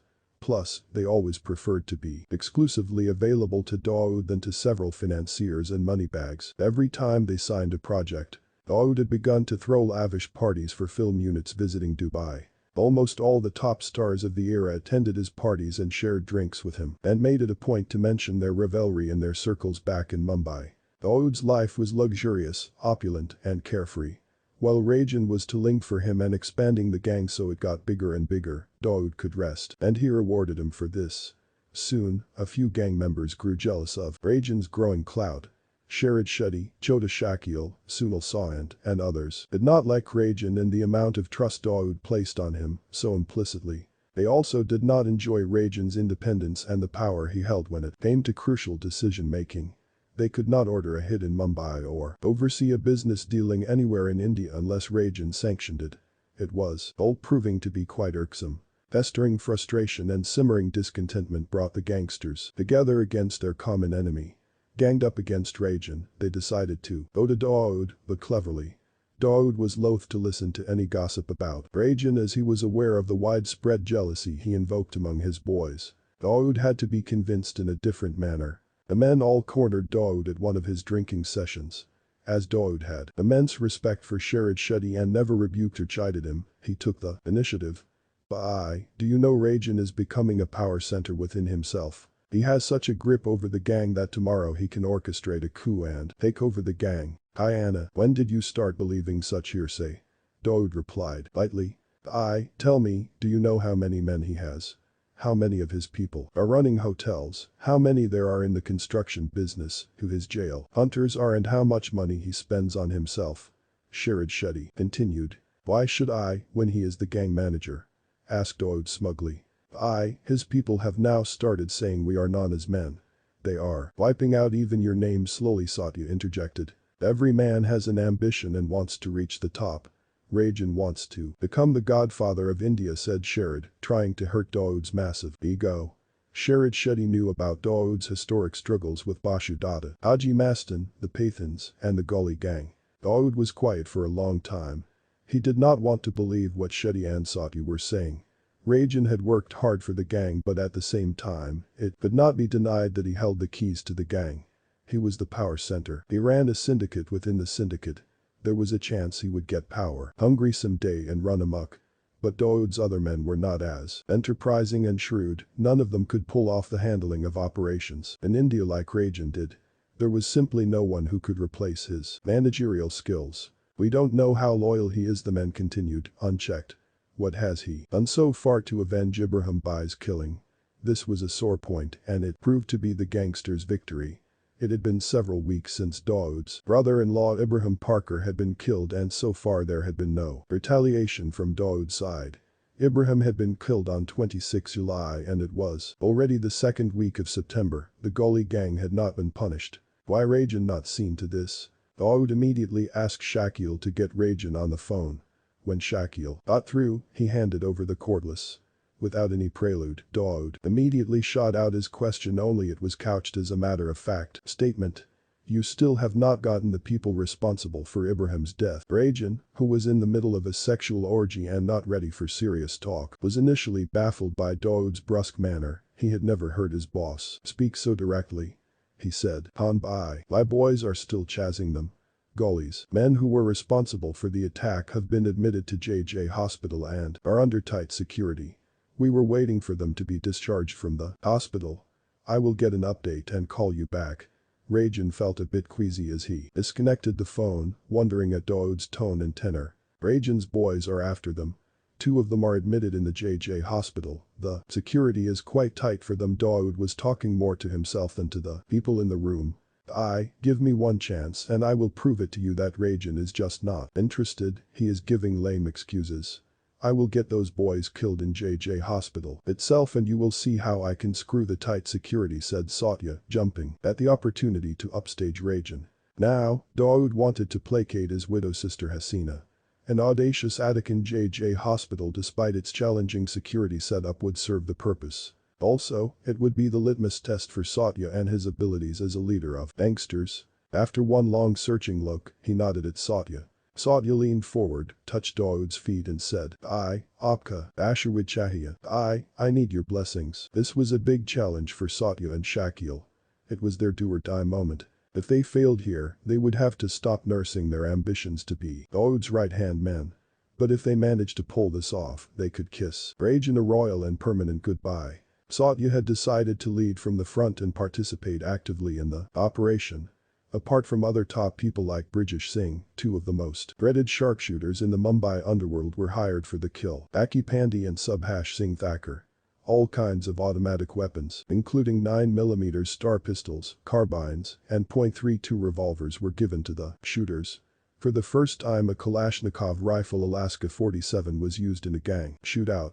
Preparation for the assault was made on a massive scale, leaving no margin for mistake in keeping Rajan in the dark. Damshedji Jajibhoi Hospital, otherwise known as JJ Hospital, is one of the largest state government-run hospitals in the city.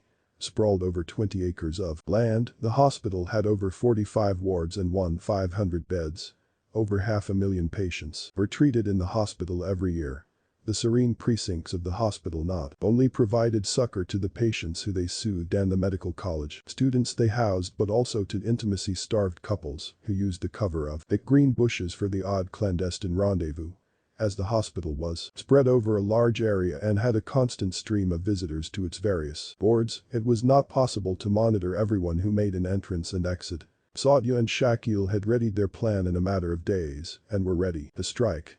All the preparations were made in such haste that the most important element of a strike, the reconnaissance of Quarrier Rex as it is also known, was skipped and was performed, at last, only hours before the planned assault. Around 1:30 a.m. on 12 September 1992, a couple sneaked into the hospital premises to conduct the Rex.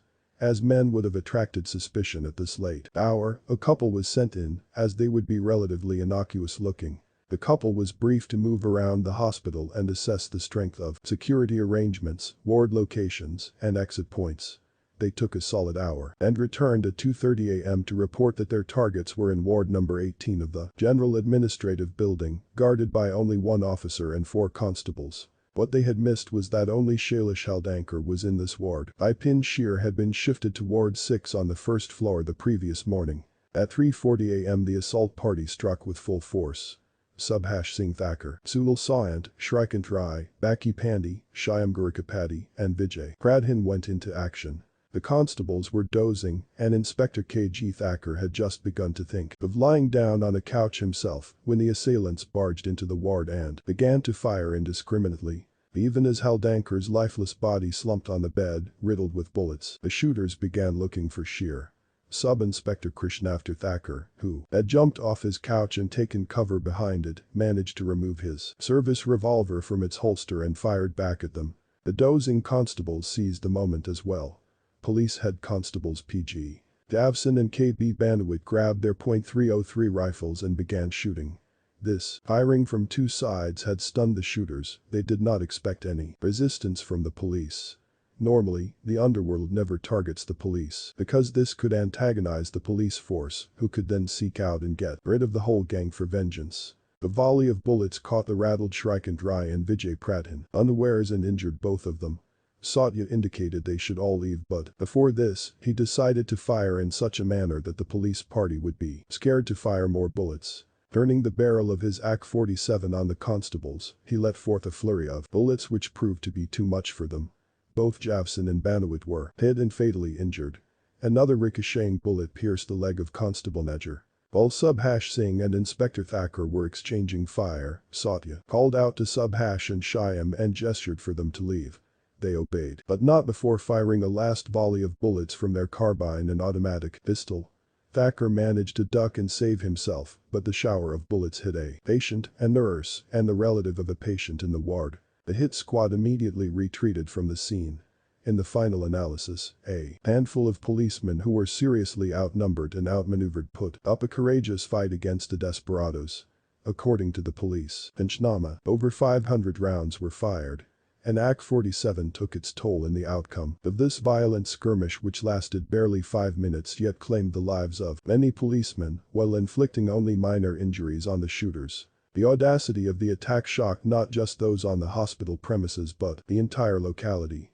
Mumbaikars never forget the constant sound of shooting guns, something they had only seen and heard in the movies till now. The incident also highlighted Dawood's political connections. The mayor of the Wandina's Ampere Municipal Council Jaywin Surya was roped in for the operations. His official red beacon car was used by Satya as a getaway vehicle. Also, MLA Papu Kalani of Ulhasnagar and Union Minister Kalpnath Rai's nephew Virendra Rai had provided logistical support to the hit squad. The most startling revelation came later when it was discovered that two of the dreaded shooters had traveled on the special plane of a union minister from Maharashtra. However, despite the colossal amount of legwork and investigation the police and the prosecution undertook, the trial process was arduous. The case went to trial after 8 years. Ironically, Sub-Inspector Thakur, the original complainant and key witness, whose heroics on the day made the police force proud of his achievements, could not back up the story of what had really happened during the trial and turned hostile. Special Public Prosecutor Rahini Salian, who had implicated 41 people as accused, could only bring 9 of them to trial. 7 Communal strokes. It was a pleasant September evening. A party was in full swing on the open lawns of Dawood Ibrahim's brother Aini's bungalow. The event, a celebration of the success of the JJ Hospital shootout. The audacious shootout had sent the city into a tizzy. The story made it to the front page of all the national newspapers, not only in Mumbai but countrywide. That Mumbai's Mafia had a free run of the city's public institutions, extending even to healthcare facilities, was unnerving. People were concerned that Bombay, the commercial backbone of the country, would turn into yet another anarchic Indian state like Bihar. The logic was that if criminals could run amok in a state government-run hospital like JJ Hospital, it would not take them long to strike in the corridors of power. From bus stops to trains, in cafeterias and in parties, everybody everywhere was discussing the shootout. The government and the bureaucracy set up a police outpost in the huge, sprawling hospital premises in their typical knee-jerk style. This made little sense, as there were several gates which were operational at the time and manned by civic security personnel. Later the police checkpost gave way to a full-fledged police station known as the JJ Mart Police Station. The JJ Hospital shootout was a watershed moment for Dawood Ibrahim. Before this, he had never been able to proclaim his stake in the city with such impact. Dawood had cemented his reputation from far afield, and with a bang. For this was not merely one gang taking revenge on the other or extracting its pound of flesh. It was a daring daylight attack on the system itself. The killing and injuring of policemen was unheard of in Mumbai's checkered mafia history, and it seemed Mumbai was turning into another Sicily. At the celebratory party, a puffed-up Dawood went about greeting friends and well-wishers who thought they were congratulating Dawood for getting even with his brother-in-law's killers. Dawood was celebrating on several counts, however. He knew he had not only gotten even with the Rangoli's gang, but that he was now calling the shots once again. Satya, Nacha Kam Kiya. Satya has done a good job, Dawood announced loudly as the conversation inevitably veered towards the JJ Hospital shootout. Ever since their bloody victory, Dawood had been openly expressing his admiration of Satya, who had personally led the JJ Hospital shootout. Subhash Singh Thakur, Manish Lala, and Chota Shakil, who had also contributed significantly, got equal footage. One man sat quietly in the midst of all the fuss. By now, everybody knew that, for once, the shootout was not the handiwork of Chota Rajan. Earlier, Dawood would always stake claim for Rajan's work, giving his stamp of approval. This had suited Rajan perfectly at that time, as he took it as a compliment. But today Rajan had discreetly withdrawn, preferring to drink alone. He felt humiliated because he had not figured anywhere in this big triumph. When he saw Dawood gushing over the JJ team, he seethed with frustration. He felt the operation was not a success, in real terms. So much firepower and human resources had been used for the operation and in the end only one gangster, Shailesh Haldankar, had been killed, while Bipin Sher had not been taken down. Rajan felt it was ironic that his boss was acknowledging the bravery of these stupid men who had, to his mind, botched the entire operation. Rajan drank on, brooding, until he could take it no more and walked out of the party. But he decided to let this one go. He consoled himself with the thought of all those times Dawood had been kind and compassionate to him, lauding his enterprise and giving him unrestricted rights over his business and gang operations. Dawood had never humiliated him, insulted him, or rebuked him in public. Meanwhile, the JJ hospital celebration party continued unabated. The shootout was an excuse. Everybody wanted to hitch a ride on the Dawood bandwagon. He was growing bigger and bigger. Some friend or well-wisher organized a party every second day, as many businessmen had already realized the value of having Dawood Ibrahim as their ally. Soon, the events of September were forgotten. Months passed and December came around, time for another round of celebrations. Dawood sycophants were known to organize several parties to celebrate the Don's birthday on 31 December. Like most Dons, Dawood, who personally never attached much importance to his birthday, made it a point to see how his friends celebrated his birthday, whether they cared to wish him, sent him flowers and gifts, and throw parties. He, of course, never organized any parties. For a Don, he was rather shy about celebrations of this nature. But among the Mafia, a note is made of all the parties thrown in Big D's honor. The rival gangs also kept watch over these parties, making notes of those who attended and those who did not. But very rarely would Dawood himself attend other parties. But even as grand plans to celebrate Dawood's birthday mounted, another political development which had been brewing for a while culminated in what Indian history was to remember as one of its blackest of black days. A day when India ceased to be an inclusive pluralistic nation. On 6 December 1992, a mob of Hindu militants tore down a mosque in Ayodhya and in the process rent apart the communal fabric of the country. On 6 December, a mob of 70,000 comprising members of right-wing political parties and believers converged around the Babri Masjid, a disputed structure since 1853. Hindus believed that this was actually the birthplace of Lord Ram and that a temple had once existed here, later demolished by Mughal Emperor Babar's commander, Mir Baqi. A masjid was built on the spot and it was named Babri Masjid. After 1983, the Sangh Parivar, the Rashtriya Seva Sangh and the Vishwa Hindu Parishad realized that Ayodhya was a political goldmine. By October 1992, Lal Krishna Advani's Rath Yatra, a motorized chariot which had been mobilizing support for the construction of the Ram Mandir in the disputed site, had gathered sufficient steam. When it was clear that their plans included the demolition of the Babri Masjid, Advani's Rath Yatra was stopped midway in Samastipur in Bihar on 23 October 1992. The next day the Sangh Parivar announced a Bharat Band. 2 months later on 6 December 1992, Advani finally reached his target. The Karsevaks, volunteer to a religious cause, eventually brought down the structure, and the entire world saw the footage of this live on television. The falling domes of the masjid and the Karsevaks scrambling to climb atop the masjid and dancing with joy after the demolition. The communal riots post-Babri Masjid demolition left over 2,000 people dead across the country and a legacy of deeply entrenched communal hatred. This caused much pain and anguish among Muslims across the country and sparked nationwide communal riots. If northern India was shaken, the tremors were felt as far as Mumbai. Bal Thackeray's Shiv Sena owned up to the destruction of the Babri Masjid. In Mumbai, the riots, which were triggered due to the frenzied, impulsive response of the Muslims, caused more loss of lives and property to Muslims than the Hindus. It seemed like the Hindu groups had anticipated the Muslim reaction and were prepared for the onslaught. So when the Muslim youth came out on the streets and started stone pelting and violent protests, the Hindus gave it back to them in full measure. Thus the violence escalated and Mumbai witnessed its worst ever communal carnage. Muslims in Mumbai became vulnerable in the December-January communal riots after the Babri Masjid demolition. They expected the police force to play a fair and judicious role, but the police were mute spectators as the mob went berserk. Later, the Sri Krishna Commission revealed the unfair and partisan role of the police in the Mumbai riots. When they witnessed the police bias and the government's callousness in handling the riots, even the most optimistic of Muslims found their belief in a pluralistic, secular India shattered. Even in upmarket areas like Bandra, Muslim homes were marked for an attack with a chalk mark. The general feeling was of insecurity and fear. Muslim youth found that they were not only oppressed by the system, but felt widely alienated and isolated.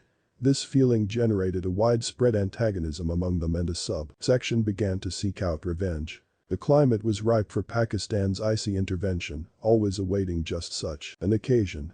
They saw this as the perfect opportunity to sow the seeds of terrorism in India. The IC generals activated all their handlers and gave them instructions to launch a massive attack on India. The brief was clear.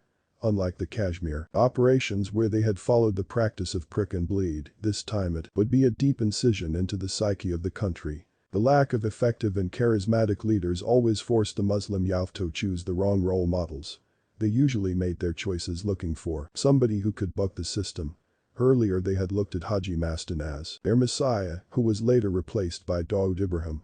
Muslims from South Mumbai wanted Dawood, with his mighty arsenal, to settle scores with the Shiv Sena, who had gone on a rampage. The IC, meanwhile, called together Dawood Ibrahim, Anis Ibrahim, Muhammad Dasa, Tiger Memon, Tahir Merchant, and several other Indian Muslim dons based in Dubai and Europe. They managed to bring the rival Indian dons together under the aegis of their operation of Tariq Intikham, the Initiative of Revenge.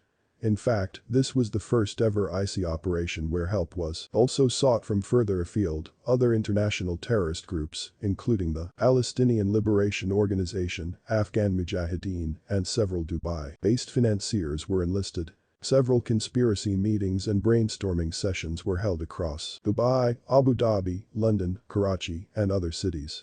The IC wanted to strike at one so that their planned terrorist attack would be connected to the Babri Masjid demolition. They also wanted to use Mumbai Muslim youth for the task so that the operation could not be traced back to Pakistan. Tiger Memon and Muhammad Dasa were chosen to spearhead the whole operation. Tiger Memon was a smuggler who was born and bred in Mumbai. His task was to induct Muslim youth from Mumbai, get them to Pakistan, and train them in handling explosives and sophisticated weapons. Memon knew that he would not be able to execute the operation without the blessings of Dawood Ibrahim. At the earlier meetings, Dawood had not really promised anything. This resulted in a further flurry of meetings. Rajan, who was even otherwise sidelined, was surprised by the number of endless meetings Dawood was attending, with both known and unknown quantities. Rajan brooded over the fact that Dawood remained closeted in meetings for hours. Moreover, Shakil always attended these meetings, but Rajan was never asked to join them in the conference room. Finally, Dawood acceded to Tiger Memon's request for logistical support for the operation. A month after the Babri demolition, 30 young Indian men were flown into Pakistan and trained in warfare, using sophisticated guns and making RDX bombs. They were brought to Dubai and sworn to secrecy. All the Wilathi were brainwashed into jihad. They were shown videos of Muslim women bangrupted in Surat during the riots in Gujarat. The young men promised to retaliate by launching a massive attack on Mumbai. Memon, in the meanwhile, managed to smuggle over 8 tons of RDX and thousands of grenades and Kalashnikov rifles from the coast of Raigad, Maharashtra, all into Bombay in February 1993. The scene was set. On 12 March 1993, a series of 10 bomb explosions disrupted the uneasy calm of Bombay. The city, wrecked by bloodshed, firings, and communal divide, was just returning to normalcy after 2 months of relative quiet. The explosions began at 1:28 p.m. at the Bombay Stock Exchange building, ripped apart the Air India Tower, the grain market at Masjid Bunder, Plaza Cinema and Sina Bhavan, the Dater Passport Office at Worli, and 5-star hotels in Bandra and Santa Cruz. Grenades were also hurled at the airport and the Maham fishermen's colony. Long before 11 September 2001, the Bombay attack was one of the most audacious attacks of its kind. The 12th March attack on Bombay was regarded as the biggest terrorist act on any city in the world at the time. While all such terrorist attacks are usually the handiwork of highly trained and seasoned men, police investigations revealed, ironically, that this attack was carried out by a handful of young men who were neither religious bigots nor highly motivated. The entire operation, which had resulted in 257 deaths and injured 700 people, was the result of indiscreetly and hurriedly placed bombs, planted more out of fear of Tiger Memon than out of any religious zeal. On the morning of 12 March, hours before his men had began planting the bombs, Tiger Memon and his entire family, including his old parents, 4 brothers and their wives, left the country. The Bombay police were already on his trail. They had gotten lucky and had several breakthroughs in the first few hours after the blasts. This included a clumsily abandoned Maruti van at Worli and a carelessly parked scooter at Dater. The van belonged to Tiger Memon's sister-in-law Rubina and the scooter belonged to his brother, Yaqub Memon. While most of the perpetrators of the blasts and their accomplices were arrested, some of them who had managed to reach Pakistan, including the Memon clan, managed to evade the law. Yet, Deputy Commissioner of Police Traffic, Rakesh Murya, who had additional charge of Zone IV, was assigned the investigation and managed to gather evidence and arrest over 200 people. He charge-sheeted them under the stringent terrorist and disruptive activities Act. Meanwhile, the entire country blamed Dawood Ibrahim for the blasts. Everybody was convinced that it was he alone who had planned the attack. Only he had the power to bring Bombay to its knees like this. When the Indian government clamored for Dawood's deportation from Mumbai and began exerting pressure on the United Arab Emirates government to launch a crackdown on the fugitive Don, India's most powerful gangster was actually worried for a moment. For the pressure was so considerable that the UAE's mighty sheikhs were shaken by it. Barring its neighbors, the Indian government had always enjoyed smooth and harmonious relations with countries across the globe. The respect that the country had earned was by its sheer goodwill and over-eagerness to help everyone. Apart from China, Pakistan, and Bangladesh, India had never overly antagonized other countries. The Middle Eastern countries, which were at loggerheads with each other, had always been friendly with India. However, India, as usual, failed to capitalize on its clout. Post the 1993 blasts, a wave of sympathy for India had swept across the world. If India wished, she could have used the opportunity to bring Pakistan to its knees and get Dawood back to the country. But the opportunity was frittered away. The shrewd, wily rulers of UAE realized the pressure from India was weakening and immediately announced that Dawood was not on their soil. This was a baseless claim, but the Indian establishment never pursued it aggressively, as reported widely in the media at the time. However, India's outspoken media did not spare the government and its half-hearted effort. They launched a massive effort to expose Dawood Ibrahim. While the English media published reams of newsprint detailing the Don's vast empire in Dubai and the Gulf region, the local Marathi press branded him as a traitor, a Destrohi. But those who knew Dawood very well were certain that even though he had the resources to orchestrate something of this scale, the Mumbai blasts were not his brainchild. His best friends were Hindus, and he was not known as a religiously motivated person. Dawood Ibrahim's core group, which included several of his non-Muslim aides like Sunil Sayant, Manish Lala, Anil Parab, and, above all, Chota Rajan, were sure that Dawood was not involved in the blasts. In fact, Dawood's close allies know that upstaging and exiling Tiger Memon from Mumbai was one of the Don's masterstrokes. Memon was fast growing as a smuggler in the city, and clients in the Middle East had started to deal with him. Dawood never entertained a rival's growth and increasing influence lightly. But Memon had never even thought of Dawood as competition, instead actually wanting to be in his good books, so it was not easy to upstage him or stall his growth with direct intervention. However, if Tiger Memon got entangled with the law in a messy manner, he would have to escape from the country and abandon all operations. He would thus not be able to expand his influence, and Dawood could reign supreme. So, when the proposal for leading the attack and blasts in Mumbai came up, Dawood had cleverly asked the IC to make Tiger Memon the hero. Memon bit the bait and was ousted from the city, and Dawood managed to outmaneuver his competitors without shedding a single drop of blood. This is why Indian agencies could never pin the whole operation onto Dawood and name Tiger Memon as the key accused and perpetrator. The public was not fully convinced, however. And when Shiv Sena Supremo Bal Thackeray wrote scathing editorials calling Dawood a Deshdrashi and dubbed Hindu dons like Arungali and Amar Nakamchi Muliar are Maharashtrian boys, Chota Rajan rose to Dawood's defense. Rajan, also a Maharashtrian, was aware of the extent of Dawood's involvements in the blasts. He decided to prove his loyalty to his friend and boss. Rajan began calling up and sending faxes to newspaper offices, defending Dawood. He labeled the accusations of Dawood's involvements in the blasts as flimsy and religiously motivated. In fact, Rajan went a step further and took on Bal Thackeray. He began sending faxes to English newspapers, where he wrote in Marathi that Thackeray should mind his business and focus on politics and stop commenting on the business of the underworld. Rajan went on to proclaim that Dawood was not a Destrohi and that he did not need a certificate from Thackeray. 8. Surrender offer. The events of 12 March 1993 had left the country, its citizens, and the government shell-shocked. They were not the only ones rattled. Dawood Ibrahim was seriously shaken by the events which unfolded on that fateful day. However, there is no real evidence to suggest why he was in that state of mind. His friends and associates believe that when he provided logistical support for Pakistan's IC to smuggle in the RDX via the long coast of Maharashtra, he did not realize the magnitude of the act of terror they were to perpetrate on Indian soil 6 years after he left. Dawood believed that the plan was to conduct one of those prick and bleed operations that had almost become an IC calling card in the Kashmir region, where a small number of casualties and minimal infrastructural damage was regularly witnessed. The all-seeing and all-knowing Don who sat atop his throne in the White Castle had no clue, say those close to him, that this operation would turn out to be the most heinous terror attacks that had ever been orchestrated anywhere in the world until then. The doleful Dawood now wanted to get out of the whole mess and come out clean. He wanted to assert his innocence and convince people he was not involved in the blasts.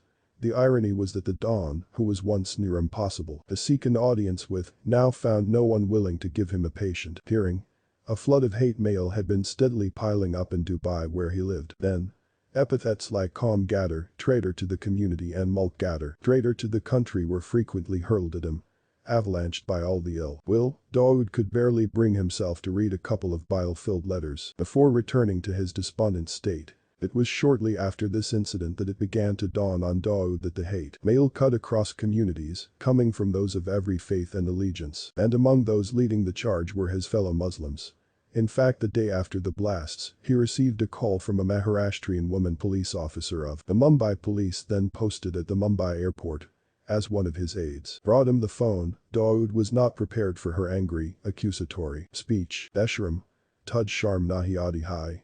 Jis midi partun jam liya, usi, midi ko badnam kiya. Have you no shame? You have humiliated the same country where you were born. Raged the officer on the phone. Dawood had nothing to say, silently hearing her out. The barrage left him so stunned that even when it was over he held the phone close to his ear until much later. As if it was not enough that his post box was full of such hate, it was now being delivered to him on the telephone. The fact that Muslims were also so angry with him left him flummoxed. After all, it is a documented fact that when Hindu-Muslim violence broke out across Mumbai in 1992-93, Dawood categorically refused to be drawn into the mess of communally motivated action. It was then that he began receiving gifts at his White House villa in Dubai. Some of these dubious presents included boxes of broken bangles with a note attached. Yaus by ki liya jo apni bihin kai hifazat na kar saka. This is for that brother who couldn't defend his sister. Mocked and chastised for not taking up arms back then, he was now a traitor in the eyes of the entire world for allegedly taking action. This was a very sticky situation. Dawood sat for hours, mulling over each option. These options, he noticed, were slowly dwindling. Finally, he decided to make his move and called out to one of his aides for the telephone. The period immediately after the blasts and months after that were difficult for Dawood in more ways than he could have imagined. He used his contacts in the police and found out the enormity of charges and the strength of the evidence against him. He realized that the Mumbai police, despite all their fancy investigation and sleuthing, had managed to only extract 2 confessions against him under the heinous Tata Act. Later the Central Bureau of Investigation got one more confession that named Dawood in the conspiracy. All the statements dwelled on the fact that Dawood was involved in the conspiracy and had agreed to provide logistical support to Tiger Meeman for the execution of the serial blasts.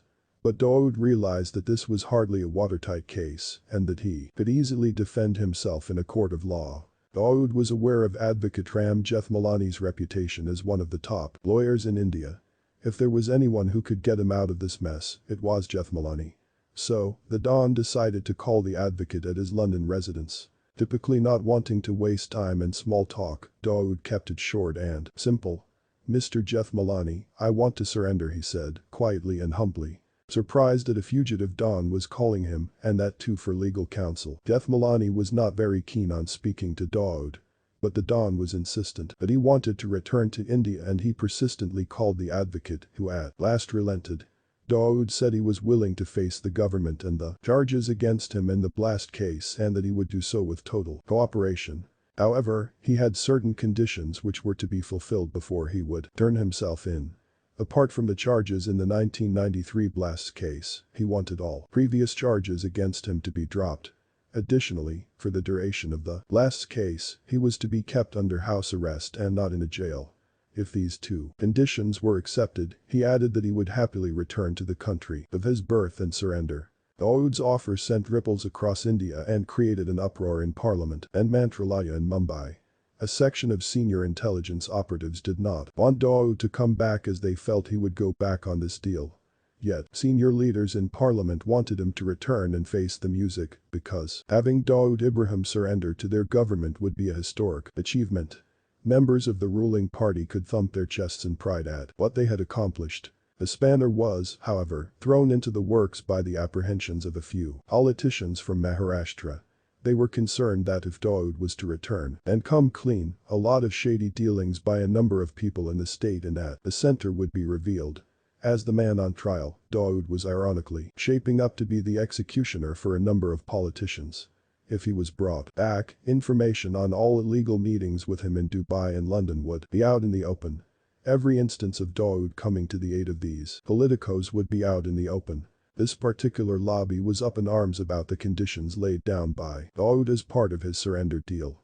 They told Jethmalani that India was a democracy and as such would not allow a fugitive Don to dictate terms. He was still welcome to surrender and would be given a fair trial. However, none of his conditions would be complied with, the government said. As eager as Dawood was to clear his name, he was not naive. He knew that if his conditions were not met with, the Indian government would take him to task. Later that year, developments around the Memon family surrender proved him right. He stood vindicated in his decision not to surrender unconditionally when he saw what happened to Yaqub Memon, who came back to India with a ton of evidence against the various accused in the blast case. But he was tried like a street thug and given the death penalty. There was no compassion for the man who had readily volunteered information and agreed to surrender. Thus, the Indian government let one of the biggest fish in the underworld slip through its net. Experts believe he could have been brought back and then the government could have quickly reneged on the deal struck with him. The end result was that Dawood remained a free man and managed to wreak havoc on India later, from the secure palatial mansions of Karachi. 9. Mole. D. The infinite smoothness of her skin, her barely clad bosom, a flimsy white sari teasingly caressing her under a gushing waterfall. This was how cinemagoers saw India's sexy new actress on screen. Mandakini, or Yasmin Yosef, was a buxom young girl who was originally from Meerut and later grew up in the middle-class Antapil area in south-central Mumbai. Her father was an Anglo-Indian, her mother a Muslim. Mandakini's terrific complexion was as natural as her well-endowed figure, and she soon attracted the attention of the film world. At the age of 16, she got a break that any new actress would have died for. Veteran filmmaker Raj Kapoor identified her as the new chosen one for his youngest son Rajiv Kapoor's debut in Brahmachari Ganguly. The movie was not the hit of the century, but Mandakini's breasts became the talk of the town in direct proportion to her popularity. She was the stuff titillating dreams were made of. Mandakini has been touted as Raj Kapoor's hottest find. Raj Kapoor's role in an actress's career was legendary. Although it was Dev Anand who brought actress Zeenat Aman to Bollywood, it was Raj Kapoor who uncovered Zeenat in Full Frontal Glory in Satyam Shivam Sundaram, the graceful Simi Garul in Nude and Padmini with Open Bosom both in Maranam Joker. Mandakini's daring drenched pose on the marquee became the stuff of unrealized wild fantasies. The cascading Ganga waters drenched her, and as her shy nipples peeped through the sari, the stringent censor board of India could do little to delete those scenes. Kapoor himself maintained that the scene had been shot tastefully. Certainly Mandakini, or for that matter Zeenat Aman before her, could not bathe in the confines of their shanty and would not be fully draped from head to heel. The only way to do it was to shower in the open, exposing their curves. In the movie, Raj Kapoor had gone a step further and had even showed Mandakini breastfeeding an infant. Even when the infant was through his feed, Mandakini's bare breast was exposed. Months became years and after scores of flops or semi-flops, Mandakini soon joined the bevy of young girls who were on their way to stardom. She bagged projects with successful co-stars like Mithun Chakravarti, Govinda, Sanjay Dutt, and Anil Kapoor. The filmmakers emulated the great Kapoor and made Mandakini expose in all her roles, whether it was Param Daram with Mithun or a minuscule role with Anil Kapoor in Tezab, where she appeared in a two-piece bikini. In the early 90s, Bollywood was abuzz with photographs of popular stars posing with Dawood Ibrahim. However, close on the heels of the 1993 blasts, public sentiment was raging against these denizens for hobnobbing with the man who laid the city low. The air was thick with fear, intrigue, denials, and some brave admissions from a few who said they were pressured into socializing with Dawood. Not that the photographs evidenced it. But there was one picture that set tongues wagging. In the late 80s and 90s, Bollywood films were full of young girls, starlets mostly, falling for the street thug or the loafer. The Mafia's fascination, but film bombshells was nothing short of a global phenomenon. Hollywood had set the precedent in the case of Chicago's big boss Giancana, who had foisted himself on Marilyn Monroe. Giancana was soon besotted with Monroe, and after a brief affair Monroe was found dead under mysterious circumstances. Another mobster, Bugsy Siegel, was crazy about not one but two Hollywood starlets, Katie Gallion and Wendy Berry. Mumbai's big boys were not to be left behind. Their lust for glamour and weakness for flesh made them weak in the knees for the fair-skinned Bollywood would-bes. Haji Mastan, for example, married a Madhubala lookalike, Sona, whose flagging career was given a sudden boost after her marriage to Mastan. The picture that made headlines was of the young starlet Mandakini posing cozily with Dawood Ibrahim at a cricket match in Sharjah. The year 1994 was a time when images of the Mumbai serial blasts were still raw and when Dawood's links with Tiger Meeman, the main accused, were bared. For Mandakini, the timing was all wrong. She was a mysterious woman. Like most women who lived in the sulfuric golden shadows of Mumbai's mafia men, she witnessed the expected meteoric rise in popularity. But till then, to the public, with Mandakini, all her connections were speculation and her expeditious success a matter of lucky coincidence. If that exists. After her photographs with Dawood Ibrahim were released in 1994, there was no respite for Mandakini. She was labeled Dawood Ibrahim's mole and hounded by journalists, photographers, and eventually the police. But when her film, Zorder, released in 1995, no one was to know it would be her last performance in Hindi cinema. The Mumbai crime branch had only just changed their strategy in chasing Dawood.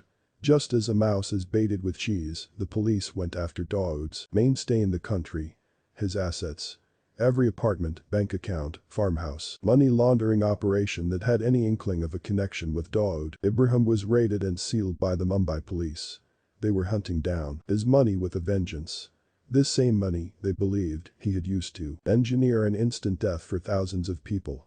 After all, they reasoned, what was a merchant without his money, even if he was the merchant of death? The Mumbai police received a tip-off about a farmhouse on the outskirts of Bangalore that was purportedly built with Dawood's money and was one of his many illicit properties across the country. They passed on the lead to their counterparts in Bangalore who raided the property. But to their surprise, the property was registered in Mandakini's name. The news did not take long to leak out. The press had a field day with the prospect of establishing a connection between the fair lady and the dusky dawn. So much did this romantic connection tickle the imagination of the readers that it became an almost permanent feature of page 1 news. There were so many questions. Why would someone like her get involved with an unsavory criminal from Dongri? She came, after all, from the glitzy and glamorous world of Hindi cinema. Did she need a mentor in the industry? Just how common was this phenomenon in Bollywood? Were more actresses starlets involved? Where was Bollywood's cash flow coming from? Why was Mandakini keeping a low profile in Bangalore and almost living in seclusion? Why was she wearing a burqa when she went out? Who was Mandakini really? Was she an innocuous young girl trapped in something far bigger than her understanding, or was she a conniving, manipulative woman who charmed her way to stardom using below-the-belt tactics? The questions were innumerable and no answers were forthcoming. Mandakini refused to say anything but deny her connections with Dawood Ibrahim. She repeatedly said, "I am not Dawood's mole." She said she knew him but was never romantically involved with him. Perhaps by then she was just terrified. Perhaps she had not expected the uproar that would ensue. Perhaps she had underestimated the implications of the liaison. Perhaps she had not thought so much about it. Perhaps she momentarily forgot herself. Perhaps the man was just too charming to resist. Perhaps it never happened. Perhaps. The truth we may never know, as Dawood never really spoke much about her. The answer to that question is so fundamental. He may be a murderer, he may be a saint. But the clue to attraction between a man and a woman is more elemental than that. Could there ever be an answer to that question? In the midst of this commotion, the Mumbai police gave the actress a surprising clean chit. They could not find enough evidence to link her with Dawood. No reasons were given and no further questions asked. Maybe now she could find some peace and return to work. However, Mandakini's career and personal life nosedived from there on. Film offers dried up and she became a social exile in Bollywood. She was screaming from the rooftops for all to hear that she had no connection with Dawood Ibrahim. But no one was listening. In 1995, it was revealed that she was pregnant. Her child had a middle and last name before he was born, one that the whole city ridiculed. Like a woman scorned, she lashed out at everyone, saying the child was not Dawood's, but was even less forthcoming about the identity of the father of the child.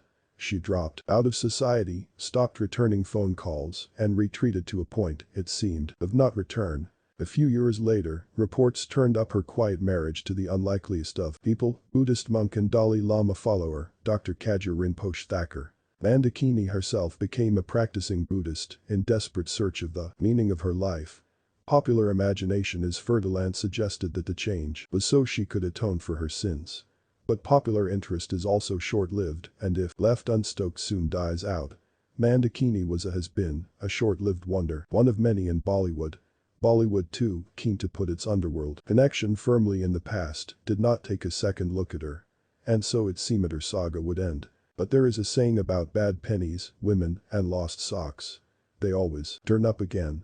In 2000, Mandakini produced and acted in 2 music videos. Music videos were the rage of the season, and maybe this was a fit of nostalgia, speaking on her behalf. Both the videos, No Vacancy and Shambhala, bombed badly. No takers for an aging starlet. Very few among the generation who watched the videos even remembered her name. Some of the older ones even said she resembled the old actress Mandakini. So much for her comeback. Some say she has found solace in teaching Tibetan yoga and she runs a center for Tibetan medicine with her husband in Yari Road, Mumbai. In her last known tryst with the Indian media, it was reported that she was working on an English-language film with her husband. But ever since, only silence of the most unsettling kind. The quiet kills some people because they can not make peace with their thoughts. But with others, it is a way of life. For Mandakini, a teenager from a small town, an upcoming Bollywood star, and an alleged mole of Mumbai's arch-nemesis, this is also a way of escaping the goldfish bowl that is public attention, a way to live with the idea that although life has not been perfect, it certainly does not have to be led in accordance with the wishes of a billion people. A million girls would have killed to be her at the peak of her career. A million people would not be seen with her now. Fickle fame and its ways. Nevertheless, Mandakini's fair-skinned youth remains immortalized. 10 Developments in Dubai. C. Odarajan's daring defense of Dawood and challenge to Sena Chief Bal Akre had pleased the Dawn, but there was far too much coming for him from various quarters. This was too little, too late. Sitting in his White House one day, Dawood decided that it was time to make a decision. Dawood now realized that he had submitted to the IC's designs and gotten initiated into Islamic terrorism on the pretext of avenging the Babri Masjid riots. Deep inside he had always known, of course, that the IC was executing their own agenda. The gameplan was to frustrate the country and its countrymen to such an extent that they would finally cave in and allow India to hand over Kashmir to Pakistan. But Dawood knew it was naivety to even dream of winning Kashmir. Dawood was happy running his global business of real estate and restaurants in various international metros, financing movies, hobnobbing with Indian film stars, and courting Bollywood beauties. He did not want to become a pawn in the IC's hands, but he understood that the dice had already been cast, leaving him with almost no control over his destiny anymore. On the other hand, his top lieutenants had been hankering for more power and clout. Dawood knew that Rajan was capable of handling his gang. But if he allowed him to continue, he would be faced with widespread mutiny among his own ranks. Shakil, Satya, Sharadana, and others who seemed to have banged up against Rajan would not allow him to rest in peace. Well, there was no way for him to find out if their notion that Rajan had become too powerful and might float his own outfit was accurate. Dawood dithered for a while, trying to avoid a decision. Plumes of cigar smoke hung heavy in the air. Even the quietly efficient air conditioner could not clear the smoky environs of the room. After passionlessly and impatiently for a long time, Dawood reached a conclusion. The decision was not a practical or a judicious one, rather it was a convenient one. He had decided he could not pay attention to supremacy disputes and so would call a meeting of all his men and instruct them to behave maturely. He also planned to make it clear he did not want them to occupy themselves with this self-perpetuating game of one-upmanship. The meeting was called in the conference room at the White House in Dubai, and the Don ensured that all those men who mattered to his gang were present. "I'm tired of seeing you guys using your power and strength to fight among yourselves and weaken the gang. Don't do this. Concentrate this power and strength on attacking your rivals and weakening them, not yourselves," Dawood said, quiet, calm, deadly in his authority. There was pin-drop silence in the room. People waited for him to continue. They thought he would use anecdotes and stories to clarify what he wanted to say, but nothing came. "I'm warning all of you to finish any and all discord and dissension you have between yourselves and focus on business. Appa's mind Jagrat and Kaimot Podahai. Fighting between ourselves means death for business. To me, business is bigger than even my brother, and I want all of you also to understand this," Dawood added and fell silent again, waiting for his words to sink in.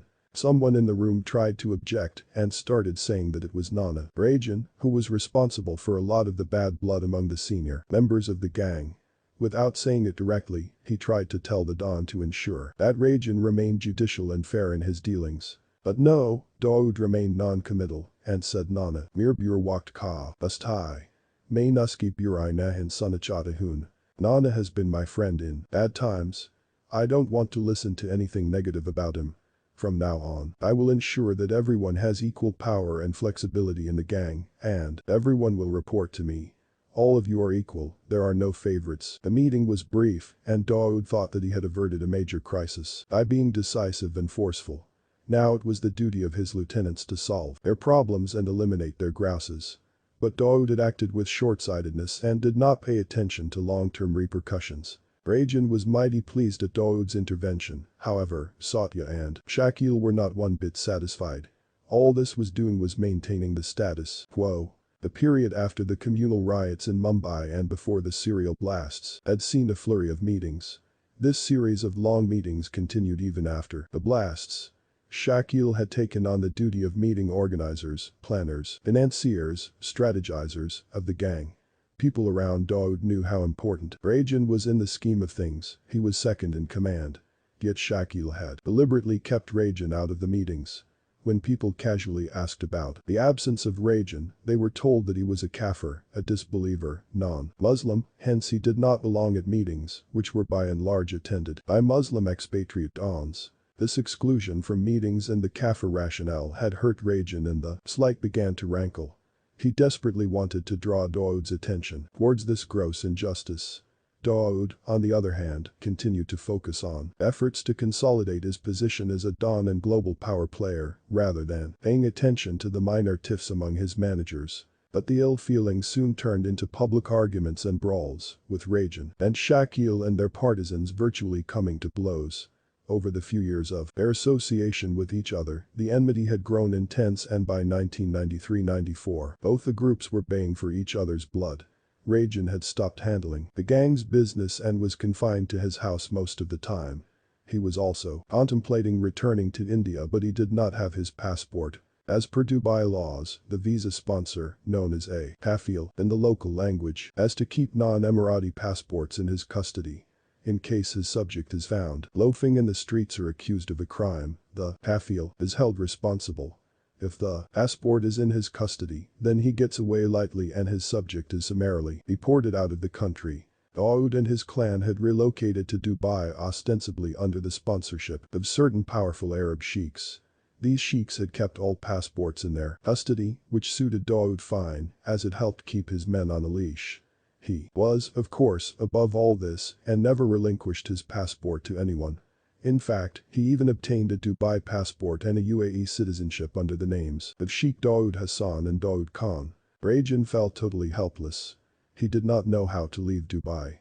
He was sure that staying in Dubai any longer would get him killed. Meanwhile, Dawood had announced a major bash on a cruise liner. The who were invited, and obviously Rajan was expected to attend as well, but he had some vague premonition about attending the party. He did not know why he felt the way he did, what it was that was holding him back from attending a party he was required to go for. Who skipped by's dose? That too without a valid reason. Reluctantly, Rajan began to prepare for the party, taking his time over it. Somehow he combed his hair, picked up his car keys, and decided to leave. But just as he was about to close the door behind him, the shrill sound of his telephone drew him inside again. Rajan took the phone and his face turned white. The call was from one of his close associates, who was already at the party. "Nana, wo tumko tapkin ka planning kiya lahai." "Nana, they are planning to kill you," whispered his friend nervously. Just the thought of getting killed and dumped in this manner sent a shiver down Rajan's spine. Strangely, he had never felt anything while masterminding several killings. But the irony that someone else was meticulously planning to kill him in such a gruesome and heartless manner was too much for Rajan to swallow. He replaced the phone, went to his garage and drove his car out, slowly and quietly. Rajan could not make up his mind. Should he conjure up a subterfuge and avoid going to the party, or should he go and take Dawood by his side, informing him of Shakil's treachery? More importantly, would Dawood listen to him? What if he dismissed it as Rajan's paranoia and insecurity? Worse, was he part of the Gamma plan to get rid of him in this manner? Questions, questions, and more questions. Rajan's mind was a minefield. He was driving slowly, but his mind was racing. The cruise liner party was hardly a half an hour's drive from his residence, but Rajan kept driving in circles. Despite driving for over an hour and a half, he was nowhere near a conclusion. The evening had turned into night, and the night was getting only darker. Finally, Rajan realized he had been driving for over 3 hours. He had to take a decision soon. He stepped hard on the brakes and brought the car to a screeching halt. His mental turmoil stopped with the impact. Breathing heavily, Rajan knew he had made up his mind. He turned the car towards the Indian embassy in Abu Dhabi. The Indian embassy in UAE had so far specialized in dealing with cases of fraudulent employers, stranded Indians, and stray passport cases. Rajan had taken it upon himself to make history there. A raw officer looked at Rajan, seated across him in a soundproof room, intently. Matching his gaze, the seasoned raw officer was trying to read the gangster's mind. They say that in intelligence operations half the success is achieved by getting the right guy and judging him accurately. Judging a mole or an operative is always the most difficult part of intelligence gathering. The raw man, after having gathering relevant answers from Rajan and satisfying his curiosity, asked him to wait while he excused himself to an ante-chamber to make a call to his bosses in New Delhi. Rajan had spent more than a couple of hours in the Indian embassy now. After facing initial hassles with a security man at the gate, the rest of the night had gone quite smoothly. Rajan had sought to see the officer on duty and mentioned the name of the intelligence officer he wanted to meet. Across the world, all embassies and consulates have at least a few intelligence operatives. Depending on their ranks and profiles, they are given suitable designations that offer appropriate cover in the embassy, ranging from desk officer to a cultural attaché or even assistant or deputy consular. But they do not report to the consul general, they report to their respective intelligence heads in their country. When the security officer informed the raw man about Rajan's impatience to meet him and willingness to wait for him through the night at the embassy premises, the officer was quick to acquiesce, rushing to the embassy to meet the gangster. Rajan then narrated the whole story to his newfound raw contact, who had met him earlier in a 5-star hotel in Dubai during one of the high-profile parties thrown by the Sheikh family. Rajan wasted no time and told him that he wanted his help in escaping from Dubai. In return, he was willing to provide them all information about Dawood and his business interests across the world, legitimate or otherwise. The raw agent had an hour-long session with Rajan, but required approval from his bosses in New Delhi. For a third of the top honchos at the Ministry of Home Affairs (MHA), this was going to be a long night. The intelligence chiefs in Delhi and senior bureaucrats exchanged ideas, and the whispers on the phones continued into the wee hours. It was a major coup for the beleaguered Indian government, whose efforts to lay their hands on Dawood had hitherto been like drawing designs on water. Finally, the Indian government decided to provide tacit support to the renegade gangster. Papers were immediately drawn up and it was agreed that they would facilitate Rajan's exit from Dubai. Rajan returned home, collected all his vital documents and account details, and within hours was on a plane out of Dubai. His first stop was at Kathmandu, where he met some more Indian officials and handlers. He was given a different identity and was flown to Kuala Lumpur in Malaysia. Rajan, with his wealth and the logistical support provided by the raw agents, managed to blend into this new background afforded by the Indian diaspora in Southeast Asia. Now he had only one leitmotif left: to finish off Dawood and destroy his ill-gotten empire. Ignoring Rajan and his growing frustration turned out to be Dawood's most expensive mistake. Dawood had never dreamt Rajan would dare to cross lines and disengage from him, throwing down the gauntlet. Although Dawood, Rajan, the raw handlers, and the MHA bureaucrats had different motives and intentions, they all might be said to agree on one truth: man's most dangerous enemy is the one he was once closest to. Dawood had several enemies in his checkered career, but none turned out to be as lethal and wily as Raja, a fact which Dawood was still unaware of while he was partying on the cruise liner that night off the Dubai coast. 11 New D Company HQ, Karachi, new CEO. Shakil R. The Jan's disappearance from Dubai was not noticed until after a couple of days. And when it was, all hell broke loose. It was not the ensuing bloodshed that bothered the D Empire, but Rajan's access to the syndicate's soft underbelly. Rajan was privy to the goings-on in Dawood's gang. He knew the range of his global network, the extent of the gang's operations, the location of bases across the world, their key personnel, Dawood's political friends in New Delhi and Maharashtra, his financial conduits in India, his nexus with top-rung police officers in Mumbai and other cities, his wealth and assets and his association with various mafia organizations and intelligence agencies, as well as the various fronts that Dawood had floated. Rajan was the only one who could expose the whole gang and the only one who knew the chinks in Dawood's armor. As if in tandem with Rajan's escape, other related developments tied the D Empire into knots. The Indian government began pressing for an extradition treaty with the UAE government. This spread panic and insecurity among the Indian expatriate fugitives who were holed up in this part of the Persian Gulf. Dawood and his IC masters realized that the UAE government would not be able to resist India's pressure for long. They had to relocate Dawood and his key associates before the Indian government could lay their hands on him. Therefore, towards the end of 1994, Dawood moved his base to Karachi, Pakistan. Karachi is known to be Mumbai's sister city, as it has similar features and character, the same look and feel, and like Mumbai, is a port city. In some areas it even smells like Mumbai. Dawood moved into a villa at Clifton Beach. He also acquired properties in Bayabon Shamsher, which is like Mumbai's Malabar Hill, and Shar-e-Faisal, which is the arterial road in the heart of the city. Shar-e-Faisal is a little similar to Maham's Cadell Road in northwest Mumbai. Once ensconced in Karachi, Dawood also trained his sights on other Pakistani cities like Lahore. He acquired properties in Medina Market in Lahore, which is similar to Mumbai's Mainish Market, and in the Blue Area in Islamabad, which is regarded as one of the prime locations in the Pakistani capital. The IC was very accommodating, and Dawood decided Pakistan would be his home until he could return to India. They were his best ally in these times. In the meantime, he was making efforts to get adjusted to this new city, which was not proving to be too difficult. Karachi, in a lot of ways, was like the Mumbai Dawood had to leave, and was more accepting and familiar than Dubai. Also, though he moved there out of compulsion rather than whim, he knew he would be safer there from the Indian authorities. However, he was aware of a seething distrust and ill feeling from the local mafia, who were predominantly Jats and Mohijers. Dawood's Clifton Beach villa was in the vicinity of the shrine of Sufi Saint Shah Abdullah Ghazi.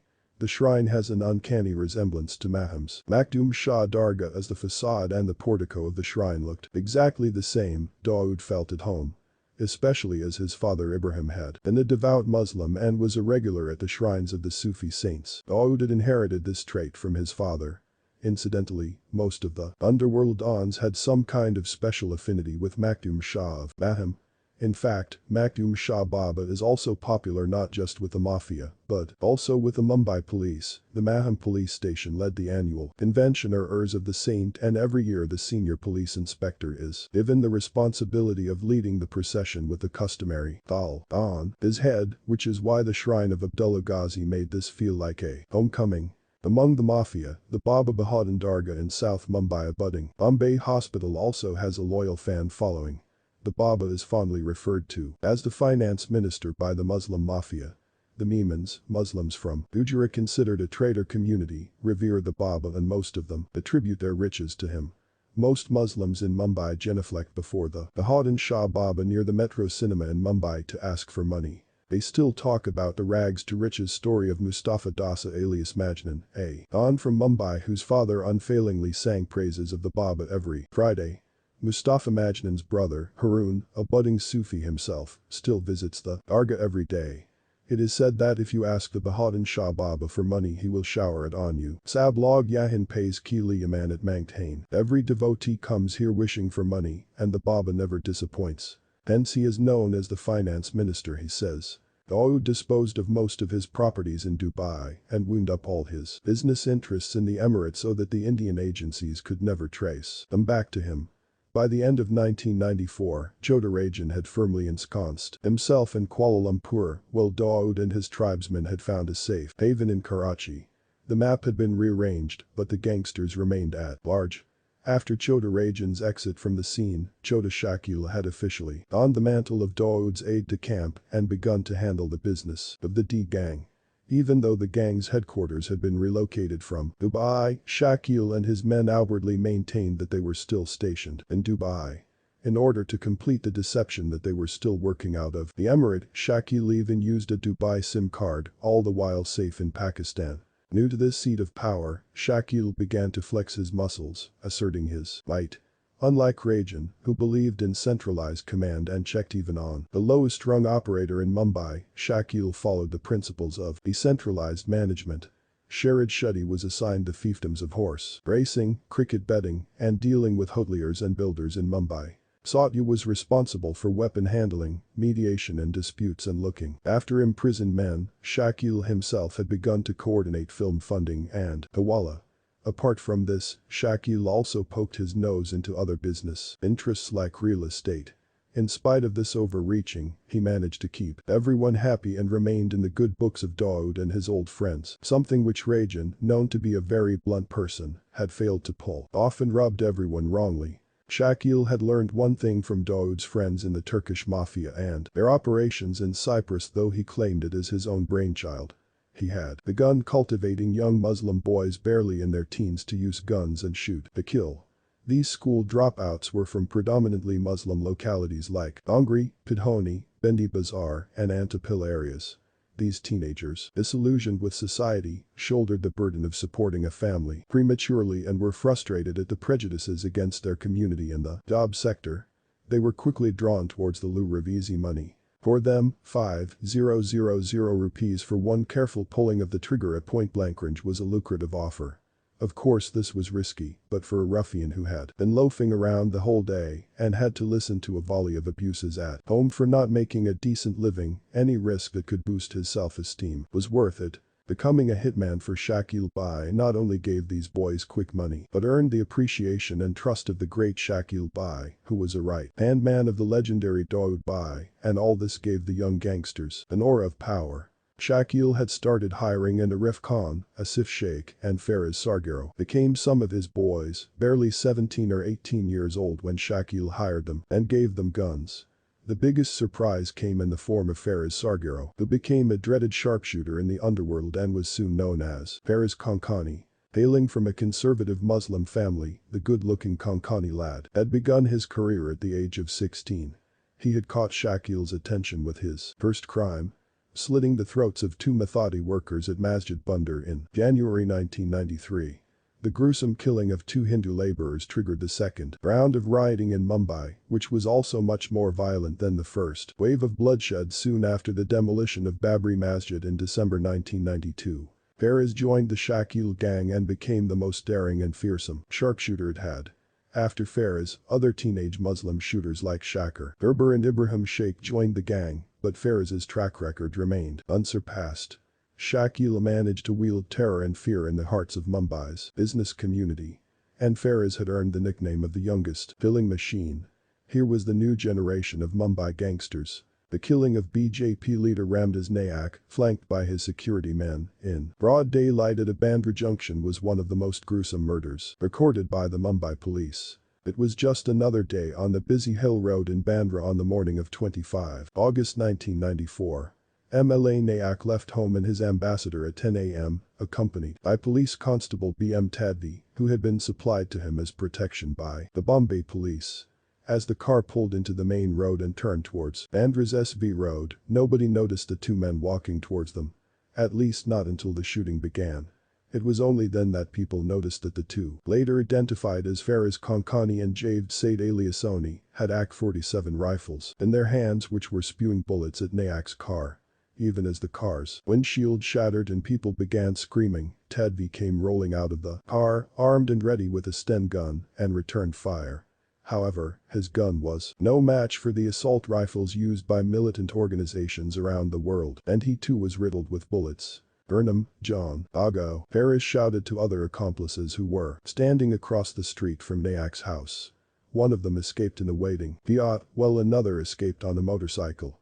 He and Sony then hijacked a passing autorickshaw and fled the scene. Investigations later revealed that gangster Chota Shakil had given the contract to kill Nayak to one Sajid Batliwala who, in turn, had given the assignment to Firo, the dreaded contract killer. Batliwala was also instrumental in supplying firearms to Konkani and his hit squad. Nayak was an elected councillor of the BMC and Shakil felt that his activities were causing harm to the Muslim community. Faraz had humiliated the police, they now had to get him to retrieve their lost prestige. With a string of murders to his name, Faraz was finally tracked down and arrested at the Blue Diamond Hotel in Bangalore in October 1995. However, in 1998, he escaped in a daring jailbreak in broad daylight. His men opened fire at the police while Faraz was being brought out of the JJ hospital to be taken back to the Thane Central Jail after a CT scan. Police Constable PD Carter lost his life in the firing. Until his arrest, Faraz was involved in 18 killings, of which 16 were at the behest of Shakil. By then Shakil had understood the success of finding young boys with no police records and training them to kill. As there was no dearth of unemployed Muslim boys willing to emulate Konkani, the business of bloodshed continued unabated and Shakil seemed to have benefited by it the most. Shakil had managed to establish himself and consolidate his position in the gang. Within months of Rajan's exit, Shakil had established an all-pervasive presence in the D syndicate. Dawood, who initially doubted how capable Shakil would be as second in command, was relieved that his business would not take a beating. However, there was one man who did not like Shakil's success and his being considered Dawood's alter ego. This was Dawood's brother Anis. Anis had often made snide remarks about Shakil and tried to ridicule him, but Shakil could not retaliate as he knew that Dawood would not tolerate any action against his brother. Anis liked Dawood's style of functioning to take a back seat and delegate authority and choose someone as the CEO. You get your job done smoothly without dirtying your hands. And if a particular job gets botched, it can easily be disowned, you blame it on some incompetent men in the gang hierarchy and placate the affected party, who readily buy the explanation, knowing the gang and the sub-gangs within the gang. Shakil had several detractors and rivals within the gang. While Shakil could stand up to his other competitors, he could not do much against Dawood's sibling, who himself nursed ambitions of heading the D syndicate. He liked the idea of delegating to get the job done, sitting back while the dirty work was done, and Shakil was only in his way as far as this was concerned. Also, Anis never liked Shakil and had had a good equation with Rajan. In fact, he was the only sibling or D-gang member who kept in touch with Rajan for a couple of years after his escape from Dubai. However, Anis also wanted a man Friday who could be his ace manager, keep his coffers flowing with cash and promote his name in India. He looked around amongst the members of the gang and did not find anyone who would fit the bill. Meanwhile, Abu Salam Ansari, who had been on the run since the serial blasts in Mumbai, had landed in Dubai. Salem had been accused of delivering AK-47s and grenades to film star Sanjay Dutt at his residence at Ahanta and Pali Hill, Bandra, in what was to become an infamous takedown of the popular Bollywood star. When the Mumbai police launched a crackdown on all the Dawood men, Salem too appeared on the police radar. He sped off from Mumbai and reached his village Sarai Mir in Azamgar. After having spent some time in Lucknow, from where he kept calling Anis by, he was called to Dubai. Once in Dubai, he realized that he was on his own and needed someone powerful close to him. Perhaps it was Abu Salam's good fortune that Anis was trying to find a confidante. Since he had no godfather in Mumbai or Dubai, Salem thought he would adhere to Anis Bai's dictates and make him his godfather, growing in the Mafia hierarchy. Salem began kowtowing to Anis and bragging about his own exploits in Mumbai to impress him. As Anis had no other option and Salem seemed sincere and loyal, he decided to give him a chance.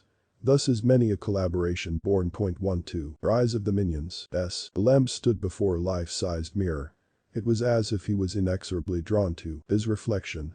He could not take his eyes off his face. Salem had recently shaved off his mustache and beard and now sported a clean-shaven look. While in Mumbai, he had sported long tresses and a Muslim beard and mustache, a legacy from his Azamgarh days. His devout Muslim look was complete with a fez cap, giving him the aura of a highly religious Muslim youth. But when he made an escape from Mumbai, on the run to Hyderabad, Lucknow, and Delhi before eventually landing up in Dubai, he kept changing his appearances. Once he shaved, he was transformed and he had fallen in love with his new look. Salem thought that his handsome face was now befitting that of a Bollywood hero. Thus was born Mumbai's most narcissistic, self-worshipping gangster, who loved his look so much that he decided to earn the epithet of the handsome Bangalore. Salem had seen lot of balding dons Chota Shakil, Anis Bai, Nura, Tiger Meeman and shuddered at how ugly and repulsive they were. He was not going to let himself go like that. Salem began to pay attention to the clothes he wore, colognes he used, and the branded leather belts and shoes completed the picture. Witnesses who lived with him for years say that he was obsessed with his looks to such an extent that he used to brush his hair every hour. He was also extremely particular about his manicure and pedicure session, something perhaps no other Mafia don had ever paid any attention to. Abu Salem Abdul Qayyum Ansari belonged to a family of conservative Muslims who hailed from a small hamlet of Sarai Mir some 30 kilometers from Azamgarh in Uttar Pradesh. His father Abdul Qayyum Abdul Hafiz Ansari was a respectable lawyer in his village and wanted his children to study. Known as Qayyum Vakil, he had never been able to make it big in the legal circuit. After Qayyum's death, Salem's mother Janet and Nissa began making beatas to make both the ends meet. Salem, being the second eldest, had attended school until class 6, but after his father's death in a road accident, he had dropped out and begun looking for work. Salem and his elder brother Abu Hakim both started working as bike mechanics as their two other brothers Abu Jaish and Abu Lays were still in their teens. Initially, he tried to work in Delhi for a few months, but finally moved to Mumbai. In Mumbai, his uncle gave him a small stall in a Rasa shopping center and allowed him to sell belts and moonlight as a real estate broker. It was during these stints as a broker that Salem came in touch with Anis Bai. Once indoctrinated into the gang, he followed any instructions Anis gave him slavishly. After a few assignments, Anis began using him as a top confidant and after the communal riots of 1993, assigned him the major task of delivering guns and grenades to Sanjay Dutt. Salem almost fainted when he was told to pay a visit to Dutt at his bungalow at Polly Hill. Salem, like all the village youth, was starstruck. He delivered the deadly package of weapons and explosives but did not lose the opportunity to hug the star several times.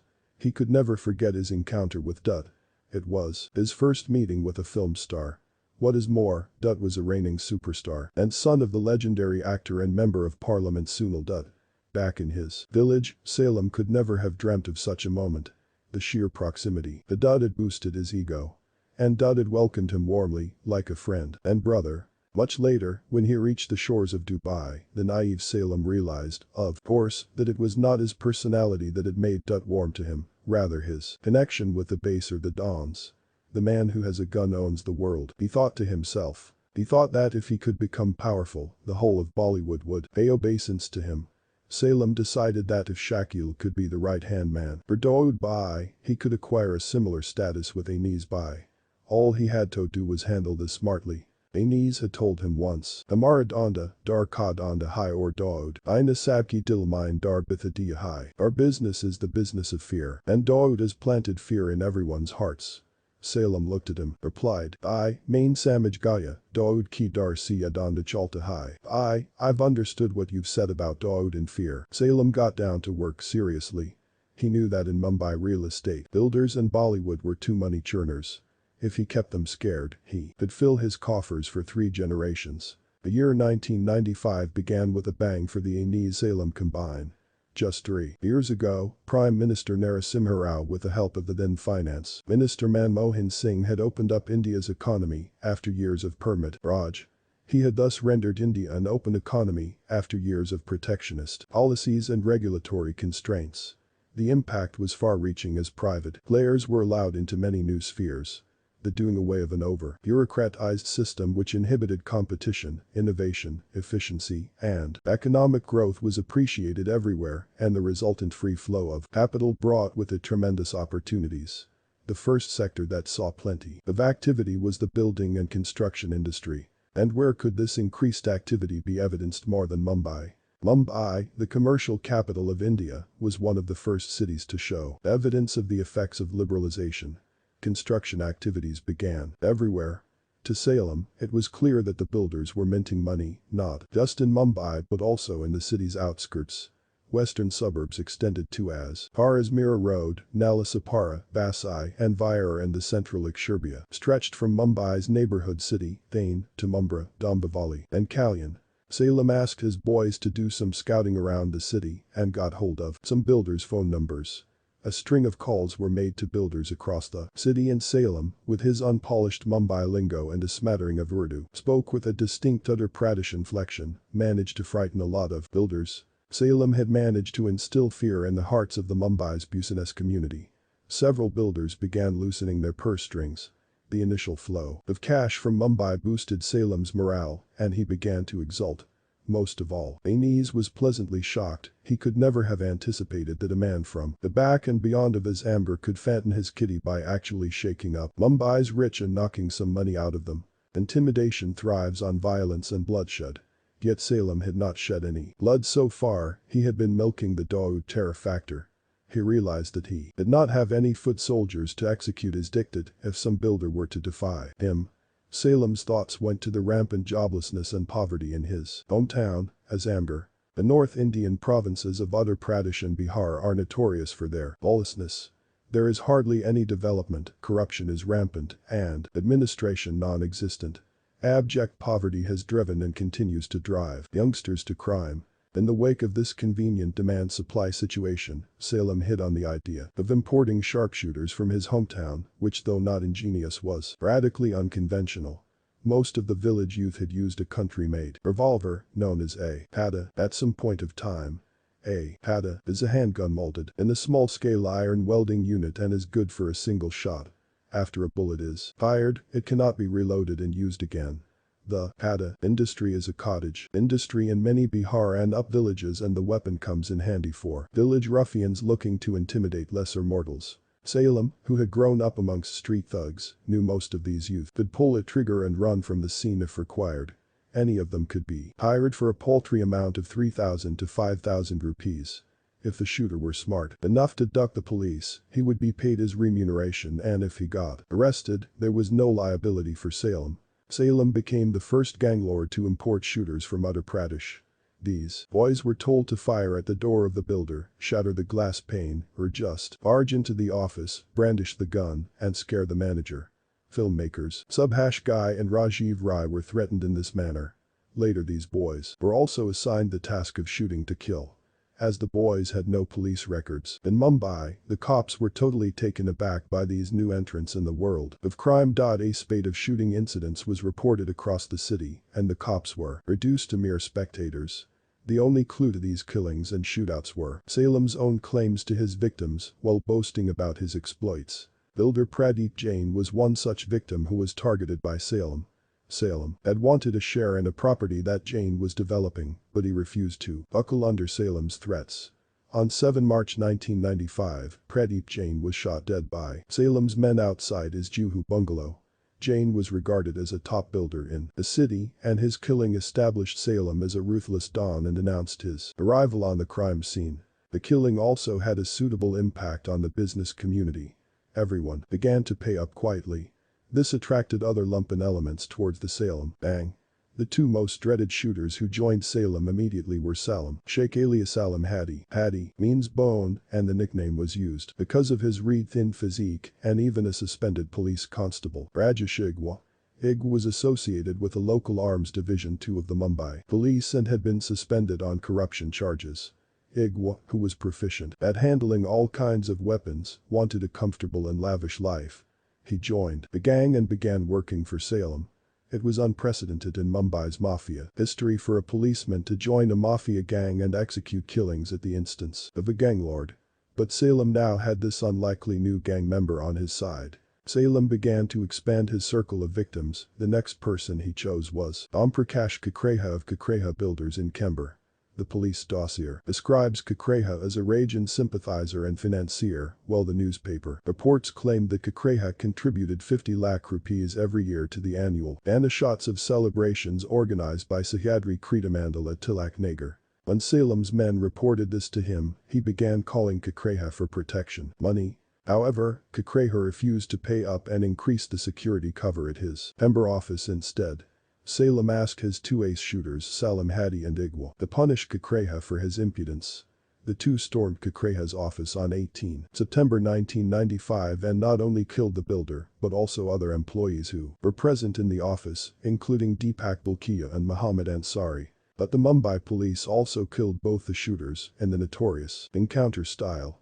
Igwa's death was particularly important. Other ex-cops in Thislala city would get the message. The police failed to detect the Kakreha murder case.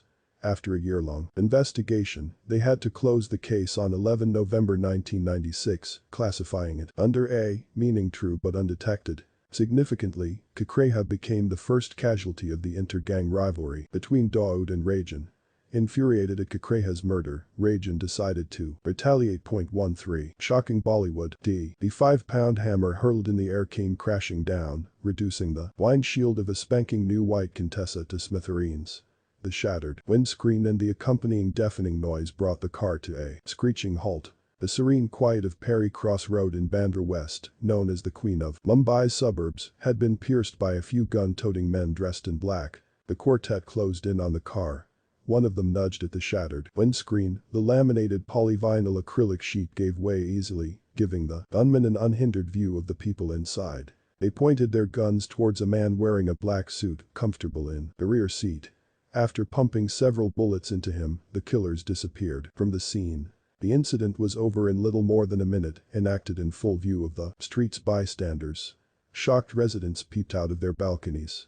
Perry Cross Road residents had never witnessed violence of such an inhuman, gruesome nature before. The killers had left behind two things: a hammer and a dead man riddled with 30 bullets. The victim was airline tycoon Thakiyuddin Wahid of East West Airlines. Wahid, an entrepreneur from Cochin and Kerala, came from a humble background. Initially, he had established a successful travel agency at Dadar, central Mumbai.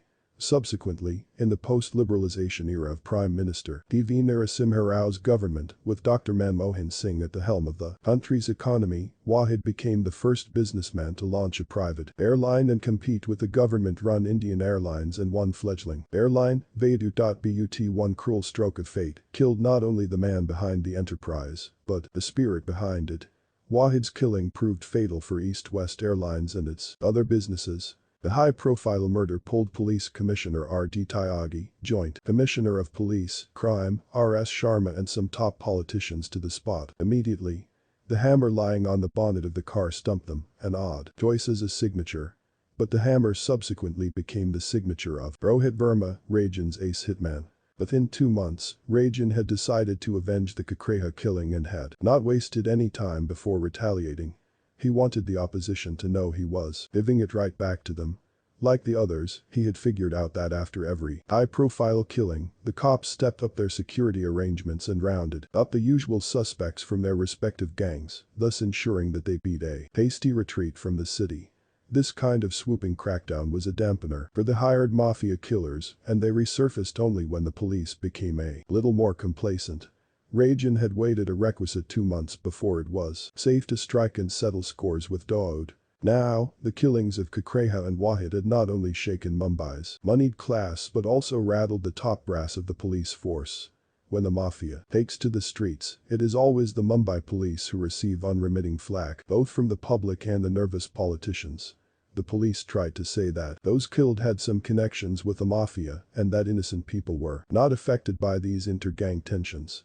The state administration and the politicians, however, were intent on proving that the police had failed, dealing a body blow to the law and order system and the state. But no one, not the police, nor the administration nor the politicians had any clue of what was to come. They had no idea that what they had witnessed was just a preview. The murders of Kakreha and Wahid opened the floodgates to trigger happy dawns and uncontrollable bloodshed. Rajan, Shakil, Goli, and now the new entrant, Salem had begun ordering the killings of gang loyalists or covert financiers.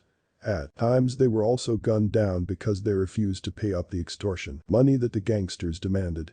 Builders like Manish Shah, Dilip Valecha and Natwarlal Desai were killed in broad daylight, as were tycoons like Karim Buridia, Vallabh Thakur, and Sunit Kadau. While these killings were feathers in the caps of the warring dons, they also served as a warning bell for those who were dithering over whether they should loosen their purse strings. Meanwhile, the list of murders was growing with each day.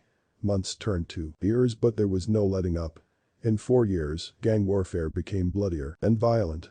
And the dons were safe, keeping their distance as their foot soldiers and loyalists paid with their lives. Salem had decided to focus on the film industry and after the aborted attempts on the lives of filmmakers Subhash Ghai and Rajiv Rai, he got Riya Siddiqui killed. Shakil did not want to be left behind and commissioned the killing of filmmaker Mukesh Duggal, claiming that his association with Rajan made him a target. Salem, for his part, set his eyes on a bigger and better target. After 3 years in Dubai, Salem finally closed in on his biggest quarry. Gulshan Kumar was a self-made man.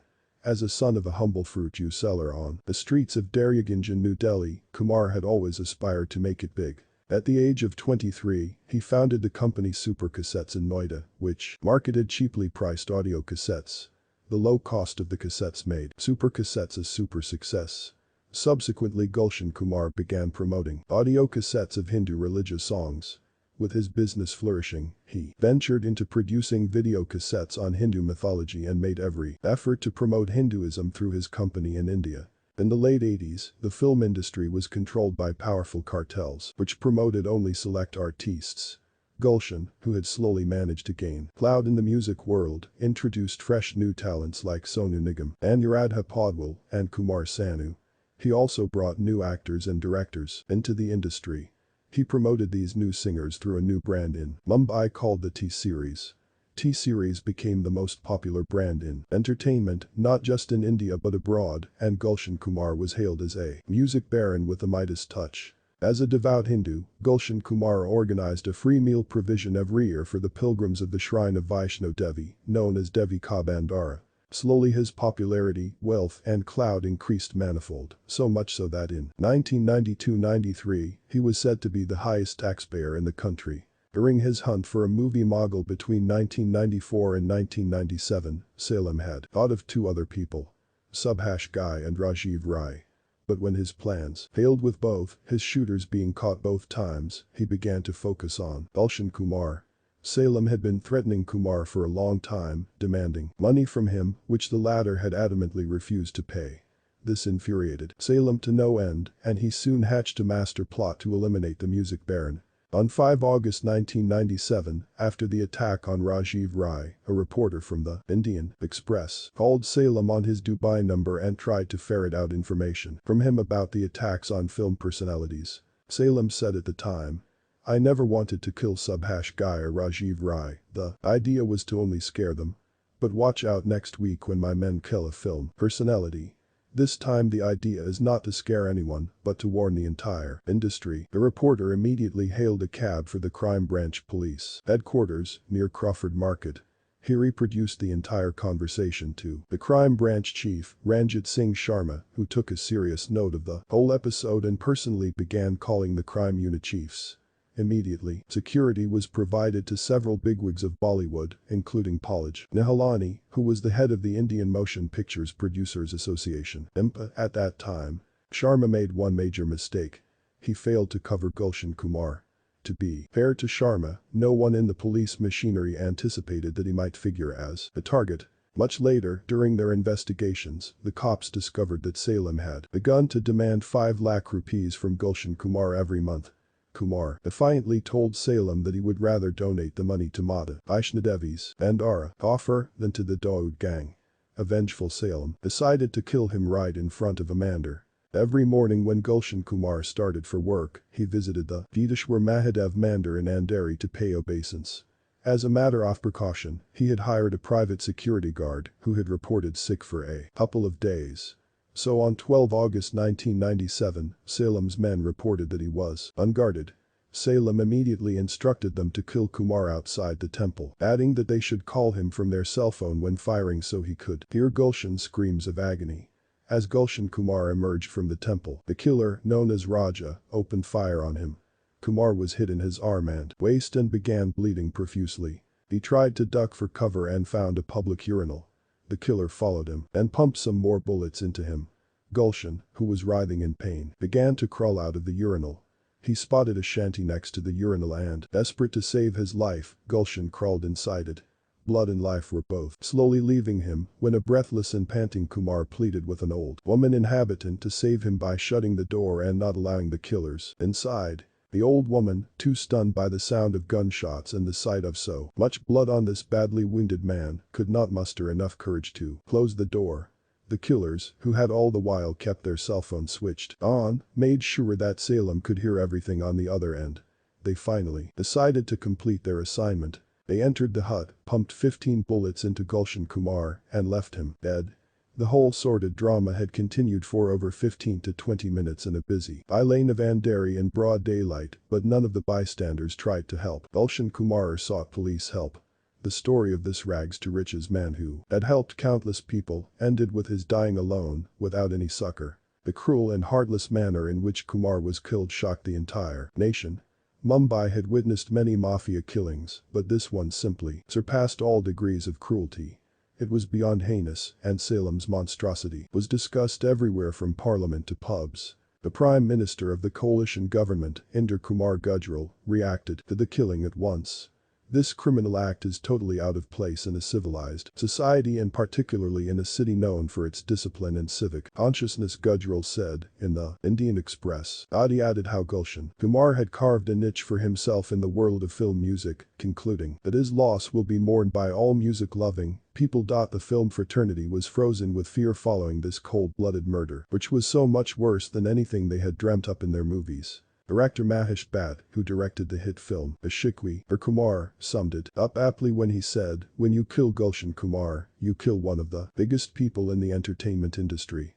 By killing Gulshan Kumar they are saying, we are calling the shots, and they have proved it." The entire film fraternity is in a state of terror. The Indian Express reporter called Abu Salem again and inquired, "Was this the murder you were talking about?" he asked. But this time the bluster was missing. His own gang members had quartered Salem.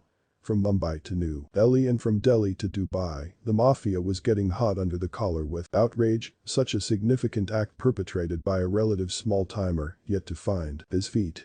The entire Dawood gang was scared with tails between their legs. The reporter noticed that Salem was not the same authoritative, confident, boastful Don he had been last week. Salem's tone and tenor was entirely different.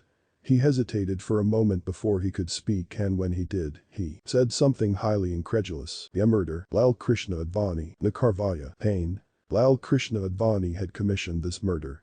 Why don't you call and ask him?" Advani was a senior leader of the BJP, the ruling party in the state at the time. Shocked, the reporter could not think of anything to say. 14 Peanuts that proved costly. Commissioner of Police Ranjit Singh Sharma, despite his army background and his interactions with international police organizations, was finding it difficult to handle the intense media glare and political pressures following the Gulshan Kumar killing. His overly hectic daily routine was such that even his worst detractors were pleased that he was at the helm of the crime branch. He was experiencing one of the most turbulent phases of his career. His days after the killing comprised a series of calls from the police commissioner Subhash Malhotra and calls from several ministers from Mantralaya, including Chief Minister Manohar Joshi and Home Minister Gopinath Mund. Sharma also had to give a lot of explanations to several other bigwigs in the state and top leaders from the Bharatiya Janata Party. Each time a heavyweight called Sharma, he offered explanations and provided reasons for not being able to make a breakthrough in apprehending the killers. Several days after the music magnate had been gunned down, the crime branch, which usually made a big show about getting a lot done, had not been able to produce any tangible results in this investigation. Sharma and his deputy, A.L. Prasad, were constantly on their toes and worked round the clock to make some headway in the killing. But despite all their efforts, there was no progress. Normally, after any criminal incident, the police pick up some informants at random. These informants, even if they are unable to provide any vital clues in the ongoing probe, can at least give the cops a line of investigation to follow that may eventually lead to cracking the case. All the units of the crime branch were working on the brief to tap all their informers and ferret out important information relating to the case. Nizamuddin, who was close to the Abu Salim gang, was picked up. He was detained in the crime branch lockup for days and subjected to intense interrogation before being let go, but without the cops being any wiser. The cops' failure to stem the escalating law and order situation in the city put immense pressure on the state government. Right-wing political party Shiv Sena's Supremo Bal Thackeray was at his vitriolic best in the editorials that appeared in his party's mouthpiece, Samana. Every day, he took potshots at the city police and even branded the police commissioner Subhash Malhotra, scarecrow who had failed to scare anyone. But even while the cops were still smarting from Gulshan Kumar's killing, the Mafia struck again and gunned down builder Notorious Desai in the business district of Nariman Point, just below Tilshani Chambers. The high-rise is just across the road from the seat of the state government, newspapers screamed the next day.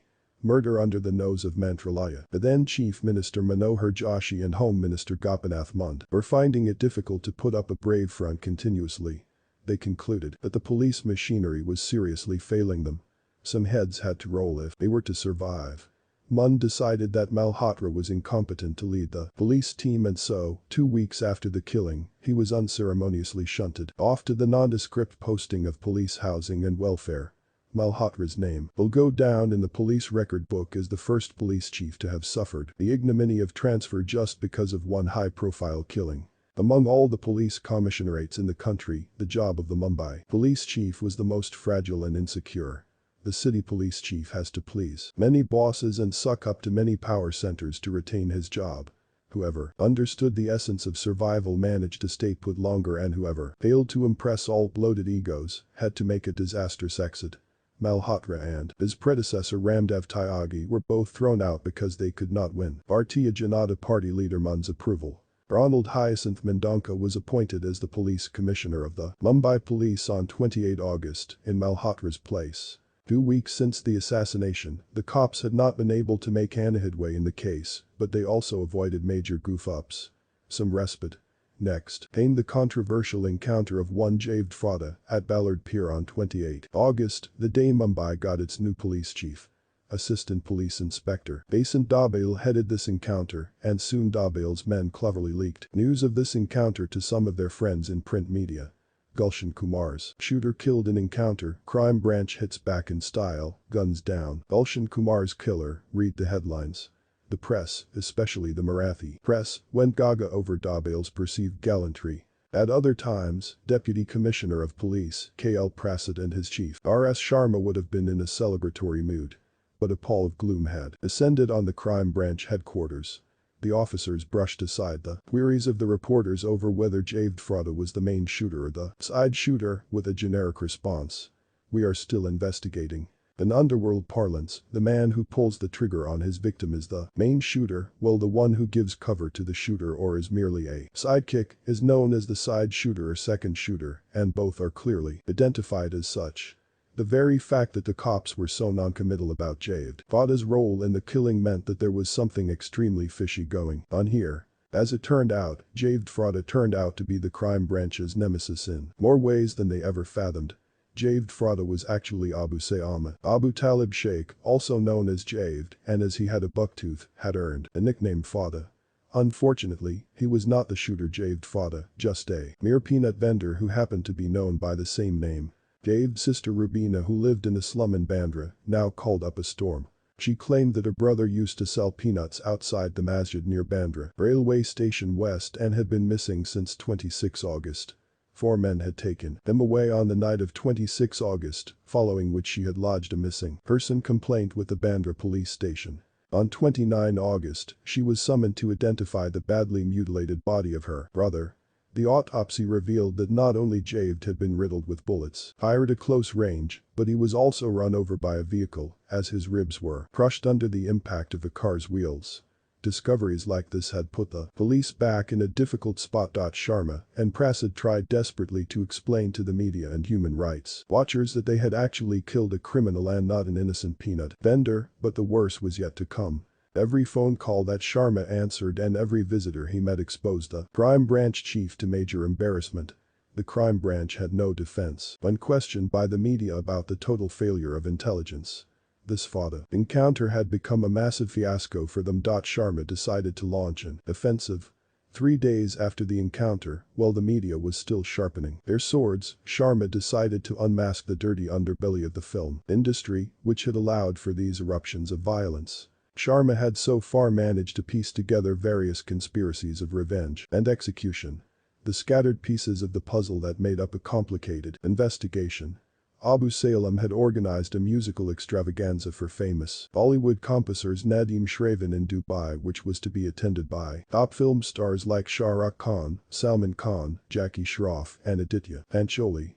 Salem had hosted the party and was seen hobnobbing with prominent business rivals of Gulshan Kumar, which led to the suspicion that the conspiracy to kill Gulshan Kumar was hatched at this party. That such big names in the industry had any association with Salem had rattled Mumbai's top cops. Should they initiate action against them and book them for their nexus with the underworld or make them witnesses and strengthen their case? Also, unlike the police top brass in developed countries, the Indian police bosses have to always reckon with a major factor whether the suspect is related to some top politician, film star, or a business baron. Touching any film star without a watertight case could result in a severe backlash, which might result in these stars using their contacts in Delhi and putting pressure on the Mantralaya mandarins. In a setup where the chief minister and home minister do not see eye to eye, the proverbial Damocles sword always hung over the top cop's head. The most recent example had been made of Deputy Commissioner of Police Rakesh Maria. Maria had had a phenomenally successful stint at the crime branch when he had cracked the Mumbai serial blasts of 1993. But when his men visited the house of Shiv Sena Supremo Bal Thackeray's estranged Sanjay Dev on a tip-off that he had some animals of endangered species in his private zoo at Kalina, Maria was unceremoniously shunted out of his office within days of the episode. Suave and politically smart as he was, Sharma decided to think one step ahead of potential opponents. He would first seek the consent of his political masters in Mantralaya and New Delhi. The idea was that the stars would be questioned, even grilled, but that even if they came clean, they would not be able to pull strings and make life miserable for the harangued cops. What they were asking for was immunity of a kind. Sharma began working on his campaign, meticulously laying it out. The aim was to slowly provide nuggets of information to whet the curiosity of the powers that be in Delhi while keeping his political bosses in Mumbai appraised of his every move and initiative during the investigation. Sharma knew very well that this was a huge risk, but his stint in Delhi and interactions with wily national-level politicians had honed his skills in taking calculated risks. Sharma took the consent of his political masters in Mantralaya and called for a mega press conference. Each and every member of the press fraternity was called, even if he represented a shady street side rag. The orderlies were instructed to call, send pager messages, or even personally inform everyone who had occasion to call the main police control room to be present. The Commissioner of Police, Ronald Mandonka, would be holding a huge press conference after all. Rarely has the police commissioner's chamber become so crowded that even policemen find it difficult to move around the room. Normally press conferences are a cacophonous event and crime reporters are at their meanest while posing uncomfortable questions. But to everyone's chagrin, Sharma was smiling. The man even appeared to have slept well the previous night. When Sharma was ready, he raised his hand to silence the media. Quiet fell over the room, only the whirring of conditioners going at full blast was audible. Sharma began. During the course of our investigation, we have come across some startling background information on the Gulshan Kumar murder case. The famous music director, Nadeem Saifi, gave the supari for Gulshan's killing. The plot was hatched at the Empire Hotel, owned by drug lord Vicky Goswami, in June this year. It happened in the presence of several Bollywood personalities. Even after Sharma stopped talking, there was a full 30-second silence in the room. Some of the reporters were busy taking notes while the others looked at Sharma, mouths agape. Nadeem Saifi of Nadeem Shravan fame, the flamboyant music director, was involved in the barbaric killing of fellow Bollywood member Gulshan Kumar. Unbelievable. There was a squeal of disbelief. Everyone began to shout questions at the same time. Sharma answered each and every question patiently and calmly. When asked why they had not arrested Nadeem, he said that the man was abroad as his wife had suffered a miscarriage. But they were in touch with him and he had promised to return the following week. When asked what about the top film personalities who were present when the conspiracy to kill Gulshan Kumar was hatched, Sharma made it clear that all the stars were to be summoned soon. The press conference made headlines across the globe. It became a hot topic of discussion on all fronts, corridors of power and courtrooms began debating the whole issue. The killing and conspiracy exposed India's film industry and its murky world and laid the operations of the Mafia bare to some extent. Everyone wanted to get to the root of the conspiracy. No one wanted to seem like they were taking sides with a tainted lot, and this did not spare the best actors in the country either. Sharma was given carte blanche, with a writer to be discreet and not let the shit hit the fan. Thus began the biggest star parade of the world in the high-security precincts of the Mumbai police headquarters. No police headquarters in any city has ever witnessed the kind of spectacle Mumbai recorded in its annals of crime history. The first one to be summoned to the crime branch was Shah Rukh Khan. Dressed in a black jacket and denims, he tried hard not to look nervous and tense. Khan was ushered into the small cabin of Assistant Commissioner of Police, ACP, L.R. Rao. For the huge and bulky ACP it was his hour of glory, sitting across King Khan and quizzing him over his indiscreet presence at the wrong party. Rao was deferential with Khan and questioned him for over an hour as he recorded his statement formally. Shah Rukh, in his 2-page statement, admitted that he had gone to Dubai for a Bollywood show organized by Dubai locals, but that he did not know the organizers personally and had no inkling that Salem and Ibrahim were actually managing the whole show from behind the scenes. When he heard of their involvement, he had made an excuse, saying he had slipped and injured his leg, rendering him unable to attend the Nadeem Shravan party. Shah Rukh was allowed to leave, but not before he was mobbed by the waiting hordes of media men and camerapersons. Shah Rukh, who was smoking constantly, was sweating when he stepped out of ACP Rao's cabin. When some reporters accosted him and asked him questions, he got livid and scolded them in an unlikely display. "Can you please at least let me light my cigarette before pounding me with your questions?" he snapped at me when I asked him. The superstar was visibly trembling, though it is not clear whether this was due to rage or nervousness. Somehow he managed to get into his car and vanish from the scene. Jackie Shroff and Aditya Pancholi were next to be summoned to the crime branch and they had to pass through a similar routine. Unlike Shah Rukh, at least Shroff tried to keep it amiable with the media men and he did not get into an altercation with them. Salman Khan, who had heard of the media circus, outsmarted the reporters and requested the cops to talk to him in a smaller office to which the media did not have access. He was called to the Bandra unit office where he spent a couple of hours with crime branch investigators. But he was let go after making his statement to the cops and nothing much came of it anymore. Sharma had successfully managed to ward off the raging storm. But this was just a temporary reprieve. Sharma had not forgotten Fauda and neither had his detractors. 15 Clandestine coups. The Mumbai police is the most unique law enforcement agency in the world. One of its most fascinating methods of dealing with an escalating crime situation is the encounter. The media dubs police encounters as extrajudicial killings, where criminals are purportedly killed in what is reported as encounters. The Mumbai police has scripted hundreds of encounters since 1982, when Julio Ribeiro was at its helm. The narrative of a police encounter rarely has any variation. The police Ardapatra or a press communique generically reads. A police team had gone to arrest criminal X. When the cops asked him to surrender, he opened fire at the police. When the cops fired back in self-defense, X was fatally injured and was rushed to the hospital, where he succumbed to his injuries. Section 100 of the Indian Penal Code, IPC, clearly states that if during the course of a violent assault a victim ends up killing the assailant, the killing is not tantamount to murder. Using this particular section of the law, the cops always maintained that it was the criminal who had opened fire on the police. claiming that this was life-threatening. The police team would suggest that they had to fire in self-defense even if they had initiated fire. Now if the assailant was killed in the exchange, the policeman who had actually gone with the intention only to arrest him should not be held responsible. No one knows how and when the idea of this extrajudicial killing was mooted, but certain police historians have tried to record the evolution of police encounters. According to the history of the Mumbai police, the first ever encounter that took place at the hands of the Mumbai police was that of Manohar alias Manya, serve, in which Ishak Bagwan was hailed as a hero and got his name into the police archives as the first encounter cop. Reams and reams of newsprint were edited to the pontification that the encounters were the brainchild of the then police chief Julio Ribeiro.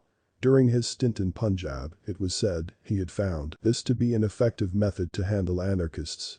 Later, when Khalistani separatist ultras tried to make Mumbai their base, Additional Commissioner of Police Aftab Ahmed Khan, who was the chief of the anti-terrorism squad, had taken on the Sikh militants and ostensibly dubbed the whole skirmish as encounters. However, encounters were brought into fashion and given respectability by Police Commissioner Ramdev Tyagi. During the course of weekly crime meetings, Tyagi clearly exhorted his people to chase down the criminals and, if need be, encounter them. His successor, Subhash Malhotra, continued with the tradition but had to be stopped in his tracks after the police goofed up the Javed killing. As petition after petition was filed in the High Court, all of them insisted that encounters were actually cold-blooded murders, as if the criminals were awarded the death penalty right there on the streets without a trial. The High Court then came down heavily on the police, forcing them to consign their guns to their holsters. The embargo on police actions continued for several months. The petitions around the Fada encounter and subsequently around Sada Paywal's encounters put the brakes on the Mumbai police crime-busting aspirations. And when a division bench of the Bombay High Court was appointed in 1997-98 to probe into the veracity of these controversial encounters, the cops were caught on sticky ground. The Sessions Court Judge Aloysius Stanislas Aguiar was the head of the probe committee. Judge Aguiar was a maverick judge and known for his unyielding integrity and probity. Aguiar was one of the few Catholics of Mumbai to be elevated to the position of judge and then to the elevated position of High Court judge. In his acceptance speech, he said, critics of the legal system, and not without justification, refer to the law as an ass, but let us not forget that it was on an ass that Jesus Christ, the ultimate judge, rode triumphantly into Jerusalem. http://spotlight.net.in. After several months of investigation, Judge Aguiar filed a 223-page report on the encounters and declared that the police encounters of Javed Frauda and Sada Paywal were fake and did not match with the version and explanation that the cops had given to describe proceedings. The report was so scathing and critical that the cops under question began to twitch in their seats. Meanwhile, Ronnie Mandonka took over as the police commissioner. Mandonka was known for his integrity, but had the mild mannerisms of a college professor. His tenure had started off in a controversial manner. He had named Nadeem as the key accused in the Gulshan Kumar killing and stirred up a hornet's nest. This was no sleepy professor. But Mandonka did not believe in the unconventional policing methods practiced during encounters. For months, he tried to experiment with laws like Maharashtra Prevention of Dangerous Peoples Act, which was commonly known as MPDA. As sterner laws like TADA had been repealed by 1995, the criminals were emboldened. The year 1998 recorded the highest number of shootouts. Over 100 people were either killed or badly injured by the firing of underworld operatives. Shootout in police parlance means a firing incident where a gunman opens fire on the victim with the intention to kill, but sometimes if the victim is fortunate, he may survive. The police registers recorded a shootout every third day. The crime branch was constantly on its toes, and the morale of the police force hit an all-time low. The human rights activists, the courts, and the media had all lambasted the cops in their respective manners. Arguments over the genuineness of the encounters and the Judge Aguiar committee report raged on in the Bombay High Court. The cops realized that they had to retaliate. They could not allow the gangsters to run amok and cast aspersions on both their practices as well as their competence. Every shootout was like a mockery of Mandonka's 3-decade-long career. Media pundits and columnists were writing blistering reviews while Mantralaya mantras had begun to lose patience at the worsening law and order situation. And then something unexpected happened. The division bench of High Court rejected the Aguiar report and declared that the encounters were not fake. Frauda encounter was genuine, says HC Express News Service. Mumbai, February 24. In a major boost to the Mumbai police, the Bombay High Court today rejected the findings of the Aguiar committee while upholding the genuineness of the encounter in which dreaded gangster Jawad Frauda alias Abu Sayama was killed on the midnight of August 28, 1997 at Ballard Pier. Justice Aguiar, who was asked by the High Court to conduct a probe into the encounter killings of Jawad Frauda, Sada Paywal and Vijay Tandal, had indicted Mumbai police for staging encounters and had said that they had killed an innocent peanut vendor Abu Sayama, mistaking him for Jawad Frauda. The division bench of Justice N. Aramigham and Justice Ranjana Samant Desai, while dictating their order in a series of public interest petitions filed by the Samajwadi Party, the Committee for Protection of Democratic Rights, CPDR, and the People's Union for Civil Liberties, PUCL, said that the police had fired at Frauda in self-defense. The bench had said yesterday that there was no mistake on police's part and that person killed was indeed Jawad Frauda the gangster. The Bombay High Court judgment came as a major shot in the arm for the Mumbai police. Their enthusiasm and self-confidence returned with full vigor and gusto. And now they wanted the top brass to help them formulate a strategy to take on the underworld. Mandonka decided to shed his mild manners once and for all. He had roped in retired Colonel Mahendra Pratap Chowdhury of Special Operations to train the ops and gun battles with the underworld and to meet any eventuality. One day, he called a press conference and announced his bullet-for-bullet plans for the underworld. The plan had two dimensions to it. 1. Psychological warfare and 2. Covert operations. The next day, the media went to town with Mandonka's gamaplan. The Indian Express, which had taken a serious anti-encounter stance earlier, appreciated that he was bravely challenging the underworld. Their front-page report declared Mandonka's battle cry. "We'll now retaliate in gangsters lingo." S. Hussain Zaidi, Mumbai, May 12. After a lull of 6 months, Mumbai police is all set to renew its fight against the underworld. And the battle is going to be bloody. For, Police Commissioner Ronnie Mandonka has promised this time his men will answer the gangsters in their language. His pronouncement is as much a warning to the gangsters as it is a signal to his own men that the unofficial ban on use of arms against gangsters that was imposed after human rights organizations raised a hue and cry against encounters has been lifted. Mandonka's bullet-for-bullet game plan is based on a strong conviction that any more dithering on his part would adversely affect the morale of his men and boost that of the gangsters.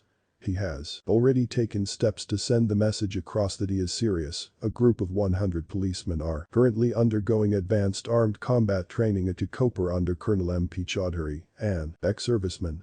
Apart from sophisticated arms, they are also taking lessons in guerrilla warfare. The first batch of 25 men is likely to be out next week, and that's when the police intend to raise the battle cry. The commando teams will work in tandem with the elite anti-extortion cells, EECs. Besides one such cell in the crime branch, there are 4 more cells created under the command of each regional additional commissioner of police. As the officers in these EECs have not been trained in handling automatic firearms, setting up ambushes and chasing criminals, the commando combat teams will provide them with the required muscle and firepower. While the first batch of commandos will be attached to the crime branch, the subsequent teams will go on to consolidate the regional EECs. And though not a single bullet has been fired yet, the entire police force is crackling with enthusiasm. At a meeting to discuss the measures to tackle a resurgent underworld last Saturday, senior officers had unanimously supported Mandonka's aggressive posturing.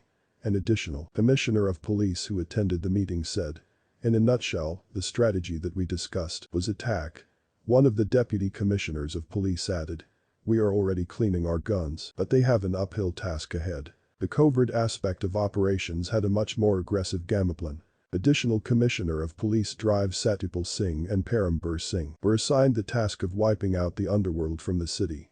Both the Singhs had a superb rapport and a burning desire to rid the city of its pervasive Mafia menace. The two stalwarts formed 3 elite encounters squads under the leadership of 3 daring officers, Inspectors Pradeep Sharma, Praful Basale, and Vijay Saliskar. The 3 officers belonged to the same 1983 batch and had certain killing instincts in them. Also, they were known to have the best intelligence network in the city. While Sharma was a protege of Satyapal, Basale, and Saliskar owed allegiance to Parambir. As Chota, Shakil and Arungali were the immediate priorities of the Mumbai police, the three encounter squads were working on a specific brief: finish off the Shakil and Goli gangs. Salisker and Basail went after Goli, while Sharma decided to take on the Shakil gang. Between the three of them, they eliminated over 300 gangsters, of which Sharma scalped the highest number. Sharma alone managed to eliminate over 110 gangsters, which also included 3 terrorists from the Lashkar-e-Taiba, while Basail managed to kill over 90 gangsters from both the Goli and Chota region gangs. Salisker could only kill 60 gangsters, but he managed to single-handedly finish off the muscle power of Goli gang. Almost all the top shooters of the Goli gang met their fate at Salisker's hands. The police top brass believed that encounters would prove to be a major deterrent for the underworld, as they would instill the fear of God in the minds of the reckless gangsters. It was a grim war. As rising unemployment continued to drive scores of youths to join Mumbai gangs, earning anything from 5,000 to 25,000 rupees, the cops had found it difficult to stem the growing number of sharpshooters. But encounters ensured one thing. The young men who had been inveigled into this life of crime realized that the underworld was a one-way street. The fate of joining the underworld could only be death. This understanding seriously depleted the growing numbers of underworld recruits. The bullet for bullet and life for life credo the Mumbai police began to follow ensured that the Mafia ran out of getting fresh blood. The ranks and files of the underworld were thrown out of gear. Finally, the cops had something to smile about. 16. Heck that, the British must have had their reasons to shift the Mumbai Police Commissioner's office in 1896 to an Anglo-Gothic building, which faced a very busy thoroughfare and a wholesale fruit and vegetable market. Although the majestic Arthur Crawford Market building, an architectural marvel, overshadows all other British architecture in its vicinity, the Mumbai Police Commissioner's office, which serves as the headquarters of the city police, is no poor cousin. It too figures on the heritage list. More than 100 years later, the Mumbai Police Headquarters, HQ, is still sitting in the midst of the sprawling Crawford Market and many other shopping plazas and markets that have mushroomed around it. For great bargains there are Mahada Market and Lohar Chawl, Manish Market on the other side, Dava Bazaar on Princess Street, and Fashion Street if you walk a little further on the Metro Cinema side. While the entire stretch near the Mumbai Police HQ is a shopper's delight, for traffic, pedestrians, and the police it is a nightmare junction. It is always throbbing with roadside vendors, the Mathadi workers pushing hand carts, and a sea of shoppers who spill over onto the roads, jostling for space with the oncoming traffic. Back in the early 90s, when the then Prime Minister P.V. Narasimha Rao and then Finance Minister Drive Manmohan Singh ushered in economic liberalization, most of Mumbai's traders and businessmen quickly cashed in on the moment to import things that were once only smuggled in. It was a time of sweeping changes everywhere in India, more so near the Mumbai Police HQ's unofficial shopping district. Rundown old shops were giving way to swankier departmental stores with elegant facades and amazing window displays.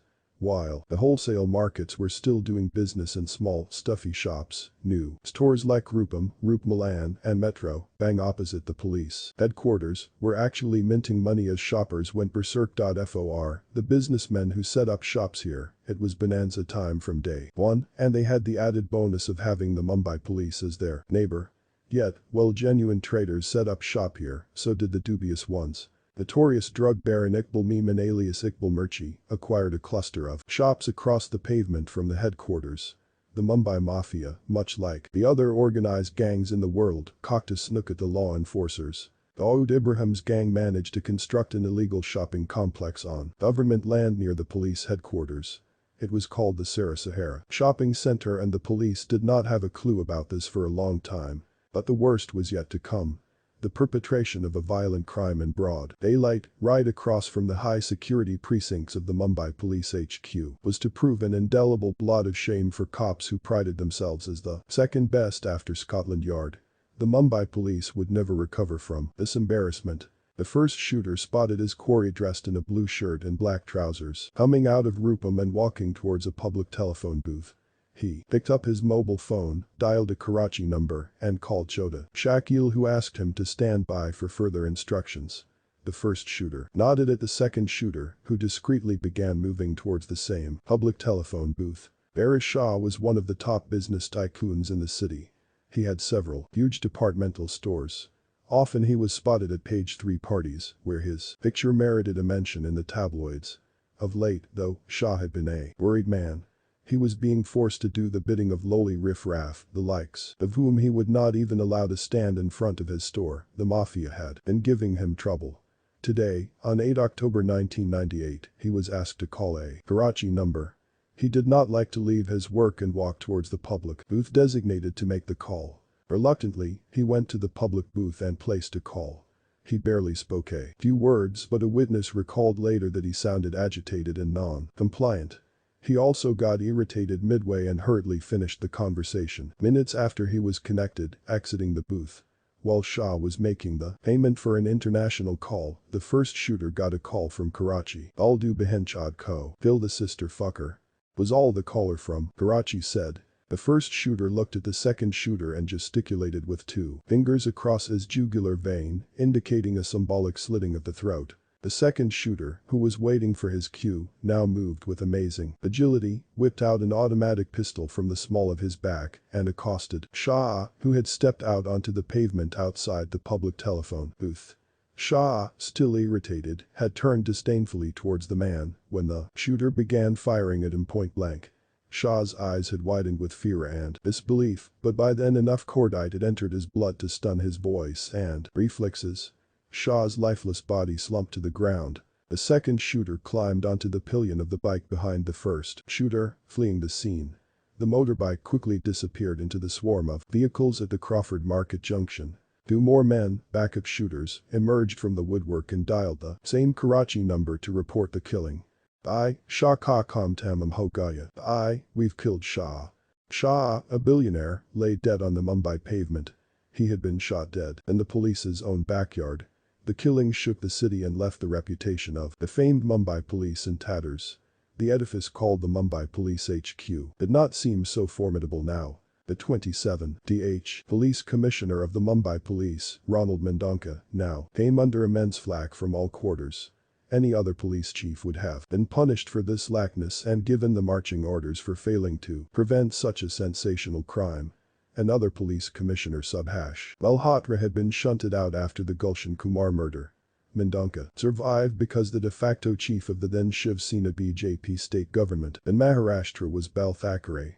For some reason, Mendonca was his favorite, but one police officer took this personally. Assistant Commissioner of Police Pradeep Sawant.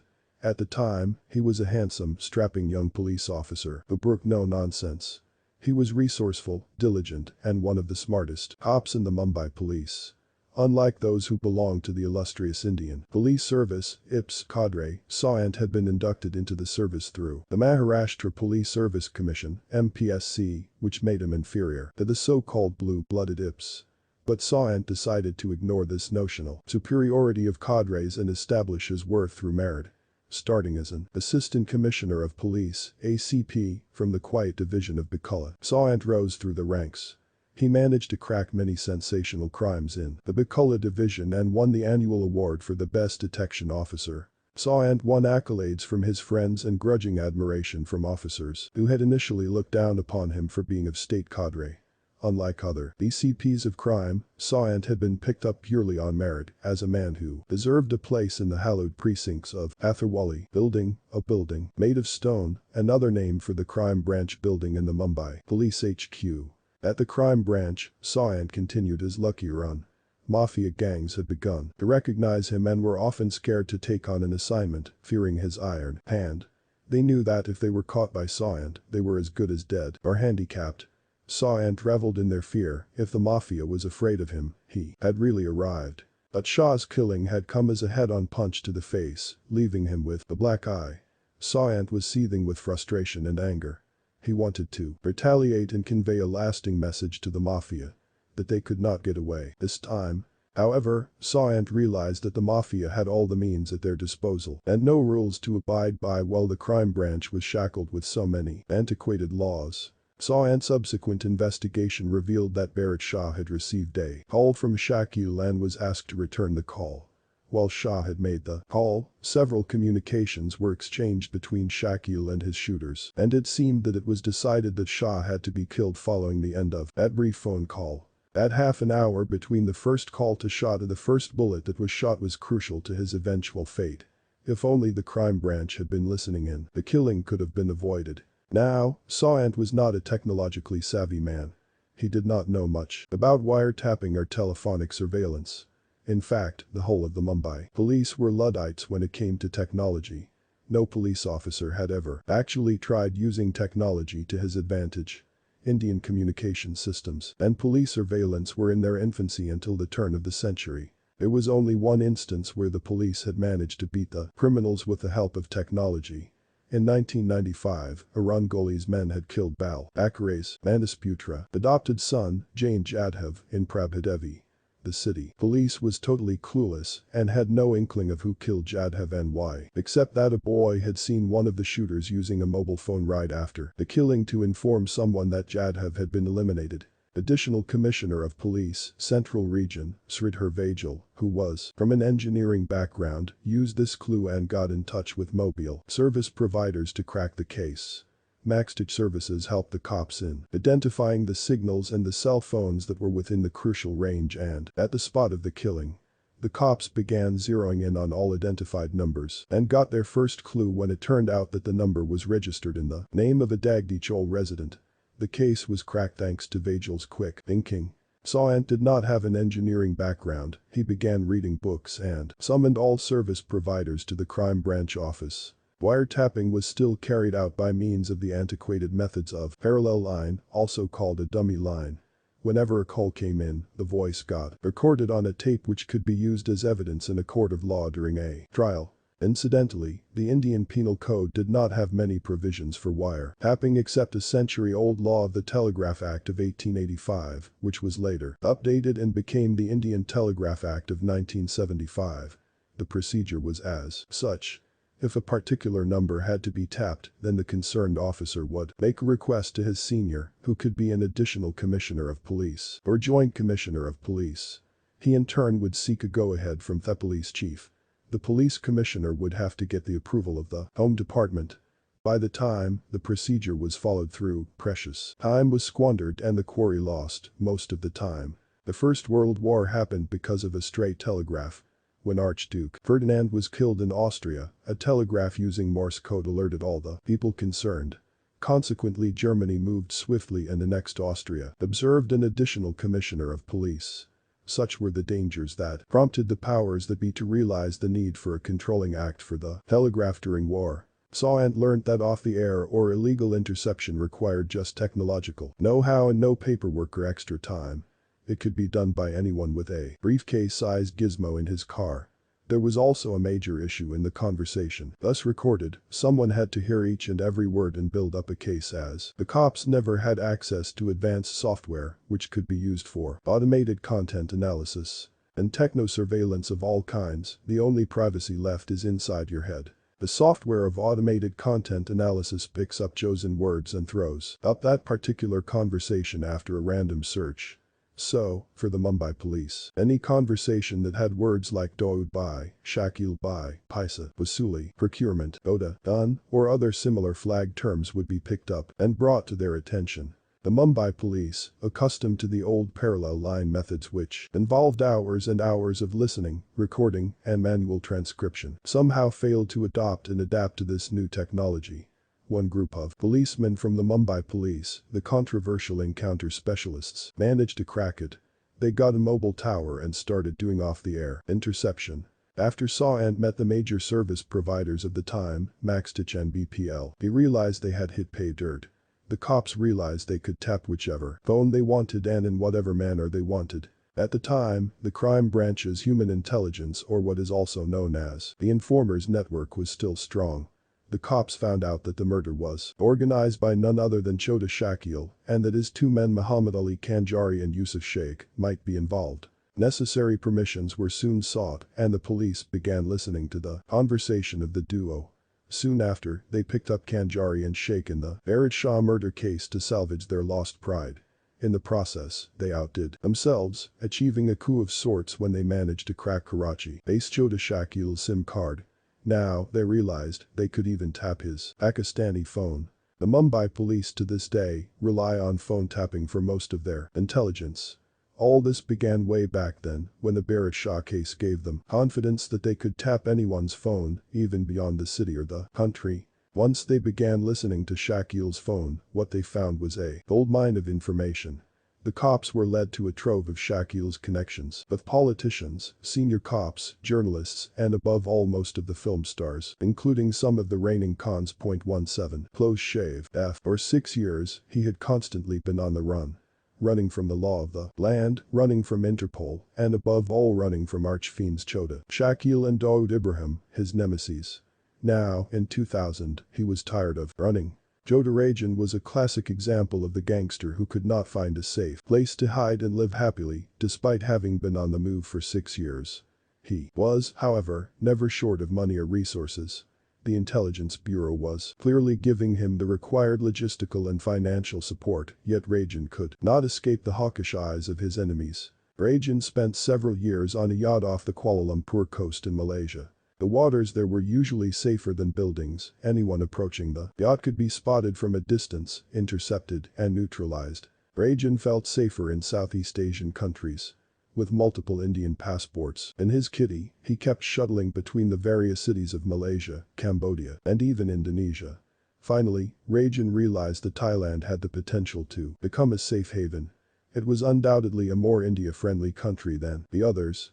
Under the assumed identity of Vijay Damon, with an Indian passport issued from Chennai, Rajan rented a spacious flat in Charon Court in Bangkok's plush neighborhood of Sukhumvit Soi, 26 DH Street. The idea was not to get a beautiful house, but to ensure a location that was secure. It was a single-storied structure and had a massive wrought iron gate in front, with round-the-clock security arrangements. Rajan's current location was known only to a handful of his trusted aides, which included his right-hand man, Rohit Verma, who was living under the assumed name of Michael Souza.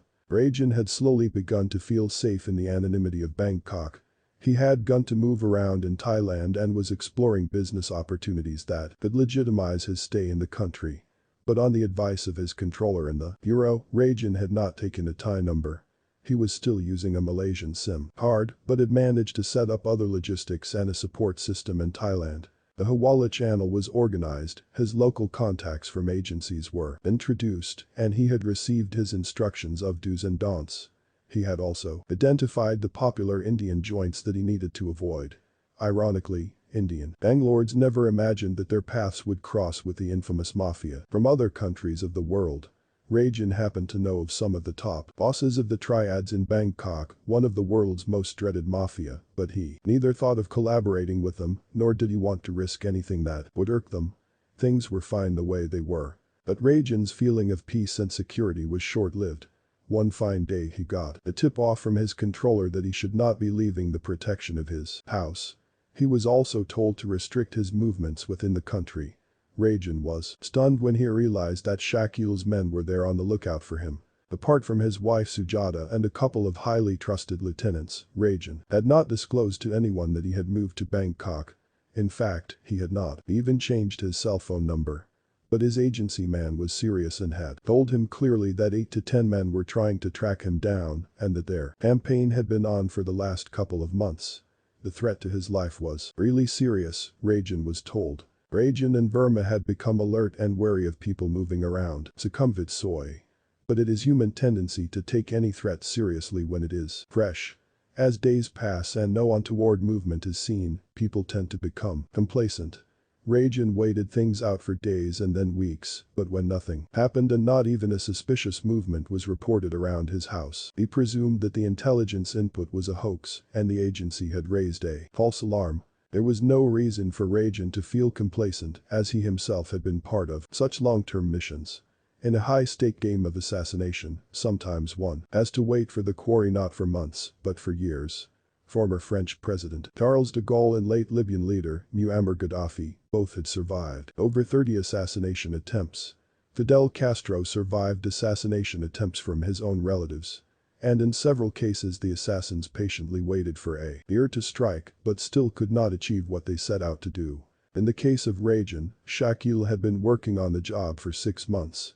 His men had been scouring all the probable hideouts of Rajan. From Australia to Malaysia and from Hong Kong to Bangkok, they had hunted for him everywhere.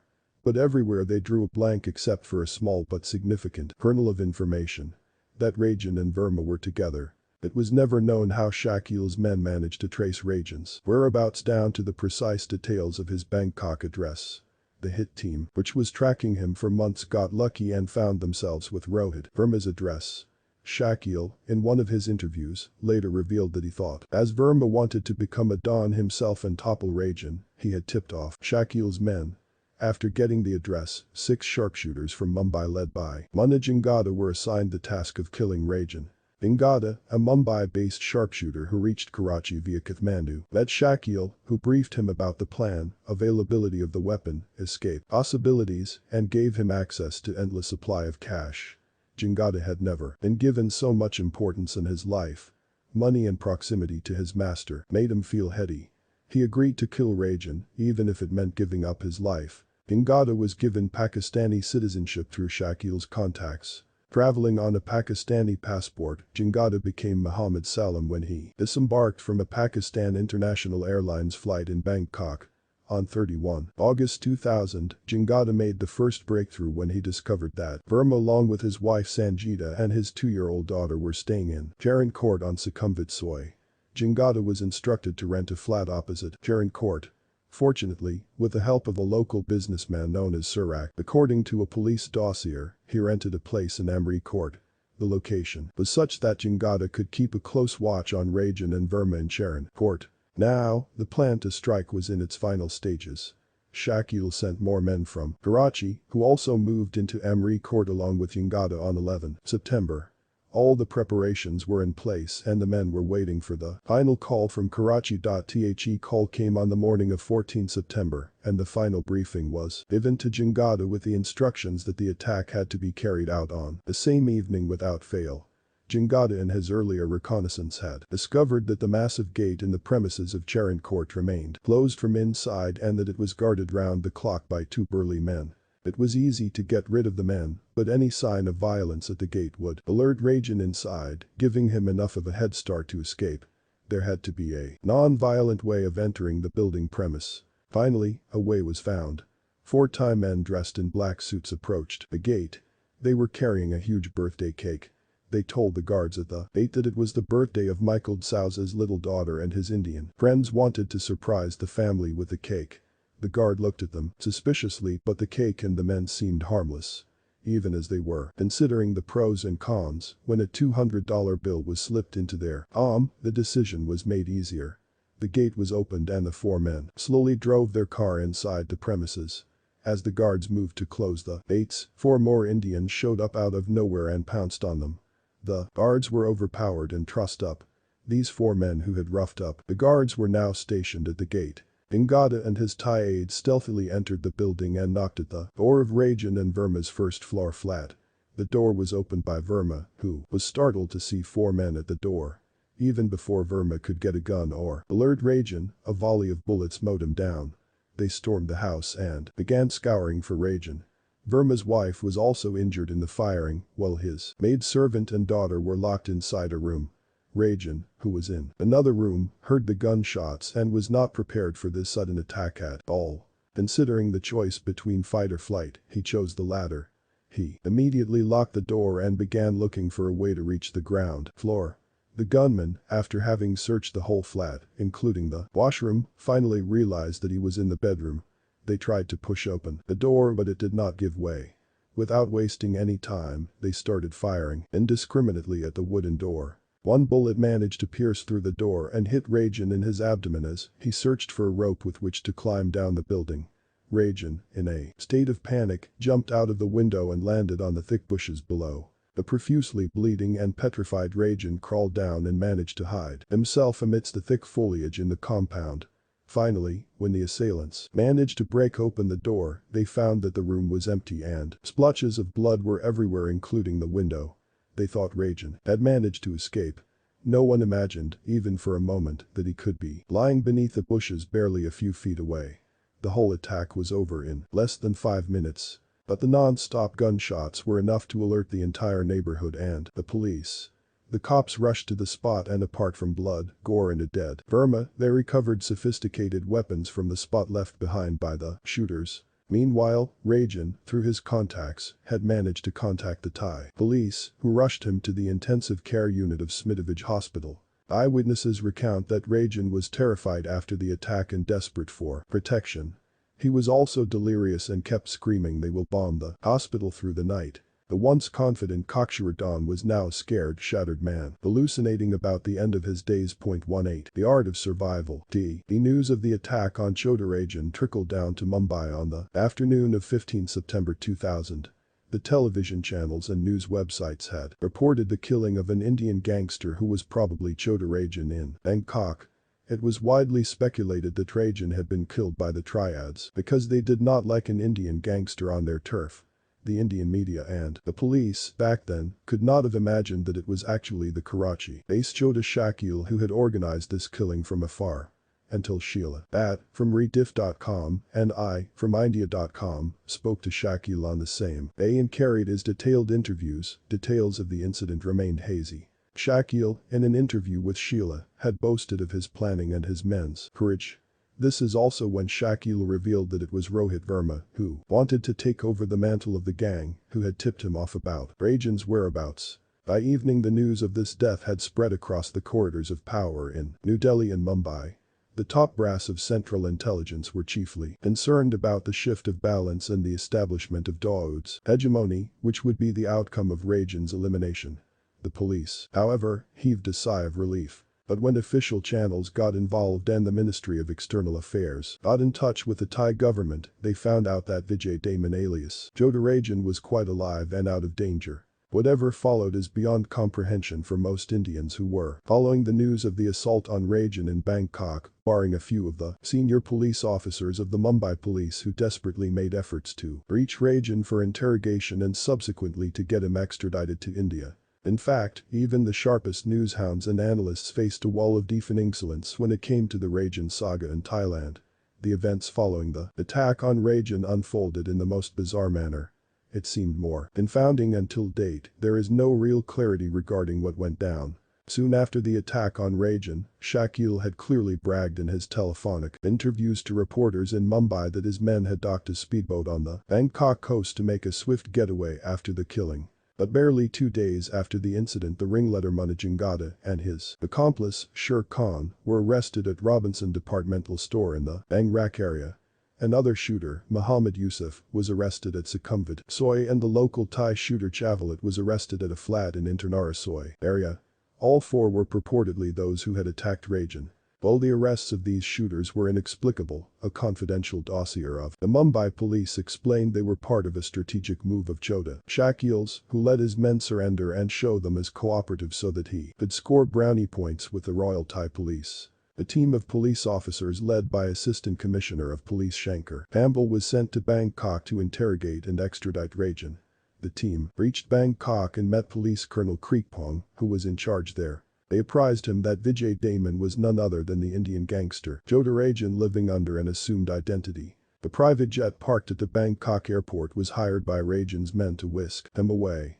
But with Kreekpong's intervention, the plan was foiled and Rajan was detained for the offense of illegal entry into Thailand. However, Kreekpong, who until that day was cooperation personified, did an about-turn soon after. The dossier adds that Kreekpong told the Mumbai police team that as they never sought the assistance of the Mumbai police, there was no way that they could become part of the investigation. Also, as neither Interpol nor the Central Bureau of Investigation (CBI) had conveyed to them the impending visit of the Mumbai police, there could not be any official communication between them, Kreekpong told the Mumbai police team. The Mumbai police was making desperate efforts to ensure that they got hold of Rajan, while the Royal Thai Police expected communication through diplomatic channels, which was not forthcoming. Even as a series of requests and reminders were made to the First Secretary for an official draft to the Thai government, no such letter was issued by the Indian government. The Mumbai police soon understood that Colonel Kreekpong would not cooperate with them. He had not allowed them to have any meetings with Rajan or his assailants, who were also under detention. The Mumbai police made a last-ditch effort, proposing for Rajan's extradition from Bangkok. The documents were routed through CBI and Interpol in Delhi, but the papers never reached Bangkok. even as the Indian bureaucrats were procrastinating over the sending of these documents, formal extradition requests and such other important communication. Rajan's wound was healing fast. Over 70 days had passed after the incident and the Mumbai police, despite a couple of visits, had not been able to make any headway in the case. Nor were they any closer in getting Rajan back on Indian soil. And then, on 24 November, Rajan mysteriously disappeared from the Smitovich hospital. His escape was next to impossible, situated as he was on the heavily guarded fourth-floor room of the hospital. His escape was unanticipated, especially as Rajan was not only physically unfit but also overweight and weakened by his wound. Several theories were offered around his escape. The Thai police claimed that Rajan took the help of professional mountaineers to escape and climb down the 4 floors of the hospital. Thailand's Scientific Crime Detection Division found mountaineering rope and descender equipment along the wall of the hospital and found scratches and traces of cement on them, which confirmed that they were used in Rajan's getaway, reported Bangkok Post. According to the report, professionals helped Rajan slip down the 40-meter rope from the 4th floor of the hospital within minutes. The 13mm rope had a breaking point of 200 kilograms. A man was also seen buying the rope and the equipment from a shop in a locality in Bangkok called Soirangnam, the paper reported. Deputy Commander of the Division Chuan Varavanich had forwarded these findings to Chief Investigator of the Thonglar Police Station, Mantharn Dabhewang. According to other news reports, Rajan's Thai lawyer, Sirach Iphichikul, had a simpler explanation. Rajan paid 25 million baht $580,000 to Thai police Major General Kriegfrung Phuk Preun, who later denied it in exchange for his freedom. He simply walked out of Smitovich to a car waiting outside to drive them away to safety. Rajan's escape and the police's fanciful account of what happened at Smitovich on 24 November have caused considerable embarrassment in Thailand. 9 non-commissioned police officers were sacked for grave negligence. The same paper also claimed that the commander of Metropolitan Police Division 5, Krista Pangkongchuan, had ordered investigations into a report that a number of police officers had visited Rajan at the hospital to receive money. Thailand's Prime Minister Chuan Leakpai has said that he believed the Indian Mafia figure could not have escaped without help.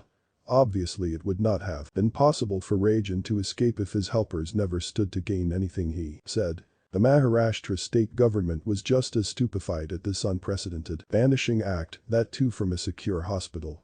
The Maharashtra Home Minister, who was also the Deputy Chief Minister Chhagan Bhujbal, had vociferously alleged that the center allowed the gangster to escape. He reiterated the hurdles and obstacles that the Mumbai police faced at every juncture and how their efforts were sabotaged by lack of cooperation by the central government. These allegations made by such an authority with so much conviction stung the union government. Silence on their part would have been only detrimental. The then Minister of State for External Affairs Ajit Panja got into damage control mode and claimed that the center had done whatever the Thai government wanted it to do for Rajan's extradition. But if they, the Maharashtra government, have said so, it is absolutely wrong. Point-to-point action was taken and there was no delay on our part, Mr. Panja was quoted as saying.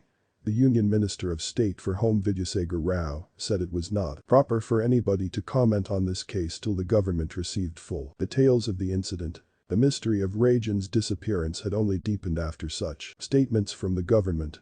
A certain section of the media reported it as a conspiracy of silence. However, Rajan's lawyer remained forthcoming with whatever details he could share with the media.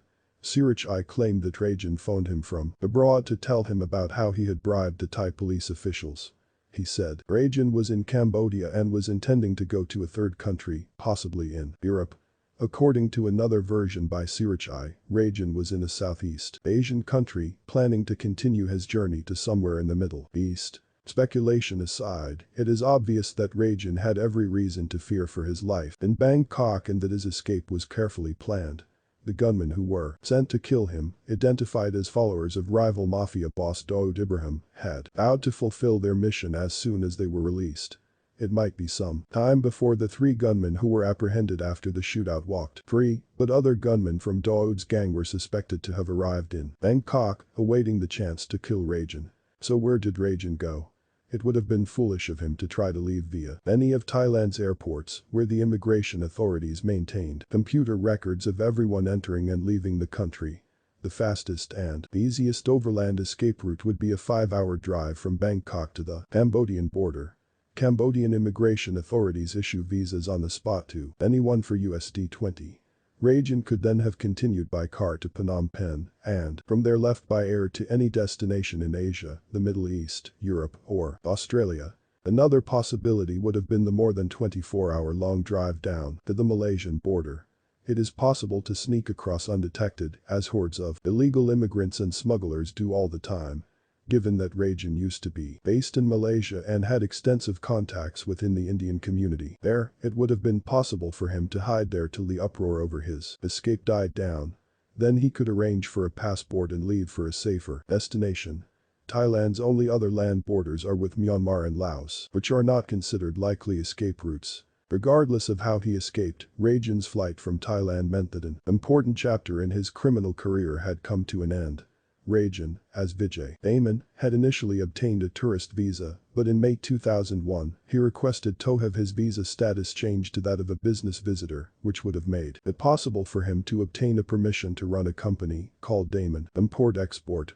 The company ostensibly exported dried fish from Thailand to Hong Kong, but it is suspected that it was a front for his illegal activities. A business visa simply enabled him to stay on in Thailand. Rajan's near-perfect setup in Bangkok went up in a burst of gunfire 3 months before the attack on him, and recreating such a setup was not going to be that easy with Dawood's men hot on his tail. 19 Post 9/11's the promise of a virginal green-eyed houri in the Garden of Paradise, where streams of honey and milk have been abundantly flowing, has been the most powerful motivation for crazy men since time immemorial. But none can beat what a few insane pilots did on the historic morning of 9/11's. In a series of coordinated suicide attacks by Al-Qaeda upon the United States on 11 September 2001, a group of jihadists launched one of the most heinous attacks in modern history. Early on the morning of 11 September, 19 hijackers took control of 4 commercial airliners en route to San Francisco and Los Angeles from Boston, Newark, and Washington, D.C. Washington Dulles International Airport. At 8:46 a.m., American Airlines Flight 11 was flown into the World Trade Center's North Tower, followed by United Airlines Flight 175, which hit the South Tower at 9:03 a.m. Another group of hijackers flew American Airlines Flight 77 into the Pentagon at 9:37 a.m. A fourth flight, United Airlines Flight 93, crashed near Shanksville, Pennsylvania, at 9:57 a.m. after the passengers on board engaged in the fight with the hijackers. Its ultimate target was thought to be either the Capitol, the meeting place of the United States Congress, or the White House. http://news.bbc.co.uk. It is reported that the suicide attack resulted in the death of 973 victims, apart from the hijackers. The overwhelming majority of casualties were civilians, including nationals of over 70 countries. These men had learned that the attack would give them a quick death and an equally rapid meeting with a seductress in heaven. For them, jihad was the quickest means to reach heaven, regardless of any insanity that they may have to perpetrate in the process. Muslims across the world reacted to the incident in different manners. While some were jubilant that the mighty United States of America had been brought to its knees, others had to hang their head in shame, feeling that the attack was orchestrated in the name of Islam by a few self-appointed guardians of Islam. The attack thus blemished a religion of peace forever. The 9/11's attacks became a watershed incident, one that changed the world forever. The incident also had far-reaching repercussions for Dawood Ibrahim. One of the famous euphemisms that Dawood cited while giving instructions to his men to kill his detractors was "Benia uskli yachodi kardo," make his world smaller than it is now, implying that the movement of his enemies be restricted so as to not let them roam around the world freely. Let them be cocooned in their shells with fear of getting caught or killed. Ironically, the 9/11's attacks made the world a smaller place for Dawood. In fact, he had been on the US radar for a long time, but his terror had not hit Uncle Sam earlier. They did not get serious about apprehending him. Way back in 1995, US President Bill Clinton, by presidential decision, Directive No. 42, designated the activities of organized crime groups a major threat to national security and made it a priority for American intelligence agencies to apprehend such groups.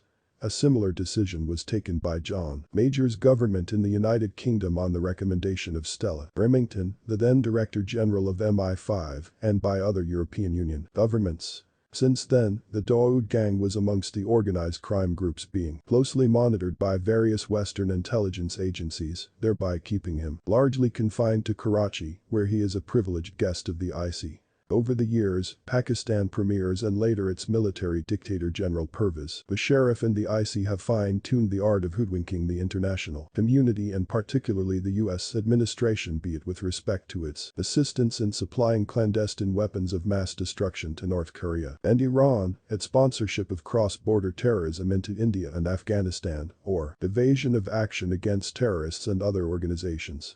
At the request of the government of India, Interpol, based in Lyons, France, issued many lookout notices for Dawood's arrest and deportation to India if he was found in the territory of any member country. The lookout notices also gave his Karachi address. In response to these notices, the Pakistani authorities kept denying the presence of Dawood in their territory. Earlier, the matter was taken up by Atal Bihari Vajpayee with President Pervez Musharraf during their meeting in Agra in July 2001, which was reiterated during their meeting in Islamabad in January 2004. Dawood's name also figured in the list of 20 terrorists wanted for trial in India, which was handed over by the government of India to Islamabad. The stock response from Musharraf was, of course, that Dawood Ibrahim was not in Pakistan. During the Agra summit, Musharraf was not lying because as an astute military leader he knew that if the raw sleuths decided to call his bluff and expose Dawood on Pakistani soil, it would be an international embarrassment for him. So Dawood was shifted from Pakistan for a temporary period, just like Tiger Meeman's family was shifted to Bangkok when the Indian government had turned the heat on Pakistan in 1993. It was widely speculated that Dawood was shifted to Waziristan near the federally administered tribal areas, FATA, northwest Pakistan, bordering Afghanistan. However, the Intelligence Bureau later gathered that before Musharraf visited India in 2001 for the Agra summit, the IC secretly sent Dawood away to Malaysia through Singapore with the help of one Rakesh Tulshian and Shahid Sohail. He stayed in Malaysia as a guest of billionaire Muhammad Tahir's family and returned to Karachi later. Dawood is believed to have extensive mining interests in Malaysia, from where he and his group indulge in the smuggling of silver into India via Nepal. Many Caribbean and South Pacific countries offer fugitives from justice what is called economic citizenship to enable them to evade arrest and deportation to countries where they are wanted for crimes. This citizenship is sold in return for a minimum deposit in foreign currency kept safely in local banks. Pakistan does not have any laws providing for such economic citizenship, but its government, on the IC's advice, informally awarded economic citizenship to Dawood, who was issued a Pakistani passport under a different name.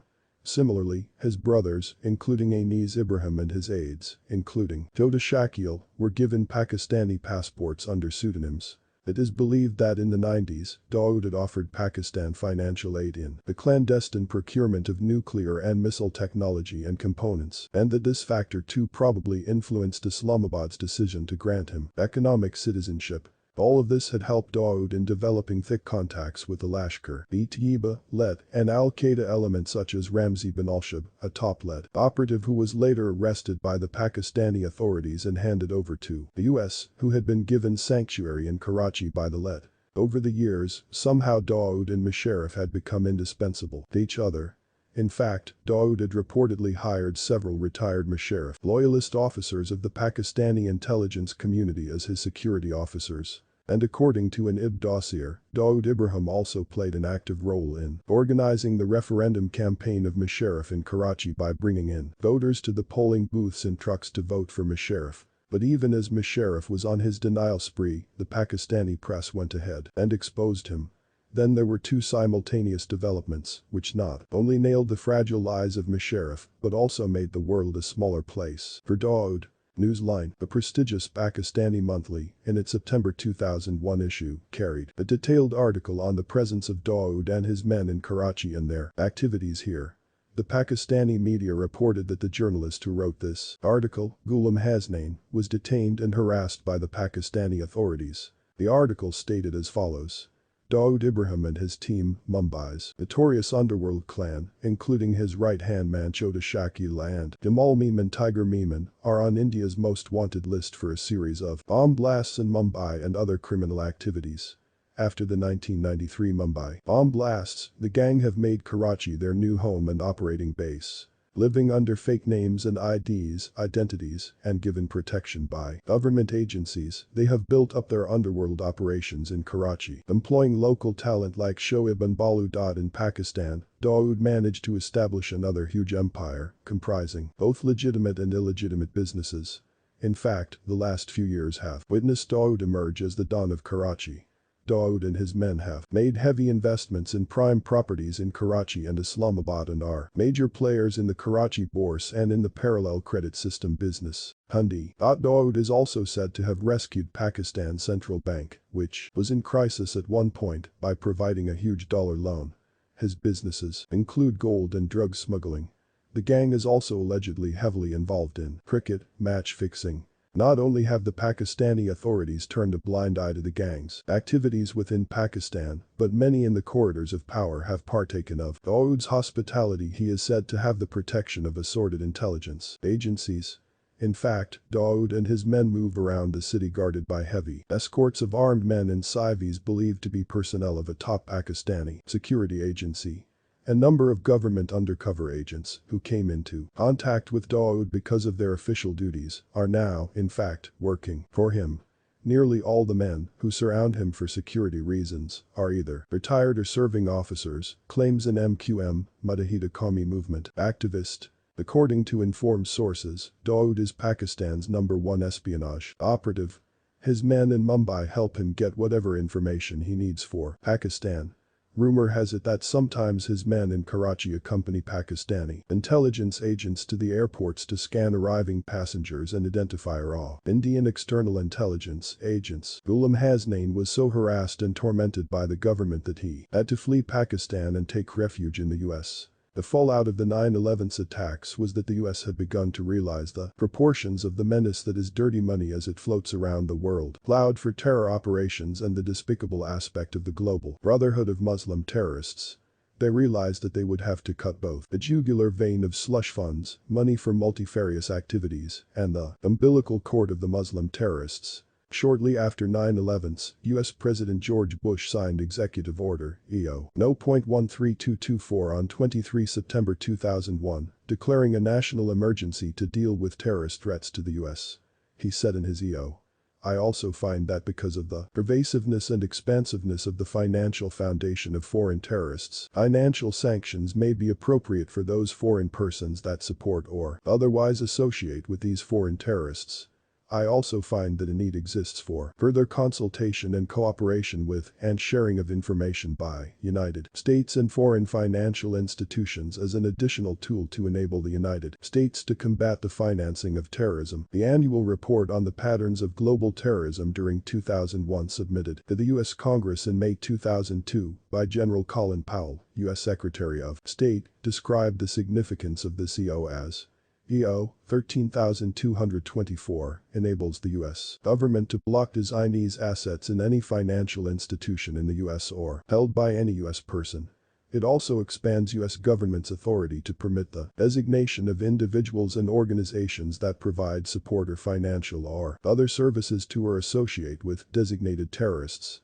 EO 13224 designations allowed the U.S. government, as well as coalition partners acting in concert, to block tens of millions of dollars intended to bankroll the murderous activities of Al-Qaeda and other terrorist groups. Unlike the Indian government, the U.S. government moved swiftly and under this EO has so far designated 322 individuals of different nationalities and organizations as terrorists and terrorist supporters and frozen over $136.8 million in terrorist assets by acting in concert with other member nations of the UN. Apart from terrorist organizations such as the Al-Qaeda, the Jemaat Islamiyah, the Harkat al-Mujahideen, the Lashkar-e-Taiba, LET, the Jaish-e-Mohammed, JEM, etc., which have been so designated under the CO. A number of individual terrorists wanted for acts of terrorism in different countries have also been so designated. The most important among them are Ayman al-Zawahiri and other leaders of the Al-Qaeda. While the US government has designated the the Let, and the Jem as foreign terrorist organizations, none of their leaders has so far been designated as global terrorists. The only individuals living openly in Pakistan and abroad under the purview of the CO till 15 October 2003 were Sultan Bashir ad-Din, Mahmud, Abdullah Majid and Maham Tufail, who were suspected of trying to help bin Laden in the clandestine acquisition of weapons of mass destruction (WMD). They were so designated on 20 December 2001, and their bank accounts, wherever found, were ordered to be frozen. A press release of the U.S. Department, along with the President's EO, available on the website, said, Dawood Ibrahim, an Indian crime lord, has found common cause with Al-Qaeda, sharing his smuggling routes with the terror syndicate and funding attacks by Islamic extremists aimed at destabilizing the Indian government. He is wanted in India for the 1993 Bombay Stock Exchange bombings and is known to have financed the activities of Lashkar-e-Taiba, Army of the Righteous, a group designated by the United States in October 2001 and banned by the Pakistani government, who also froze their assets in January 2002. A fact sheet attached to the press release said, Ibrahim's syndicate is involved in large-scale shipments of narcotics in the UK and Western Europe. The syndicate smuggling routes from South Asia, the Middle East and Africa are shared with Osama bin Laden and his terrorist network.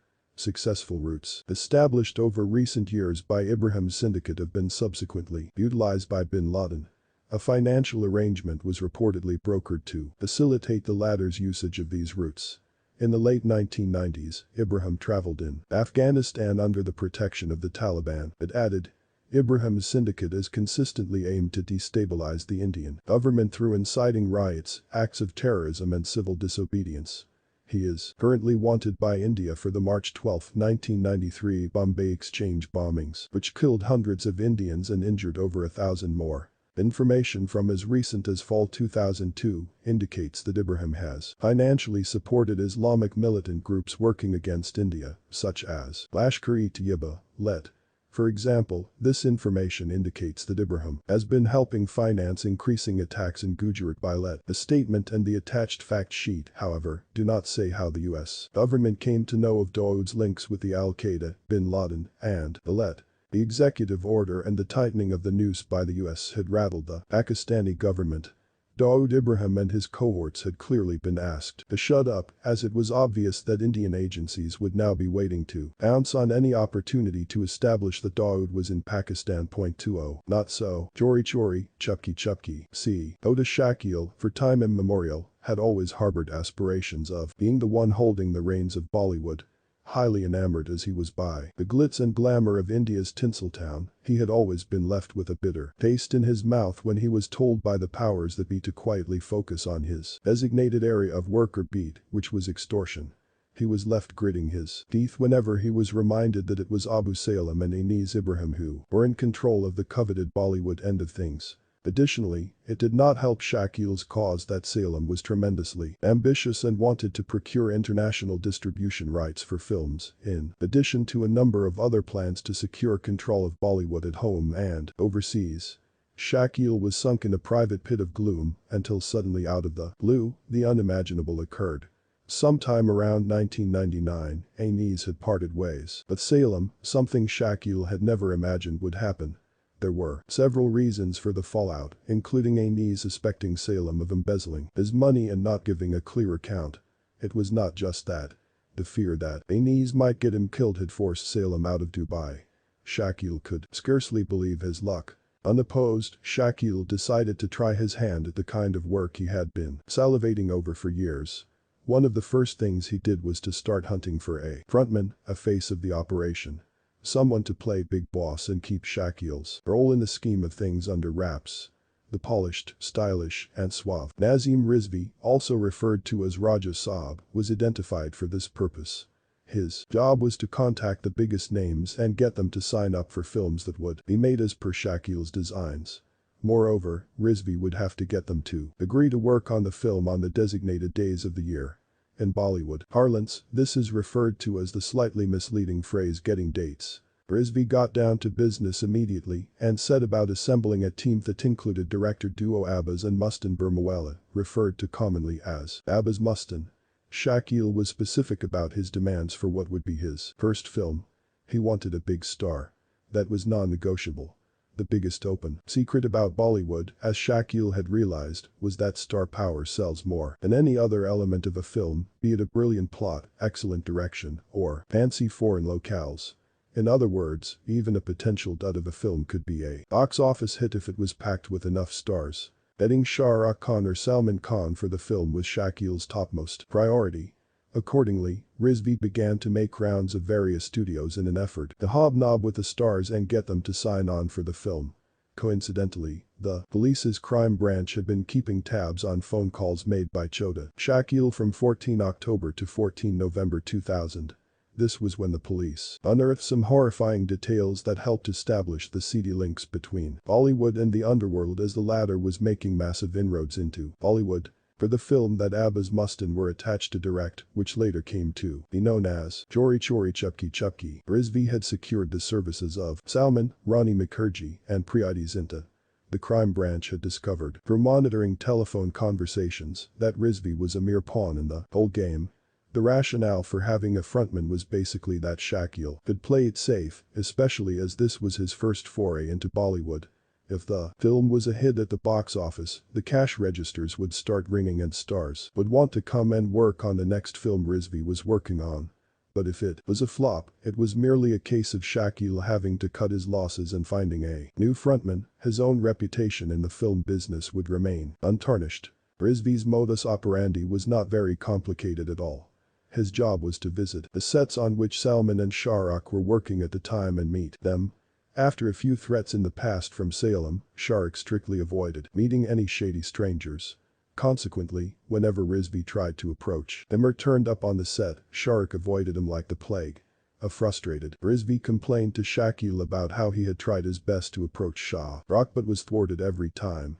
There was even an instance when Shah Rukh fled to Rani's vanity van and sat there for over an hour before inexplicably disappearing from the set. When Rizvi complained to Shakil on the phone, the crime branch cops were listening. They were soon to become familiar with a new set of nicknames for Bollywood stars.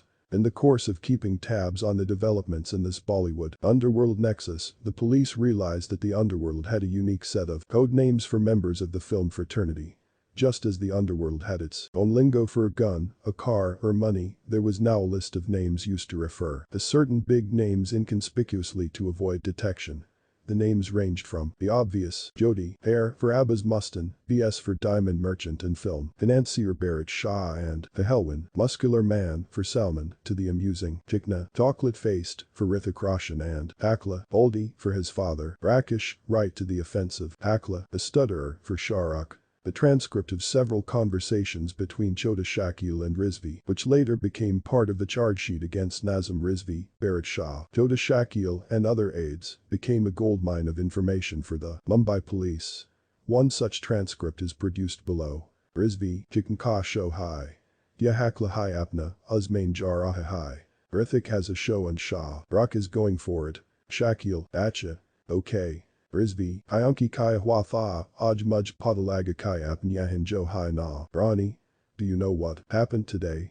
You know Rani Mukherjee, right? Shakil, Han. Yes.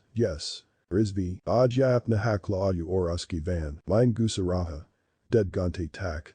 Tome Nusko, Bolakai J times Aramuj Komilki Jana, Mary Van Mine. Today Shah Rukh came and sat in her van for around an hour and a half. I told him to come and meet me in my van before he left the set. Shakil, Han.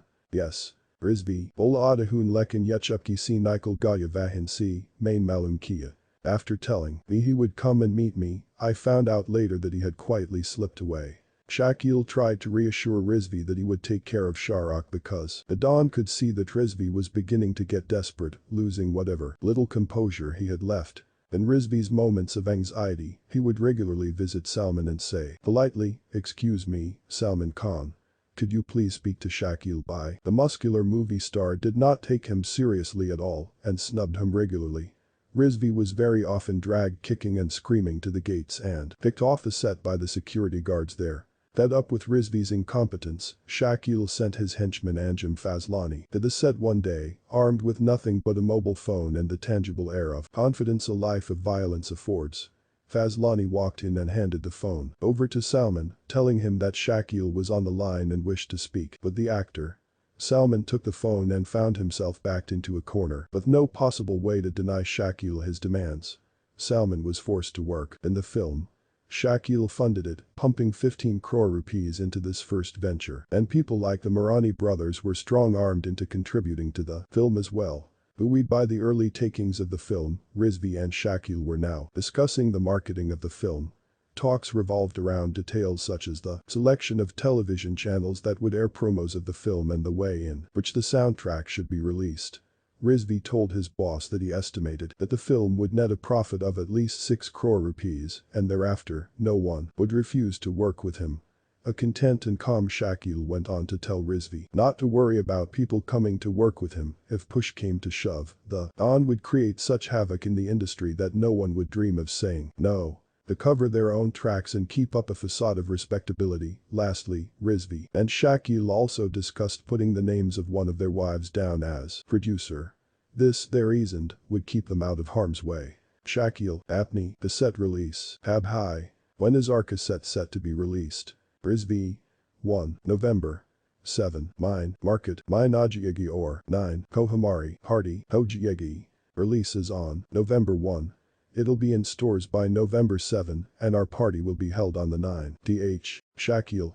Opening. Whoa. Cassette. Higan and Kai Kisi Kar Rehain. Whom are we getting for the music launch? Rizvi. Is Pahelwin C. Isai's main. Phone. Piatha. Munisibrahega or is main by Acha. Value. Hi. We'll get Salman to do it. I've spoken to him on the phone. It'll be appropriate and good value if he does it. On the topic of promotion. Shakil. Sab TV. Hi. Star. Hi. Yana. Public. Aj Kal. Sab TV. Star TV. Ahadek Rehain. There's Sab TV. There's Star. The public these days watches a lot of Sab TV and Star TV. Rizvi. Sab. Mine Toshiru Huana. Promotion has already begun on Sab. Shakil. Sab. Mine Kahin Shiru Hua. Where has it already started on Sab? Rizvi. Han Ho Gaya. Sab. Wall on the Bolathakai. Program. Mine Dalagaya. To. Monday. Siya. Ajsi Ho Gaya Shayad. Yes, it's begun. The Sab people told me that they would introduce our promos in their programs. So, from Monday onwards, or perhaps they've already started from today. Shakil. Nahi. Dala Nahi Hai. Sab. Mine. Blockbuster. Mine Adahai Na. No. They haven't done anything. On Sab, it should appear on Blockbuster, right? Rizvi. Hondalanj. Abai C. Oming Week. Mine Opka. Sab. Mine Bai Sharu Hojiega. Star. Mine. Bai Sharu Hojiega. Yes, they'll put it. Now in the coming week, it'll start on Sab and Star as well. Shakil. Nahi. Asal Kai Hai Na. Publicity. I Sabs Ami Attracti Hai Na. Publicity. Thobahat. Zururi Hai Kayanki Admi and Ko Samaj Mine Adahai. Abai Deco. Deucer. Picture Sab. Mine 8. Hain. Sab. Channel. Mine 8 Hain. Kali Apna Jo Hai Na. Z. Minor. Bets. Mine. Slowly. Ajta Hai. Disco Dia. Music. No. The reality is that publicity is the most important thing, right? Look, other films are on Sab and they find a way to appear on all channels. Only ours is slowly gathering steam on Z and Ets. Whom have you given the music to? Rizvi. Universal. Whoa, London. Hi. Company. Hi. Universal. It's that company from London. Shakil. Bukuf Whoa. Sab Mine. Nahidala. Duteen. Channel. Mine Dal. You fool, why didn't you put it on Sab? Put it on 2 or 3 channels. Rizvi. Nahi. Uskachakar or Hi. Bye. Apnjo Yadalt Hain Na.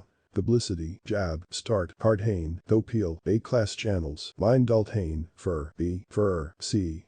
Toyajo. Sony. Oriya. Z. Hi Na. Whoa. A. Mine 8 Hain. Purane Hain. No. There's another issue with that. When we start the publicity campaign, we first target the A-class channels, then B, and then C. So this Sony and Z, they fall under the A category because they're old established channels. Shakil. Acha. Okay. Rizvi. Yesk Bod. Second. Adahai. Star. Or. Sab. Ha. Number. Third. Adahai. That's. Bajara or. Jitten. Channel. Pain. After that in the second list are Star and Sab, and then finally are ETC and all the other such channels. On the topic of rival films. Shakil, main suna hai kai wa mahabbatain achi rahi. I heard, mahabbatain, bid well. Rizvi, nahi achi hai. Matlab panch argante kai. Op samaj ligia. Wo kai achi hogi. No, it's not doing well. I mean it's 3 3/4 hours long. You can imagine what it's like. How could it possibly be good Shakil or Uski? Mission Kashmir, hi. And what about Mission Kashmir, Rizvi, nahi wo by koi cause nahi hi. Mission, see thodi better hi mahabbatain. Mahabbatain is a little better than Mission Kashmir. Shakil, main suna sanju, hi tarif kai hi logonna. I've heard people have praised Sanjay Dutt's work in Mission Kashmir. Rizvi, Uski tarif hi. Baki picture, mine dum nahi hi. His work is good. But the rest of the film is poor. Shakil or Chikna, wo gondu jana chahiya. Wo badwa. And Rithik. That arse should really get it. That pimp. Rizvi, wo chicken, hi to appendasten hi uski bure likdai hi times mine. Hoo. Fiza, walna. Lika kuch cause nahi karpaya. Rithik's own friend wrote some really bad stuff about him in the Times. Hoo. The Fiza, I referring to critic and filmmaker Khalid Muhammad. He wrote that Rithik wasn't able to do anything. The case was filed under the Maharashtra Control of Organized Crime Act (MCOCA), one of the most stringent crime enforcement laws ever.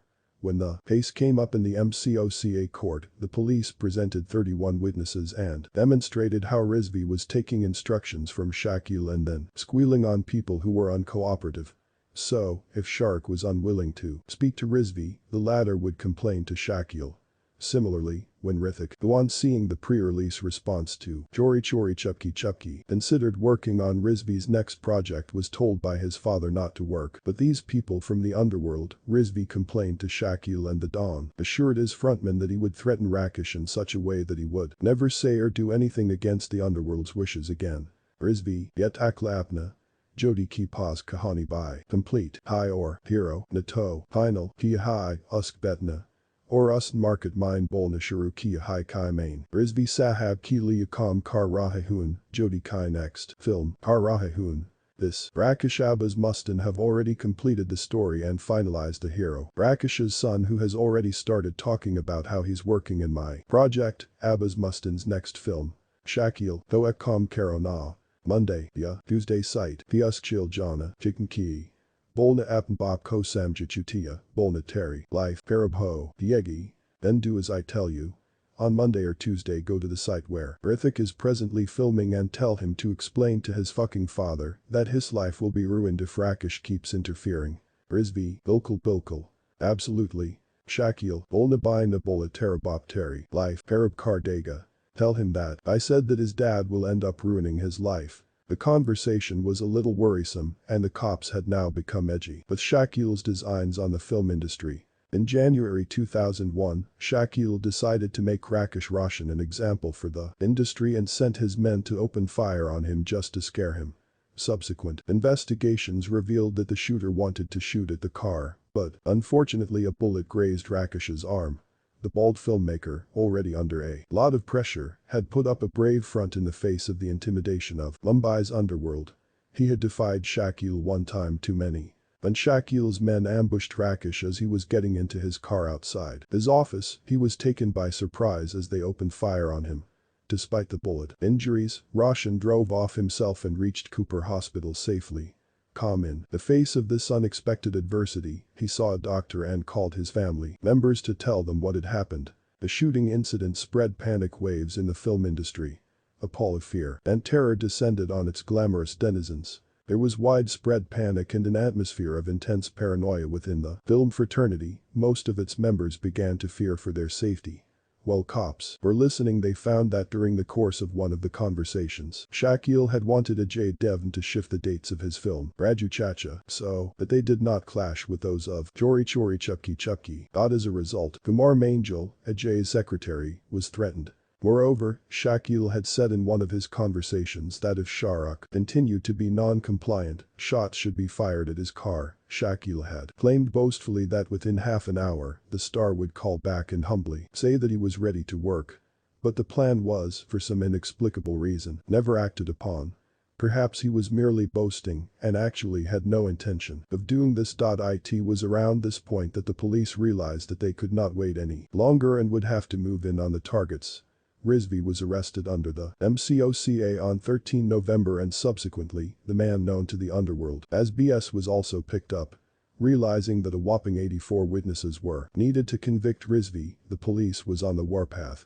No less than 66 police officers had been put on surveillance and in investigating teams in order to create an airtight case against Rizvi, identifying him as Shakil's henchman. Shakil's henchman and Rizvi's assistant Abdul Rahim al-Bakhsh and later Anjem Fazlani were also arrested for their complicity. It was the first time that anyone had seen the police commissioner, Mahesh Narayan Singh, take such severe action against the film fraternity. He demanded that everyone associated with the film be quizzed at length, irrespective of whether it was a big name like Salman or a simple spot boy on the set. It was later established that Salman, Rani, Abbas Mastan, and the others had participated in the film under duress as their lives were in danger and so they were not detained further, nor were charges filed against them. Unfortunately for Shah, he was unable to provide this sort of information and he was subsequently booked under the MCOCA by Singh. Shah, who was well connected and knew some senior Shiv Sena leaders in Mumbai and even senior politician L.K. Advani, among his close contacts in Delhi, was unable to wriggle out of this mess.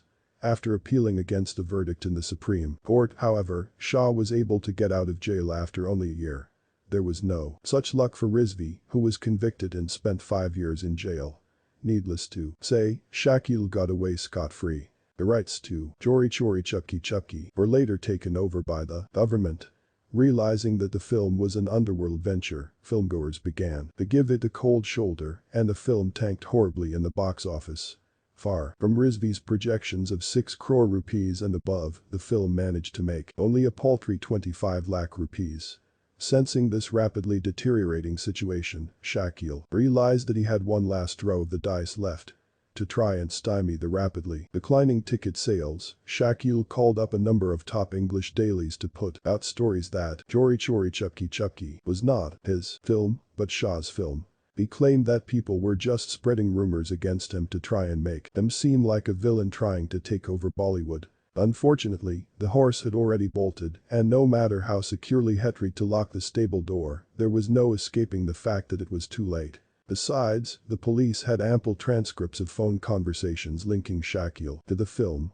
Chori Chori Chupki Chupki had flopped massively, as had the Don's short stint in Bollywood. 21 Judge Dawood D. The people of Pakistan are not only enthusiastic about Indian films and actors, but they also seem to be taking to Indian eating habits, eating vices, to be specific, like ducks to water. The highly addictive and equally carcinogenic hookah is as popular among Pakistanis as it is among Indians. To put it very simply, it is a mixture of crushed betel nut, tobacco, hatha, pateku, and astringent juna, lime, and sweet or savory flavorings. This mixture is packed in individual serving-size pouches and gives consumers a kick or a buzz that is thought to be far more intoxicating than tobacco. Unsurprisingly, given the composition of gutkha, it is also majorly responsible for oral cancer. Due to the discrete nature of gutkha consumption, it can be kept in the mouth completely inconspicuously, as opposed to the more obvious vice of smoking. This blight is a rage among children and adults alike. In the mid-1990s and early 2000s, it was being smuggled illegally into Pakistan across the border and being imported to Pakistan via Dubai. Among the gutkha brands that were the most well-liked were Goa, 1000, RMD, etc. As a result of the expenses associated with smuggling or importing gutkha, it gradually became too expensive for the common man and the poor, who had been the biggest consumers of gutkha due to its inexpensiveness and easy availability. According to a Pakistani commercial survey that was carried out in 2000, the illicit gutkha trade was worth 300 crore in Pakistan. Despite its increasing price, the demand for gutkha did not abate, and predictably, this burgeoning business did not go unnoticed by the expatriated Pakistani Mafia in Dubai, who decided to cash in and capitalize on it. The major obstacle in their path, however, was the fact that it was impossible to obtain gutkha legally from India, as there were hardly any trade relations, and there was no way to manufacture it locally. During this time, Anis was creating cheap imitations of well-known Indian brands to sell in Pakistan. He had kept an eye on the gutka trade and began considering manufacturing it himself. Accordingly, he started doing a bit of research to learn more about gutka, its manufacturing methods, and the biggest players in the gutka field. At the same time, back in India, two of the gutka world's biggest players were in the midst of a long-running feud. Jagdish Joshi of the Go brand and Rasiklal Manikhan Darawal of RMD had been waging a hotly contested business battle for some years. Ironically, it was not all that long ago that these two arch-nemeses had worked on the same team. Joshi started off as a manager and a know-how expert working for RMD in 1990. He is believed to be responsible for the meteoric rise of the brand and for taking the business to new heights. However, he was apparently unhappy with the money he was making for the sort of work he was putting in and the results he produced. Ultimately in 1997, he parted ways with RMD and started his own gutka manufacturing firm. The feud between these two gutka barons, one which had raged for around 4 years, allegedly began with Joshi's claim that he was owed a whopping sum of 70 crore rupees by Darawal, something the latter refuted vehemently. When Anis heard about the Joshi-Darawal dispute, it brought a smile to his face. He realized that he could make the most of the situation. Joshi allegedly sought out Anis in Dubai and requested his assistance in resolving this dispute and getting for him the money he was apparently owed. And Anis is believed to have assured Joshi that he would do his bit to help and lay the feud to rest once and for all. Incidentally, both Joshi and Darawal are non-resident Indians, NRIs, and in order to maintain that status, they were required to have been out of India for at least 181 days a year. In order to bring his tally up to 181 days, Darawal decided to go to Dubai for a while. While he was there, he was allegedly approached by Anis, who said that he wished to intervene in the dispute in the capacity of an arbitrator. The RMD head honcho is said to have been comfortable with that arrangement with just one proposed change in plan. Darawal allegedly wanted to have the meeting in the presence of Dawood, and so, Anis decided that the meeting would take place in Karachi. A few days later, both Darawal and Joshi made the trip to Karachi and arrived at Dawood's palatial residence. After lengthy discussions, deliberations, and debate, Dawood announced that he had come up with a solution that would be acceptable to all parties. He is believed to have said that Darawal would have to cough up 11 crore rupees in total. Of this amount, 7 crore rupees would be given to Joshi and the remaining amount to Dawood as a negotiation fee. Just as Joshi and Darawal seemed to be accepting the solution, Anis saw a window of opportunity and pounced on it. Interrupting the meeting, he said that, in exchange for having settled a dispute that had been raging for a long time, he wanted Joshi to provide Anis with gutka production know-how and manufacturing machinery. Wanting a piece of the gutka pie, Anis had long sought to set up a manufacturing plant in Pakistan, but had neither the equipment nor the expertise to do so. Finally, in Joshi, he found the perfect way to get both. Joshi seemed extremely pleased with Anis for his intervention in the dispute and so readily agreed to help out. Very soon, 15 manufacturing machines and 4 pouch-making machines were exported to Dubai and then sent to Karachi in 2001-02. The machinery was exported from Nhava Sheva to Dubai under the name of the Ali Asghar Company, and Joshi had one of his associates, Raju Pacharia, oversee the export. Magnanimous as Joshi was feeling at the time, he also sent one of his senior employees, Biju George, Aka Babu, to go to Karachi and train the workers at the manufacturing unit. Within a few months, Anis launched a hugely successful firebrand of gutka that is still very much in vogue in Pakistan. Anis and his aide Aftab Baki oversaw the entire operation and made sure everything went according to plan, and the top players remained incognito. The whole operation would have remained anonymous had it not been for what can best be described as serendipity. In 2004, the police was trying to monitor calls between Dawood Aid Salam, Jiplin and Anis. At one point in the conversation, the topic changed to the purchase of some spare parts for the gutka-making machines, and Chor Bazaar was decided upon as the best place to buy them. The spare parts were then supposed to be sent to Dubai, from where they would be sent to Karachi. Finding the whole deal quite suspicious, the police began its investigations. As part of their inquiries, the cops called in Salam Ibrahim Kashmiri, Dawood's father-in-law, for questioning. After he was interrogated, he allegedly spilled the beans on the setup and the arrangement with the gutka barons, tipping off an astonished police force. Whatever next subsequently, the then Commissioner of Police A.N. Roy quickly swung into action and ordered the crime branch to conduct deeper investigations. Joshi and Dawood were then charged under the MCOCA for forming a nexus with the underworld. After having such grave charges leveled against them, both businessmen were understandably reluctant to return to India. If the ignominy of being charged with working with Dawood and Anis was not bad enough, the extremely severe MCOCA would destroy their reputations and those of their companies. Their respective empires now potentially lay in ruins. And what was more, the country would be shocked to hear that two top businessmen had required the help of the underworld. The CBI was soon handed charge of the case and began to exert pressure on Dawood and Joshi to return to India and face the music. When they continued to abscond, Interpol launched a dreaded red corner notice against the businessmen, Dawood and Anis. The red corner notice is an alert sounded by Interpol and circulated to all countries and is a request for arrest of wanted persons with a view to extradition. After a number of months had passed, both Joshi and Dawood were left with no other option but to return to India. Joshi returned first and Dawood followed a little while later. Needless to say, they were immediately taken into custody. Both Gutke barons made trips to the High Court to try and have the case dismissed, but their efforts were in vain. They initially insisted that they had never been to Karachi and that they had never supplied any equipment to Anis or Dawood. However, Pacheria's statements to the crime branch and the CBI contradicted their claims. Among other incriminating statements, Pacheria had spoken at length about how the duo had gone for the meeting and met the answers and struck a deal with them. The case against them is still in court. Additionally, while the police discovered the links between the Gutke barons and the underworld through the statements of Jamaluddin Ansari alias Jumbo, who used to handle Hawala operations for Anis, it also made another major and startling discovery. Jumbo stated that he had made a trip to actress Nagma's flat on Carter Road in Bandra recently to deliver 10 lakh rupees to her from Anis. Jumbo insisted that Anis and Nagma were close friends.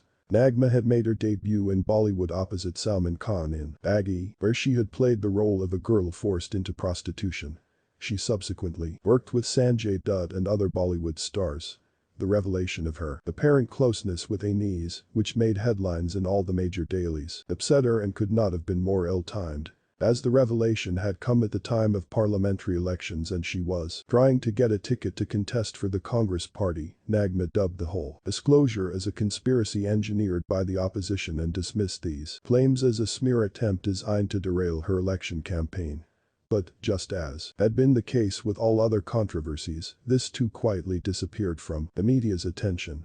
The footnote that no one missed was that Dawood was still ruling the roost and involved in arbitration among top business people who would approach him for redressal of their grievances instead of going to a court of law. 22 Carnival of Spies. Oh, one of the most loathed Pakistani figures in India is the former cricketer, Javed Miandad. Quoting India Today's deputy editor Sharda Ugra, if Sachin Tendulkar was like Superman for India, Miandad was like his villainous counterpart, perhaps, dressed in a black uniform. He was one person whose career was built on making Indians miserable. His last ball 6 off Chetan Sharma in the final of the 1986 edition of the Australasia Cup traumatized a generation of Indian cricket lovers almost as much as, and perhaps even more than, it thrilled their Pakistani counterparts. In fact, the hate was so widespread that Bollywood even started naming their villains after Miandad. For instance, the Dharmendra and Radhi Agnihotri star, Hukumat, released in 1987 had a corrupt cop named after Javed Miandad. Every time Dharmendra bellowed his name on screen, the audience broke into thunderous applause. India would never forgive him, as was evidenced by the reaction of spectators' laughter at his expense at Bangalore's Janaswamy Stadium during the World Cup quarter-finals in 1996 when he was run out in what would be his last international match. But what Miandad did nearly 2 decades later turned him into a far greater recipient of Indian resentment and scorn. Miandad announced the wedding of his son Junaid, a student of business administration at Oxford University, to Dawood Ibrahim's daughter Mark, who was a student in London. While the engagement was a complete hush-hush affair, news that the two were to be married broke out in January 2005. When asked about it, Miandad reacted angrily, telling people to respect his privacy. However, in June 2005, it was he who confirmed the news and famously claimed that according to Muslims, marriages were made in heaven and as such, he was in no position to challenge the union. Later, in an interview to an Indian sports magazine, Miandad said that the marriage had been mooted by his wife, Zubeen Zareen, and Dawood's wife, Najibeen in December 2004. And soon after, an expensive invitation card was published in a Dubai daily that read, Mr. and Mrs. Dawood Hassan Sheikh Ibrahim announced the wedding ceremony of their daughter Mark to Junaid Miandad, son of Mr. and Mrs. Javed Miandad, in Shahala on 23 July 2005. A few days earlier, soon after the wedding was announced, the Intelligence Bureau officers had decided to activate their vigilance machinery just to ensure that they could gather enough fodder around Dawood's attendance of the wedding. Any substantial evidence of his participation in the wedding would become part of primary ammo for the Indian government to launch an "I told you so" campaign against Pakistan. The intelligence think tank was working overtime to try and find a way to make use of this golden opportunity. After all, it was not every day that one had information about exactly where Dawood was going to be at a particular time. The IB knew that this was a chance they could ill afford to waste, and it was going to require something a little different this time. The nikah had already been solemnized in Mecca on 9 July, and the mehendi and other rituals were to be carried out in Karachi. The stage was set. On 23 July, the Grand Hyatt in Dubai would be the venue for the Walima, a post-wedding feast that is hosted by the bridegroom's father. Before the Walima, however, events took an interesting and strange turn. According to observers and members of Indian intelligence agencies, the post-wedding feast was one of the most closely monitored events the world had ever seen. Intelligence agencies from across the world were crawling all over the Grand Hyatt. It seemed almost like a global confluence of all the important espionage networks. The CIA's field agents were in position and watching events carefully. MI6 sleuths surrounded the hotel, and in their midst were operatives from Mossad, RAW, IB, and a number of unidentified intelligence agents from numerous countries. As expected, the IC was also managing protective surveillance of the proceedings. What was most interesting was that most agents were disguised as door attendants, chauffeurs, page boys, media persons, and waiters. Normally, a wedding in Dubai would not attract this sort of attention, but this was no normal wedding. The CIA and its allies were interested in monitoring proceedings because in 2004, Dawood had been declared a global terrorist by the United States. MI6 was there to gather information about the possible perpetrators and planners of the 7 July 2005 blasts in London. They figured that there would definitely be a number of people present at the Walima who would be useful to the investigation. RAW and IB officials were there to find out more about what Dawood was plotting next. As India's enemy number one, the Indian government was well aware that it was not possible to extradite or that Dawood deported, as he was no more Dawood Ibrahim. Pakistan had already given him a totally new identity. The only option that was left for them was to eliminate Dawood without any fingers pointing towards them. The IB had no intention of sending its own men to do the job. They also needed to ensure that they had plausible deniability if their plans led to some sort of international incident. They would need guns for hire. How could they outsource such an important task without causing an international embarrassment for themselves? "Lucky Luciano," said a senior officer. When others looked at him inquisitively, he explained, "We have so far used Jodarajan's services in so many projects where we cannot exercise our jurisdiction. Why not give him something which he would love to do? He would be willing to give his left arm for the job." The older officer walked towards the window and after pulling in a deep swig from his cigarette said, "Shale will never go out of style," and everyone laughed at the joke. "But who will be Arth Akbar Baldev Singh?" asked a young officer. "It has to be someone who is really a Baldev Singh," the senior officer replied, emphatically crushing the butt of his cigarette. The two officers looked at their senior for a long time. Their eyes met and realization dawned on them. This meant that the handler of this operation should ideally be a retired officer from the IB with proven credentials and heroic track record. It was decided to assign the elimination of Dawood to Rajan and his shooters. It was to be remotely choreographed by a senior IB officer who was by then retired from the service. Word was sent to Jodarajan. They believed that as Rajan also had a score to settle against Dawood and was still smarting from the almost fatal attack on them in Bangkok in 2000, he would be keen to kill Dawood.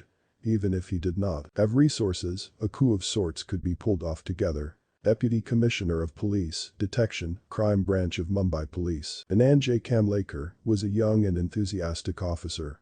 Driven by his recent successes of crackdown on the organized crime syndicates, he was hungry for more. Kamlekar had clearly instructed his men to ensure that no gangsters should be allowed to have a free rein. They should be either behind bars or in their graves, he used to say. When the crime branch received a tip-off that two top sharpshooters of the Dongri gang, Farid Tanasha and Vicky Malhotra, had entered India through 24 Parganas in West Bengal, they were raring to go. Both Tanasha and Malhotra were absconding for a long time and were known to be holed up in an undisclosed location in some Southeast Asian country. If they themselves had walked in, they should not be allowed to escape this time. The crime branch sleuths immediately got on their trail. Tanasha and Malhotra were totally unaware of the remote surveillance on their movements by the crime branch sleuths. They were following instructions from their handler, who was a friend of their Seth or master. In this context, the Seth was Chota Rajan. After visiting a few of the North Indian locations, Tanasha and Malhotra were told to meet their handler in Delhi. The crime branch had been tapping Tanasha's phone line after a few extortion calls he had made recently. This latest conversation of his with someone who was clearly giving him instructions seemed extremely suspicious. And so, Kamlekar's men kept tabs on his movements, following him like a second shadow. All the while, the IB was providing Tanasha, Malhotra, and a few other shooters with the training required for the upcoming operation. BCP Kamlekar thought that the duo was on its way to Delhi to eliminate some top businessman or politician. After seeking consent from his superiors, Kamlekar and his crack team of crime branch officers left for Delhi. Grand Hyatt is one of the most luxurious addresses of Dubai, located in Dubai area. Sprawled across 7 acres, the hotel seemed to be the perfect venue for the post-nuptial feast for Dawood's daughter, just 7 kilometers away from Dubai's international airport. It was widely believed that the hotel's proximity to the airport was a clue that Dawood would definitely attend the feast, as it would be convenient for Dawood to flit in and out without any complication if any untoward incident at all were to take place. The D-Day was approaching, and veteran field agents from various agencies had begun trickling into Dubai. Some had managed to station themselves outside the periphery of the hotel. Enterprising journalists from India and Pakistan had booked rooms in the hotel days in advance so that they could move around the hotel without raising any suspicions. But the Bolima media persons from various news agencies swarmed around the Grand Hyatt, but most of the Indian media was forced to stay outside the hotel. To the untrained eye, the hotel did not seem to have a huge security setup, but it was actually an invisible fortress. A phalanx of security units remained incognito, but there were no visible signs of surveillance like CCTV cameras or metal detectors. Time was fast running out for New Delhi. This was one of the most daring operations ever planned by the Indian intelligence agencies, and it just had to go right. Dawood, who had given them sleepless nights for over 2 decades now, might be put to rest conveniently at his own daughter's wedding. The IB officers had now given final shape to their grand strategy. Travel arrangements were made and fake documents for Tanasha and Malhotra were prepared. They just need to be briefed and sent to Dubai. A meeting was arranged between the shooters and the former IB director. All details had been talked out and planned to the minutest detail. All 3 of them were poring over a set of schematics, blueprints of a sort of the Grand Hyatt to evaluate the best positions at which to install shooters. They needed to have every angle covered, and the importance of getting those details right was not lost on any of the trio. The meeting was about to conclude when Kamlekar and his officers showed up at the door. The IB officer lost his cool and began screaming at Kamlekar. But Kamlekar himself was not new to political bluster, he was a seasoned police officer who had seen such histrionics earlier. He refused to back off. Finally, when some calls were made and Kamlekar heard from his superiors in Mumbai, he backed off. But still, he was left with Tanasha and Malhotra, both wanted men. With no other alternative, Kamlekar hauled the 2 to Mumbai. The bespectacled officer had to beat a retreat. A major operation had to be abandoned because of turf war, because 2 agencies remained in the dark about each other's move. If only the IB had warned the Mumbai police, this embarrassing and wasteful scenario could have been averted. The incident earned a front-page mention in the Times of India the next day, followed by reports several language dailies the next day. The officer who was handling Tanasha and Malhotra was identified as Ajit Dovle. Dovle had recently retired as IB chief. Known to be the hero of Operation Blue Star in Punjab, Dovle was also known to be an astute negotiator as he had handled the hijackers, the Vic 814. Perhaps he was the only IPS to have received the Kirti Chakra, an award reserved for military honors. The police and media circles were shocked at the disclosure made by the Times of India report. It was the first such instance of intelligence officers' open involvement with gangsters that has come out in public. However, when Mumbai Mirror did a detailed follow-up of the story and got in touch with Dovle for his version, he flatly denied the whole incident. "I was watching a football match at home," was all he said. But the cat was out of the bag. That the Indian government tried to outsource the killing of Dawood and their plans had been exposed. Finally, the most anticipated day at the Grand Hyatt had arrived. 500 guests had been invited to the hotel's Regal Benia's Grand Ballroom, where they were served a sumptuous 12-course dinner. According to an IB operative, who was disguised as a chauffeur, the whole ballroom was decorated with red roses and white tulips. The center stage for the bride and groom was draped in white and embellished with white orchids. A luxurious green sofa sat in the middle. The most intriguing element of the feast was that guests were served piping hot jalebis, a uniquely Indian delicacy that is not available outside India and Pakistan, and certainly not in a hotel in Dubai. Most of Dawood's Mumbai-based relatives who were desirous of attending the wedding could not make it. Even his sister Hasina Parker was denied a visa. But there was simply no way Dawood could miss what would be one of the happiest days of his life. For the days leading up to the Walima, Dawood Badu was to weigh the pros and cons of attending the function. His men advised him to stay away, but he was not convinced. How could the father of the bride miss D-Day? It is unclear how and when Dawood got a whiff of IB's plans, but he realized that attending the Walima could prove to be extremely risky. Dawood, who had been present at the nikah and all the other rituals, finally decided that he would not be at the walima in person and was conspicuous by his physical absence. However, in reality, he enjoyed a somewhat omniscient presence as he watched the whole function and monitored the goings-on around the Grand Hyatt via an array of video cameras. These had been installed all over the hotel, and with the help of those, he was able to identify people whose agenda clearly looked like they entailed something other than conveying their best wishes to the newlywed couple. Leanne had welcomed each and every one of the 500 guests, and when people pointedly asked him if Dawood was present at the walima, he only said 2 words, "Sabaya." Everyone's come. 23. Detained in Lisbon Bay, Hussain had almost been chased out of Dubai and realized in no uncertain terms that Pakistan was no longer hospitable to him. Dawood had after all made it his own backyard. For the best part of 3 years, since that fateful night in Dubai when Salem decided to flee, he had been on the run. These 3 years had seen him running from country to country across 6 continents. He had been to the US and then found himself traveling through Europe, eventually ending up in Southeast Asia. Over these 3 years, he saw the world with his paramour Monica Beatty, spending a massive chunk of his time with her. Back then, Monica was a Bollywood starlet, a struggling actress from Hoshiarpur in Punjab. The rest of Salem's time was spent with his first wife Samira Jumani in the US. Monica and Salem looked at a number of cities as potential safe havens for them to settle down in. Sadly for them, it seemed like there was no place on earth that they could go to and escape from Dawood and his associates or the police. Salem and Monica gave due consideration to the idea of Laos as a base of operations, but quickly changed their mind when they remembered that Chota Rajan's base was in Cambodia, which was not all that far away.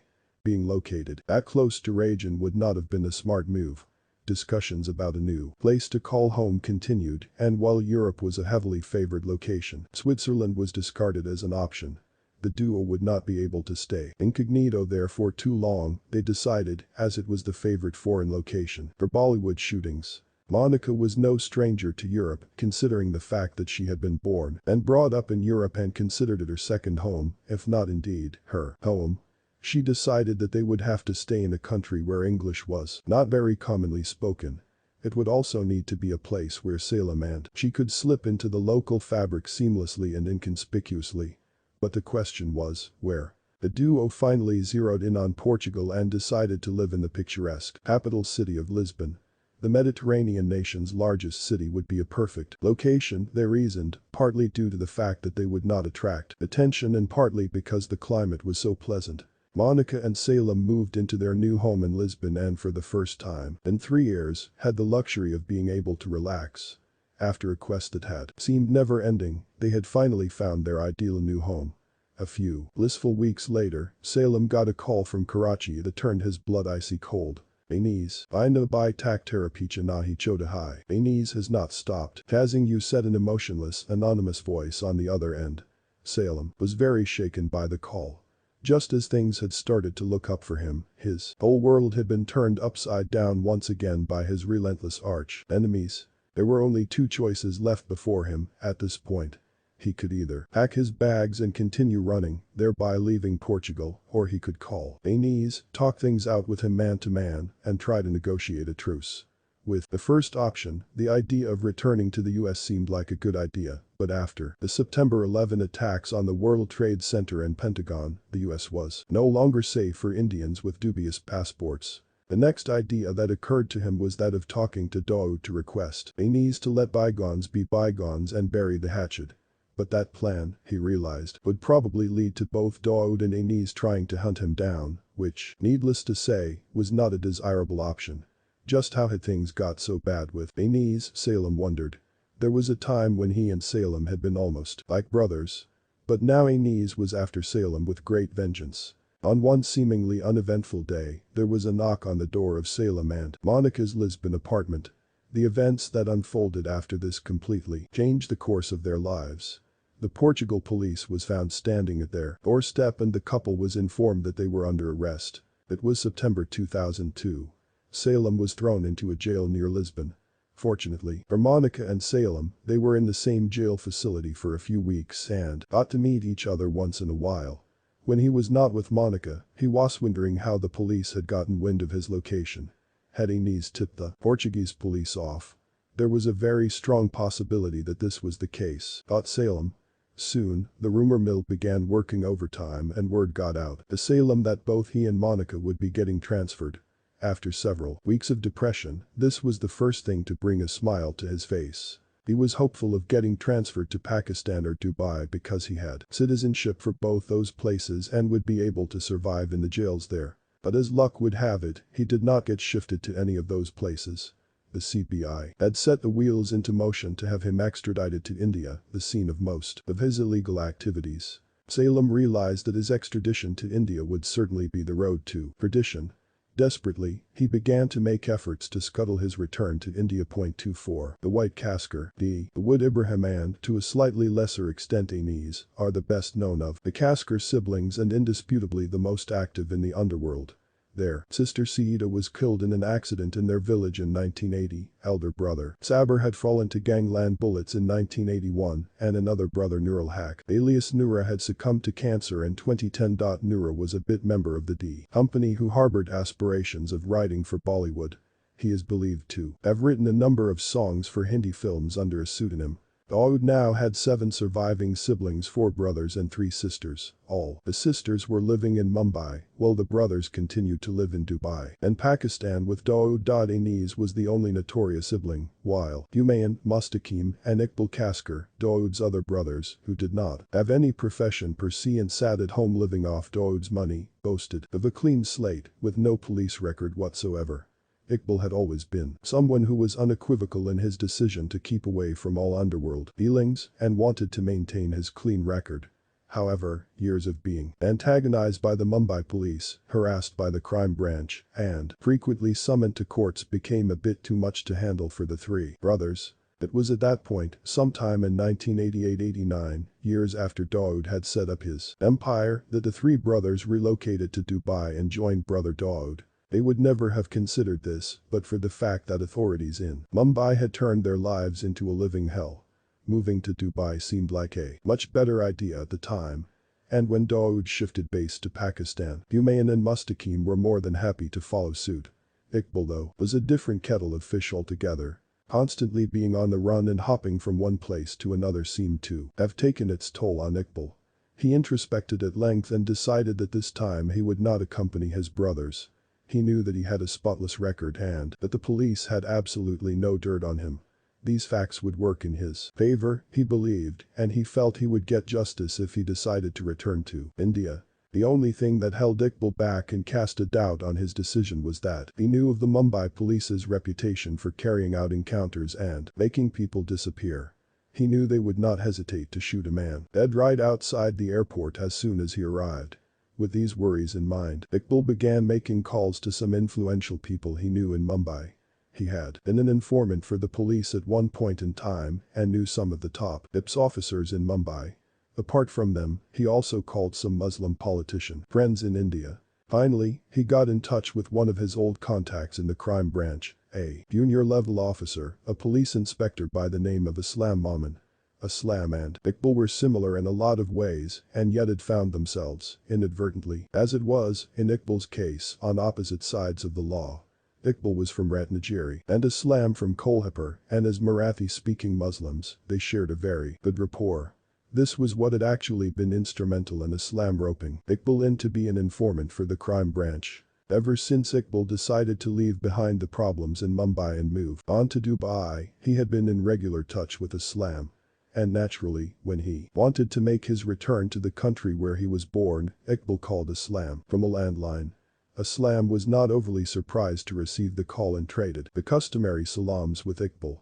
The exchange of polite pleasantries quickly came to a close as Iqbal got to his point. "Sahab, I want to come back. Are there any cases against me in Mumbai?" Aslam, with his voice exuding a calming sense of reassurance, said, "Don't worry, Iqbal." Encouraging Iqbal to return to Mumbai, he added, "There are no cases against you. There will be no fake cases filed against you and you will definitely not be encountered. You have nothing to worry about." After mulling over the pros and cons for a few months, Iqbal Kaskar finally returned to his homeland in May 2003. Expectedly, there was no red carpet welcome for him, and he was taken straight into custody because officially, he had been deported from Dubai. As per procedure, being taken into custody was inevitable. Normally, it would be quite natural for someone to be a little anxious about being taken into custody, but Iqbal was not perturbed in the least. He was confident that he would be out of prison and free as a bird in a couple of weeks, at the very most. After all, he had just voluntarily returned. It was not as if he was a fugitive who had been captured and brought back. The Mumbai police, unfortunately, did not see things this way and was on hand to throw a spanner into the works. To the police officers, it was a matter of reputation and pride that they had Dawood's sibling in their custody. The fact that he had no cases against them was dismissed summarily, as when it came to Dawood's brother, the bottom line was that there was no way on earth that he could possibly be clean. The cops began working overtime and scoured high and low for cases against Iqbal.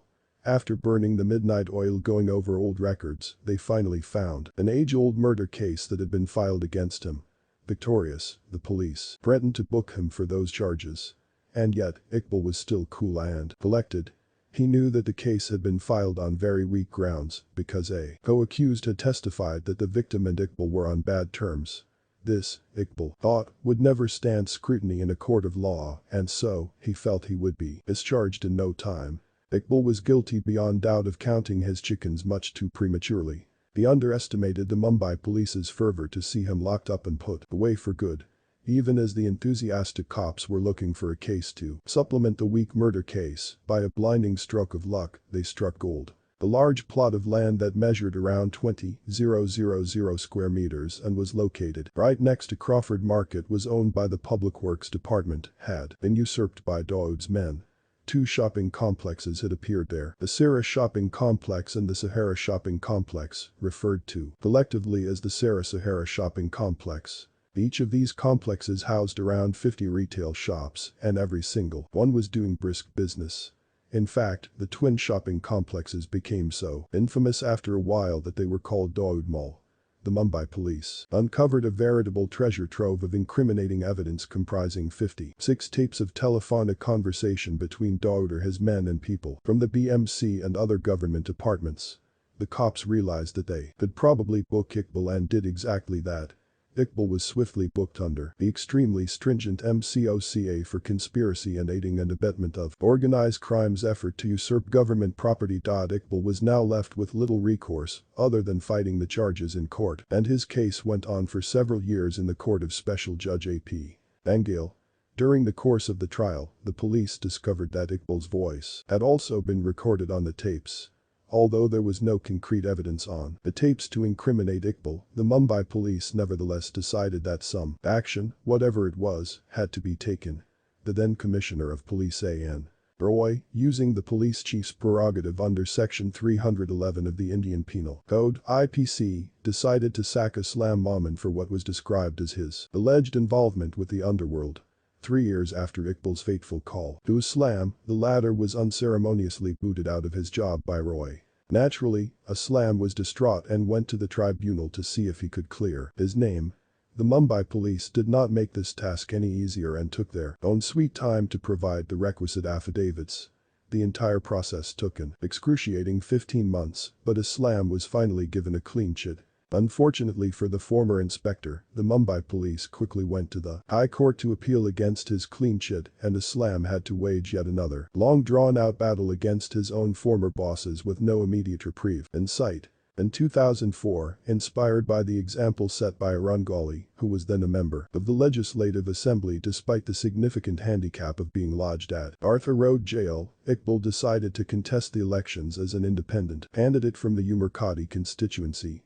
With everything in place, he filed his nominations and was all set to go head-to-head with the Nationalist Congress Party's Bashir Patel. It was then that something went awry and Iqbal had to withdraw his nominations. It is widely believed and was reported in the Times of India on 28 September 2004 that a high-ranking IPS officer who enjoyed a close proximity with an NCP politician was responsible for getting Iqbal to withdraw his nomination. The story goes that Iqbal was threatened that the cops would not spare him if he contested the elections. Over 3 years later, in the MCOCA court, where Iqbal was still fighting his case, Bengal was no longer the judge and was replaced by Judge M.A. Atkar. She found that there was insufficient evidence against Iqbal, his voice did not match the one on the tape, and there was not a shred of information linking him to the Sahara shopping complex. Finally, it was then, 4 years since his return to India, that Iqbal could walk away a free man. The case, however, was not totally unfruitful for the police as they saw 3 people from the BMC and other government agencies suspended for their involvement in the shopping complexes. The entire Dawood Mall was also ordered to be torn down to the ground. The shopkeepers saw their cash cows slowly slipping from their grip and were naturally up in arms. They went to the High Court and managed to get a stay order against the demolition. Undeterred, the state went to the Supreme Court and managed to get the final orders for demolition. While the only remnants of the Sahara complex today are in the memories of the shopkeepers, for Islam, the nightmare has refused to end. Even today, he is still under suspicion and continues to wage his lone struggle, contesting his case. There does not seem to be any relief in sight for him because he believes that he will still be fighting his case well into his retirement. Iqbal seemed to have learned his lessons, albeit the hard way. The surname of Asker had been a stigma, and he realized that the name would keep getting him into trouble. He decided to approach the Bombay High Court and ask to change his name to Sheikh Iqbal Hassan instead of Iqbal Hassan Kasker. 25 Global terrorist. After a struggle of over a decade, the Indian government finally managed to convince the mighty United States that Dawood Ibrahim was now a crucial cog in the wheel for terror activities perpetrated internationally. The Indian government had launched intensive efforts to convince Uncle Sam that Dawood, who organized the serial blasts of 1993 in Mumbai, was capable of attacking the US interests anywhere in the world because of his liaisons with Osama bin Laden. The initiative finally worked with Capitol Hill, though it took over 10 years and 6 months to achieve their desired objective. The U.S. Treasury Department on 16 October 2003 announced that it was designating Dawood Ibrahim as a specially designated global terrorist under Executive Order 13224 and would be requesting the United Nations to list him as well. The global terrorist designation froze any assets belonging to Dawood within the U.S. and prohibited transactions with U.S. nationals. The UN listing required that all UN members take similar actions. While proclaiming him a global terrorist, the US government declared, "This designation signals our commitment to identifying and attacking the financial ties between the criminal underworld and terrorism," stated Juan Zaidi, Deputy Assistant Secretary for Terrorist Financing and Financial Crimes. He added, "We are calling on the international community to stop the flow of dirty money that kills." For the Ibrahim syndicate, the business of terrorism forms part of their larger criminal enterprise, which must be dismantled. The executive order clearly describes Dawood Ibrahim as an Indian crime lord who has found common cause with Al-Qaeda, sharing his smuggling routes with the terror syndicate and funding attacks by Islamic extremists aimed at destabilizing the Indian government. He was wanted in India for the 1993 Bombay Stock Exchange bombings, it stated, and is known to have financed the activities of the LET, a group designated by the United States in October 2001 and ostensibly banned by the Pakistani government, which also froze their assets in January 2002.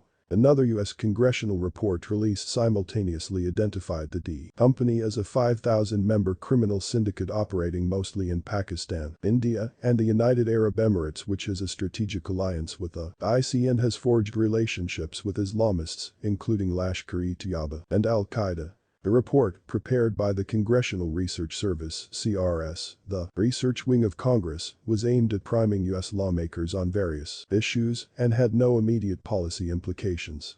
The U.S. Department of Treasury had already designated Dawood as a specially designated global terrorist (SDGT), and subsequently President George W. Bush designated him, as well as his D Company organization, a significant foreign narcotics trafficker under the Foreign Narcotics Kingpin Designation Act. According to the report, Dawood began his foray in terrorism as a criminal specialist in Bombay, first as a low-level smuggler in the 70s and later as the leader of a polycrime syndicate. He formed a thriving criminal enterprise throughout the 80s and became radicalized in the 90s, forging relationships with Islamists, including LET and Al-Qaeda. D Company's evolution into a true criminal terrorist group began in response to the destruction of the Babri Masjid and the subsequent riots that killed hundreds of Muslims, the report said, clearly indicating the lack of research and shallow observations of the American research group. Outraged by the attacks on fellow Muslims and believing the Indian government acted indifferently to their plight, Ibrahim decided to retaliate. Reportedly with assistance of the IC, D Company launched a series of bombing attacks on March 12, 1993, killing 257 people. Following the attacks, Ibrahim moved his organization's headquarters to Karachi, Pakistan, the report added, mincing no words about the terrorist Don's Pakistani location and patronage. The U.S. Treasury Department's website gives his location as Karachi and identifies him by his Pakistani passport bearing number G869537 and his telephone number as 021-5,892,038. Certainly, Dawood has not been sighted in Karachi or Dubai for some time, but while he kept traveling between these two cities, his activities must have been well known to the CIA hawks, but they never decided to designate Dawood the global terrorist until trouble landed on their doorstep. And it was not as if Dawood made much effort to keep a low profile. Whether in Dubai or Karachi, he was courted by top South Asian cricketers for his cricket betting activities. Similarly, with regard to Bollywood, hardly a film could be produced in India without investment from Dawood. Dawood's guests were always lavishly entertained, and the best scotch flowed, even in a dry country. Dawood's underworld connections are extensive, and he sublets his name in Pakistan, Thailand, South Africa, Indonesia, Malaysia, and the United Arab Emirates, among other countries, to franchises in the fields of drug trafficking and gambling dens. At the time of the declaration, India's Deputy Prime Minister L.K. Advani, who also looked after the Home Affairs Ministry, said the U.S. designation of Dawood as a global terrorist vindicated India's stand. Since its inception, the Bharatiya Janata Party, BJP-led coalition government was stridently parleying for Dawood's extradition to India and seeking U.S. help in keeping a check on Pakistan's nefarious activities. The government had demanded that Pakistan hand over Dawood, who figures in India's 20 most wanted men from Pakistan. Advani said Dawood's handing over to New Delhi would improve relations between the two countries. But the Pakistan spokesman retorted, "This is a false premise. Relations cannot improve on the basis of such premises." The BJP had cleverly begun collating details on Dawood's network across the world. The D dossier, as it had become known in the core group of the government, clearly mentioned that Dawood had traveled through Afghanistan in the 90s under Taliban protection, which was later corroborated by the US Treasury Department statement, and it had now been confirmed that his roots and networks converge at many significant points with those of none other than the late Osama bin Laden, the D dossier said. This is the reason why the US has suddenly become alert about Dawood's importance. Some analysts, however, speculate that Dawood's handlers in the Pakistani intelligence apparatus, especially the IC, may have forced him to surrender his network and his smuggling routes to the Al-Qaeda. It was on the basis of inputs by Indian intelligence that the US went hammer and tongs after Dawood. Advani had shared reams of top-secret information with top officials of the Bush administration during his visit to the US. Advani's trump card during his US visit was that he focused on Dawood's links with the lead and Al-Qaeda, knowing fully well that Washington was not interested in Dawood's anti-India operations. Advani gave plenty of evidence to the US of how Dawood was no longer an underworld don but a shipping magnate, media baron, drug trafficker, arms trafficker, and the CEO of a huge corporate called D Company, all rolled into one. Advani's masterstroke lay in the presentation that how Dawood's operations had lately turned against Israeli interests and that of the US. The Americans would have never acted on Dawood had it not been for the double attack by suspected Al-Qaeda cadres in Mombasa, Kenya, in November 2002. The terrorists attacked a hotel where Israeli tourists were staying and almost simultaneously made an abortive attempt to blow up an airliner packed with Israelis. Shortly after the Mombasa incidents, Dawood's main operations man, Ibrahim, was picked up in Dubai. The IB officials and raw operatives emphatically tried to prove how Dawood had contributed in the Mombasa incidents. The D Company had a warehouse in Mombasa and Ibrahim was its chief operator. It is understood that Advani educated the US on this particular aspect of the D Company's operations. India already had a lot of information available on this subject in the wake of the arrest of another D Company operative, Madid Chatter, who was picked up in Kenya and jailed there some 4 years ago. Pakistan's claim that Dawood was not on its soil was demolished when the Treasury Department's Office of Foreign Assets Control determined that he had a Pakistani passport and a Karachi telephone number. Indian intelligence agencies were well aware that Dawood's residence was an IC-protected house in Peshawar. Islamabad protested its innocence at the most authoritative level when its then-President Pervez Musharraf denied any knowledge about Dawood's whereabouts during the July 2001 Agra summit. This position was not changed after the Pakistani media reported that Dawood was operating in the country with official patronage. The de facto Home Minister of Sindh, Aftab Sheikh, sprang a surprise when he announced that Dawood was running his network from the capital of the province. But Sheikh and the US were contradicted by a spokesman of the Pakistan government, proving that Dawood was protected by powerful elements in that country. The mafioso from Mumbai had been so useful to Pakistan's intelligence services and in return had learned so much about the activities of the IC that they could never be handed over to the US, let alone to India. Dawood was accorded Pakistani citizenship so that he could save himself from the clutches of law in India for his role in the 1993 Mumbai serial bomb blasts and other cases registered against him. India has been asking Pakistan to hand him over to New Delhi along with the others whose names figure on the most wanted list of 20 fugitives submitted to Islamabad, but the stock reply from the other side is that Dawood is not in Pakistan. This was what Islamabad said again after the American admission of the Indian viewpoint. After his cover was blown, Dawood reportedly shifted his headquarters to Peshawar. When General Musharraf had visited India in July 2001, the Pakistan government knew he would be confronted with the demand for his custody, and so Dawood was sent out to Singapore so that Musharraf could say that he was not on Pakistani soil. Dawood, Shakil, and Ibrahim alias Tiger Meeman, all three listed among the 20 most wanted men by India from Pakistan, were granted Pakistani citizenship in June 2003. Dawood has also undergone a name change and his new identity is Iqbal Seth alias Amer Sahib, while Chota Shakil is known as Haji Muhammad and Tiger Meeman as Ahmed Jamal. The underworld don had been issued his first Pakistani passport number G866537 at Rawalpindi on 12 August 1991.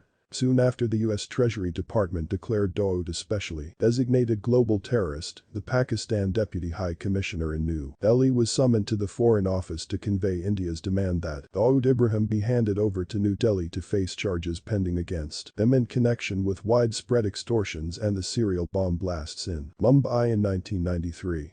But, given the flat denial of Pakistan, there is a big question mark over the US actions making any difference to the Pakistan government's stand. For India, however, this is a big shot in the arm and a long overdue success in making the world a smaller place for their teen war Dawood Ibrahim. 26. Salem's extradition. As a fallout of Aini's vengeful attitude towards him, Salem was arrested in Lisbon along with Monica Beattie one fine day in 2002 when he was at her apartment. Locked up in a jail just outside Lisbon, Salem knew that the CBI was exploring all diplomatic and legal channels to have him extradited to India so that they could take custody of him. Fortunately for Salem, the legal battle between Portugal and India was a protracted one, as the two countries have no extradition treaty between them.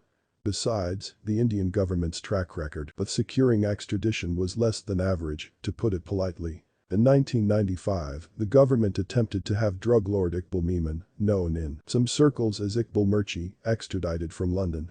Years later, the government tried to have music composer Nadeem Saifi extradited for allegedly paying for the murder of music magnate Gulshan Kumar, which was carried out by Salem's shooter.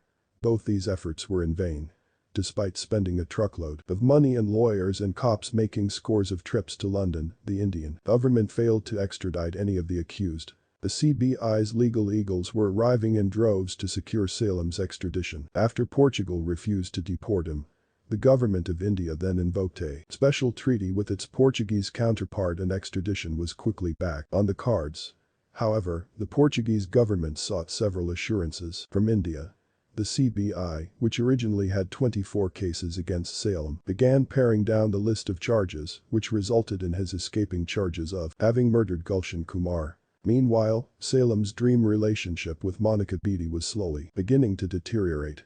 From the perky, love-filled and optimistic letters that she used to send him in the past, the tone of her latest communiques was turning frustrated, confused, scared, and increasingly cryptic.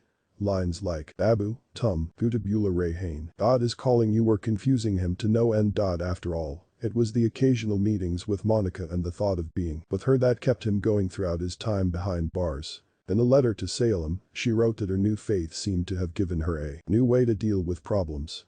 She added that she was shattered by the verdict that the Supreme Court had delivered against Salem and her, and so, in her hour of need, she decided to reach out to Jesus Christ and turn Christian. Finally, in January 2005, the CBI began preparing to bring Salem back, but it was only in the month of November that year that Salem was sent back to India via Cairo on a special aircraft. A team comprising CBI Deputy Inspector General Om Prakash Tatal, Deputy Superintendent of Police Devendra Pardesi, and 2 inspectors, including a woman inspector, was rushed across to Portugal from Mumbai to take charge of Salem and Monica. Salem had served a 3-year sentence in Portugal and was extradited on the conditions that there would be no death sentence, he would not be ill-treated, and he could be given no sentence longer than 25 years. Communications broke down further between the former lovers, and their strained relationship truly reached its nadir when the CBI team brought Salem and Monica back to Mumbai from Lisbon. All through both legs of the journey, Lisbon to Cairo and Cairo to Mumbai, Monica refused to even glance at Salem, choosing instead to sit quietly, clutching her Bible. They had landed in Portugal as man and wife, but were leaving as strangers. And so, Salem began his stay at Arthur Road Jail as a resident of the Banda cell, 10x10 feet, oval-shaped, high-security cell, where one is in solitary confinement and has no contact with the outside world. The government did not want to risk Salem being attacked or worse yet, killed in jail, and so, he was kept in this cell for around a month or so.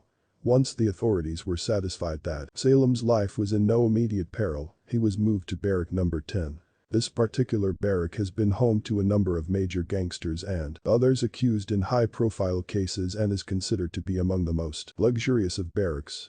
Inmates had access to a few amenities and things that would be considered a massive luxury in any other barrack. Being moved to barrack number 10 saw Salem reunited with his old friends from the underworld, and life was good again. His nephew ensured that the procurement of branded goods and restaurant-made food was delivered to Salem. Apart from regular trips to the court for hearings of the cases in which he was an accused, life was good for Salem until the day the 1993 Mumbai blast accused were handed their sentences. With most of the convicts being sent to Thane Jail and Yerwada Jail, Ane's one-time right-hand man saw his set of friends dwindling. The only person left with him at Arthur Road was Mustafa Dasa. Very soon, two sensational murder cases saw Navyman Manish Thakur, accused of killing his girlfriend, and Emil Jerome Matthew, accused of killing media executive Neeraj Grover, being arrested, and Salem had new companions. But they too could not protect the vain Salem from the famous sharpened spoon attack at the hands of Dasa in 2010, one which left his face partially scarred. 27 Boucher's botched attempt. It has been over 3 years since the Treasury Department of the United States has declared Dawood Ibrahim as a global terrorist. Despite the branding, albeit after much chest thumping by India, it does not translate into "We are going to bring him to book and get Pakistan to send him back to India." For the US, Dawood is simply not in their scheme of things. The executive order entails that his properties should be seized and bank accounts frozen, but Dawood continues to live in Pakistan, unhurt, untouched, and unaffected by the declaration. I always felt US and their agencies were aware of Dawood Ibrahim's whereabouts and his contribution to terror activities across India, but they do not want to bring him back or hand him over to India deliberately. Notwithstanding the US belief that Dawood is actually a collaborator of Osama bin Laden, he can still live a luxurious life in Pakistan. In a bid to defend their South Asian ally Pakistan, who has provided safe sanctuary to several of India's absconding terrorists, the US State Department officials prefer to simply beat about the bush. It took a personal experience with the US authorities to realize that this declaration is just eyewash. The US prefers to play the part it is traditionally known to play in matters that are actually of some consequence, being fence-sitters. They want to keep the Indians happy with petty official documentation, but support Pakistan in whatever way they can. It was May 2007. East-West Center of Honolulu, Hawaii, as per their annual routine, had invited Asian journalists for a cultural exchange program. There were 8 participants from various Asian countries including Pakistan, Afghanistan, Indonesia, Bangladesh, Philippines, Malaysia, and India. India was the only country to have 2 participants. Shahid Khan, Bureau Chief of Press, Trust of India, Kolkata, and me, working as senior editor in the Mumbai bureau of the Indian Express. The East-West Center wanted to invite Asian journalists to give them an insight into the US policies towards Asian Muslims. They had also invited some senior journalists from American newspapers for discussions and debates. The gamut of public relations exercise also included a tour of various US cities and government offices in those cities, like a visit to Pentagon, Capitol Hill, and the State Department office in Washington. In the roundtable conference with the journalists, the East-West Center representative Ms. Susan Kreefels introduced us to Assistant Secretary for South and Central Asian Affairs, Richard Boucher, a senior US diplomat. Boucher was assigned the task of being a troubleshooter for the long-standing dispute between Pakistan and India, but suffers from the Henry Kissinger syndrome of being anti-India and pro-Pakistan.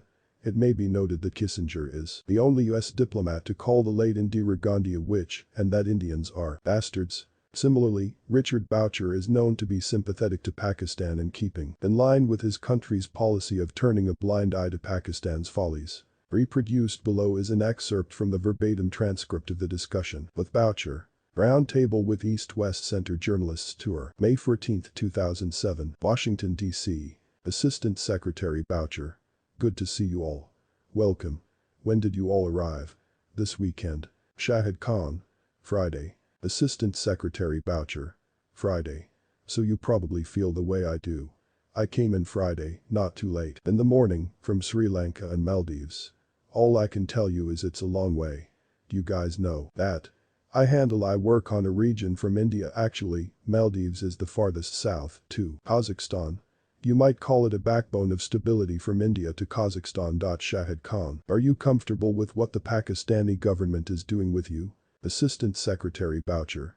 I'm comfortable that the Pakistani government has done a lot to keep the pressure up and to actually impose more pressure on the foreign fighters and the Taliban and the others who are out there. Bangladeshi reporter. Sir, it's known, well known that the Bangladesh is now, you know, is run by a quasi-military government, kind of, and there is a popular perception that they're enjoying American blessings out there because America is interested to, you know, in our coal mine and gas line and, you know, the seaport and Assistant Secretary Boucher.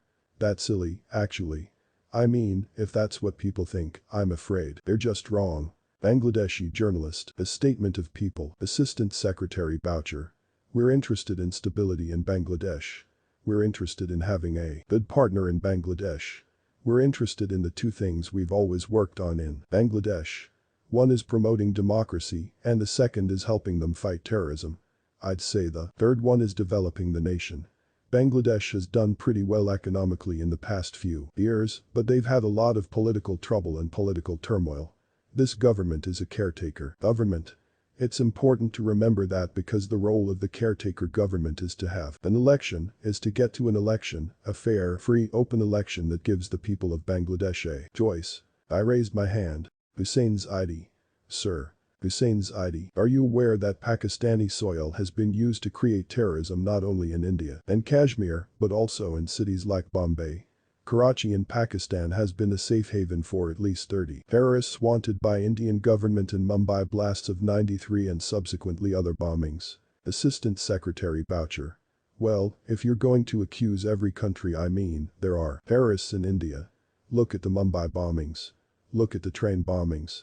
Hussain Zaidi. Yeah, but, Assistant Secretary Boucher. They were local people and they were people with connections to other places, including Pakistan. Question. Yeah, but the kingpin is always Pakistan. Assistant Secretary Boucher. No, I don't think that's completely true, frankly. Hussain Zaidi. India has always been a victim of terrorists who were remotely controlled by Pakistan, and they have always produced evidence to the US. You still maintain that. Boucher once again switches to a defensive mode. Assistant Secretary Boucher. I'm not here to have an argument. If you want to ask me a question, I'll give you the answer, okay? There are terrorist groups that originated in Pakistan that are operating throughout the region. Some of those groups are now banned in Pakistan. Some of those groups have tried to assassinate President Musharraf as well as other people throughout the region. The fact is, you know, this is not a gang from one country to another. This is not an accusation from one country to another. These terrorists are operating and attacking governments throughout the region and, particularly India and Pakistan. India and Pakistan have recognized that they have a common problem. They need to find common solutions. That's why they have a mechanism to work together against terrorism. We think that's good development. We're against terrorists. We're with India against terrorists. We're with Pakistan against terrorists, and we all have to work together if we're going to stop it. That's our view of the situation.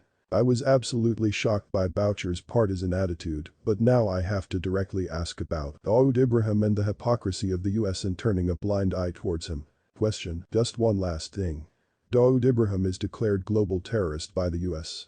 I think the US has also declared that Dawood is an ally of Al-Qaeda.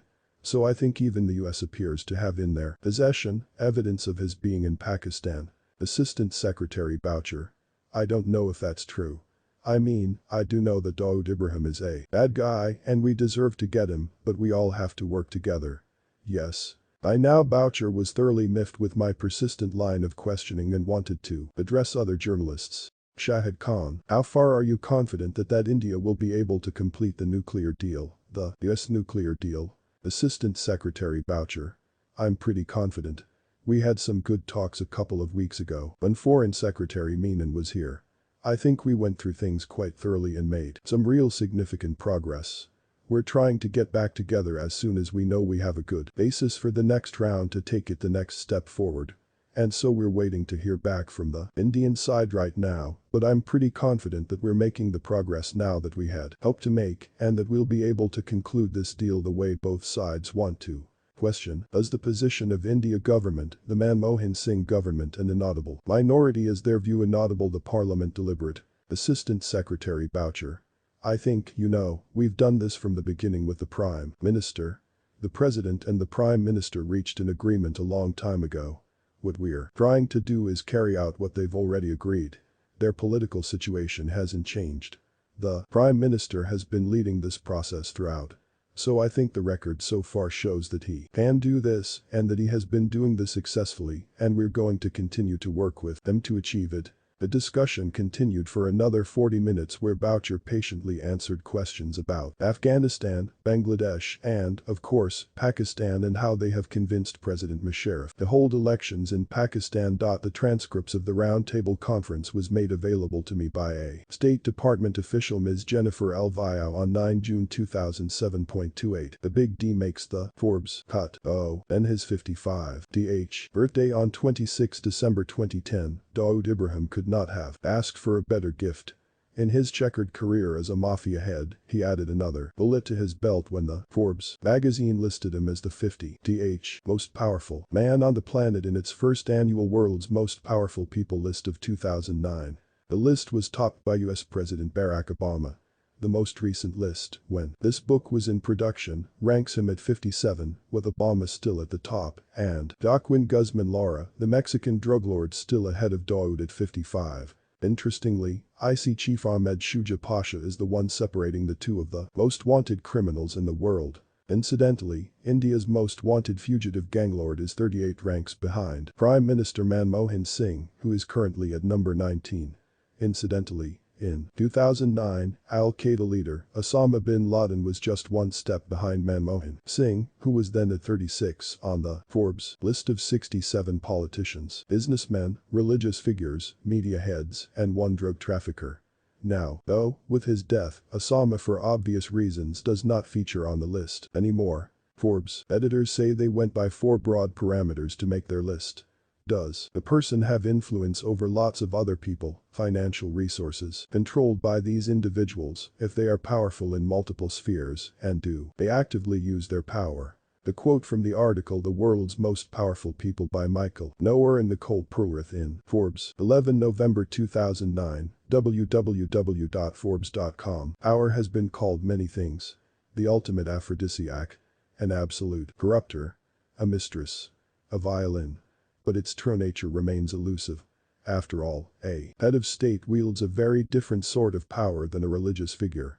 Can one really compare the influence of a journalist to that of a terrorist? And is power unexercised power at all? Forbes asked. Based on these parameters, Obama is followed by Russian Prime Minister Vladimir Putin, with Chinese President Hu Jintao coming next. Former President George W. Bush did not come close to making the final cut, while his predecessor in the Oval Office, Bill Clinton, currently ranks 50th ahead of a number of sitting heads of government. Pope Benedict XVI ranks 7th on our list, is the spiritual leader of more than 1 billion souls, or about 1/6 of the world's population. The only other notorious top criminal to figure on the list is billionaire Mexican drug lord Joaquin Guzman. His family's profile and rise in crime is strikingly similar to Dawood's. Guzman had over half a dozen siblings and had a hand-to-mouth existence in his childhood, though his father, unlike Dawood's, was well connected. Dawood's father was a constable with a limited sphere of influence in the Muslim pockets of South Mumbai. Again, like Dawood, Guzman made his mark at the age of 20 and then kept rising. He is the most notorious and feared drug trafficker of Mexico, and his assets are valued at US $1 billion. There is no account of Dawood's tangible or intangible wealth. Dawood, the US business magazine says, runs an international drug trafficking, counterfeiting and weapons smuggling empire and is suspected to have links with the al-Qaeda, which seems to have more shades of power play than Guzman, but the latter still remains higher on the list. Incidentally, Guzman also celebrated his 55th birthday recently. Reliance Industries Limited chief Mukesh Ambani is ranked number 35, while Lakshmi Mittal is at number 47. To those who know of Dawood Ibrahim's might, power and reach, it is no surprise that he has managed to upstage so many heads of state and business tycoons in the power list. Dawood Ibrahim is more cunning and smarter than most heads of state put together and has the business acumen of several Dhirubhai Ambanis rolled into one. For example, if you examined even one aspect of his business and survival skills, you would be convinced that he thinks as fast as lightning. Mumbai's anti-terrorism squad chief, Rakesh Murya, explained the fine nuances and intricacies of Dawood's empire in an exclusive interview with me. When you are declared a global terrorist, survival is difficult. 7 years ago, Pakistan used the opportunity to tighten the screws on him after the global terrorist attack by America. Dawood, of course, knew that was his death knell and soon he would become expendable. But this is where his astuteness came into play. He knew long before anybody else in Pakistan that the country was going to be outrun by fundamentalists and that the Lashkar-e-Taiba and Talibanic elements were busy making inroads into Pakistan's polity and framework.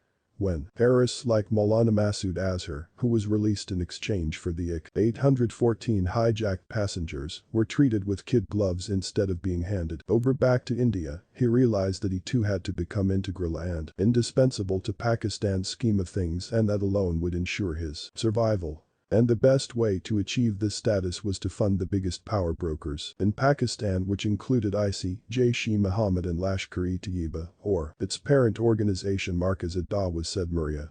Dawood thus began offering huge donations to these rogue outfits and fueling their gargantuan growth. The money donated actually emboldened these organizations' jihadi activities and changed the dynamics of Pakistan's politics and the power equations between the IC and the jihadi organizations. The Markaz-e-Dawah, which was trying to ostensibly be a legitimate organization, began using Dawood's services for international money laundering. For Dawood, cleansing the Markaz funds from his bases in Europe and Southeast Asia was a cakewalk. Maria adds, Dawood managed to do all these through video piracy, which he managed to remotely choreograph using the hidden cubby holes in the labyrinthine alleys and basements of the Lahore's Medina market. These piracy centers sold Bollywood movies to Pakistan's Bollywood crazy audiences, who loved to devour Indian cinema in any format. It was a quid pro quo situation. While Dawood managed to strengthen his clout in Pakistan and built a virtually impregnable wall around himself, Lashkar and other such groups became affluent because of his generous donations, Maria said. Until the Rand Corporation declared in March 2009 that film piracy was funding Islamic terrorism across the world and that the Dawood Ibrahim syndicate was the biggest player in South Asia, the Indian enforcement agencies always believed that drug trafficking and weapon smuggling were bolstering the size of the terrorists' coffers. The piracy industry in India is 1,500 crore rupees, and much of it goes into funding terror, said Moser Bear India Chief Executive Harish Dayani during the Confederation of Indian Industry (CII) conference in Panaji in 2010. A cabinet minister from Maharashtra, meanwhile, pegged the figure at 4,000 crore rupees. Dawood, through his well-oiled network in Dubai and Pakistan, has managed to generate a massive turnover only through film piracy. According to a dossier accessed from the CBI Special Task Force, the D Company was readily able to transition to film piracy through its well-established hold and influence in the Bollywood movie industry. Beginning with Humble King's Video, the D Company's film piracy business became a business empire in itself, a very profitable one. The syndicates Al Mansoor and Sadaf brands acquired extraordinary market power in the distribution of pirated films throughout the South Asia region and also spread to European and American markets. Still, Sadaf's biggest exports were to India, which, due to lax anti-piracy enforcement on the part of Indian authorities, remained an open channel. Bollywood and Hollywood products duplicated at Sadaf's plant were readily smuggled into India via Nepal. The D Company gained control of the Sadaf Trading Company based in Karachi, which allowed the gang to better organize distribution in Pakistan and, more important, acquire the infrastructure to manufacture pirated movies. Indian authorities had been aware of D Company's film piracy operations in Pakistan since the 90s but were practically powerless to intervene. Only after 2005, when U.S. Customs seized a large shipment of Sadaf brand counterfeit discs in Virginia, did Pakistani authorities, under a threat of trade sanctions, begin raiding D Companies, duplicating facilities in Dubai and Karachi. Piracy funds generated through such massive operations were diverted for funding of jihadi activities. Millions of dollars that went into the coffers of these radical organizations made Dawood their financial artery. There was no way that they could allow any government or a politician to extradite their golden goose and cripple them financially. Ironically, Dawood himself is a Konkani Muslim who believes in Sunni Islam and does not adhere to the Wahhabi ideology.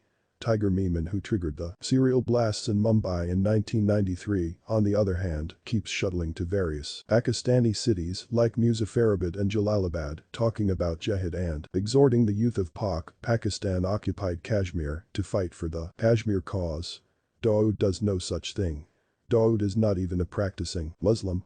It was easier for him to buy his freedom by donating funds to these organizations and remain invincible and unassailable. So Dawood is not doling out funds to these fundamentalist organizations out of his religious zeal or jihadi fervor, but he is doing it for his own vested interests of survival and endless clout, Maria explains. In India, he used the Mumbai police and influential politicians, while he is using the jihadi elements of Pakistan for his survival. It appears for Dawood that the show should never stop, even if the players change. Epilogue D. The sprawling compound was completely quiet, the silence broken only by footfalls of the patrolling guards.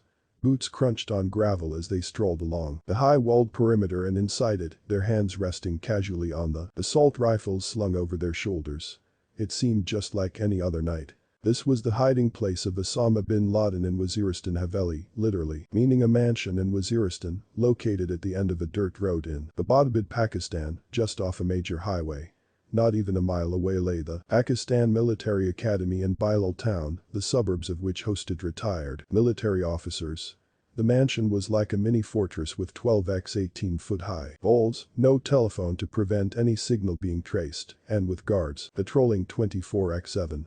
Bin Laden was not hiding in some obscure cave in Afghanistan, then, he was right here in Pakistan under the nose of the Pakistani military despite Pakistan's vehement denials. His location was revealed after the CIA tracked down one of the Al-Qaeda chief's trusted couriers. After a long debate, US President Barack Obama gave his approval to invade the mansion and kill Osama, if need be, even though bin Laden was never actually seen in the compound. And so, at 1 a.m. on the night of 2 May 2011, a team of US Navy SEAL commandos landed from 2 helicopters to execute the operation with the code name Operation Neptune Spear. The objective of the mission was simple and unambiguous. Storm the mansion, remove all perceived threats, eliminate public enemy number 1, Osama bin Laden, then scour the compound to retrieve any and all important documents. The commandos had all the practice they could possibly get. In preparation for the mission, the CIA had built a replica of the mansion, where the commandos had spent days practicing and maneuvering through the maze of rooms of the 3-story building. They were on edge and were ready to carry out what would definitely be the most important mission of their lives. The dangers were many, as not only was the operation to be carried out so close to a military base and the target was the most wanted man in the world, but the Pakistan government had been kept completely in the dark about the entire mission. So, if anything went wrong, the commandos knew they would probably not make it out alive. The stage was set. A couple of US Navy SEALs planted the explosives on a ball and waited for the right moment. It was not long in coming. Precisely at 1 a.m., the US commandos breached the boundary wall. The deafening explosion took out a few guards nearby, who fell down stunned, and it dawned on the others that the unthinkable had happened. The safe house had outlasted its safety. The guards immediately began firing at the commandos, who had, however, come armed with heavy firepower. All guards on the outside were quickly overpowered, and the fight moved into the building with the Navy SEALs team hardly stopping for breath. The next gun battle ensued inside the building on the first floor, where 2 adult males lived. They were ready for the onslaught, but gave way under the relentless determination of the team. One of them even tried to use a woman as a human shield, resulting in her death as well. The commandos fought their way to the 2nd and 3rd floors where bin Laden's family used to live. One by one, the family members were all overpowered, and bin Laden was shot dead. One of his adult sons perished in the battle, so did 2 couriers and the unfortunate woman. The intensive training in the replica mansion had prepared the commandos well. The entire firefight was over in just a few minutes. The men then spent the next few minutes scouring the headquarters, gathering any computers and documents they could find. The only glitch in the well-oiled plan was that one of the helicopters reportedly failed due to a mechanical failure. So, the commandos loaded bin Laden's body into the other one, along with all the retrieved items, and left behind a smoking compound, flames licking at the building, a safe house that ultimately could not keep the terrorists safe. Earlier, the CIA had devised another plan, one where the compound would be bombed with a dozen 2,000-pound bombs dropped from 2 B-2 stealth bombers. However, the drawback was that in such an event, it would have been impossible to actually determine if bin Laden was indeed among the dead, and, eventually, it was dropped for the far more risky, but ultimately successful, Operation Neptune Spear. Later, it was confirmed that the body recovered by the US Navy SEALs commandos was indeed that of bin Laden. A DNA test was carried out and his DNA matched that of his sister, who had died of cancer earlier in Boston, and whose brain was taken into custody and preserved for that very reason, that someday it would aid in identifying the dreaded terrorist. After the Raymond Allen Davis incident in early 2011, the ties between the United States and Pakistan had already become strained. The killing of bin Laden by the CIA, sanctioned by the US, on Pakistan's soil and without any knowledge of Pakistani authorities, served to further alienate the two from each other. The world was now pointing fingers at Pakistan and the IC because, contrary to Pakistan's claim that Osama bin Laden was not on its soil but was in fact hiding in Afghanistan, Operation Neptune Spear proved otherwise. This in turn implied one of two things, either that the Pakistani authorities there had no idea about the fact, something that could be extremely embarrassing for the government, or that the IC knew bin Laden was hiding in Pakistan and had chosen to turn a blind eye, or worse, kept him as a guest. For a country that received billions of dollars in aid from the US, this was a precarious situation to be in. Either way, the then IC's Director General Ahmed Shuja Pasha found himself in a difficult situation on 2 May. Not only had he to contend with the bold and audacious operation of the CIA, he now had a liability on his hands. Dawood Ibrahim, whom the IC itself had welcomed into the country. The brazen killing of bin Laden the CIA carried out right under Pasha's nose was proof that Dawood too could be targeted and just as easily bumped off as bin Laden. Dawood himself had yet another worry on his mind. He had been welcomed into Pakistan by the IC and was well settled in his home in Karachi. But the local mafia had always been hostile toward him. If the CIA could take out bin Laden so easily, how long would it be before the local gangs were emboldened enough to attack him? But Dawood need not have worried. After Dubai, Karachi had become his second home. The IC and the Pakistan administration had taken pains to ensure that he felt completely at home. They would never let him be captured, let alone killed. He was far too valuable an asset to them to neglect. The IC set about strategizing how to get the Dons safely out of their country without falling into the US's hands. Had it been anyone else, the IC would simply have sent them away and hid them somewhere in federally administered tribal areas, FATA, or in Pakistan-occupied Kashmir, Pak. But these places had caves as hideouts, and here, they had a thoroughly urban man on their hands who used the latest technology and was used to a life of luxury and opulence, someone whom they simply could not send to hide in caves in a remote corner of the country. Something else would have to be done. And something else was indeed done to ensure the Don's safety. It would have to be either Jeddah or Riyadh in Saudi Arabia, the IC decided. If executed well, the plan was foolproof. Dawood would be out of the country and out of the US's clutches, and as India did not have an extradition treaty with Saudi Arabia, out of India's grasp too. In fact, Dawood's exact location and whereabouts were not known even to most of the IC's top echelon. It was a closely guarded secret, shared only on a need-to-know basis. Dawood's right-hand man, Chota Shakil, had set up base in Jeddah, something that the Mumbai crime branch already knew. Jeddah, therefore, seemed to be the safest hideout for Dawood. Within hours of Operation Neptune Spear, the IC had everything ready. A passport was prepared for Dawood, and an entire escort of Pakistani rangers were deputed. Their orders: guard Dawood with your life. Air routes were out of the question, as the CIA was watching every single airport and nothing would escape them. However well they planned, trying to board a flight out of Karachi would be suicidal both for Dawood and for the IC, especially on such short notice. It was decided to take the road route. On the night of 2 May, a cohort of Pakistani rangers arrived at Dawood's villa in armored vehicles, on orders to escort Dawood out of the country in top secrecy. Throughout the day, Dawood had received a flurry of calls from top men in the IC and the Pakistani government.